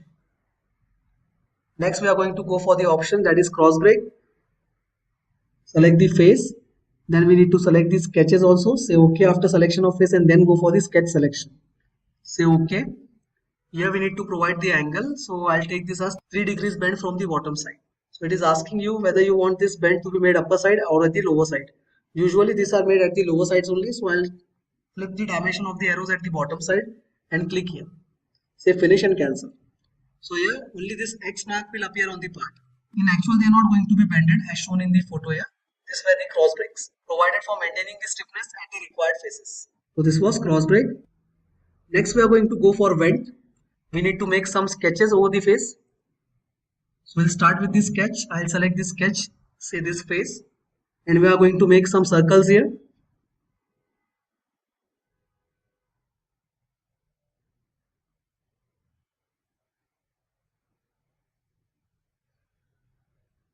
For the larger diameter, we'll drag them a little bit more.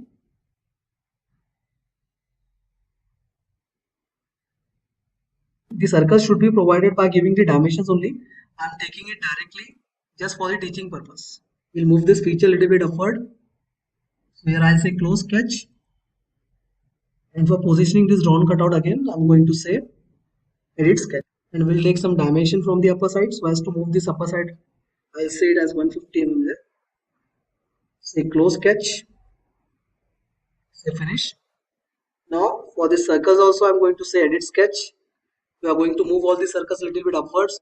So for that I'm going to select move command here. Select the entities to be moved. Select the base reference. I'll select this center as a base reference. And we'll take all the profiles here at this position. I'll draw some lines also here. These lines will act as ribs.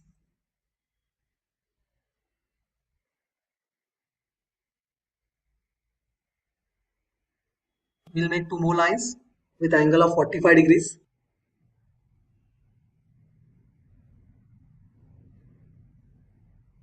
Next we are going to mirror these lines on the other side.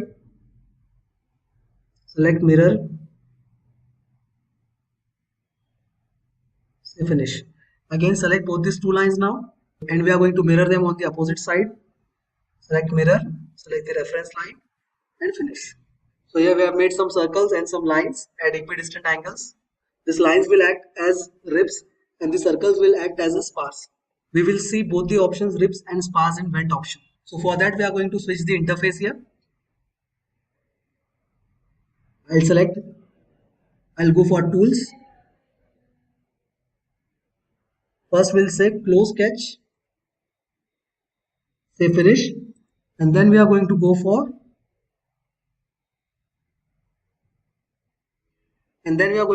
tools so as to switch the interface. As this vent command is not given in the sheet metal interface, you can see here, there is no option for the vent being given here. So that vent option is given in part modeling tab. So for that I'm going to switch this, say tools and switch the interface.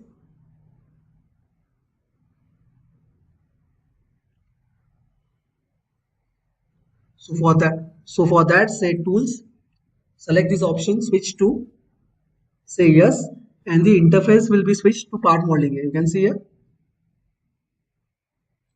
Now in part modeling, in thin wall feature you will get that option, that is vent option.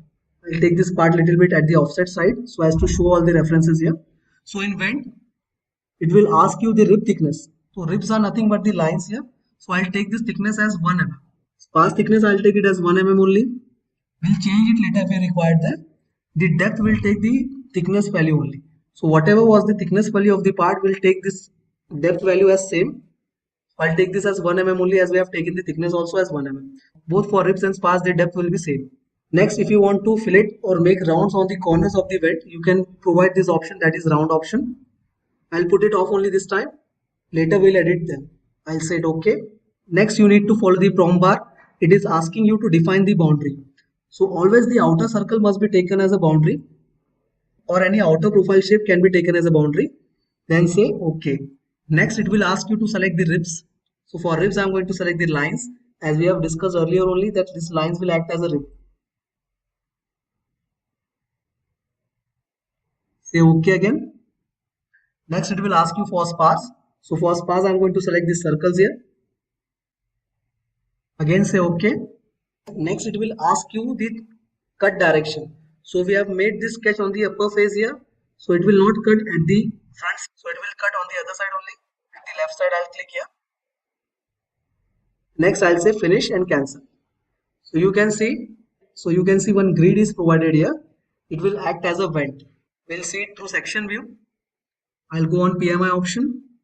We'll select the section plane as Y. I'll select the section plane on the keyboard.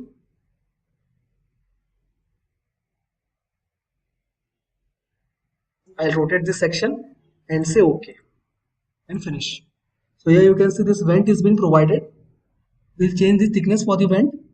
So again we'll select the vent, say edit feature, say options, and you will change the thicknesses over here. I'll set this as 2 mm and spars also of 2 mm. Now you can see they are a little bit thicker now. We'll provide the radius also, round radius. I'll take it as 0.3 mm. So you can see these corners are being filleted here. All the corners of the vent are being filleted by radius 0.3. So that roundness was the option for providing the radius here. Say finish. If you want to increase the smoothness of this arc, you can see here they are not being shown as smooth chords. So if you want to change the smoothness over here, you just need to go and select view option. So this option is coming over here, sharpness set.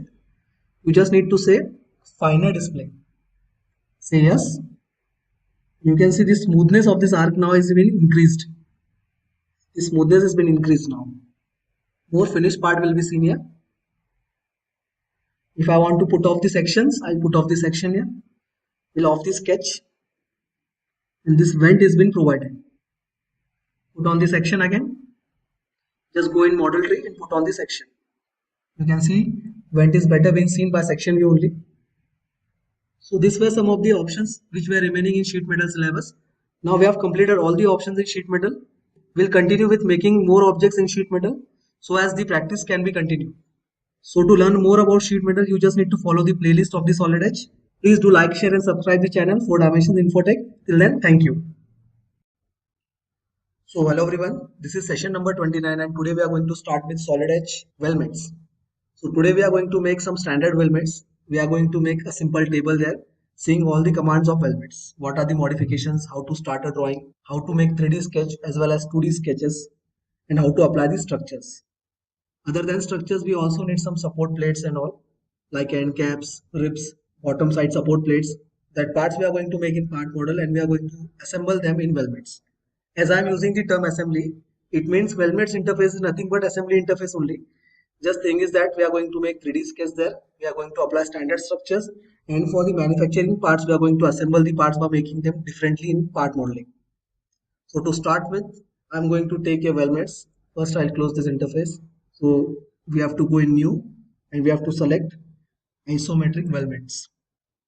As I have said, it is nothing but assembly interface only. You can see here, insert components, whatever we have seen in assembly playlist. Here are the mates. Here is the option for drag and move. All the things are same as assembly interface only. You can see the symbol is different here. So in this symbol, one orange line is being shown, showing that parts are being welded here. Instead of saying assembled, we are going to say that the parts are going to be welded together. If I take the assembly interface, you can see the icon there. Suppose if I say new and I'll say isometric assembly. So in assembly interface, this icon is little bit different. Instead of orange lines here, you can see the orientation of these three boxes has been reversed and there are three blue lines. So this icon represents assembly of SolidEdge. And this icon, you can see here, three boxes, simple boxes in 2D with orange line represents the weldments. So we'll start with the weldments now. For that, we are going to make sketch first. So to start with, we are going to go on tools, environments, and in environments, we can say here frame. So in frame, you will get the option sketch, 3D sketch, frame option. So these are the things we required here for the weldments. So we'll start with the sketch first. So I'll take this sketch. I'm going to say top plane here. We'll hide the planes here and we are going to make one simple rectangle with center rectangle. Now as the structure sizes are a little bit larger, I'm going to take the values a little bit more here. So we'll take this value here as 600 mm and we'll take this one as 290 mm. Next we are going to make some more lines here.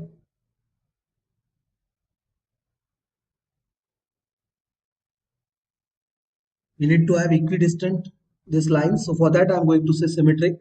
I use this as a symmetric axis. Select both these two lines here. We'll take this distance as 250. We'll modify it. I'll say 200 only. Say close sketch. Next we need to make the table legs. So for that I'm going to use 3D sketch instead of 2D. So I'll take this 3D sketch here. We are going to select the line. Start with the line. And now as I click on the line command, you can see one small axis system is being shown. We'll hide the reference planes. You can see this axis system here. But when I click on the line, one more axis system will appear here with larger size. You just need to select the axis on that particular axis system so as to define the directions of the sketch. So as soon as I click on this line, you can see this axis system has been appeared. If I start with the line here and select Z axis, you can see with the line Z icon is coming, representing that line is coming along the Z axis. We'll repeat the line here. Select the line, select Z axis. We need 4 lines here on all 4 corners. In between, we are not going to take any line here. Next, we need to say equal relation.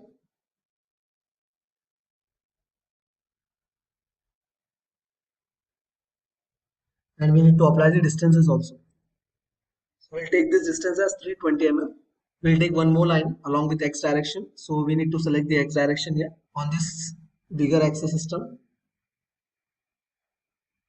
Now you can see one red dot is coming on this line intersection. But on this line intersection, there is no dot. Means this line is not properly connected to the vertical line. So for that, I'm going to use the relation also here. So in 3D sketch also, you have the relations option. You can draw circles, rectangles, arcs. So for that, I'm going to say connect this type. So you can see this dot has been appeared in red color, showing that the line is coincided with the vertical line. Next, we need to apply the distance. So I'll select this horizontal line and this end point. I'll take this distance as 100 mm here. We'll make this length a little bit smaller. I'll take it 280 only. This is enough now. Next, one more line on the other side.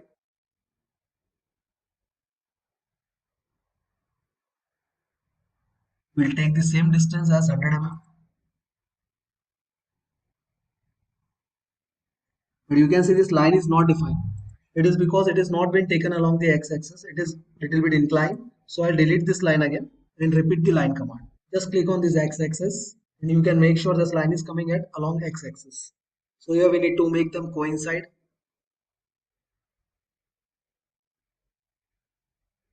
Then apply the distance. You can see it is completely defined now. Same way I'm going to make lines at y direction. So I'll take the line command again. We need to select y axis and then select the position for the lines. Provide the relation here. Say coincide. We'll also provide the dimension again. So this dimension I'm going to take as 80 mm. We'll make the line on other side also. For that I'm going to select line. Select y axis for the reference. Here this line has been made. Just need to provide the coincide relation. It is very important that line should be connected to the other lines so as to apply the proper structures without having gaps. We need to provide the dimension next. So at this side also I'll take 80 mm. Now this sketch has been made. So this is the 3D sketch. We'll hide the axis first. We'll also hide the coordinate system. So now you can see here. In this case, we have made this upper side, that this rectangle can be seen in top plane, and these two lines are made in 2D sketch, and all the remaining lines are made in 3D sketches. You just need to select the axis system for the reference. So all the relations and sketch commands were available in 3D sketch. We have just applied and made this complete structure here. Next, we are going to apply the standard structures. For that, we need to close the 3D sketch, and here we have this option frame. So in frame, we'll get all the standard structure shapes such as square tube, rectangular tube, circular tube, C-channel frame, I-section beams, and much more. These frames will have some standards also, we'll see them together. So to start with, I'm going to select this option. So in weldments, there are total 3 options. If we go through depth of this all 3 options, we'll almost understand all the weldments. So that options are select path step. This is the first option. With the icon here, you can see this line icon with zigzag lines. Second option is edit cross sections, in which we are going to edit the cross sections. Third is the end condition, in which we are going to apply the end treatments. If we go through all these options, we are almost done with the weldments. So first we'll start with the select path step, in which we are going to apply the standard structures on the sketch. We need to browse the components there. For that, we are going to select this icon, yellow color icon, showing that select cross section component. Click on this icon. You will get 3 standards here: NC, DIN, and extrusions. So we are going to start with DIN here. We don't have ISO standard system in this. That's why most of the companies don't work with the standard structures. They just make the parts. Standard structures also they are going to make in part model only, and they are going to assemble them directly. They are not going to apply the standard structures. But as we have the standard structures option, we are going through that. So to start with, I'm going to select C channel here. So in C channel, we are going to select the size 40 by 20. Say open. After selecting the size, you can see this channel has been displayed in this frame here. Now we need to select the lines on which we want to apply the C channels. So I select these lines here. First, you can select the lines in chain option also, but I am taking single here. First, second, third, and this is the last one. Say OK. So you can see here, C channel has been applied. It is oriented at the downward side with the opening side. That's why we cannot see it properly. So we'll take this orientation with 90 degrees angle. For that, we need to go for the second option. We are going to say edit cross sections. So in edit cross section, you just need to select the option, say OK. And here you will get 3 most important commands. First one will be the orientation. If you want to make this C channel orient at some particular angles, you can go for this orientation option by giving the angle. Second option, the most important option, is define handle points. We will see that also. And third one is this flip cross section. So if I want to flip the cross section, I can flip the cross section after providing the angles. So we will see the first option, that is orientation angle. We'll provide this angle is 90 degrees here. So you can see this frame has been now oriented with 90 degrees angle. As it was horizontal first, now it is showing vertical. It is because we have provided the angle as 90 degrees here. In corners also you can see the C channel profile now. This makes us understand the shape of the channel we are using. At downside, we are going to say flip cross section. So now the C channels are coming at the outer sides. You can see here, this opening is coming at the outer sides with the wall at the inner sides. So we have provided the angle here as 90 degrees. We have also flipped the cross section so as to understand the channel shape. Next, we are going to go for the handle points. Just select the handle points and you need to go and zoom it here. So at each corner, you will get this handle points. Total 9 points are there in red color. So at whatever point I'm going to click, that point will be grabbed by the sketch. And all the C channel sections will move along the point. So if I say this bottom point, it will get stuck on the sketch, and this complete C channel will move at the upward direction. So I'll select this corner bottom side red dot to move the profile. So you can see all these structures are now coming at that particular point, and this complete profile is being moved at the upper side as we have selected the bottom node. If I want to take this profile at the lower side, completely at the downside, then we are going to select again the defined handle points. And now this time I'm going to select this point, that is the upper side. If I select the upper side, this complete profile with all 4 structures will move at the downside. You can see here. If I want this structure to be positioned at downside only, but at the inner sides of the sketch with reference of this line, this 2D sketch we have made, then again we'll say define handle point, and we are going to select this outer point so as to make them move in inner sides. You can see now all the complete structure is coming at the inner sides of the 2D sketch. If I want this structure to be divided on both the sides equally, this upper width of the C channel, again we'll say define handle point, and for that we are going to select this midpoint. So this midpoint will get stuck at this corner. So I'll select this midpoint now. So you can see this C channel is coming equally divided on both the sides of the line or corner. If I select define handle point again and select the midpoint, so this corner will come totally at the center of C channel, and this complete structure is being applied now in this way. You can see here. So these handle points are used to move the structure along the points which we have provided here in red color marks. So this were the options in edit cross section. I'll say finish here. Next, if I want to change the C channel and if I want to take rectangular tubing instead of C channel, I'll just go in model tree, click on this drop down menu, select the frame option, and we are going to select this edit cross section. Select this edit command, and to call any cross section we need to select this red color mark, select path step option. Here we'll browse the file again to change the option. So I'll say DIN in rectangular tubing. So in rectangular tubing I'm going to select the standard, that is 50 by 30 by 2.6, then width and thickness. These structures are provided by SolidEdge itself in the library. We are just going to select the structure from the library and say open. Now if I say OK, it will ask some segments in this feature will have different cross section. Say it yes, and you can see this rectangular tubing has been updated. It is coming a little bit larger in size. So I'll take smaller size. Again, I'm going to select this select path step option. Say browse. Say DIN rectangular tubing. We'll select this size as 40 by 20 by 2 only. Say OK. Again OK. Say yes. So now this size is a little bit smaller and the orientation is coming here as horizontal. So if I want to make this rectangular tubings stand at 90 degrees instead of being horizontal, we will orient it vertically. For that we are going to select edit cross sections. As we have seen, we can edit the angles for the orientation here. We'll say it OK. Then we are going to orient this. Again I'll say 0 degrees here. This orientation is coming now at vertical direction for the rectangular tubings. Say again 90 degrees. It will become horizontal. Say finish now. Next we are going to see the corner treatments. So you can see this corner treatments. We can see these joints are mitre joints. They are connected at 45 degrees here. Suppose if we don't use standard structures and if you want to make this structure, then in part molding you need to make this structure. Same with the 45 degrees angle cut, and then you need to assemble it in weldments. So the next option is if I want to edit the end conditions for the cross sections. Instead of mitre joint, I want butt joint here. For that again I am going to select the frame options and say here edit end conditions. If I say edit end conditions, this was the third option. So this is the last option out of the 3 options which we said were important. Select that option and here you will see the corner treatments. So instead of taking this mitre joints, I'll select this option, that is frame option, and I'll set this as a butt joint. You can see the note is coming showing that this joint is butt joint. Select that option. You will see this preview also showing the differences.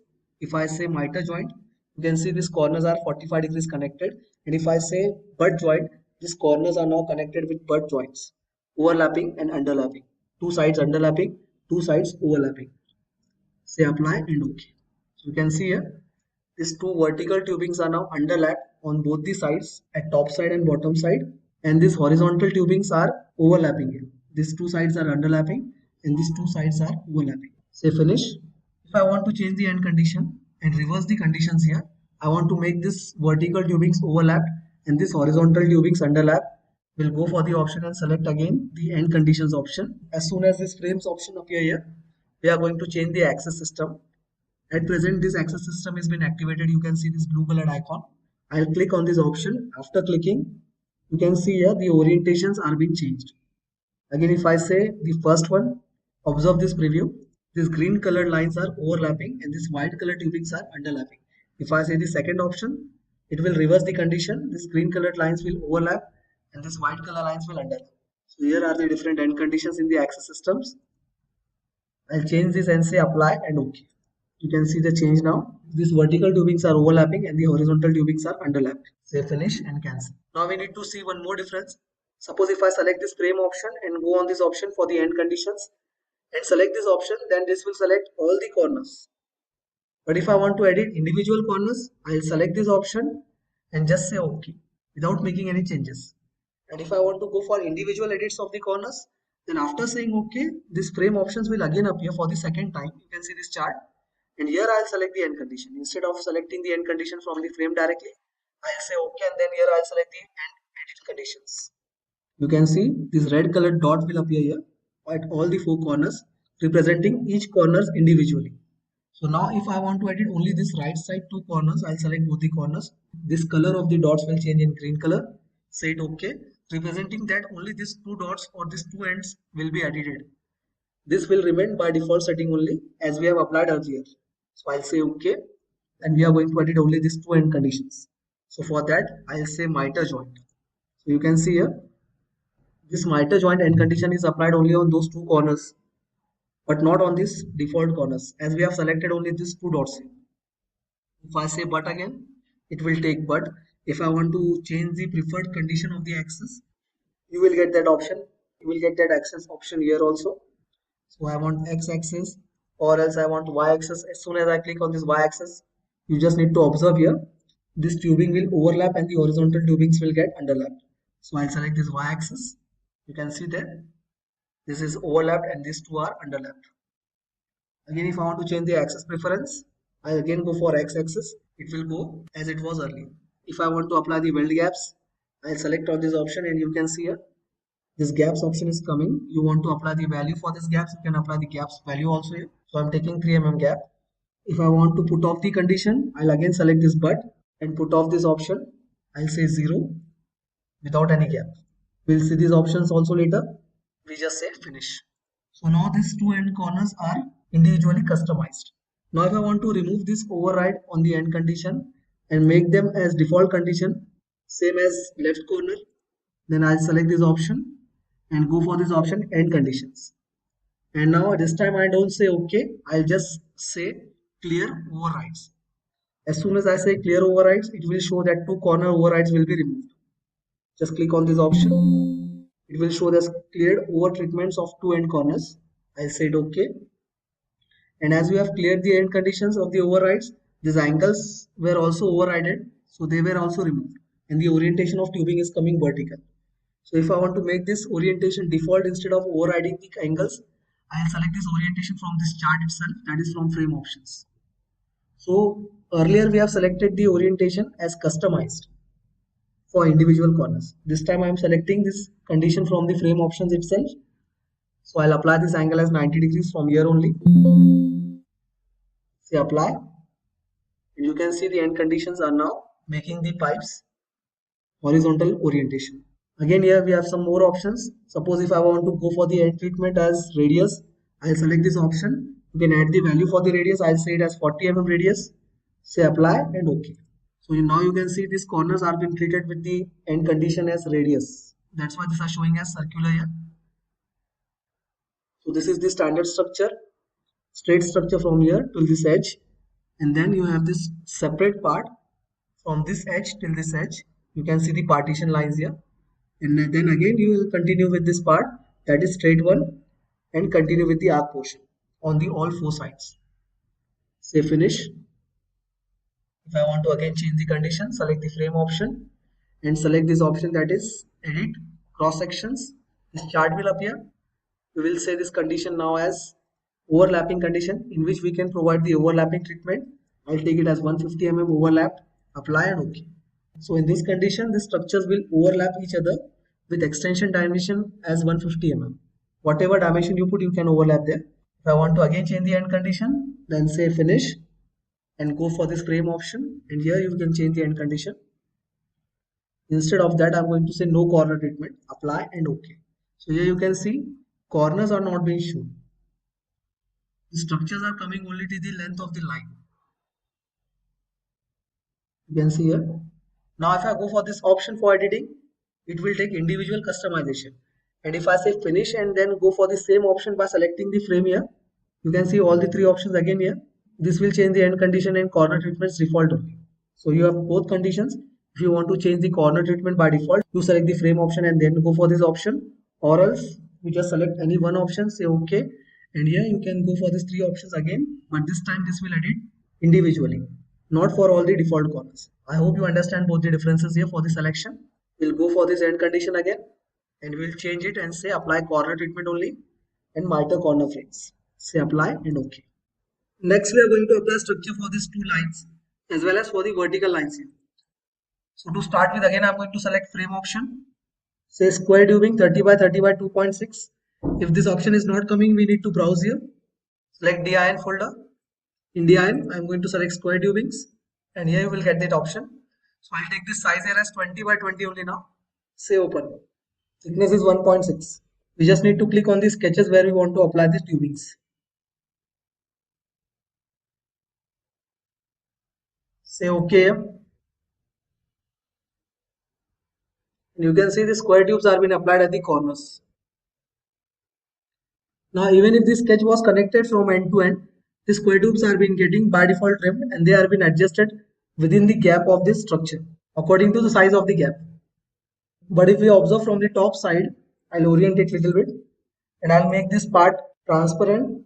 These square tubings are not coming at the corner point of the sketch. Earlier rectangular sketch, this corner point you can see here. These tubings are not mounted according to the reference of this point. They are at the extreme corners. So I want them to be placed at this mid corners here. For that, again I'm going to say display style changed and say finish first. Select the required frame to be edited. Go for this option, that is edit cross sections. We will edit the handle points. So as soon as you click on the handle points, these handle points will be displayed at each corner. So this locating points can be edited by clicking on any corner. So I'll select this point here. You can see these are oriented now with the center reference of this rectangular tubings. All the four sides are being positioned by using defined handle points. Say finish. Next, I want to apply the tubings on this side also. So I select circular tubings for these two sides, the upper two sides. Select frame option again. Go for the browse option again. Go for the folder. Go for round tubing. Select the size required and say open. So I have taken the smallest size here. Just click on the lines where you want to apply the structure and say OK. So you can see these tubings are coming. So these are circular tubings. You can see them. But we'll edit the feature and change it to square tubes only. Select path step. And the shortcut list will be shown which we have used previously. So I select this square tube only. Say OK. Say yes again. Next I want to apply the tubings on these tubes also. Say finish. Again go for frame option. If you want to take these tubings with the earlier tubes, you can go for that also. While selection, you just need to select all of them together. But I am taking it individually. Same size of square tubes on this sides also. Say OK again. And you can see this complete structure is being made now. Say finish. If you want to hide these sketches, you can hide them. I've hidden complete sketches now. And this is the structure we have made here. Now one more important thing. We were using only the standard structural size, means the cross-sectional sizes were standard and we were applying that sizes only. Suppose if I want to edit the cross-sectional size of any structure, then we need to make the profile for that particular structure separately in part modeling. We need to save it in the folder of the frames and then we can apply the customized size also here. So if I want to change this rectangular tubing cross-sectional size, I can change them. I'll make it a little bit different size now. So this size first second was off. We can expand this model tree here. And you can see the size. This rectangular tubing size was 40 by 20 by 2 as a thickness. Length, width and thickness. So I'll edit these sizes and implement it on this structure now. So I'll make it in part modeling separately and going to save it in frames. Then we are going to apply it on the structure. So this is the process for customizing the cross-sectional sizes of the structures. And we are going to move in part modeling now. Select ISO part, say OK. So I'll put on the reference planes here. Select the reference plane required, say sketch. Hide the planes again. So you just need to keep this note in mind. Whatever corner treatments are going to be there, that should be applied in 2D itself. We are not going to use 3D fillets and all. It is compulsory that radius should be applied in 2D sketches only. All the corner radius. So we'll take these dimensions as 38 by 32 by 2. So it is 38. This I'm going to take as 32. Or else I'll take 30 only. Next we are going to go for thickness. Before applying thickness, we need to apply the radius at the corners. Select this option fillet. Make sure you have given this dimension between two sides instead of giving to line. So the corner dimension will not break there. Apply the radius size. I'll take this radius as, give the relation as equal on all the sides.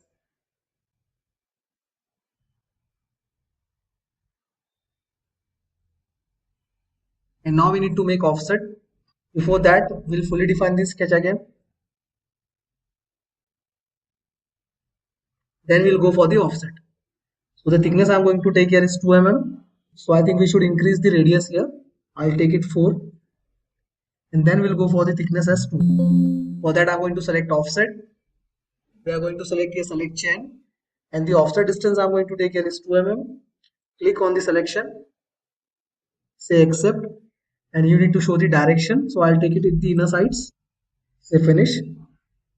And now this complete profile is been made according to the customized sizing for the rectangular tubings. Say close sketch.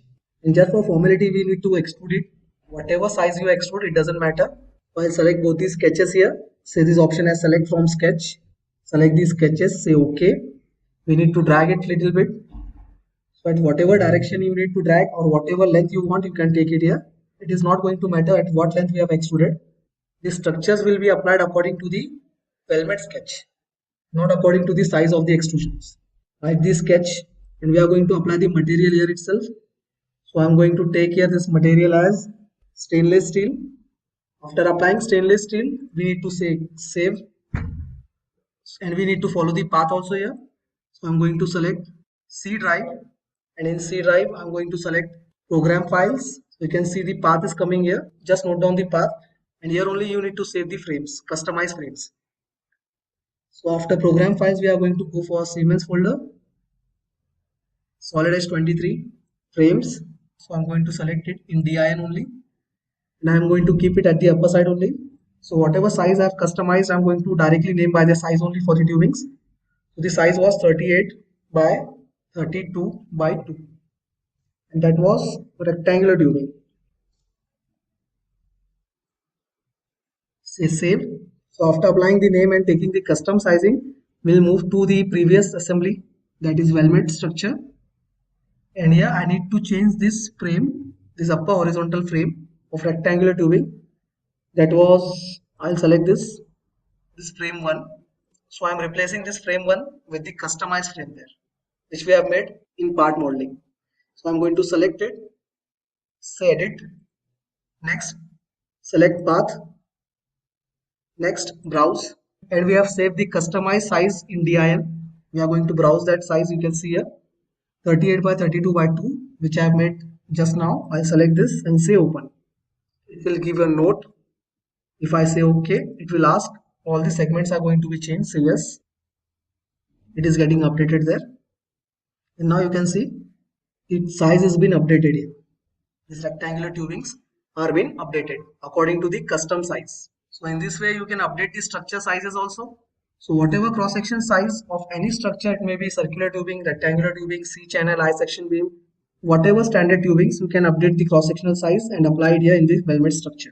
So next thing we are going to make here are these ribs at the corners. We are also going to make some support plates at the bottom, or else we can say end caps here.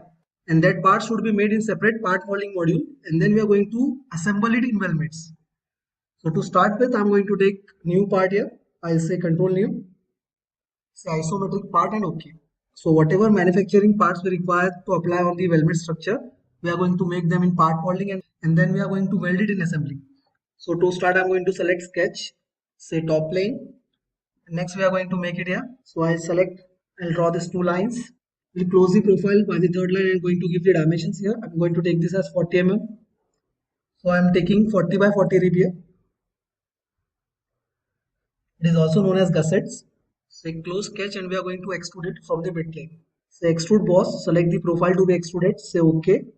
Select this as a symmetric axis and we are going to take this extrusion as 10 mm only. Say finish and cancel. Next we'll hide the sketch and we are going to apply the material. I'll apply here as iron. After applying the material, we'll save this part. I'll name it as gusset and save it here. Say new part again. I'll select top plane only. We also need to consider the orientations by which we are going to apply these parts in the weldment structure. That's why I'm taking center rectangle from the top plane, as these plates will be seen from the top side only. It is not that any plane can be selected here. So I'll take it as 35 by 35. I'll say equal distances here. We need to hide the plane, say close sketch and extrude. So we'll take this extrusion size here as 10 mm only. We'll edit this size little bit. So instead of 35, I'm going to say here as 40, and we'll remove this equal relation and we'll add this relation here as 30 mm. So it is 40 by 30 now. Say close sketch, say finish and cancel. Next we are going to apply the material here also. So I'll take it as galvanized steel. Say save.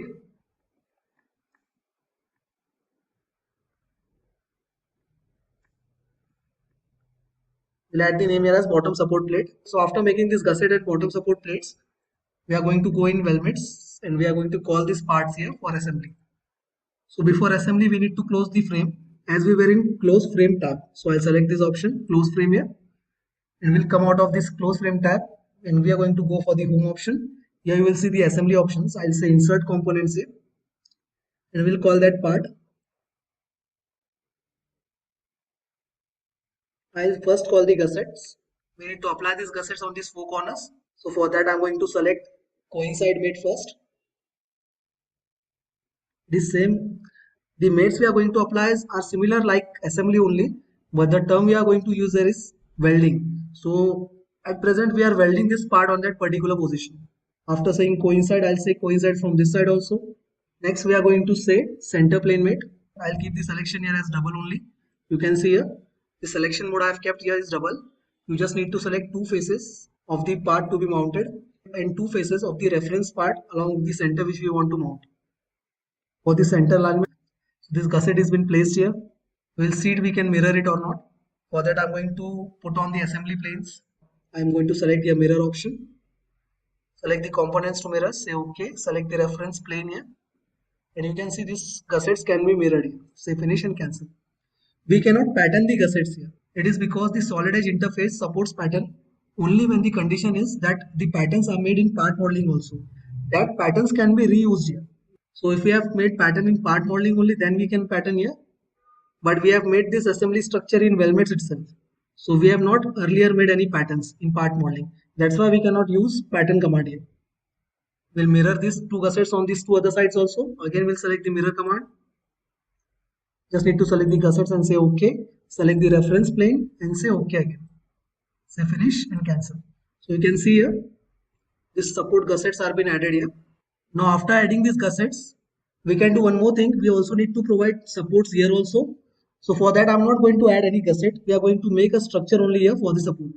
So for adding this structure, we'll edit the 3D sketch again. We'll make one line here. Before line, I'm going to hide these frames. I hide these frame components. We'll hide the reference planes also here. And here I'm going to add one line here. So I'm going to add this line between these two vertical and horizontal lines. We'll start with this line and keep it place it here. Provide the dimensions. So I'll take this as 70 mm. The other dimension also, I'll take it 70 only. It is completely constrained now this sketch. Next we are going to mirror this line on the other side also. For that I'm going to select this 3D mirror. Select the option here, line which we need to mirror. Select this option. Click on the reference plane and you can see this line has been mirrored on the other side also. Select both the lines here. Again select the mirror option, 3D mirror. Select the reference plane and you can see these lines are made on the other sides also. So after adding this line on all four sides, we'll say close 3D sketch. So for adding this structure, we are going to go in tools, select the environment option. In environment, we are going to say frame. And in frame, we are going to add the frame. Select the frame option. And we are going to add the same size tubing, that is 20 by 20 by 1.6. It is shown in the shortcut menu. Click on the lines and say OK. So here you can see these tubings are also added now. And they are getting by default trim according to the boundaries here. You can see here, they are coming only till the boundary of this frame. Say finish and cancel. So we have added supports here also now. We'll hide the 3D sketch. Next we are going to add the support plates at the bottom we have made in part modeling. We'll hide the reference plane first. Say close frame first. Go to home, insert components and these bottom support plates. So here we are going to select the option that is assembly. Select the faces. So this part's top face is now been coincide with the bottom face of the structure. You just need to place it at the center using center plane mate. Select both the sides of this plate and both the sides of this tube. repeat this again. Select center plane only. Select both the sides and also the sides of this tube. Parallel sides only. And this plate is been placed now. So now this bottom support plate is also been fixed here. We just need to mirror it. We'll go for the mirror option, mirror component. Select the component to mirror, say OK. Select the reference plane.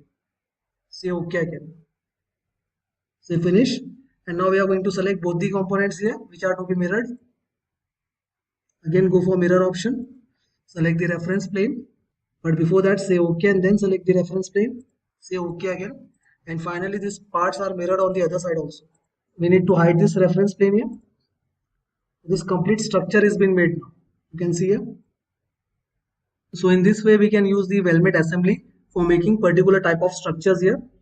We are going to take one more lecture for plate weldments. That will be the next session in which we are going to see how the plates can be used as a structure for making weldments. So for that follow the playlist and continue watching the next lecture, that is session number 30.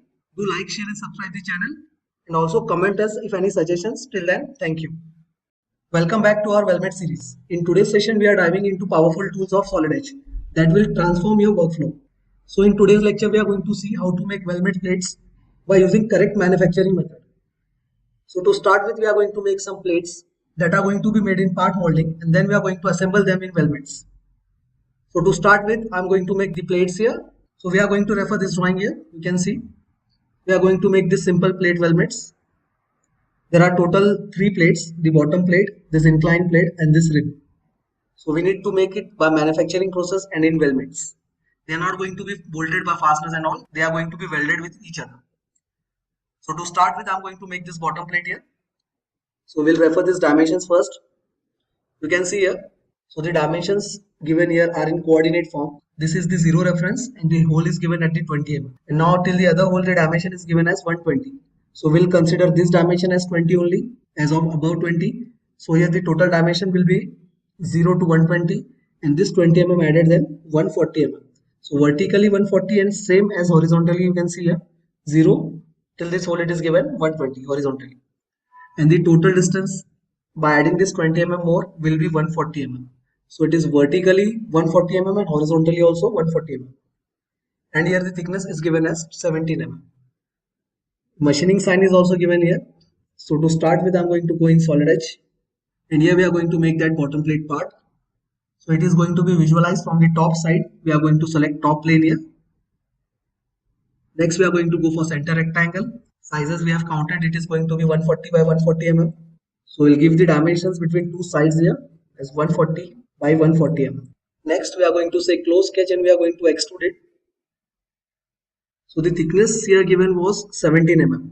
But one more condition was given that the machining was done from the bottom side and after machining this thickness is coming 17 mm. So the standard thickness would be different. So to understand this concept, we are going to refer one more image here. So you can see this plate, standard plate thicknesses are given, which are available in market. You can see at any website visiting there, what are the standard thickness given in mm for purchasing. So these are before machining the thicknesses. But after machining the thickness we required was 17 mm. But the minimum thickness which manufacturers refer is 1.5 mm. At least 1.5 mm would be the thickness that should be machined. So the difference is not matching here. Our manufacturing plate requires 17 mm thickness here. You can see here. So it would be beneficial for us to take minimum 20 mm plate so as to machine it from both the sides, or we can machine it from one side 3 mm and obtain the thickness of 17 mm. So we'll extrude it by 20 mm here. I'll say one-sided extrude only. I'll take 20 mm here. We'll make this machining cut later. We are not going to make it now. Next, it is having chamfer of 5 into 45. It is given typical TYP means whatever number of chamfers here given are can be taken as 5 into 45 only with the size. So we are going to go here and make some chamfers. For that, I'm going to select this chamfer command. Here we need to select the face. So I'm going to select this face. Say OK. You need to select the edge reference. And I'll take it as 5 into 45. I'll change the suggestions as angle and setback. And then we are going to go for the face selection again. Say OK and then go for the edge selection. Say 5 and angle as 45. So we require it on the all sides.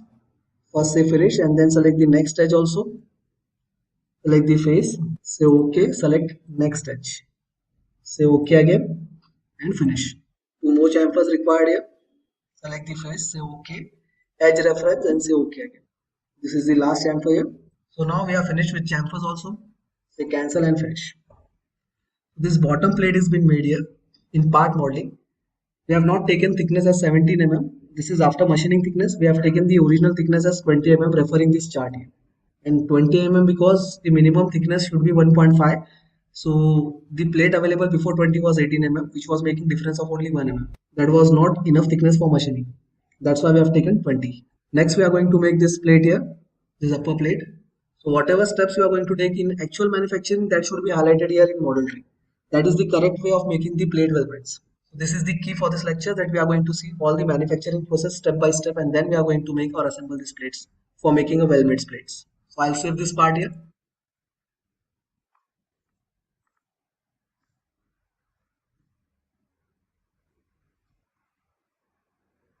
So I've saved the plate there. Before going for the next plate, we are going to apply some appearances also.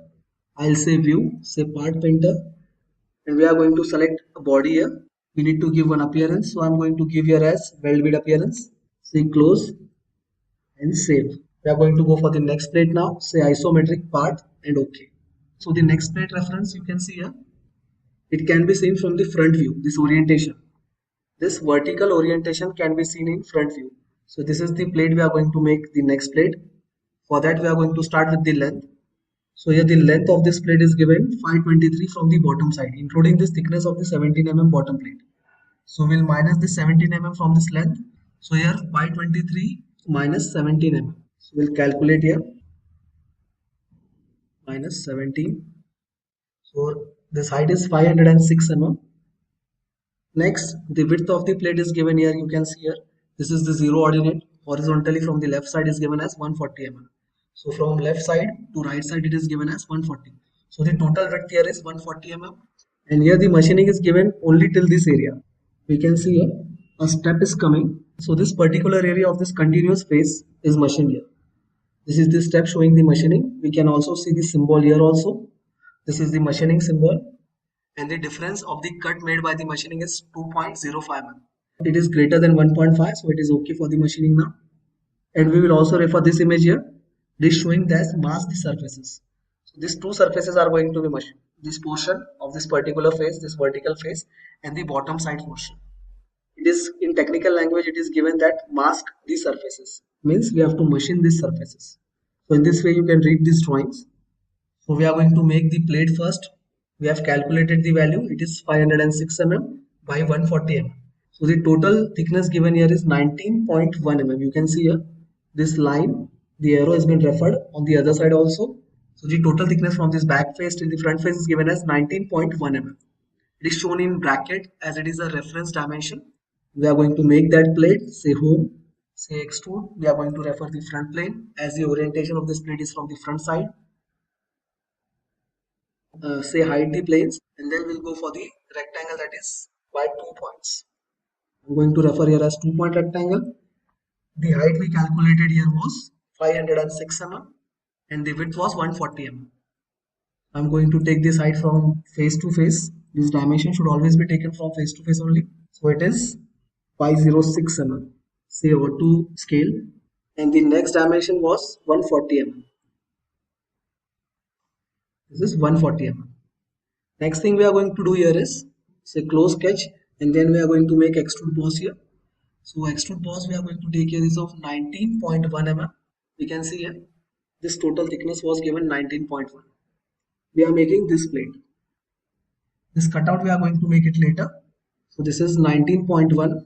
Next, now for this cutout, this width you can refer this dimension, that is 120.6 mm. So this dimension, this reference line is going to this cut. So the difference here is between 140 to 120.6. From left side we can see this dimension is coming 120.6. So we need to minus 120.6 from 140. We'll make this calculation also here. 140 minus 120.6. 19.4 mm. So this is the cut of 19.4 mm. Later we are going to go for radius and chamfers also. Returning to software, say sketch on this face, and we are going to make a rectangle there by using 2 points, and we are going to refer the dimensions. So this dimension is of 19.1. We have calculated it here 19.4 actually. Correct it 19.4 mm. And the machining cut portion from the upper side till this edge, we can see from this face till this step face, this total height here it is given as from the zero reference. The zero reference is taken from the bottom side. Here you can see it is ordinate dimensioning. So this cut is coming at 323 from the bottom side, including the plate. So here the 17 mm to be subtracted from this 323.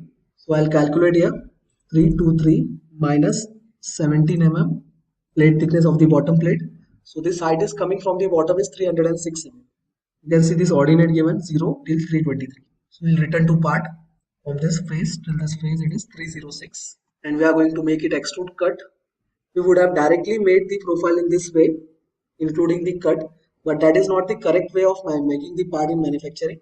So we need to make this cut separately only. Say extrude, say add cut, say select from sketch, select the sketch and say OK. And here cut has been made. Say finish and cancel. Hide this sketch here. Now we need to go for fillets and chamfer. So here the round is given is of 10 mm and the chamfers here given are, as we have seen earlier only, it is given 5 into 45 typical means.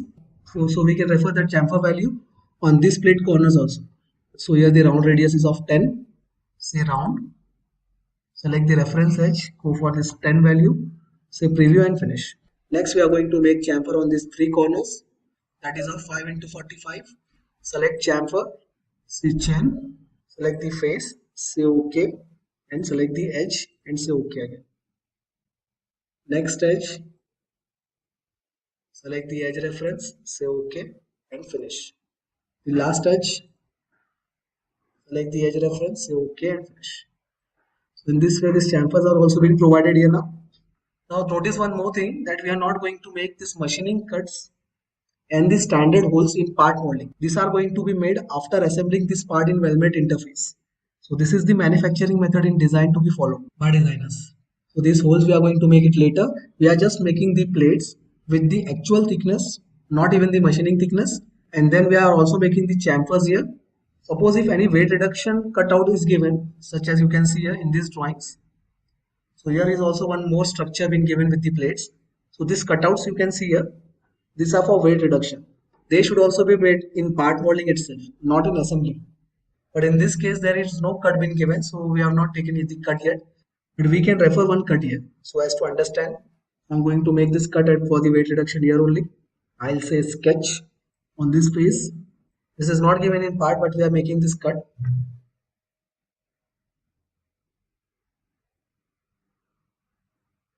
So I'll make this cut over here. I'll take center rectangle. Make this rectangle here. We'll take this dimension from this side as 35 mm. Here I'm going to say the cut is of 40 by 30. We'll change this value as 50 mm. And now horizontal dimension, so as to define the position of this cut, I'll take it as 60 mm. We'll change this value, I'll take it as 40 mm only. Say close. And now we need to go for extrude cut. Select this sketch, say OK. And this cut I have given here is for weight reduction. Say cancel and finish. You want to hide this sketch, we'll hide this sketch here. We'll fake fillets also here. I'll take it as 5 mm only. Set preview and finish. This cutout has been made for weight reduction. Next, we'll save this part also. We'll apply the appearance first. Say view. Go for part painter. Here we will select some different color. So I'll take this color as teal and say close, finish. So we'll save this part naming as upper inclined plate. Save it here. We need to remember that machining cuts and holes are still to be made that we are going to make in weldment assembly. We'll go for the next part now. Say Control S and say new part. Say OK and finish. So here the next part we are going to take is this rib here. Please comment us, if you're watching this lecture, please comment us why we require ribs on these two plates, between these two adjacent plates. What is this reason of providing these ribs? We'll reply you in the comment section there. So now to make this rib, we are going to consider the sizes first. So the total height for this rib is given as 185 mm and the thickness here given is 12.7 mm. There is no machining cut applied on this rib at any faces here. So we'll start with the rib here. So this dimension from this face till this edge is not given. We are going to assume that value here. So here I'm going to select extrude and we are going to go for the reference as right plane. We are going to make the profile first. We'll hide the plane references here. Provide the relation here as vertical. Next, we are going to take one horizontal line and then we are going to end it here in this way. So you can see this rib shape been given a straight line. This portion and this portion has been straight here. For that I've made this shape. We are going to refer these values now. First we'll consider the height. The height was given 185 mm. You can see here the height was given as 185 mm. This is 185. I'll take this value here as 15 mm. We can go for 20 also. This value also has 15 mm. And the bottom side distance is given as 65 mm. You can see here. So this bottom line distance is 65.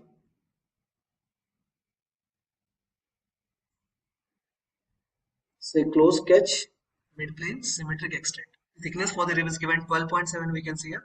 And the distance is 54 mm from the left side of this plate. Here it is 12.7 mm. Next we are going to go for the appearance option again here. Say part painter in view tab. Say body only. And for this we are going to take the color here as copper.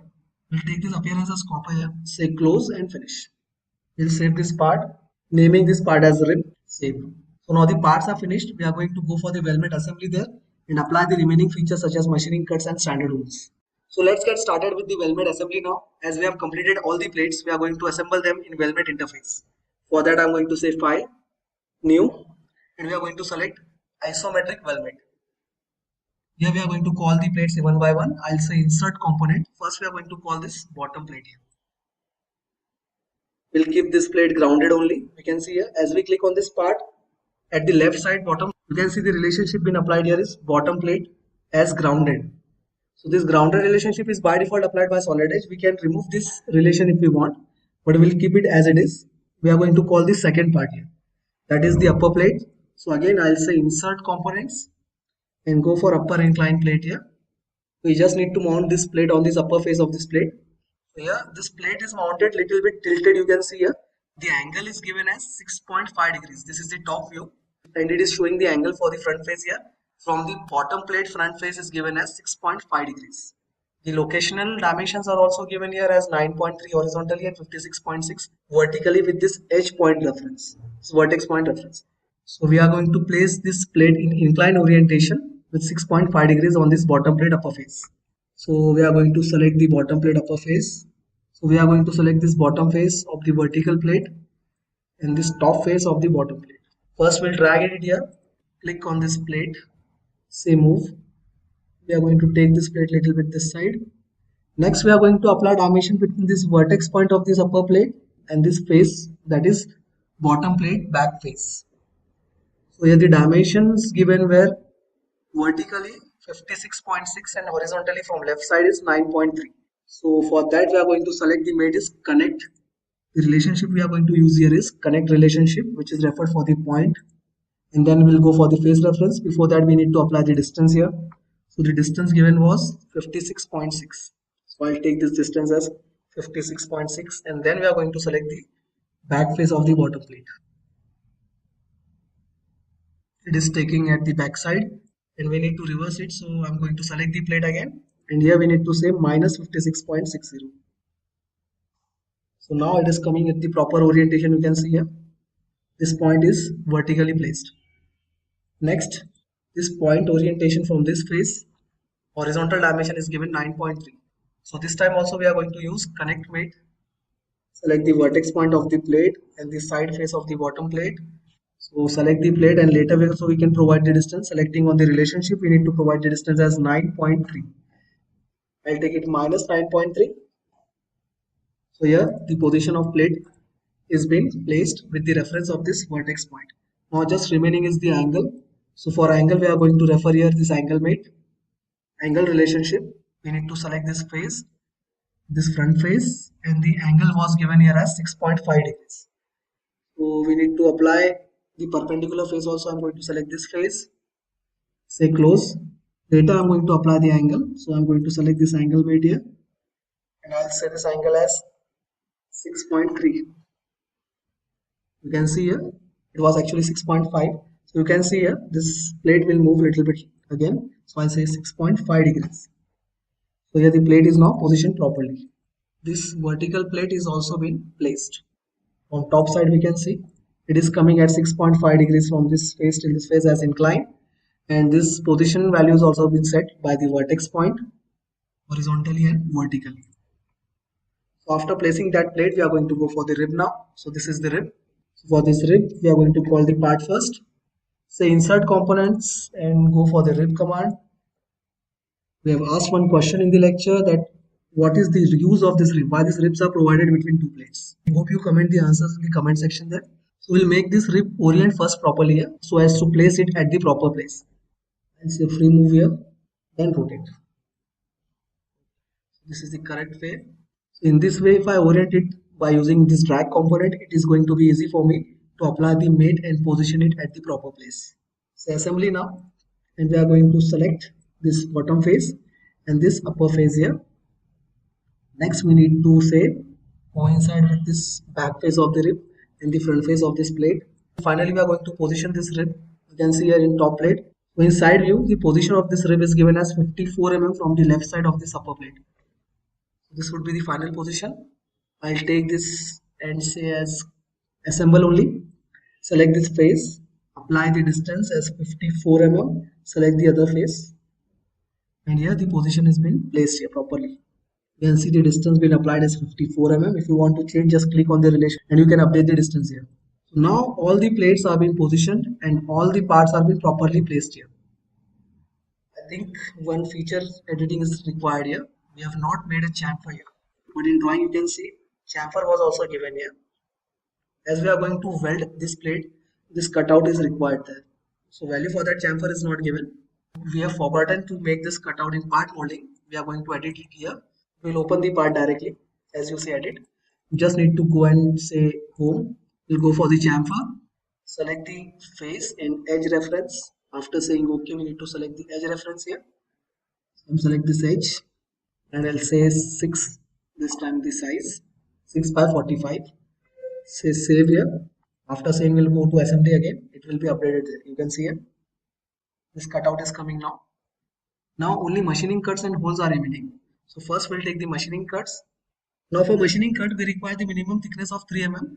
As the standard place thickness was taken 20 mm and according to drawing the thickness required was 17 mm. So the difference is coming as 3 mm.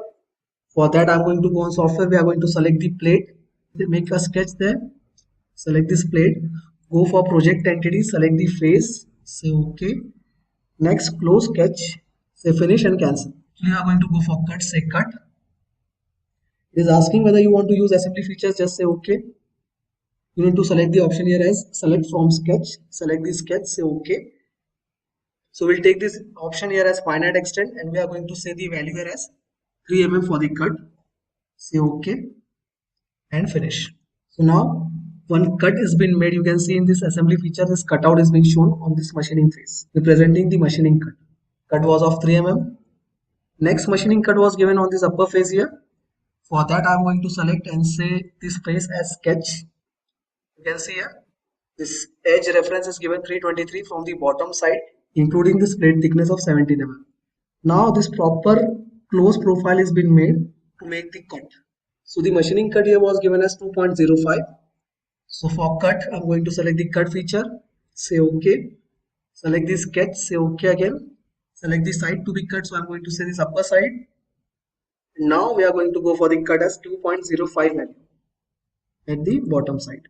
Say OK and you can see here this step has been made. Say finish and cancel. We'll hide these sketches here. You can see this step cut has been made. So after making the machining cuts at the bottom side and the upper side, now we are going to go for holes. So the standard holes at the bottom plate here given are these 4 holes.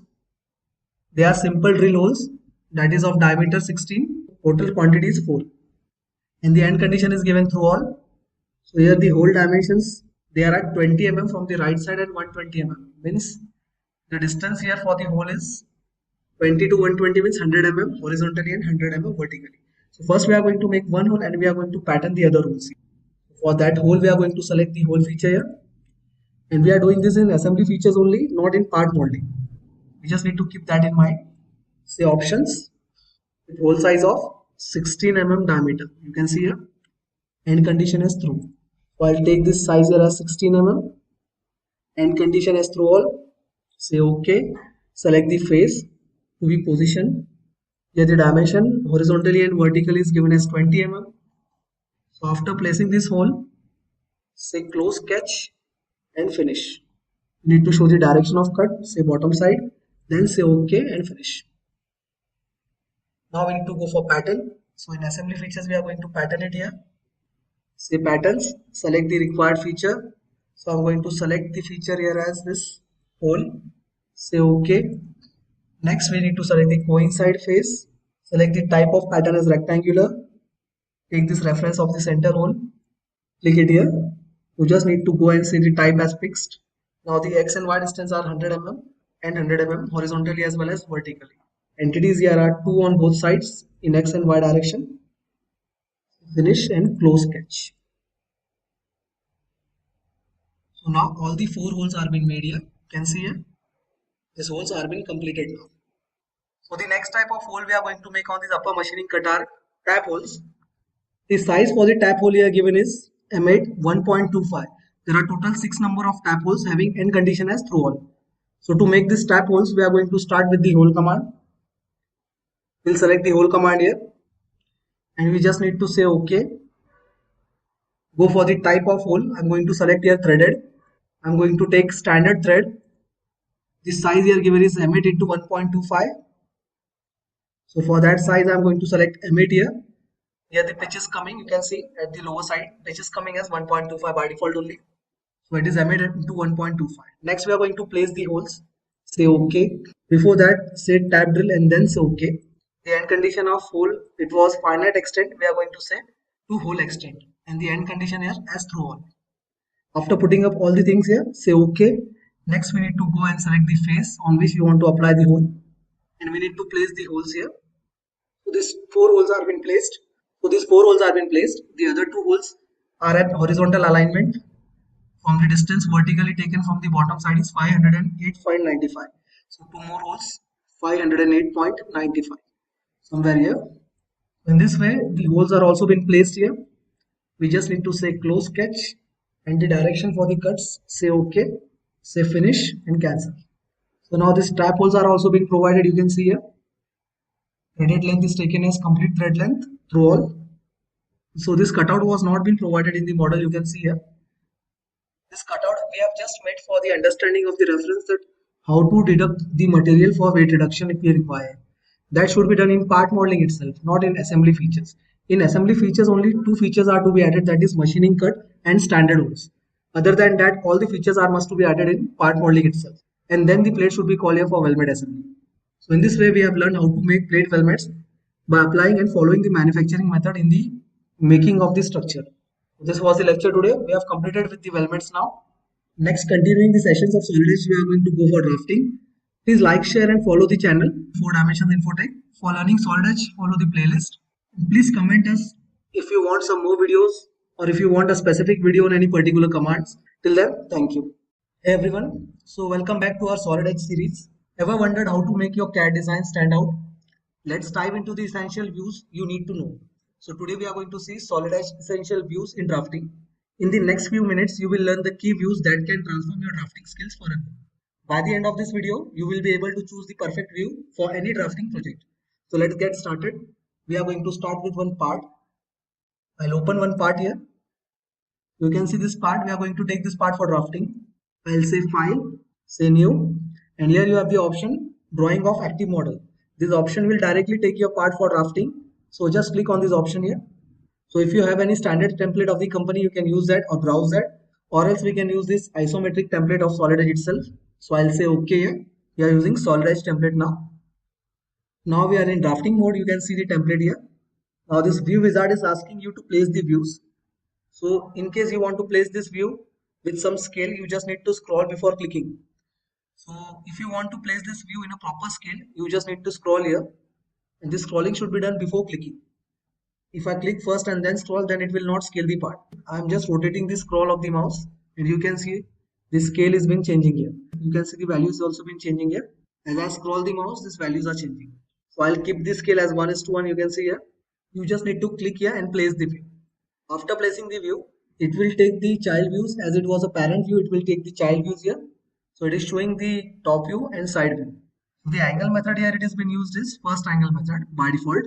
So if you want to change the method of angle, projecting it in third angle method, you need to go in settings and update there before placing the views. Suppose if I place the views directly and then go for changing the angle method, it will not update the views according to the current angle method. That's why first change the angle method and then place the views. So I want these views to be placed in third angle method. For that I'll say escape. I've just placed the front view here with 1:1 scale, and now I'm going to go in file, settings, and in settings we are going to say options. In options we have the option that is drawing standards. Click on this option, and here you will get this option that is projection angle. I'll say third angle, say apply and OK. And now we need to project the other views. For that we have this option that is principal views.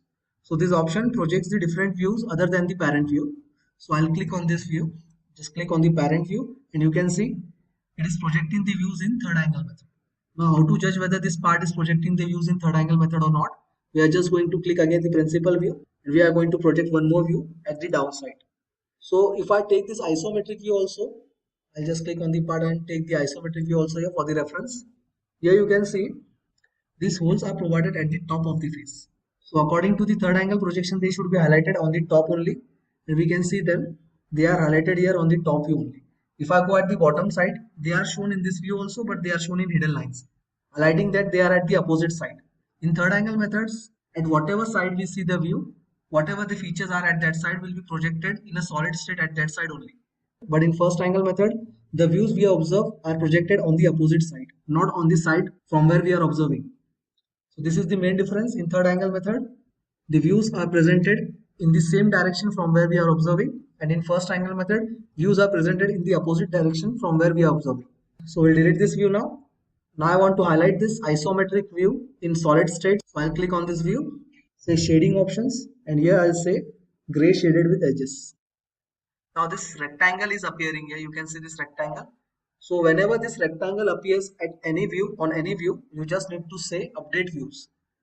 This rectangle means SolidEdge is asking update in drafting. So I'll click on this option, and you can see here, as I clicked on update, this view has been highlighted in solid state. Next, if I don't want this hidden line to be shown, I just need to click on this view, say right click, and we are going to go on properties. And in properties, there is option if you want to show or hide the hidden lines. So I'll hide the hidden lines here. You can see this option here. There are different options. If I want to show the edges in hidden or in phantom or a visible state, whatever option I want, I can choose here from this visible edge style. So now I have kept the hidden option off. I'll say apply and OK. So you can see here, if this hidden option is off, that particular view will not show the hidden lines. This view is having hidden lines here, as we have projected this view from the parent view before hiding the hidden lines. That's why it is showing the hidden lines here. Suppose if I delete this view now, if this time I show the principal view from the parent view, it will not show hidden lines. As the parent view also doesn't contain any hidden lines, this time it will project the view without hidden lines. Same goes with this view also. I'll click and delete this view. Again go for principal view, and now I'll show the side view here. It is showing without hidden lines. It is because first only we have kept off the hidden lines here in parent view. That's why the child views are also not containing any hidden lines here. Now if I want to call any other part, keeping the view aside and drafting it together with this part, so I just need to click on this view wizard to call the new part. I'll just click on the view wizard, and you will get this option that is browse. So if I want to browse another file, I'll just go back here and I'll browse the file required. So we'll take this part here, say open. Views for that particular parts are also been available now. So it is taking a front view now. If I want to change the orientation and call the top view first, you just need to go and click this option that is drawing view layout. Click on this option, and here you will get the primary view option. So in this primary view, whatever type I click here, the part will be entered in that particular view orientation. So I click on this top view now for this time and say OK. So you can see here, now it is showing a top view for that particular part as the primary view. If I can change the drawing layout and go and say front view, say OK, it will show the front view now. Again, if I scroll the mouse, you can see this scale is been changing. I will call this view in another sheet only. So instead of sheet 1, I'll click on this option, that is inserting sheet 2 at the lower left side. I'm going to click on this option here, and here I'll call that particular part. So I'll say view wizard again, go for browse option and say this part to open. It is opening with the front view with the scale of 2:1. I'll just directly click to place this view without changing the scale by scrolling. Now if I want to change the scale, I'll click on this view. Even if I scroll, this view scale is not changing. The scale by scrolling is only changed when you call the part first time. That time only you can scroll and change the scale. If I click the part inside and place it once, the scale is to be changed by clicking on this value directly, not by scrolling. So here I'll say 1:1 now. You can see here this option 1:1, and this were the drawing view layout for the primary views. We have seen it earlier also. If I want to arrange this part in isometric, I can click directly on this ISO and say OK. So here this part has been oriented in isometric now. I'll change the scale again. I'll say 2:1. If I again click this part and go on this option, drawing view layout, and say trimetric, it will be arranged in a different mode of isometric only. You can see here in a 3D form only. The other types we will see. If I say custom view type, so you will get this custom orientation option here. So now it is showing a front view. Suppose if I want to change this view styles, you will get this cubicle option here for different types of view arrangements. So if I click on these blue triangular shapes, these are all isometric views in northwest, northeast, southwest, southeast. If I click on this option here, you can see it has been arranged in isometric view. If I want the top view to be arranged, I'll click on this top view here. If I want this side view to be arranged, I'll click on this side view. If I want to rotate the side view, I can rotate the right hand side view also. So in different types or different angles we can take here. Suppose I say close now, it will be updated in that particular view which we have kept in last. I'll say OK here. So you can see here, this option has been displayed here. Whatever customized view we have taken the last will be updated in this view also. So in this way, you can make the view arrangements. I'll click and delete this view now. Again, I'll say view wizard, browse. We'll take this part, say open, and we'll place the front view by the scale of 1:1. As I have not clicked here in this template, I can scroll it to scale. So if I say 1:1, the scale value will be shown here as 1:1 only. I'll just click here and then I'll say escape, and before taking the child views, first I'll go and say to update the options by settings. I'll take the third angle method here, say OK. It was already there as we have taken it previously in sheet 1. We just need to drag the principal views now. Here is the isometric view. Say finish and we are here. So in this way we can drag the views. So till now we have seen view wizard as well as principal views and update views option. Whenever any rectangle appear around the view, you just need to say update views. Next we are going to go for auxiliary view. For that I am going to continue with sheet 1. Now in sheet 1 auxiliary view, I'll just click and drag this view, isometric view, a little bit aside so as to take the auxiliary view of this front view. So now auxiliary view importance is just that if you are having any incline cut, you can see here this incline cut and one feature has been cut out there. So to highlight this feature in proper position so as to take the dimensions for this particular feature, we need auxiliary view. But for that I am going to click here on this front view, say right click properties, and we are going to say hidden lines visible here. As soon as I put on the hidden lines here, you can see this incline cut here with the hidden line reference. So we'll use this incline hidden line so as to project the auxiliary view. You just need to click on the auxiliary view and we are going to click on this hidden line here, and you can see this auxiliary view is generated, highlighting that particular rectangular cutout to take the dimensions in a proper way now. Suppose I have not taken this auxiliary view, this particular feature is not properly visible either in top view or in side view. That's why we need to take this auxiliary view for this incline cutouts so as to place the feature and make the dimensions properly there. This was auxiliary view, but if I drag this view, you can see all the other views are also been dragged. It is because this auxiliary view is aligned with the front view. So if I want to break this alignment, I just need to right click here and go on this option, say delete alignment. So I'll say delete alignment and click on this dotted line which is highlighting the alignment. Then only this alignment will be deleted. Now I can place this view anywhere I want. Here I can move the reference of this view A direction. We can also move the text here. In this way you can take the auxiliary view.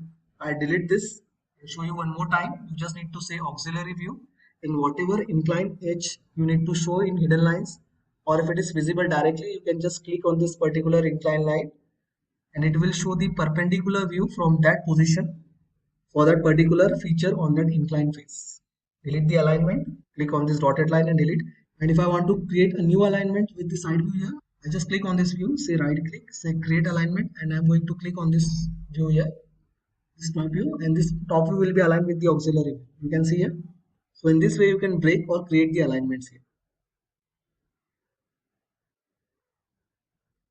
Just properly arrange the view, take this text at the side. So next, after auxiliary view, we are going to go for this detail view option. So in detail view, you can highlight any detail for the particular feature. If the details are very intricate or cannot be seen in the 1:1 scale, you can just highlight that particular portion of the feature and you can take it at this side so as to magnify it and highlight the dimensions and particular specifications for that feature. So to start with the detail view, I'm going to select this feature. You can see one radius has been provided, one fillet has been provided at this corner edge. But if I keep this view normal, it is not properly visible here. If I give the dimension here, you can see this dimension is coming as radius 2. But the fillet is only visible when I highlight this dimension. Other than this, we cannot see there is fillet here. So for that, I'm going to say detail view. Click on the detail view option. You just need to zoom in that particular feature and make a circle around it by clicking the detail view. And you can see detail view has been generated here. Now if I want to highlight the scale of this particular detail view, as this view has been magnified, I just need to click here and say right click, say properties. Here I'll say I want to show the scale also. So in captions option, you can see at the upper side the caption tab is being shown. You just need to go and click on this view scale option. As well as in general, you need to click on this option that is show drawing view border. Then apply and say OK again. And you can see here, this border is now completely being shown. Earlier it was shown partially only. Now this border is completely coming. As well as the scale for that particular view, how much it has been magnified in detail is shown here. That is 2:1. Earlier this parent view scale was 1:1. So in this way you can generate the detail views here. Detail view means just to magnify that particular portion of the feature.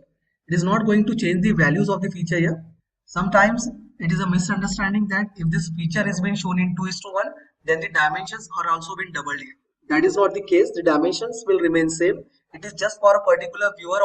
This option is just to observe the view in a magnified condition without changing the value of that particular feature. So if I again take the smart dimension and go here, click the dimension, you can see earlier also it was showing radius 2 only, and this time also it is showing radius 2 only. This scale is just for magnification for the visualization purpose.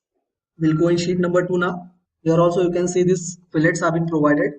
If I want to highlight this fillet and this particular chamfer here, I'm just going to say detail view and I'm going to make here detail view border.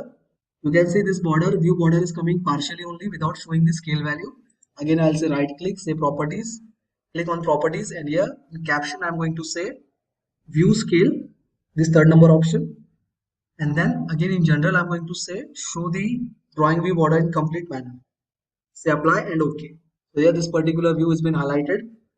And if I want to show the chamfer dimensions now, it is easy for me to show the chamfer dimensions here in detail view. If I drag this detail view to highlight any other particular feature, it will be dragged there also. And due to this movement, the updates will be there in this detail view also, you can see here. Next, after detail view, we are going to go for the section views here. So the section view here is been completed by using 2 commands, not in single command. First, we need to apply this cutting plane option and then we need to apply the section view. If you don't apply the cutting plane option and you dive for the section view directly, you will not get the section view. As there is no cutting line, there will be no section view. So to start with, I'm going to delete the side view here and I'm going to take the vertical section of this front view. So as to highlight this particular chamfers here, say cutting plane, and you just need to click on the view which you want to take for the section. As soon as you click here, you can see this ribbon has been updated. It is changed here. It will ask you a line diagram highlighting the plane. So this line is nothing but it will highlight the plane for cutting. So I'm going to make this line wherever I want to make the cut. I made this line vertically from the center. It means if I say close cutting plane, the plane will be added as a cutting plane from the center only at vertical alignments. This line represents the cutting plane. So if I say close cutting plane now, next it will ask you for the direction. So if I keep the direction from left to right the arrows, means you are going to visualize the right side after cutting. And if I flip the mouse here, these arrows are coming now in red color from right to left, means we are going to observe the left side view and the right side part will be removed. So in this way, you can take the section according to the direction. So I'll keep this from right to left, and after clicking here, this option will be over. Next, we need to go and continue with the section. You just need to click on the section line and you will get the section view there at the side. At whatever side you have placed this arrow. If I want to place this view at the left side, even by taking the arrow on the right sides, that also can be done. But I'll place this view in arrow direction only. Next, I want to arrange this view. I will drag these views and arrange them here. So these child views are connected by the alignment with the parent view. You just need to drag the parent view. Child views will be automatically get dragged here. So here you can see now clearly the section view has been taken. So here it is clearly visible the chamfers. I'll place them here. We need to place this text properly so as to understand which section view we are referring here. Just click on the view now and here you can see detail view has been shown. I'll right click, properties, show drawing view border complete. In captions, show view scale, apply and OK. So this view scale is now been highlighted here with the view. That is section DD. So in this way, by the combination of these two commands, we can go for the section views. This time we'll take the horizontal section of this top view. For that, first say cutting plane. As soon as I click on the view, you can see this ribbon has been changed and it will take a line for the reference of the cutting plane projection. Say close cutting plane and show the direction of the cutting view. Next, go for section. Click here and this view is represented at the top side, you can see here. So in this way, section views can be taken. We'll go on sheet number 1 here.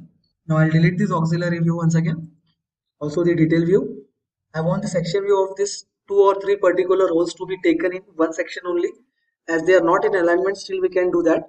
We just need to go on cutting plane, click on the particular view required, and you need to make the cutting plane line diagram. So I'll pass this line from the center of this first feature. Next, this second feature is also been covered, and then I'll go here and pass it from here. So now you can see this line is covering 3 whole features here. I'll say close cutting plane and you just need to show the direction which portion should be highlighted after cutting the view. So I'll take from left to right, go on section view, click on this line and you can see this section view is generated here. It is highlighting this tab hole also, this customize hole and the countersunk hole. All the 3 features are covered in the single section. The part which is containing material will be shown in hatching and the portions which are cut will be shown directly here without any hatching. So this is the way of taking a section views here in SolidEdge drafting. Next we are going to go for broken out section. If you don't have any space here to take the section view, as you can see, if you take a section view, it will generate a new section view or a different section view here. But suppose if I don't have any place here to show this particular section view or place this view, then I can prefer for broken out section. But it is only used for highlighting any 1 or 2 features, not more than that. For that, I'm going to select, and this broken out view can be represented in any views other than the parent view, such as we can present it in isometric view also. So for that, I'm going to select this broken view here. We'll highlight these 2 holes here, and I want to highlight them in isometric view. So we need to first see the depth of these holes from this side. For that, I'm going to say smart dimension, and we're just going to check the position of the hole. So the hole is coming at the dimension 21.32 mm from this front side. So I'll make one closed portion here in this front view, and that portion will have this depth which is shown in top view, and that particular depth will be cut in this isometric, and these holes will be highlighted there. First I'll take the broken view, select the reference view. We are directed to the sketching mode. We need to go for any close sketch, maybe circle or rectangle. I'll select rectangle here by 2 points, and I want to highlight these 2 holes. These are the references you can see here. For this hole, this is the dotted line reference. For this hole, this is the feature which is shown in dotted lines. So I'm covering both the features in a rectangle. You can see here. Click here. Only this portion which has been covered in rectangle of the part or a view will be shown here in isometric as a cutting view. Other than that, this portion will remain stable there without any cutting. After making this closed rectangle, you just need to say close broken out section. And now it will ask you for the depth. So if you have this value, you can directly put the value here, or else you can go for the center reference also. So I'll click here.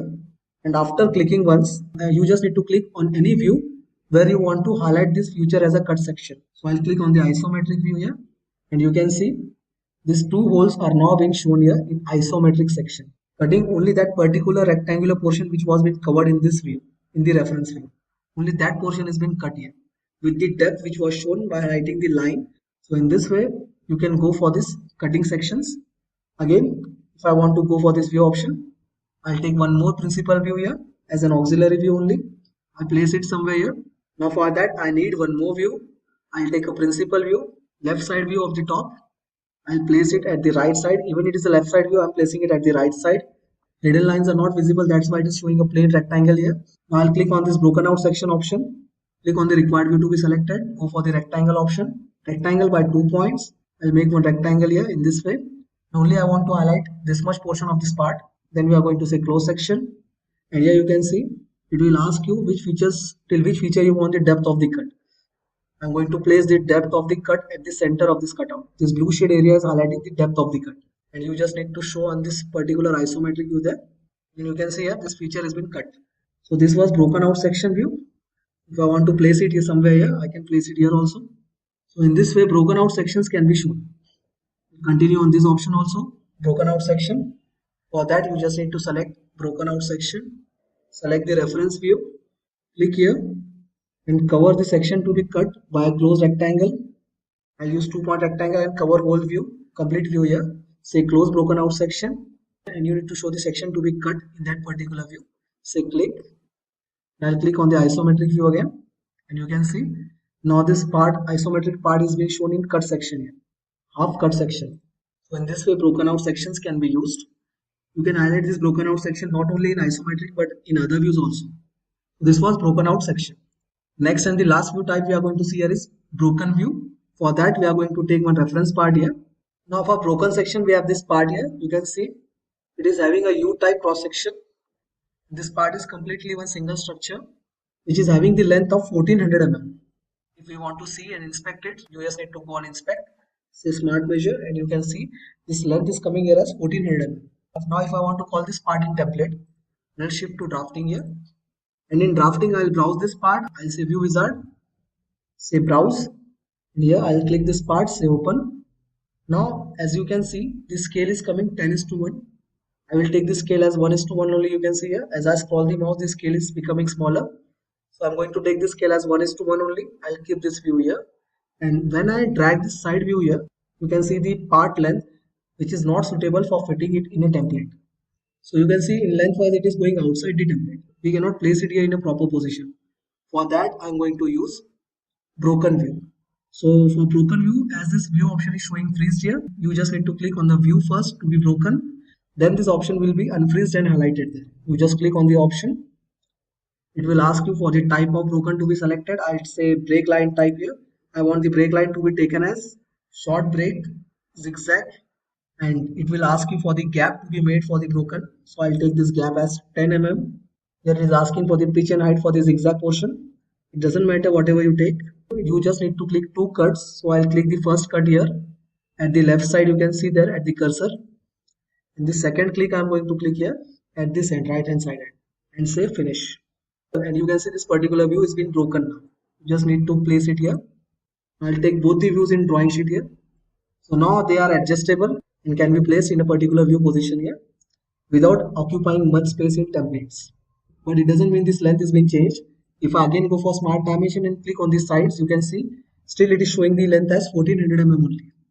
It is just for the adjustment in a template that view can be arranged. But the broken views can only be applied for the feature or parts where there are not much features being shown in mid portions. Only a simple part can be used for this broken out section. This way, this broken out section can be used. So these are the different views in SolidEdge drafting. You can select the suitable view according to your need so as to start with a perfect drafting view layout. So we'll stop here now and continue with the dimensioning and different types of dimensioning method as well as how to apply tolerances and other things in next lecture. Till then, thank you. Do like, share and subscribe the channel and follow the playlist to learn more about the drafting in SolidEdge. Hello everyone. Are you tired of struggling with dimensions in SolidEdge projects?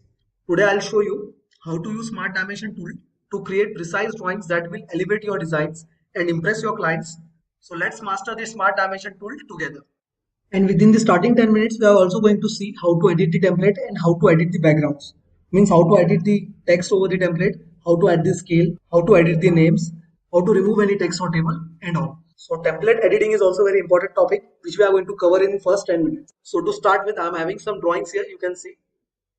So in these drawings, we are going to learn how to apply smart dimensions, how to apply coordinate dimensions. You can see this coordinate dimension way, how to change the leader type and styles, how to change the precision of dimensioning, how to change the text size, and how to put dimension with trailing and without trailing zeros. So to start with, I'm having one part here. You can see this part.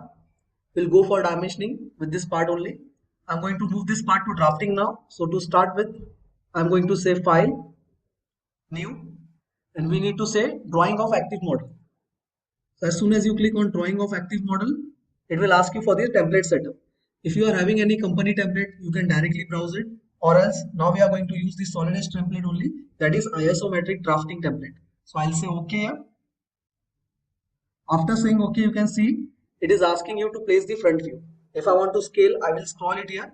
We have seen how to scale the views in drafting. As we call it first time, you can directly scroll and change the scale here. You can see at the left side, this scale value, this value is going to be changed if I scroll here. But if I click once, it will be fixed and I need to change the scale by manually adding the numbers here. So if I want to change the scale now, I'll change it here by manually clicking or adding the values. I'll keep it 1:1 only now this time. Second thing we are going to do here is by going in file settings, we are going to set the angle method. So for angle method, I'm going to select options, and in options, we are going to go in drawing standards. So in drawing standards, we have projection of angle, whether you want to keep it in first angle or you want to use third angle. So in India, third angle method is usually used, but it is not compulsory. Some companies also prefer first angle method. So for this time, I'm going to take third angle method here, say apply and OK. And after applying the third angle method, then only I'm going to project the other views, or else they would have come in first angle and they would have not been updated after changing the angle method. So for that only I have placed the front view first and then going to change the angle method here. So the next step we are going to go is taking this principal views, select the principal view. First I'm going to take the top view and here is the side view. I'll also refer the isometric view. So we'll keep the isometric view here, drag it little bit here. Now if I want to customize the size of these views, I can customize the size also. If I want to keep the standard scales, I'll continue with this scale only. But if I want to customize this scale, I'll click on this front view. As this is the parent view, whatever change I'm going to make it here, that will be implemented in side view and top view also. So here I'm going to keep the size as 2:1. You can see here, I have updated the sizes. It is optional to keep or change the size of this view, that is isometric. If I want to change, I can, or else I can customize the value also. I'll take it as 1.5. So here's the scale. I'll place it somewhere here. You can see the changes in sizes. I'll click on this front view also again, and instead of 2:1, I'm going to go for the scale as 1.3 here. These are the customized scale that should not be applied on these three views. These are the standard views. But just for lecture purpose, I'm applying this scale here. Other than this, we should always use the standard scale such as 1:1, 1:2, 1:5, or else 2:1. I'll hide the hidden lines here. Say right click, go to properties, and then hide the hidden lines. Just put off the hidden lines, say apply and OK. Same way for the other two views also. Go on properties, say hide the hidden lines, say apply and OK. For this one also, so the internal features are not visible now. You can see here.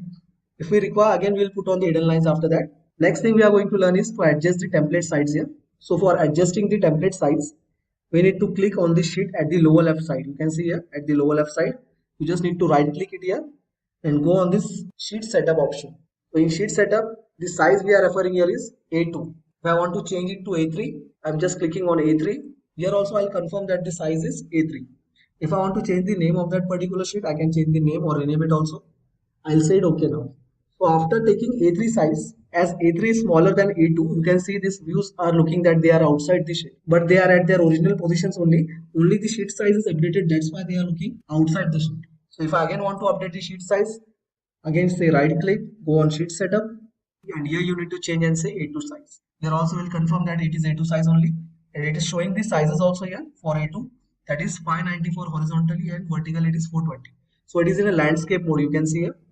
Say OK again, and you can see that all the views again are now inside the sheet. So for now we are going to take A3 size only. I'll take the size here as A3. Say OK, and we'll rearrange these views. We'll take all the views inside the sheet only, and we are also going to update the size. So again I'm going to take it as 1:1 only. Just to show how to customize the scale, we have changed the value. We'll again move to 1:1. In this view also I'll take 1:1 only. I'll keep it here. So next step, I want to remove this table here, and we need to edit this template also by the names. So I want to add some names here, the title, as well as I want to add the scale and all.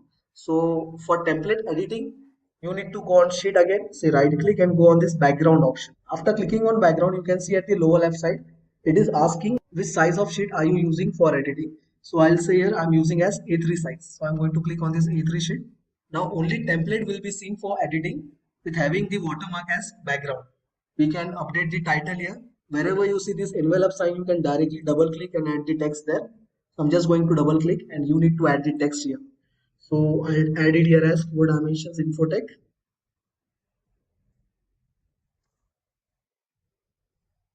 Say OK. You can see here, we'll add the date also first. This is the new year date now today. So in that case, happy new year to all. Say OK now. We'll add the name also here. I'm going to add my name as Sagar. Say OK. You can also add the name here, who has checked the drawing, who has given the engineering approval. You can add the scale also here. So now for adding the scale, I'm just going to give this space bar here and I'll say scale is 1:1. So we have added the scale also. You just need to double click if you want to change the text color. Select the text and you will get the color option here. After selecting the text, I'm going to give it as cyan color.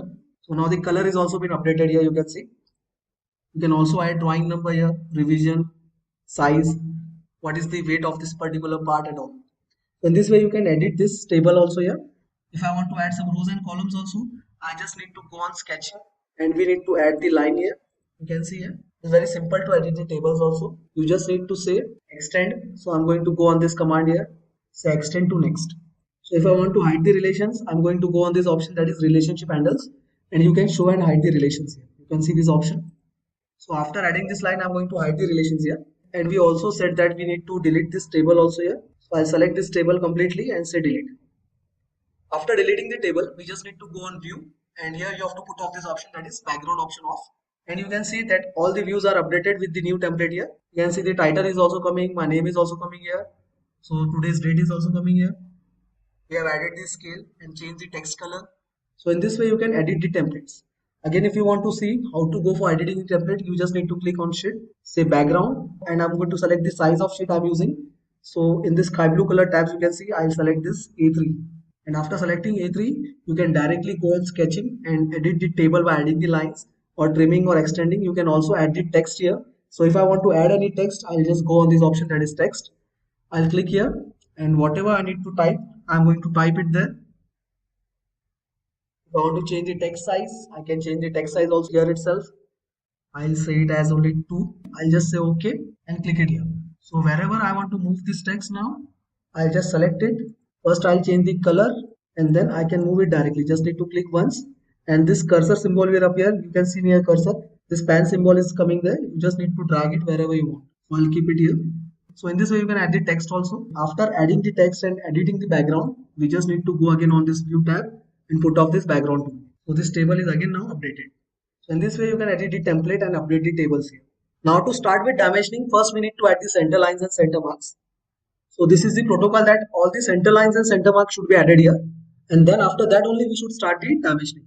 So to add the center marks, I'm going to go in this annotation tab and here you have the option that is center lines. We can add the center lines here by two methods, that is by selecting two lines reference or by selecting two point references. Second thing, you can add the center marks also here. So I'll select the center mark option first and you just need to select the circular cutouts so as to add the center marks. If you want to change the size of the center marks, we just need to click on the center mark option. You will get this edit definition option here. You just need to go on this option that is edit definition and here you can change the sizes of the center mark. So you can see the center mark size, it is coming here as 4. I am going to change it and say as 2 only. So now it has been updated. But as we update it individually one by one, it will take more time here. So to update it directly from the default settings, you can go on this option that is A styles. I'm going to select this option A styles. I'll say ISO, modify. So in modify, I'm going to select this tab lines and coordinates. And in lines and coordinates, we have center mark size. So I'll update this center mark size by 2 only.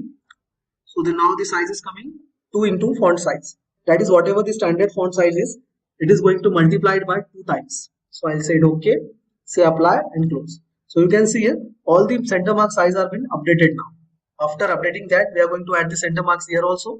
So we'll select it one more time, center mark, select the holes required. And now I want to add the center lines also. So it is compulsory for us to show a mark here, highlighting that these holes are vertically and horizontally aligned. So for that, I'm going to go on this option that is center line option. And here you have the sub options whether you want to make the center line by using 2 points or 2 lines. So I'm going to suggest 2 points here, and we are going to take the center points here.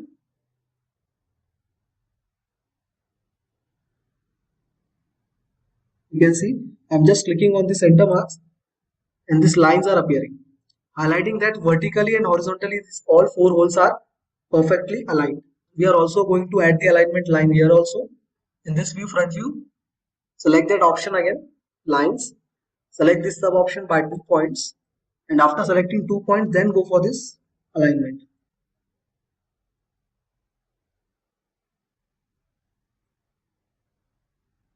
So we have aligned them together now. Next, if I would have selected the 2 lines option, then what would have been the case? We'll see that also. So here I'm going to select the center line option again, and instead of 2 points here I'm going to say by 2 lines. So if I select 2 lines, you just need to prefer 2 lines here, left side and right side. You can see one center line will appear. So in this way also you can add the center lines. This can be shown as an access line for the circular or round objects. See here again, I'll repeat it, by 2 lines. This time we are taking by 2 lines. Earlier for holes we have taken by 2 points. For the axis we are going to refer by 2 lines. Select the 2 lines and you will get this axis here. So in this way you can use this 2 lines and 2 points option, as well as we have seen center mark option. After that you can see these hole patterns have been made here.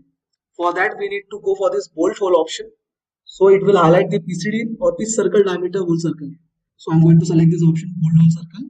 So this is the center mark for all the patterned holes here. I'm going to select that center mark, and we need to drag and keep it on any hole center which are been patterned. So here we have the PCD also. In this way you can use this bolt circle. I'll undo it and repeat it again. You just need to go on this option, bolt hole circle. Select the main center for all the pattern holes. Select the pattern holes center now. So now the center marks have been shown in bolt hole circle form. We can also use one more option here. That is this option, that is automatic center line.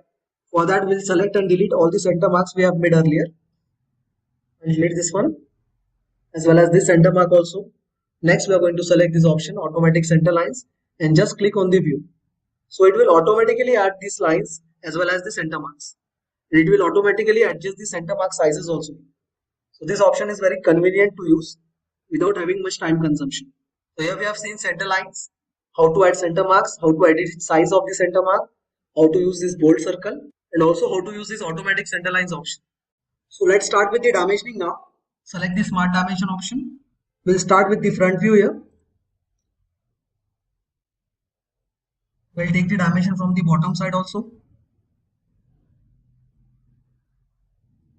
Next, between these 2 circles. Now the order for arranging the dimensions should be such that it should be arranged in descending order. Means the biggest value will come at the outside and then the smaller and next smaller dimension. We should add one center mark here also. Now we can refer this 34 dimension. Next, we'll add one more dimension here from this center to this center. So I'll make this alignment vertical. Next we need to put this dimension that is showing the center to center distance of these 2 countersunk holes. Next we'll go for the radius values. We'll refer these 2 radiuses here. After adding some dimensions, we are going to see how to edit the text size, how to flip the arrows, how to add the trailing zeros here, as well as how to change the precedence. We can also add the lines for connection of center point with the radius. We'll see all that modifications now. So to start with, we are going to select this option, that is A styles. So I'll go in A styles and I'll refer this ISO for modifications. So here we are going to go for the text options. We'll change the font size first. I'll take it as 3 mm as a font size. And the text orientation, I'll take it here as parallel. Say OK and apply with close. So you can see now the text size has been increased a little bit, as well as the radius values for the dimension are coming aligned with the dimension line. First they were horizontal in orientation, but we have changed them to parallel. That's why they are showing with the alignment of dimension line only. If you need to add the line for the center reference with the dimension line, you just go on A styles, say ISO and modify. And in line and coordinates, we need to put on this option, that is connect. Say OK, apply and close. So you can see here with the radius value, it will also show the center references here. Next, if I want to increase the precision value, just go here, say modify. In units, you need to increase the precision. So I'll keep the roundup value as 0.12 and say it OK. Say apply and close. But still we can see the precision is not showing in double digits after the point. It is because we have made the parts in roundup values only. That's why these zeros are not being shown. Suppose if I go for the option that is point to point dimension, select this end point and this point here. So you will see this dimension is coming with precision having 2 digits. As we have customized it in the A styles, default styles, that's why the precision is coming here as, that's why the precision is coming here in 2 numbers. But still the question arises, why this roundup value still is not showing double zero here? So for that we can do one thing, we can put on the trailing option. So even if the value is round up, the precision will be shown in 0 form by adding the point here. So for that, adding the trailing option, you just need to go on A styles, select modify, go on text option, go on unit option, and here in zeros we can see here, we'll put on this option that is trailing. Say OK, say apply and close. So now even if the feature is having round up value, still the zeros are being shown because we have put on the trailing option as the precision was in double zeros. That's why these are showing double zeros. Now one more thing, you can see here, after adding precision values and showing the trailing, the separator is being shown as a point here. So instead of that, if we want comma to be shown as a separator, decimal separator or delimiter, we can go for A styles again, say modify, and in modify, go to units, and here you have the option delimiter. I'll say comma, say OK, apply and close. So now instead of points, this decimal separator will be shown as a comma here. We can see here also. So these were the options to edit the text size, precision, to change the delimiter, as well as to put on or off the trailing option. So now again to remove the center reference for the dimension line, we go to A styles, say modify, go to line and coordinates and put off the connect option. We'll also change the text size. We'll go on the text tab.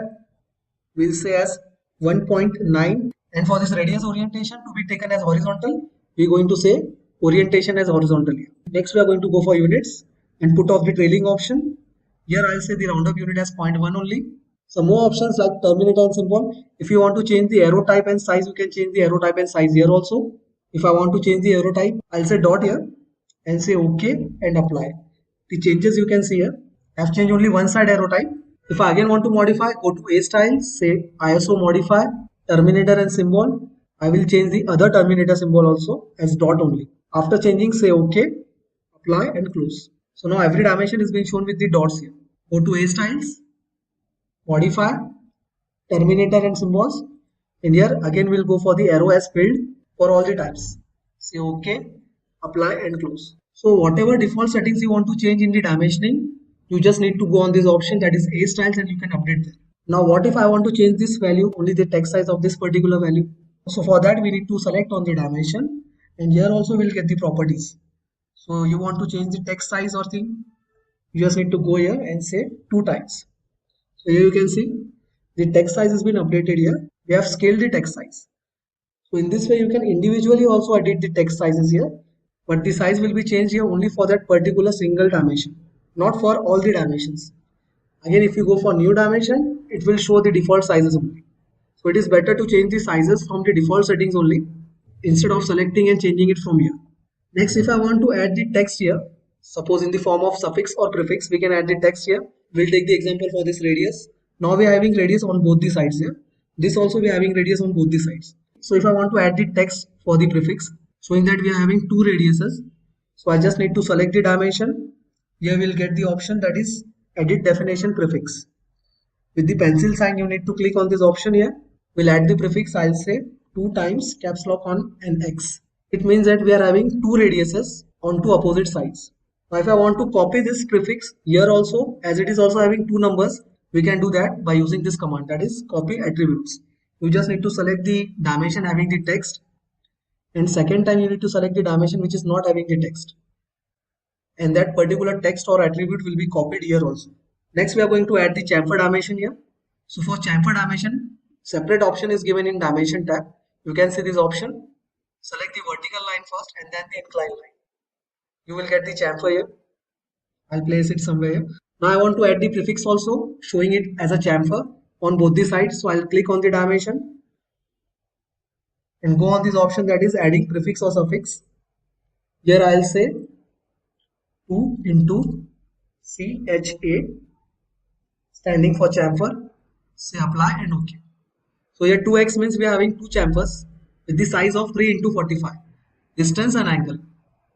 We'll edit this one also. We have added customized value. We'll change it and say 1 only as the scale. Now it is matching with the other values. Next we are going to add the dimension for this view also here. So for that, smart dimension again. We'll add this dimension here. Then we need to add the center to center distance. Horizontally also, we need to add the position for this hole. Now if this dimension get misaligned here, suppose the dimension come in this way, you can orient the alignments again. For that, one separate option is given in this dimension tab. That option is line up text. So for lining up the text, you need to select the option, and you also need to show the orientation how to line up them, whether you want to line up them vertically or horizontally. So I'm going to say vertically only. Just select each dimension and they will automatically get lined up. So this option is very useful for making the dimensions align either in vertical or in horizontal positions. We'll also provide the dimension here. Now this dimension 12 mm is highlighting this thickness here. You can see here. You can also provide that dimension here also. Now the texts are coming very small in size. We'll change it a little bit in size. So I'll go for this option. Say modify. Go for text. Change the text for font size. I'll say 2.2. Say OK. Apply and close. Now the text size are a little bit increased. Now suppose if you want to flip the terminator, that is arrow sides, just click on the arrow. You will get this point.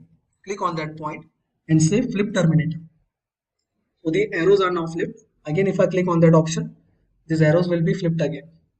If I want to change the terminator styles, we have already seen in A styles, say modify, and in terminator and symbols, you can change the arrow styles here. But if you want to change the arrow style for particular single dimension, then select on that dimension, click on this point, and the first option will stand for different types of arrow styles. You can change it from here also. I'll say double arrow on both the sides. So in this way, you can add the double arrows also. Now we have already seen smart dimension, point to point dimension, and angle dimension in sketching.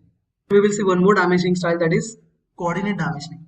So coordinate dimensions are usually used when you are having patterns in the part which are in numbers, which cannot be shown by smart dimension properly, or which cannot be arranged by smart dimensions properly.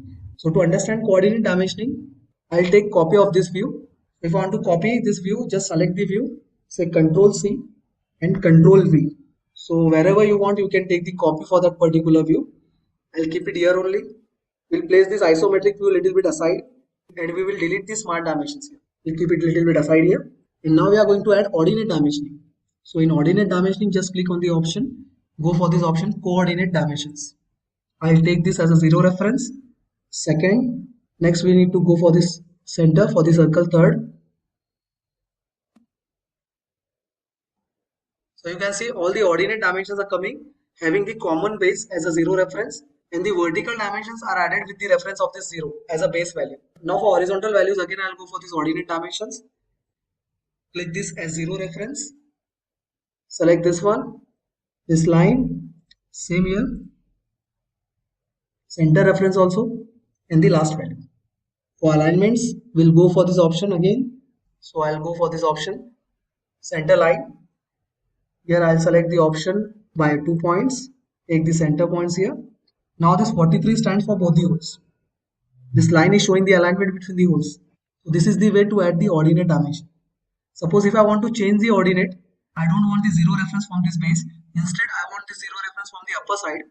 I can change the ordinate also here, base ordinate. You just need to go on the option again and say change ordinate origin.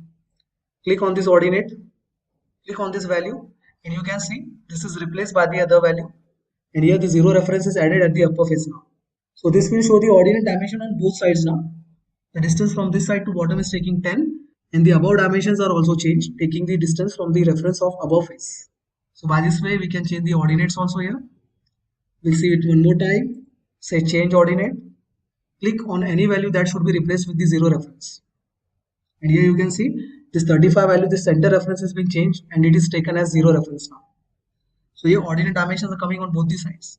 So this is another way of showing the dimensions. Now suppose if I have forgotten to add the ordinate for any one feature, then we can add it later also. You just need to go on this option again on coordinate dimension and select the feature which was remaining. Here you can see this ordinate chain is continuing with the two features also by adding the dimensions. We'll see it one more time. I will delete the dimension for this feature. And if I want to add the ordinate dimension in this chain only, again go for ordinate dimensions. Select the dimension, any dimension you can select, and then select the remaining feature. This value is added again. So in ordinate dimension chain, we can later also add the feature dimension for the ordinates. So this type of dimensioning was for ordinates. Similar option is this angular ordinates. Select this angular ordinates. Go for this as a zero reference. Click here and you need to select the other features. This angle dimensions will come in ordinates now. You can see them. You just need to select the proper points. Now this feature is remaining still. Again we'll go for this angular ordinate. Select any one dimension and click on the center point of this remaining feature. So this angle is also been added now. So it is showing that this is the zero reference for this particular feature. The other hole is at 90 degrees. Next hole is at 180 and the last hole is at 270. So we can use angular ordinates also here. We'll move this feature a little bit aside. And now we'll go for the section view here. Select the cutting plane option for the section. Before that, I'll move this dimension a little bit downside as the section line is going to come there. To start with the section view, first select the cutting plane option. Select the reference view. Now we need to make the cutting line here, which will act as a cutting plane. After adding say close cutting plane, and we need to show the direction. So I'll take this direction from right to left. Click here. Next say section view and select this cutting plane line. So the section view has been obtained now. Next we need to go for the dimensioning here. First we'll add the center lines. Now while selecting the center line, I'll change the type. I'll say instead of 2 points, I'm going to go for 2 lines. Select these 2 lines here. You can get the axis line. Same way here also. And for this tab holes also. Go for smart dimension again. We'll add these values here.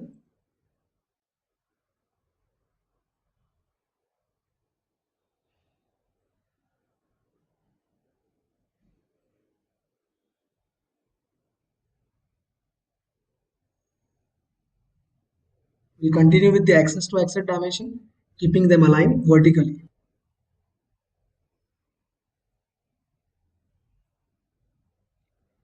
Just make sure that text is coming at the center of the dimension line. And now for this groove, we are going to take detail view here. So I'll select the detail view and make one reference circle. We'll place it somewhere here. The reference text is added as B. So I'm going to properly place this B near the detail view. This text is added for understanding the reference of the detail view. Now suppose if you want to show the scale also here, just click on the detail view, say right click, properties, and we will say to show this complete border, clicking on this option in general tab, then going for caption and adding the view scale also. This option will show the scale value also there. You can see the scale value is also been added here. Select the smart dimension option now. We'll take these dimensions here, showing the detail view. I'll change the position of this detail view. I'll keep it here only. We'll keep this side view aside. And now we are going to see the back side of this part. For that, going to use the principal plane option again. Select the reference view and add this particular view. Here we'll show these dimensions. Center to center distance between these two circular features. The radius value. We also need to add the center marks here. Select the option center lines. Go for 2 points. And for showing the alignments,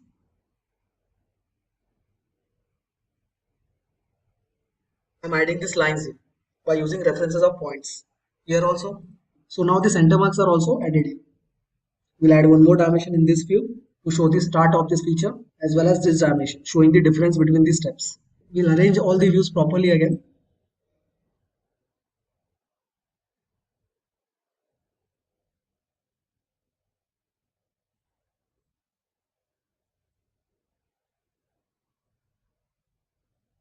We'll take this isometric view in solid form, select the view, and we'll have the option that is shading options. I'll say shading with colors. As this rectangle is appearing, we need to say update views. So now the views are properly arranged. You can see here. So after view arrangement, we are going to continue on the next sheet. I'll select the sheet number 2. And here we are going to call the other part. So to call the part, we are going to use view wizard, say browse. And here we have the second part. So we will use this part for the other options remaining. Say scale as 1:1 and click here for setting the view in template. Next we are going to go and say in settings, options, drawing standard as third angle. Say OK and apply. Next we are going to project the views. So I'm going to take a principal view. We are going to add this side view. Scale we have taken 1:1. Suppose if I want to scale the object, I want the scale to be taken as 1:2, which is acting as a parent view, and I'm going to say 1:2. You can see here, this view scale is also being changed now. The rectangle is appearing, I'll say update. Now suppose I want the scale to be taken as a customized scale, not the standard value. Then we are going to select again the front view, and in front view, we are going to change the scale value. I'm going to say it as 0.75. So here the scale has been customized. You can see here it is not the standard scale. Next we are going to put off the hidden lines. Say right click on the view, properties, and just put off the hidden lines. Say apply and OK. Next, for better reference, we are going to take the cutting section view so as to understand the internal cuts. We are going to go for cutting plane option here. Select the reference view. Then we'll make one line here which will act as the cutting plane. Next, say close cutting plane. And then say section, select the cutting line. And here we have the cutting section. We'll drag this part a little bit downside here. We'll take the isometric view also. For that, select the principal plane option. Click on the reference view. And here we'll get the isometric view. We'll make one more thing. I'll add the broken out section also here. Select the reference view. We need one close sketch, so we'll use 2-point rectangle here. Say close broken. I'll show the depth here. I'll take this center point as a reference. And then we need to select the view where we want to show the broken out section. Say right click and escape. Now as the views are not properly fitting here, we are going to update the scale to 1:2. For this view also, I'll say 1:2 only scale. Now we can arrange them properly. So the next dimension type we are going to see here after the view arrangement is symmetric diameter. But we are not going to select the end-to-end diameter size. We are going to select the axis and one side only, and it will reflect the diameter there instead of radius. Before that, we need to add the axis also here. So I'm going to select this option, that is center line, by using two lines.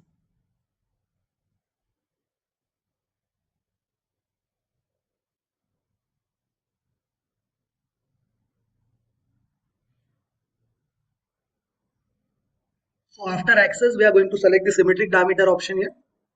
You just need to select the axis and the reference line for the diameter. I'll select this, the second line. Here the third line. Now one more thing. You can see here the diameter for these two cross sections is equal.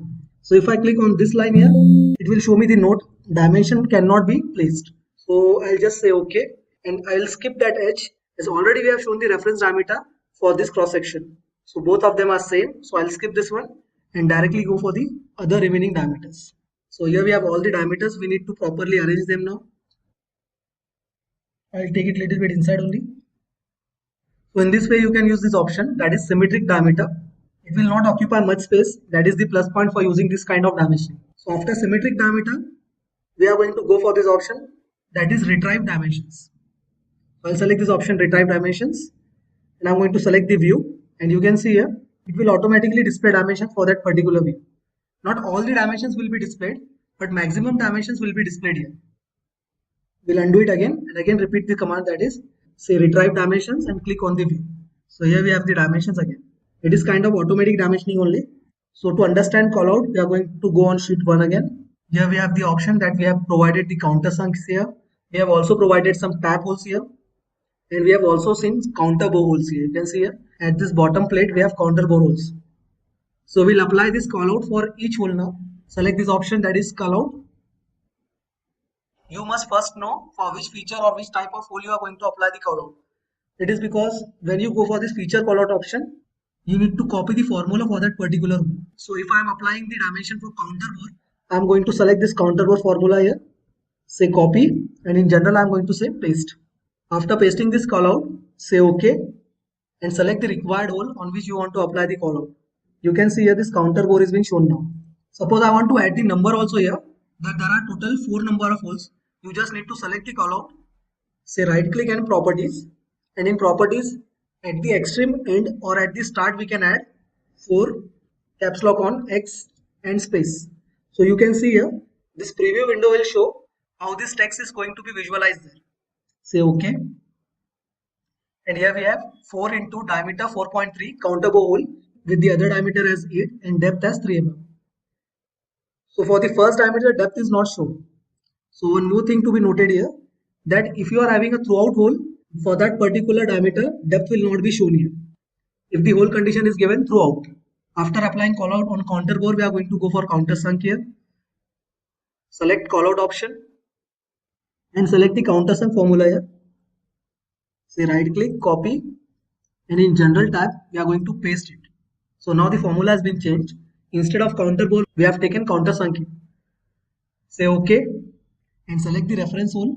Here the diameter 3.2 is having the end condition as throughout. That's why the depth is not being shown here. Now if I want to add any remaining text here, we just need to go and select, say right click, properties, and whatever remaining text I want, I can add it here. So at this start, I'm going to say again 4. So this 4x is representing the number of countersunk holes we require. It has been displayed in preview window. I'll say OK and finish. So in this way, you can add the standard hole dimensions using callout. Next hole, say callout option. Here we need to go and say feature callout. And as we are adding the dimension for threaded hole now, I'm going to select here simple and threaded formula. Say copy. In general, I'm going to paste this formula here. And then you need to select the hole. Again, I need to add callout dimension for this type holes also. I'm going to select the callout option. We have already copied the formula for simple threaded hole. Just go and say OK. And we need to select the hole. So here the depth is also being shown. Size is M3 and the depth is 6.2 mm deep. I want to add the number of holes also here. Say right click, properties. And at this start, I'm going to add the number, say 4x. And here we have the number of holes also. So in this way, we can add the callouts. But one thing to remember that these callouts are only used for standard holes, which are being made by hole command. This callout option will not be usable for dowel holes here. We are going to select smart dimension option only for dowel holes, and then we are going to add the fitment and tolerance also there. So this was the lecture till now. In next lecture, we are going to continue with dimensioning only, but we are going to see how to add the tolerances in the dimensions, how to add the fits and tolerances, and what are the different types of tolerances there. So we'll stop here. Till then, thank you. So hello everyone, we are continuing with the SolidEdge series of drafting. We have already seen how to take these different types of views. We have seen how to apply the dimensions. Now we are going for the tolerances. So to start with, I'm having this weldment structure here, and we have given the dimensions also here by considering different types of views. Now we need to apply the tolerances where required. So we will see what are the different types of tolerances and how they are applied. Now the definition of the tolerance, we can spell it as deviation from the exact value without affecting the working of the particular feature or object. Means tolerances are applied to compensate the differences which are occurring by the exact value so as to make the part work correctly and also support the interchangeability between two parts. So to start with tolerance, we just need to select the value on which we want to apply the tolerance. So I'm going to select this value here. Now this value is representing the vertical distance from ground till the bottom face of the structure. The value is given here as 200 mm, we can see here. I'm going to select that particular dimension. And for tolerances, you have this option, that is tolerance. You just need to select on this symbol. Here are the different types of tolerance which can be applied in SolidEdge. So first one is nominal. Here the tolerance value is not considered, only dimensional value is given. That's why by default setting is on nominal. We'll change it here. We are going to say unit tolerance. Now unit tolerance stands for bilateral tolerance. There are total 3 types of tolerance: bilateral, unilateral and symmetric. There is one more type of tolerance type which is called as limit. We are going to see that also here. So to start with, first I'm going to select this type, that is unit tolerance. Here you will get the options for applying the plus and minus values. So I'm going to click on this box and put up the tolerance value as 0.2 at the plus side and 0.1 at the minus side. Say OK. Now you can see here. To understand it better, we are going to make the text orientation horizontal. For that, I'm going to select A styles, select ISO and modify, select the text, and for proper horizontal orientation, I'm going to select this orientation option and say horizontal. Say OK now. Say apply and close. Now you can see the tolerances we applied were plus side 0.2 and minus side 0.1. But instead of point here, it is appearing comma. So for that also, we are going to go on A styles, select ISO and say modify, select units, and change the delimiter type as period. Say OK, apply and close. Now you can see it is showing point here. So now the value becomes 200 plus or minus 0.2 and 0.1. This is the bilateral type tolerance, means the tolerance will appear at the plus side also as well as on the minus side also. But as the values are different, first one is in plus side 0.2 and the second on the minus side is 0.1. Both are unequal values, that's why they are considered as bilateral tolerances. But if I make this tolerance value same, suppose if I click on this value again and say 0.2 on the minus side also, then this will be called as symmetric tolerance. Means it is a kind of bilateral tolerance only, but the value at the plus and minus side is equal, that's why it is showing plus minus 0.2. So this kind of tolerance representation is known as symmetric tolerance. It is kind of bilateral tolerance only. Next type we are going to see here is select the value again and go for this tolerance option. Here we will see another type is limit. So in limit, whatever the tolerance in plus and minus side you have added will be added in the main value itself. At the plus side we added 0.2, that's why the value is coming 200.2. At the minus side also we have added symmetric tolerance 0.2, that's why the value is coming 199.8. The next type showing here is basic. So here the basic tolerance means it is a theoretical exact value which is not considered by the tolerance. Means tolerance are maybe applied there, but for this particular view, the tolerances are not considered for this dimension. So that time you can show the rectangle around the dimension, representing it as a basic value. Next we will see unilateral tolerance. For that I am going to select the value again. Select the tolerance type, say unit tolerance only. But for unilateral means tolerance is going to be considered at only one side, either plus side or minus side.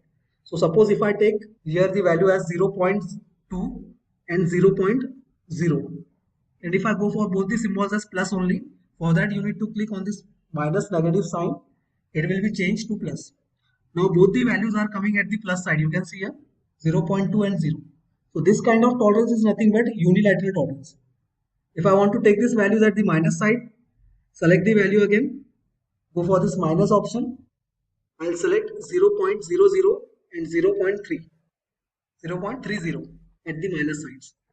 So here you can see now the tolerance is coming at only one side, that is at the minus side. So this kind of tolerance representation is nothing but unilateral tolerance, only at one side, either minus or plus. Now for changing the symbols, just need to click on this symbol option here. You can see it can either become plus or minus, whatever we require.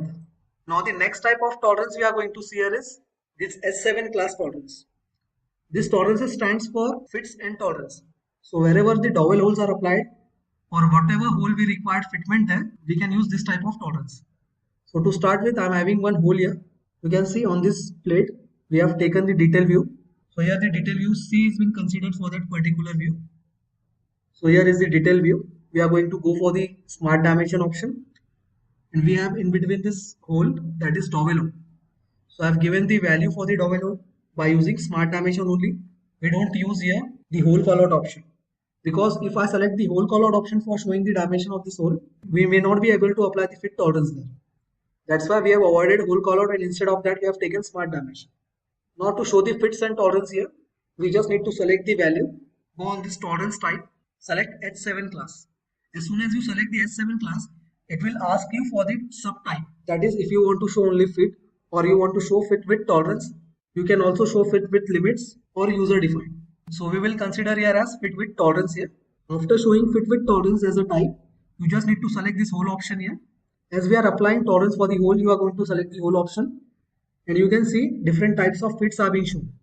Now if I select the shaft option, all the fits alphabetical letters will be shown in small size. And when the whole type fit is selected, all the fit values are being shown in capital letters here. So for shaft, small letters are used, and for hole, all the capital letters are used. So by this way, you can distinguish whether the fit is for hole or shaft. I'm going to consider the fit here as F6. So as soon as I say F6, you can see here, the predefined tolerance will be applied by this F6 fit. So here the tolerances are predefined by the fits. If I change it, suppose if I want to change, I'm going to select the dimension type again. Select the type, click on this whole option. Instead of F6, I'm going to apply N7 now. So for N7, I'm going to click here.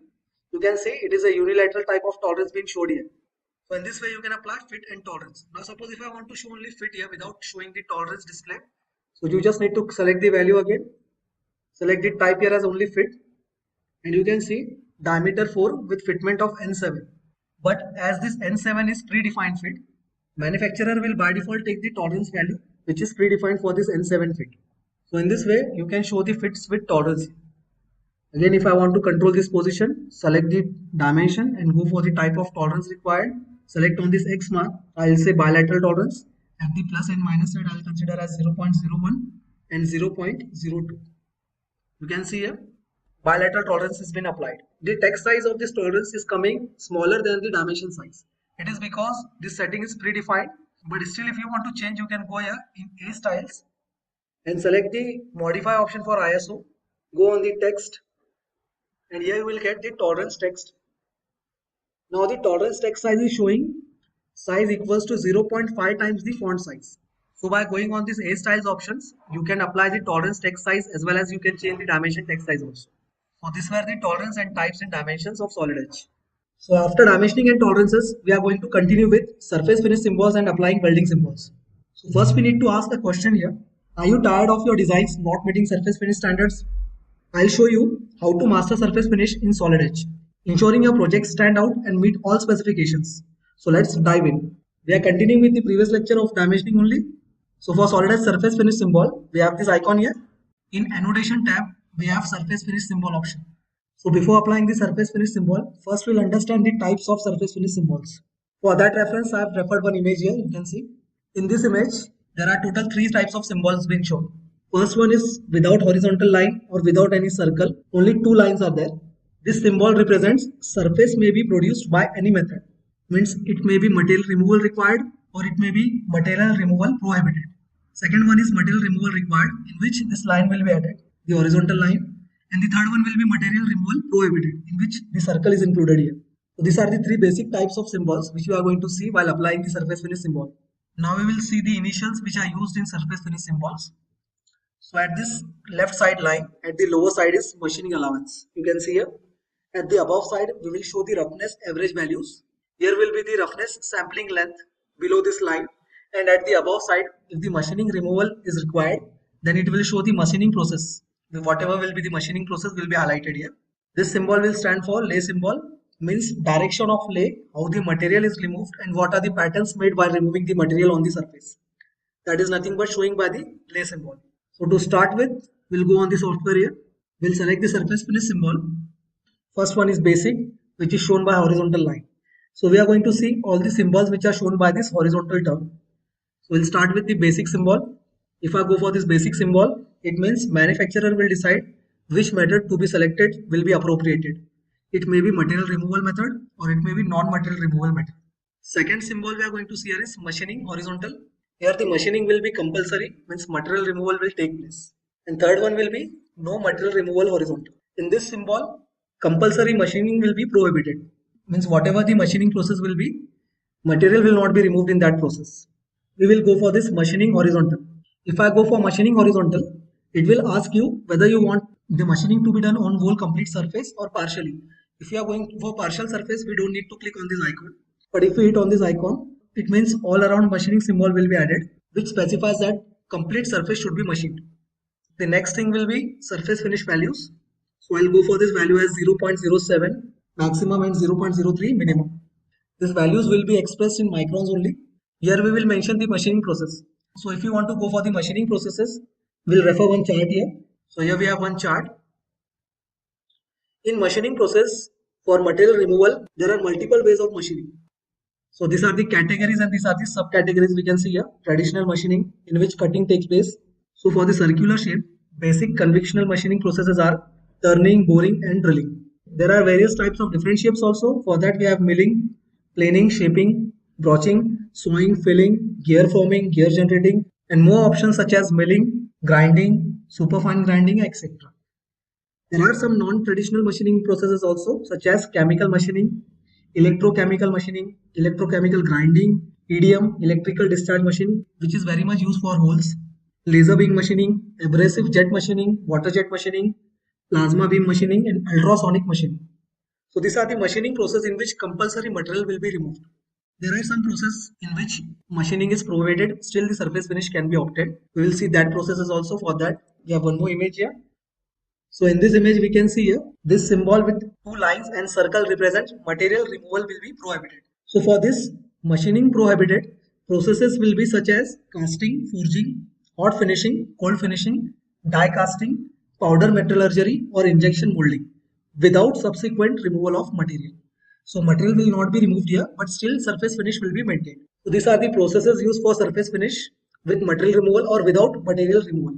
But if the basic symbol, this symbol is taken, then surface finish may be produced by any method. There is no restriction for material removal or non-material removal. We'll again move to software here. So here we have taken machining horizontal. We have said all around symbol. We have given the roughness values in microns. Now time to show the machining process. I am taking here as turning now. Next, surface lay. So the surface lay direction means how the material will produce the pattern while removing the material. So it may be perpendicular to the workpiece, parallel, cross, circular, multi-directional. So I'll take multi-directional here. Next is the allowance. Now this allowance is compulsory. Only the extra material or allowance is kept, then only machining is possible. So the machining roughness values we required were 70 microns to 30 microns.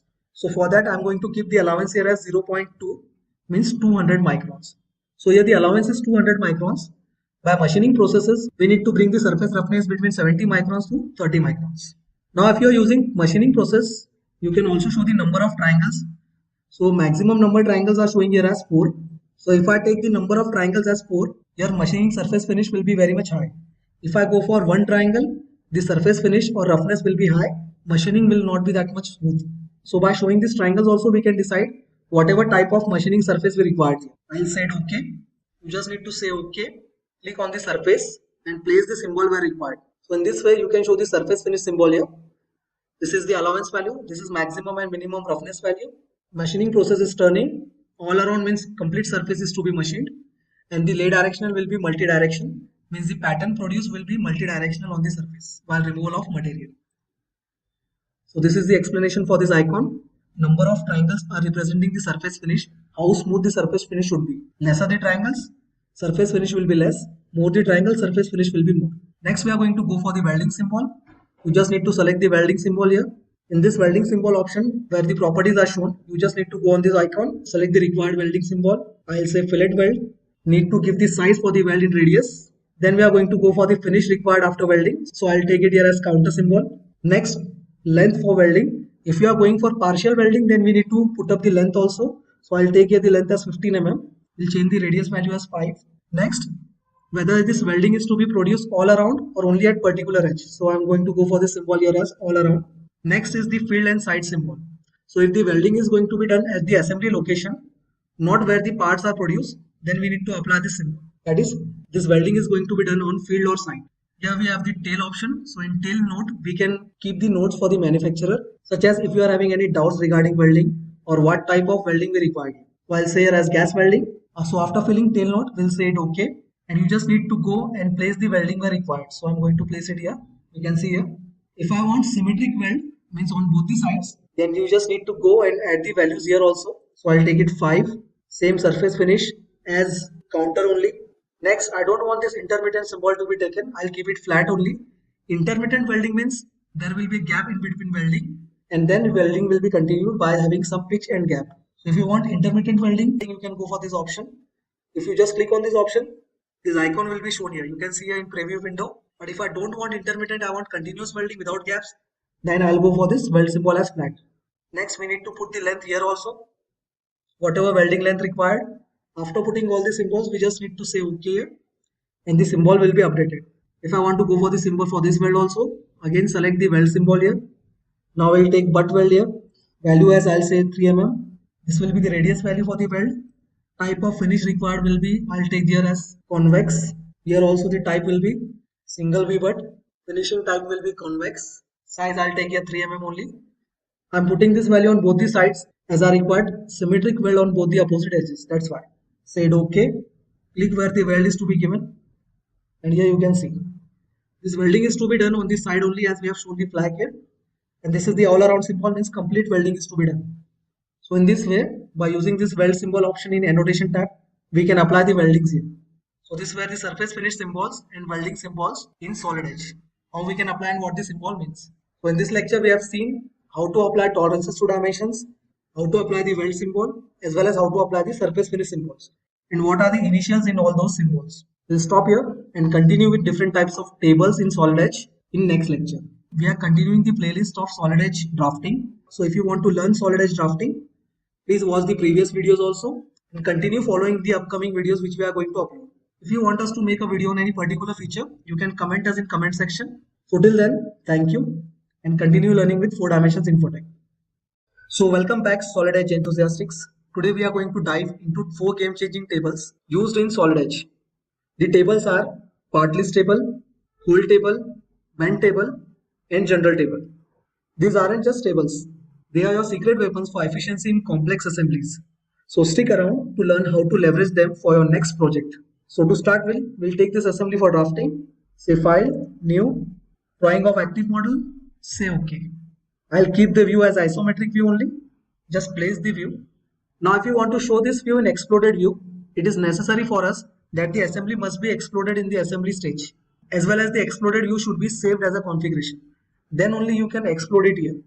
So I've already exploded this assembly in assembly interface, and now I'm going to show the view as an exploded view only here also. So for that I'm going to select the assembly, say right click, say properties, and in properties you will get this option, that is model view or zone. Just click on this option and select the required configuration. So I've saved the configuration by the name of DCF, so I'm selecting that and just say apply and OK. Now you can see around this view one rectangle is appearing. It is just asking you to update the views. So whenever this rectangle is appearing, we are going to update the views. You can see after updating the view, the assembly is coming in the exploded form. So after exploding this assembly, we are going to go for part list table, also known as bill of material, BOM. So here we are taking BOM only, but the name is changed in SolidEdge. So here it is showing the name as part list. Select the part list table, click on the required view and you will get the table here. Now table is showing 4 columns, item number, file name, author and quantity. We'll see this later, and how to edit the table and go in properties. We'll see that later. First we'll go on the balloon options as well as how to arrange the balloons. Now if I drag any one balloon, it is not going to be dragged side by side. It is going to follow this line, the reference line for the balloons. So if I want to move it independently, you must delete this balloon line. So I'm going to delete the balloon line. Now the balloons can be dragged independently as required. Wherever you want to place them, you can place them. But still you can see in each balloon, there are 2 numbers being shown. The bottom side number is showing the quantity of the part and the upper number is showing the part number. Means when the part was made, which was the first part, which was the second part, and that series. So we can directly go for the table in this form of the balloon only. But suppose if we want to remove the quantity number and just want to keep the item number here, then you just need to select this option, that is Smart Select. We are going to say Smart Select and select any one balloon. Say OK. After selecting one balloon and saying Smart Select, all the balloons present in this view will be selected. Just put off this option, that is item count. Now only item numbers are being shown. Suppose if I want to increase the height also, so I'll change the value of text scale as, instead of 1 I'm going to take it as 2 and say OK. So after saying OK, you can see here the balloon size text has been increased. After balloons, we are going to move towards table. Just right click on the table, go for properties option, and in properties we'll see this tab, that is columns. So in columns you can see here all these 4 titles are nothing but the headers which we are used in table. If I want to remove any column related to any header here, I'm going to select that header here and just say delete column. After deleting that column, if I say apply OK, then only 3 headers are remaining now. But now we want to add some extra headers here, such as what was the material, what is the mass according to quantity also, and some user defined columns also we can add here. Again for that we are going to select the tables, say properties, and in properties go to columns tab again. So these were the 3 columns which are shown here. We are going to add another columns here. So here are some properties given by SolidEdge default only. You can see here this property list. So from these properties, I'm going to select some properties and add into the above columns here. So for that, I'm going to select here mass by items, say add column. This column will be added to this table again. I want to add mass by quantity also, say add column. First we have added mass by item, second is mass by quantity. Third, I'm going to add here material also. So I want to specify the material also in the table for each part. For that, I'm adding this material, say add column. Now materials were assigned before only at the time of assembly. So you are just updating now. So for that we have added the material here. After material, I want to add company name also. So I'm going to add this title as a column here, say add column, and the company name also will appear here. Say OK. Now I can see here all the columns we required are mentioned here in this table. If you want to decrease the width of the column, just drag it by holding these gray points so as to adjust the table according to the sheet size. So we can customize the sizes here. Now everything was predefined, means name was predefined, quantity was given by the system, mass by item, mass by quantity, and material is also predefined, and system has reflected here in this table. But only the company name is not defined here. So if I want to add this company name, which is not known by the system, I'm going to select here and say right click on properties. And for adding the company name, I'm going to click on this tab that is data. And in data, here I'm going to click on this column that is company. Say right click and say allow cell overrides. I'm going to add here as 4DI. Say OK. And you can see the company name is also been updated now. So in this way, you can update the columns manually also if the related property is not coming in the table. Again, say right click, say properties, cell overrides. We are just going to copy and paste it here. Say paste, right click, cell override. Again say paste, and last one, do the same thing. Say apply and OK. So in this way, the bill of material has been updated here, part list table. This is the assembly and this is the bill of material for that particular assembly. You can click on this left point and drag the table anywhere you required. Now suppose if I want to add some user defined property which is not been present in the list properties here. For that I'm going to right click, go to properties, select the columns option, and for user defined property which is not present in the property list but still we want to add, then you just select the option user defined, the first option, say add column. Now the name also for the column is showing as user defined. So if I want to change and assign particular name for that process, you just need to select here in this tab, and instead of username, user defined name, I'm going to backspace it and going to add the required name for that particular property. Suppose I'm going to say hardening process. Hardening process. After adding the title name for this property, again just go on this columns option and click on this title user defined so that this name will be updated on this property. I'm going to click on this here and the property name has been updated. So I have added one user defined property also here which was not present in this list. Say apply and OK. You can see here the table has been updated with the user defined property. Now to add the data for that particular column, I'm going to click on properties, right click and say properties, go to data, and here in data I'm going to drag here, just right click and type whatever you want, directly double click it. Hardening process I'm going to say here as tempering. I'm going to copy that process and just paste it wherever you require. So in this way you can add the data which is not been linked by the part, but still you can add it as a user defined property. Say apply and OK. So in this way you can make the tables for assemblies, that is part list table, also known as bill of material. Next table we are going to see here is whole table. For that I'm going to open one specific part. Say file, open. Now we are going to take this part for drafting. At the top face I have given different types of holes here. We'll delete this feature first. This is not required there. And we are going to add one more circle here and make one simple hole without using hole wizard. Say finish, say extrude, select the sketch, say OK, and we are going to cut it here. Say finish and cancel. Hide the sketch, saved it. Now we are going to take this part for drafting. So for that say new, drawing of active model. Say OK. And we are just going to see the table. So for that I'm just going to take the primary view as top view only. We are not going to call all the type of views. We'll scale it as 1:1 and keep it here. Now at the top face only we are having this standard holes and one extrude cut also. So after that we are going to call the whole table. For that select the whole table, click this point and give this as an X direction and this line as a Y direction, and just select the face which contains the hole. After that say accept and the table will automatically appear. So these are all the standard holes which are being shown in the whole table. But in the whole table, we also need to add some more properties highlighting which type of hole is this, what are the callouts for the holes, and what is the count of each hole. Means how many numbers of holes similar are present there.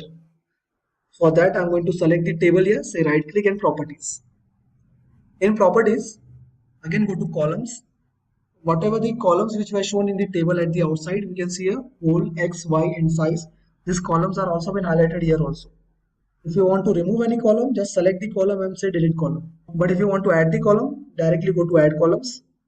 We are going to select this whole callout option, say add. We are also going to select the type, it will show the type of hole, whether it is counter bore, counter sunk, tapped hole or dowel hole. So all the type of holes will be shown by using this type column here.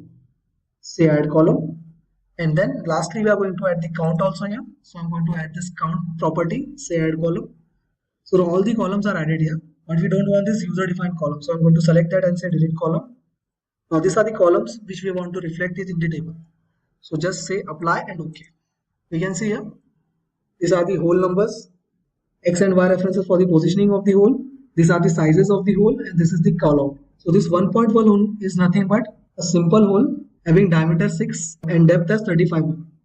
The second hole here, 1.2 number, it is showing as counter sunk hole having smaller diameter as 9 and larger diameter as 18.25 with the sunk angle as 90 degrees. Quantity is of 1. This item count is 1. Similar way, the other holes are also being shown. So this is the way you can show the hole table also here. We'll adjust the column sizes. Just click and drag this gray point so as to adjust the width of the column. Next we are going to take bend table. For that we are going to call one sheet metal part. So I'm going to select and say open. We are going to browse the part. So in the recent list it is showing here. So I'm going to select that. And we have also made this part flatten here. You can see if I go for tools and say flatten, this part is already been set as flatten and then saved. So it is compulsory for any sheet metal part before going to drafting that it must be set flatten and then saved. Or else the flatten will not get reflected in the drafting. Now I'll take this part for drafting, select the file, say new, say drawing of active model, say OK. And before placing this part, we are having one option here, that is this drawing view wizard options. If I click on this option, it will show whether you want to place the part as a design part, means however it is coming, or else you want to show the flatten pattern. So I'm going to select this option as flatten pattern and then say OK. So it will show the flatten view. I'll say the scale here as 1:1. Place this flatten view. Also place the side principal view for showing the thickness. Next we are going to go for this bend table. Select the view and you will get this bend table view. Now this bend table is showing you. Now this bend table will show the number of bends, what are the radius for that particular bend, at what angle the bends are made, whether the direction is at the upward side or downward side, and the included angle. So here we can see for the first flange it is showing the direction as up. Now if I want to show the reference view also, so I'm going to say view wizard again, say OK, and I'll place it as an isometric. Say isometric as a primary, say OK, and this view is placed. So for better understanding, I've placed this view. We are going to see the table again now. So the flange 1, this is the flange 1. It is having bending radius 1 and its direction is upside. That's why this is showing it the upside. This is the bend 1. It is showing at the upper side. Next is bend number 2. So bend number 2 is joked and it is joked at 90 degrees angle. And it is showing the downside direction. It is because it is not going at the vertical side. It is going at the horizontal side. You can see here, this bend is made horizontal. That's why it is showing this side here as downside. Similar are the other kinds of bends. In this way you can show the flatten view. But if I suppose select this view and go for that option view wizard, you will not get that view wizard option here now.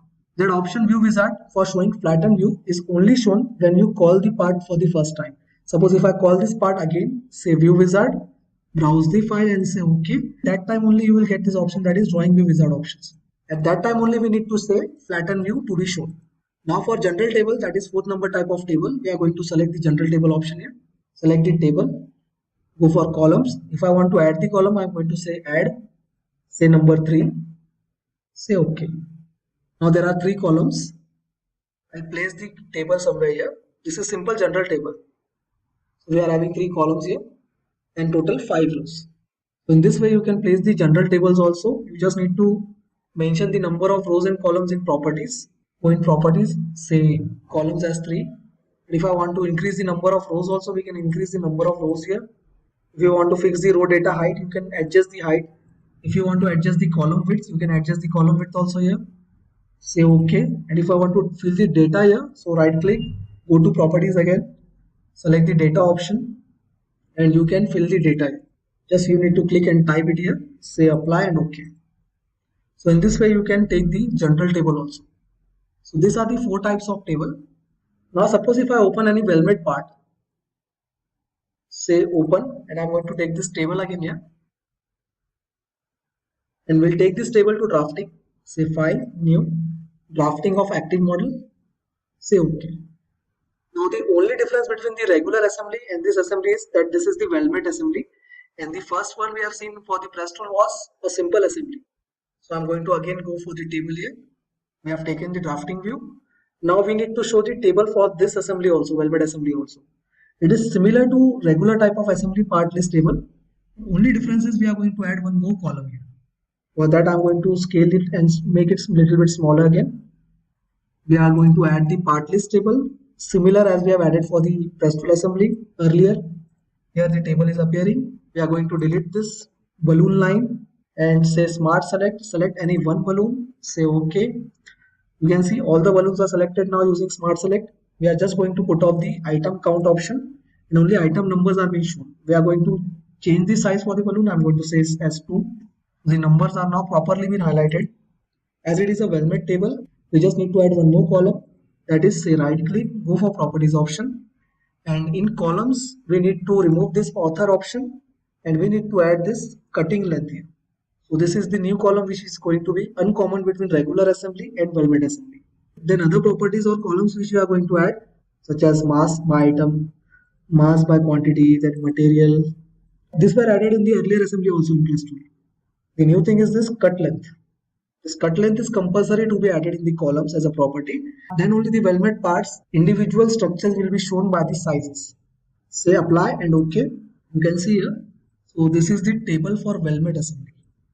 Item number is coming, file name with the sizes only I have saved. That's why the sizes are also being shown here. Quantity is being shown. The total cut length, this is very important. So this column only will distinguish it from the regular assembly, that is cut length. It is very necessary to be shown so as to cut each length of the pipe. Now the first pipe is showing here this rectangular tubing, this vertical rectangular tubing. The size here for the cut length is showing 638 mm. Means manufacturer needs to cut this structure at 638 mm. The mass according to the quantity is shown here as 2.285 kg. But according to single item is shown as 1.143 kg. Material was already applied during making of the structure in part molding itself. So material was stainless steel. So this is the part list table for well-made structure. Only change is adding this column, that is cut length. Now one more thing, this gusset was not a standard part or a tubing here. So that's why the cut length for this gusset, bottom support plate and top plate is not being shown. So if you want to add the sizes as the cut length for this also, select the table, say right click, properties, go to data, and in data you need to add this by right click on the column, empty column, and say allow cell overrides. Double click here and add the sizes and say it was 40 by 40 by 10 length, width and thickness. For this also I am going to say allow cell overrides, and here we are going to say 25 by 25 by 6 mm was the bottom support plate. The top plate I am going to select again, say allow cell overrides, double click, and this size was 60 by 12. Say apply and OK.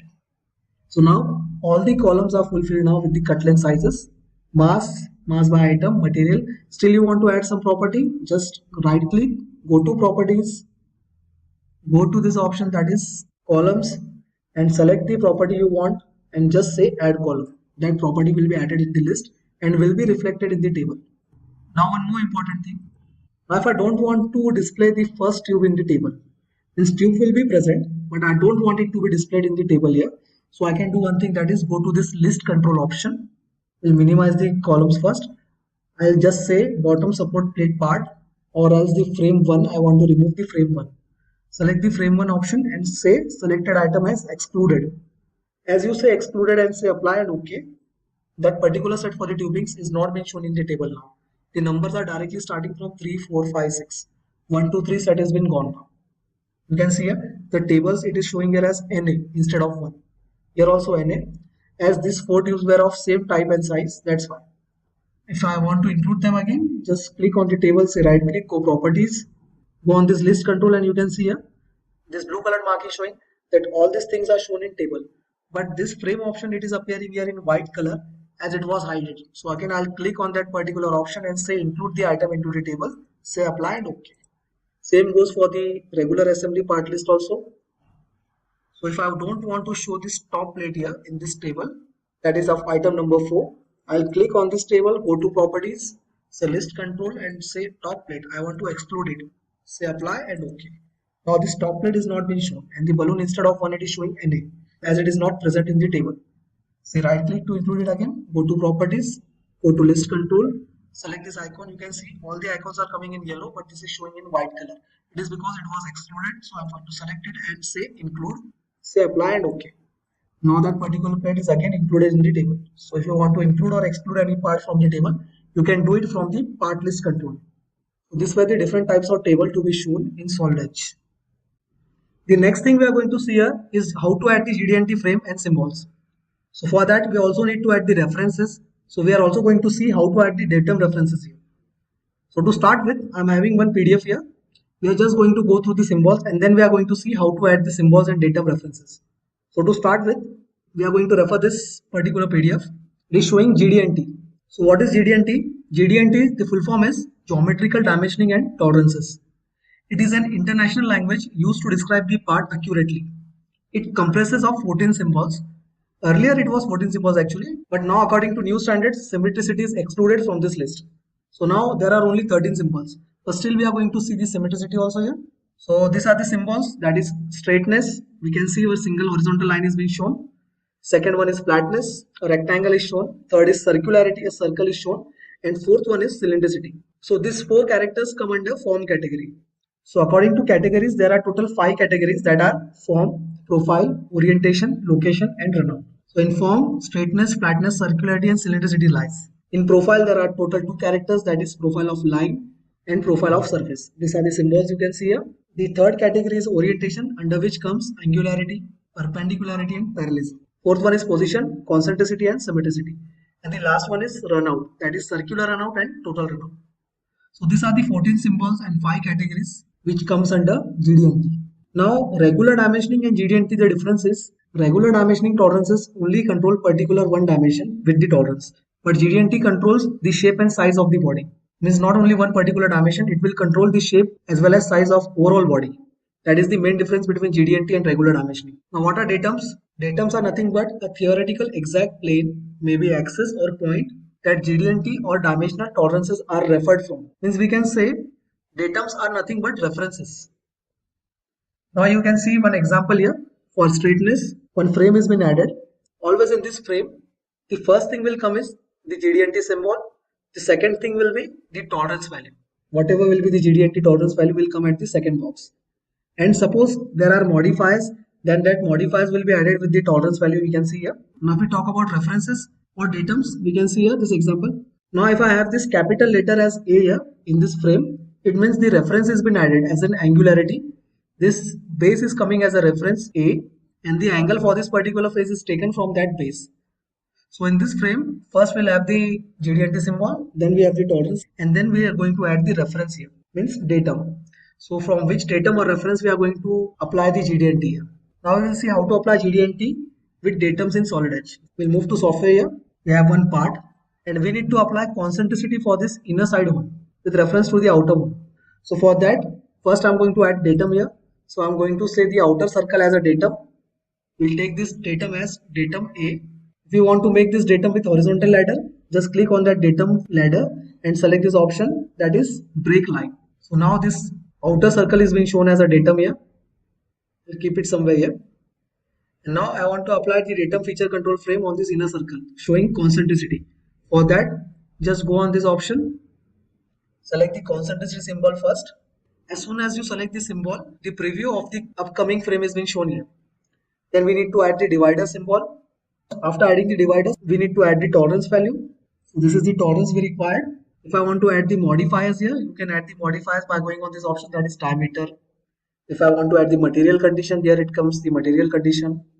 If I want to add the tolerance zone, you can add the tolerance zone here, whether it is flat, plane, circular, as required. So I'm going to add the symbol as diameter here, as the concentricity will have circular zone for the tolerance. That's why I'm going to add this diameter symbol.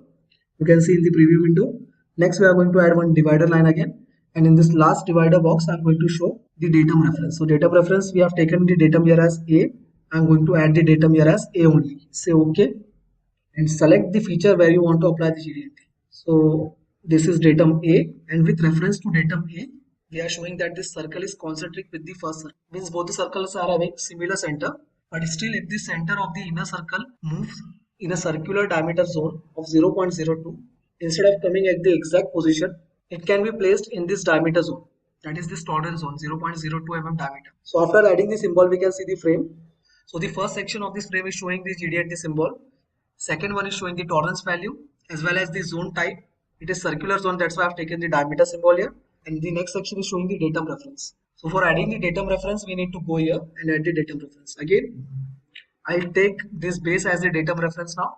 We're not going to repeat the datum reference later. So I'm going to take, instead of A, as we have used A earlier only, we are going to take here it as B. So this is the datum reference B. We'll move it a little bit aside.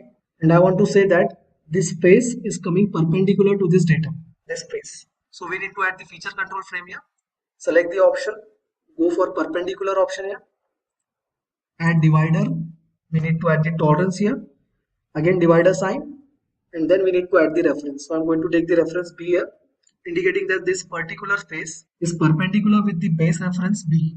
So this face, vertical face, is perpendicular with this horizontal datum or bottom face. In this way you can add the feature control frames also here.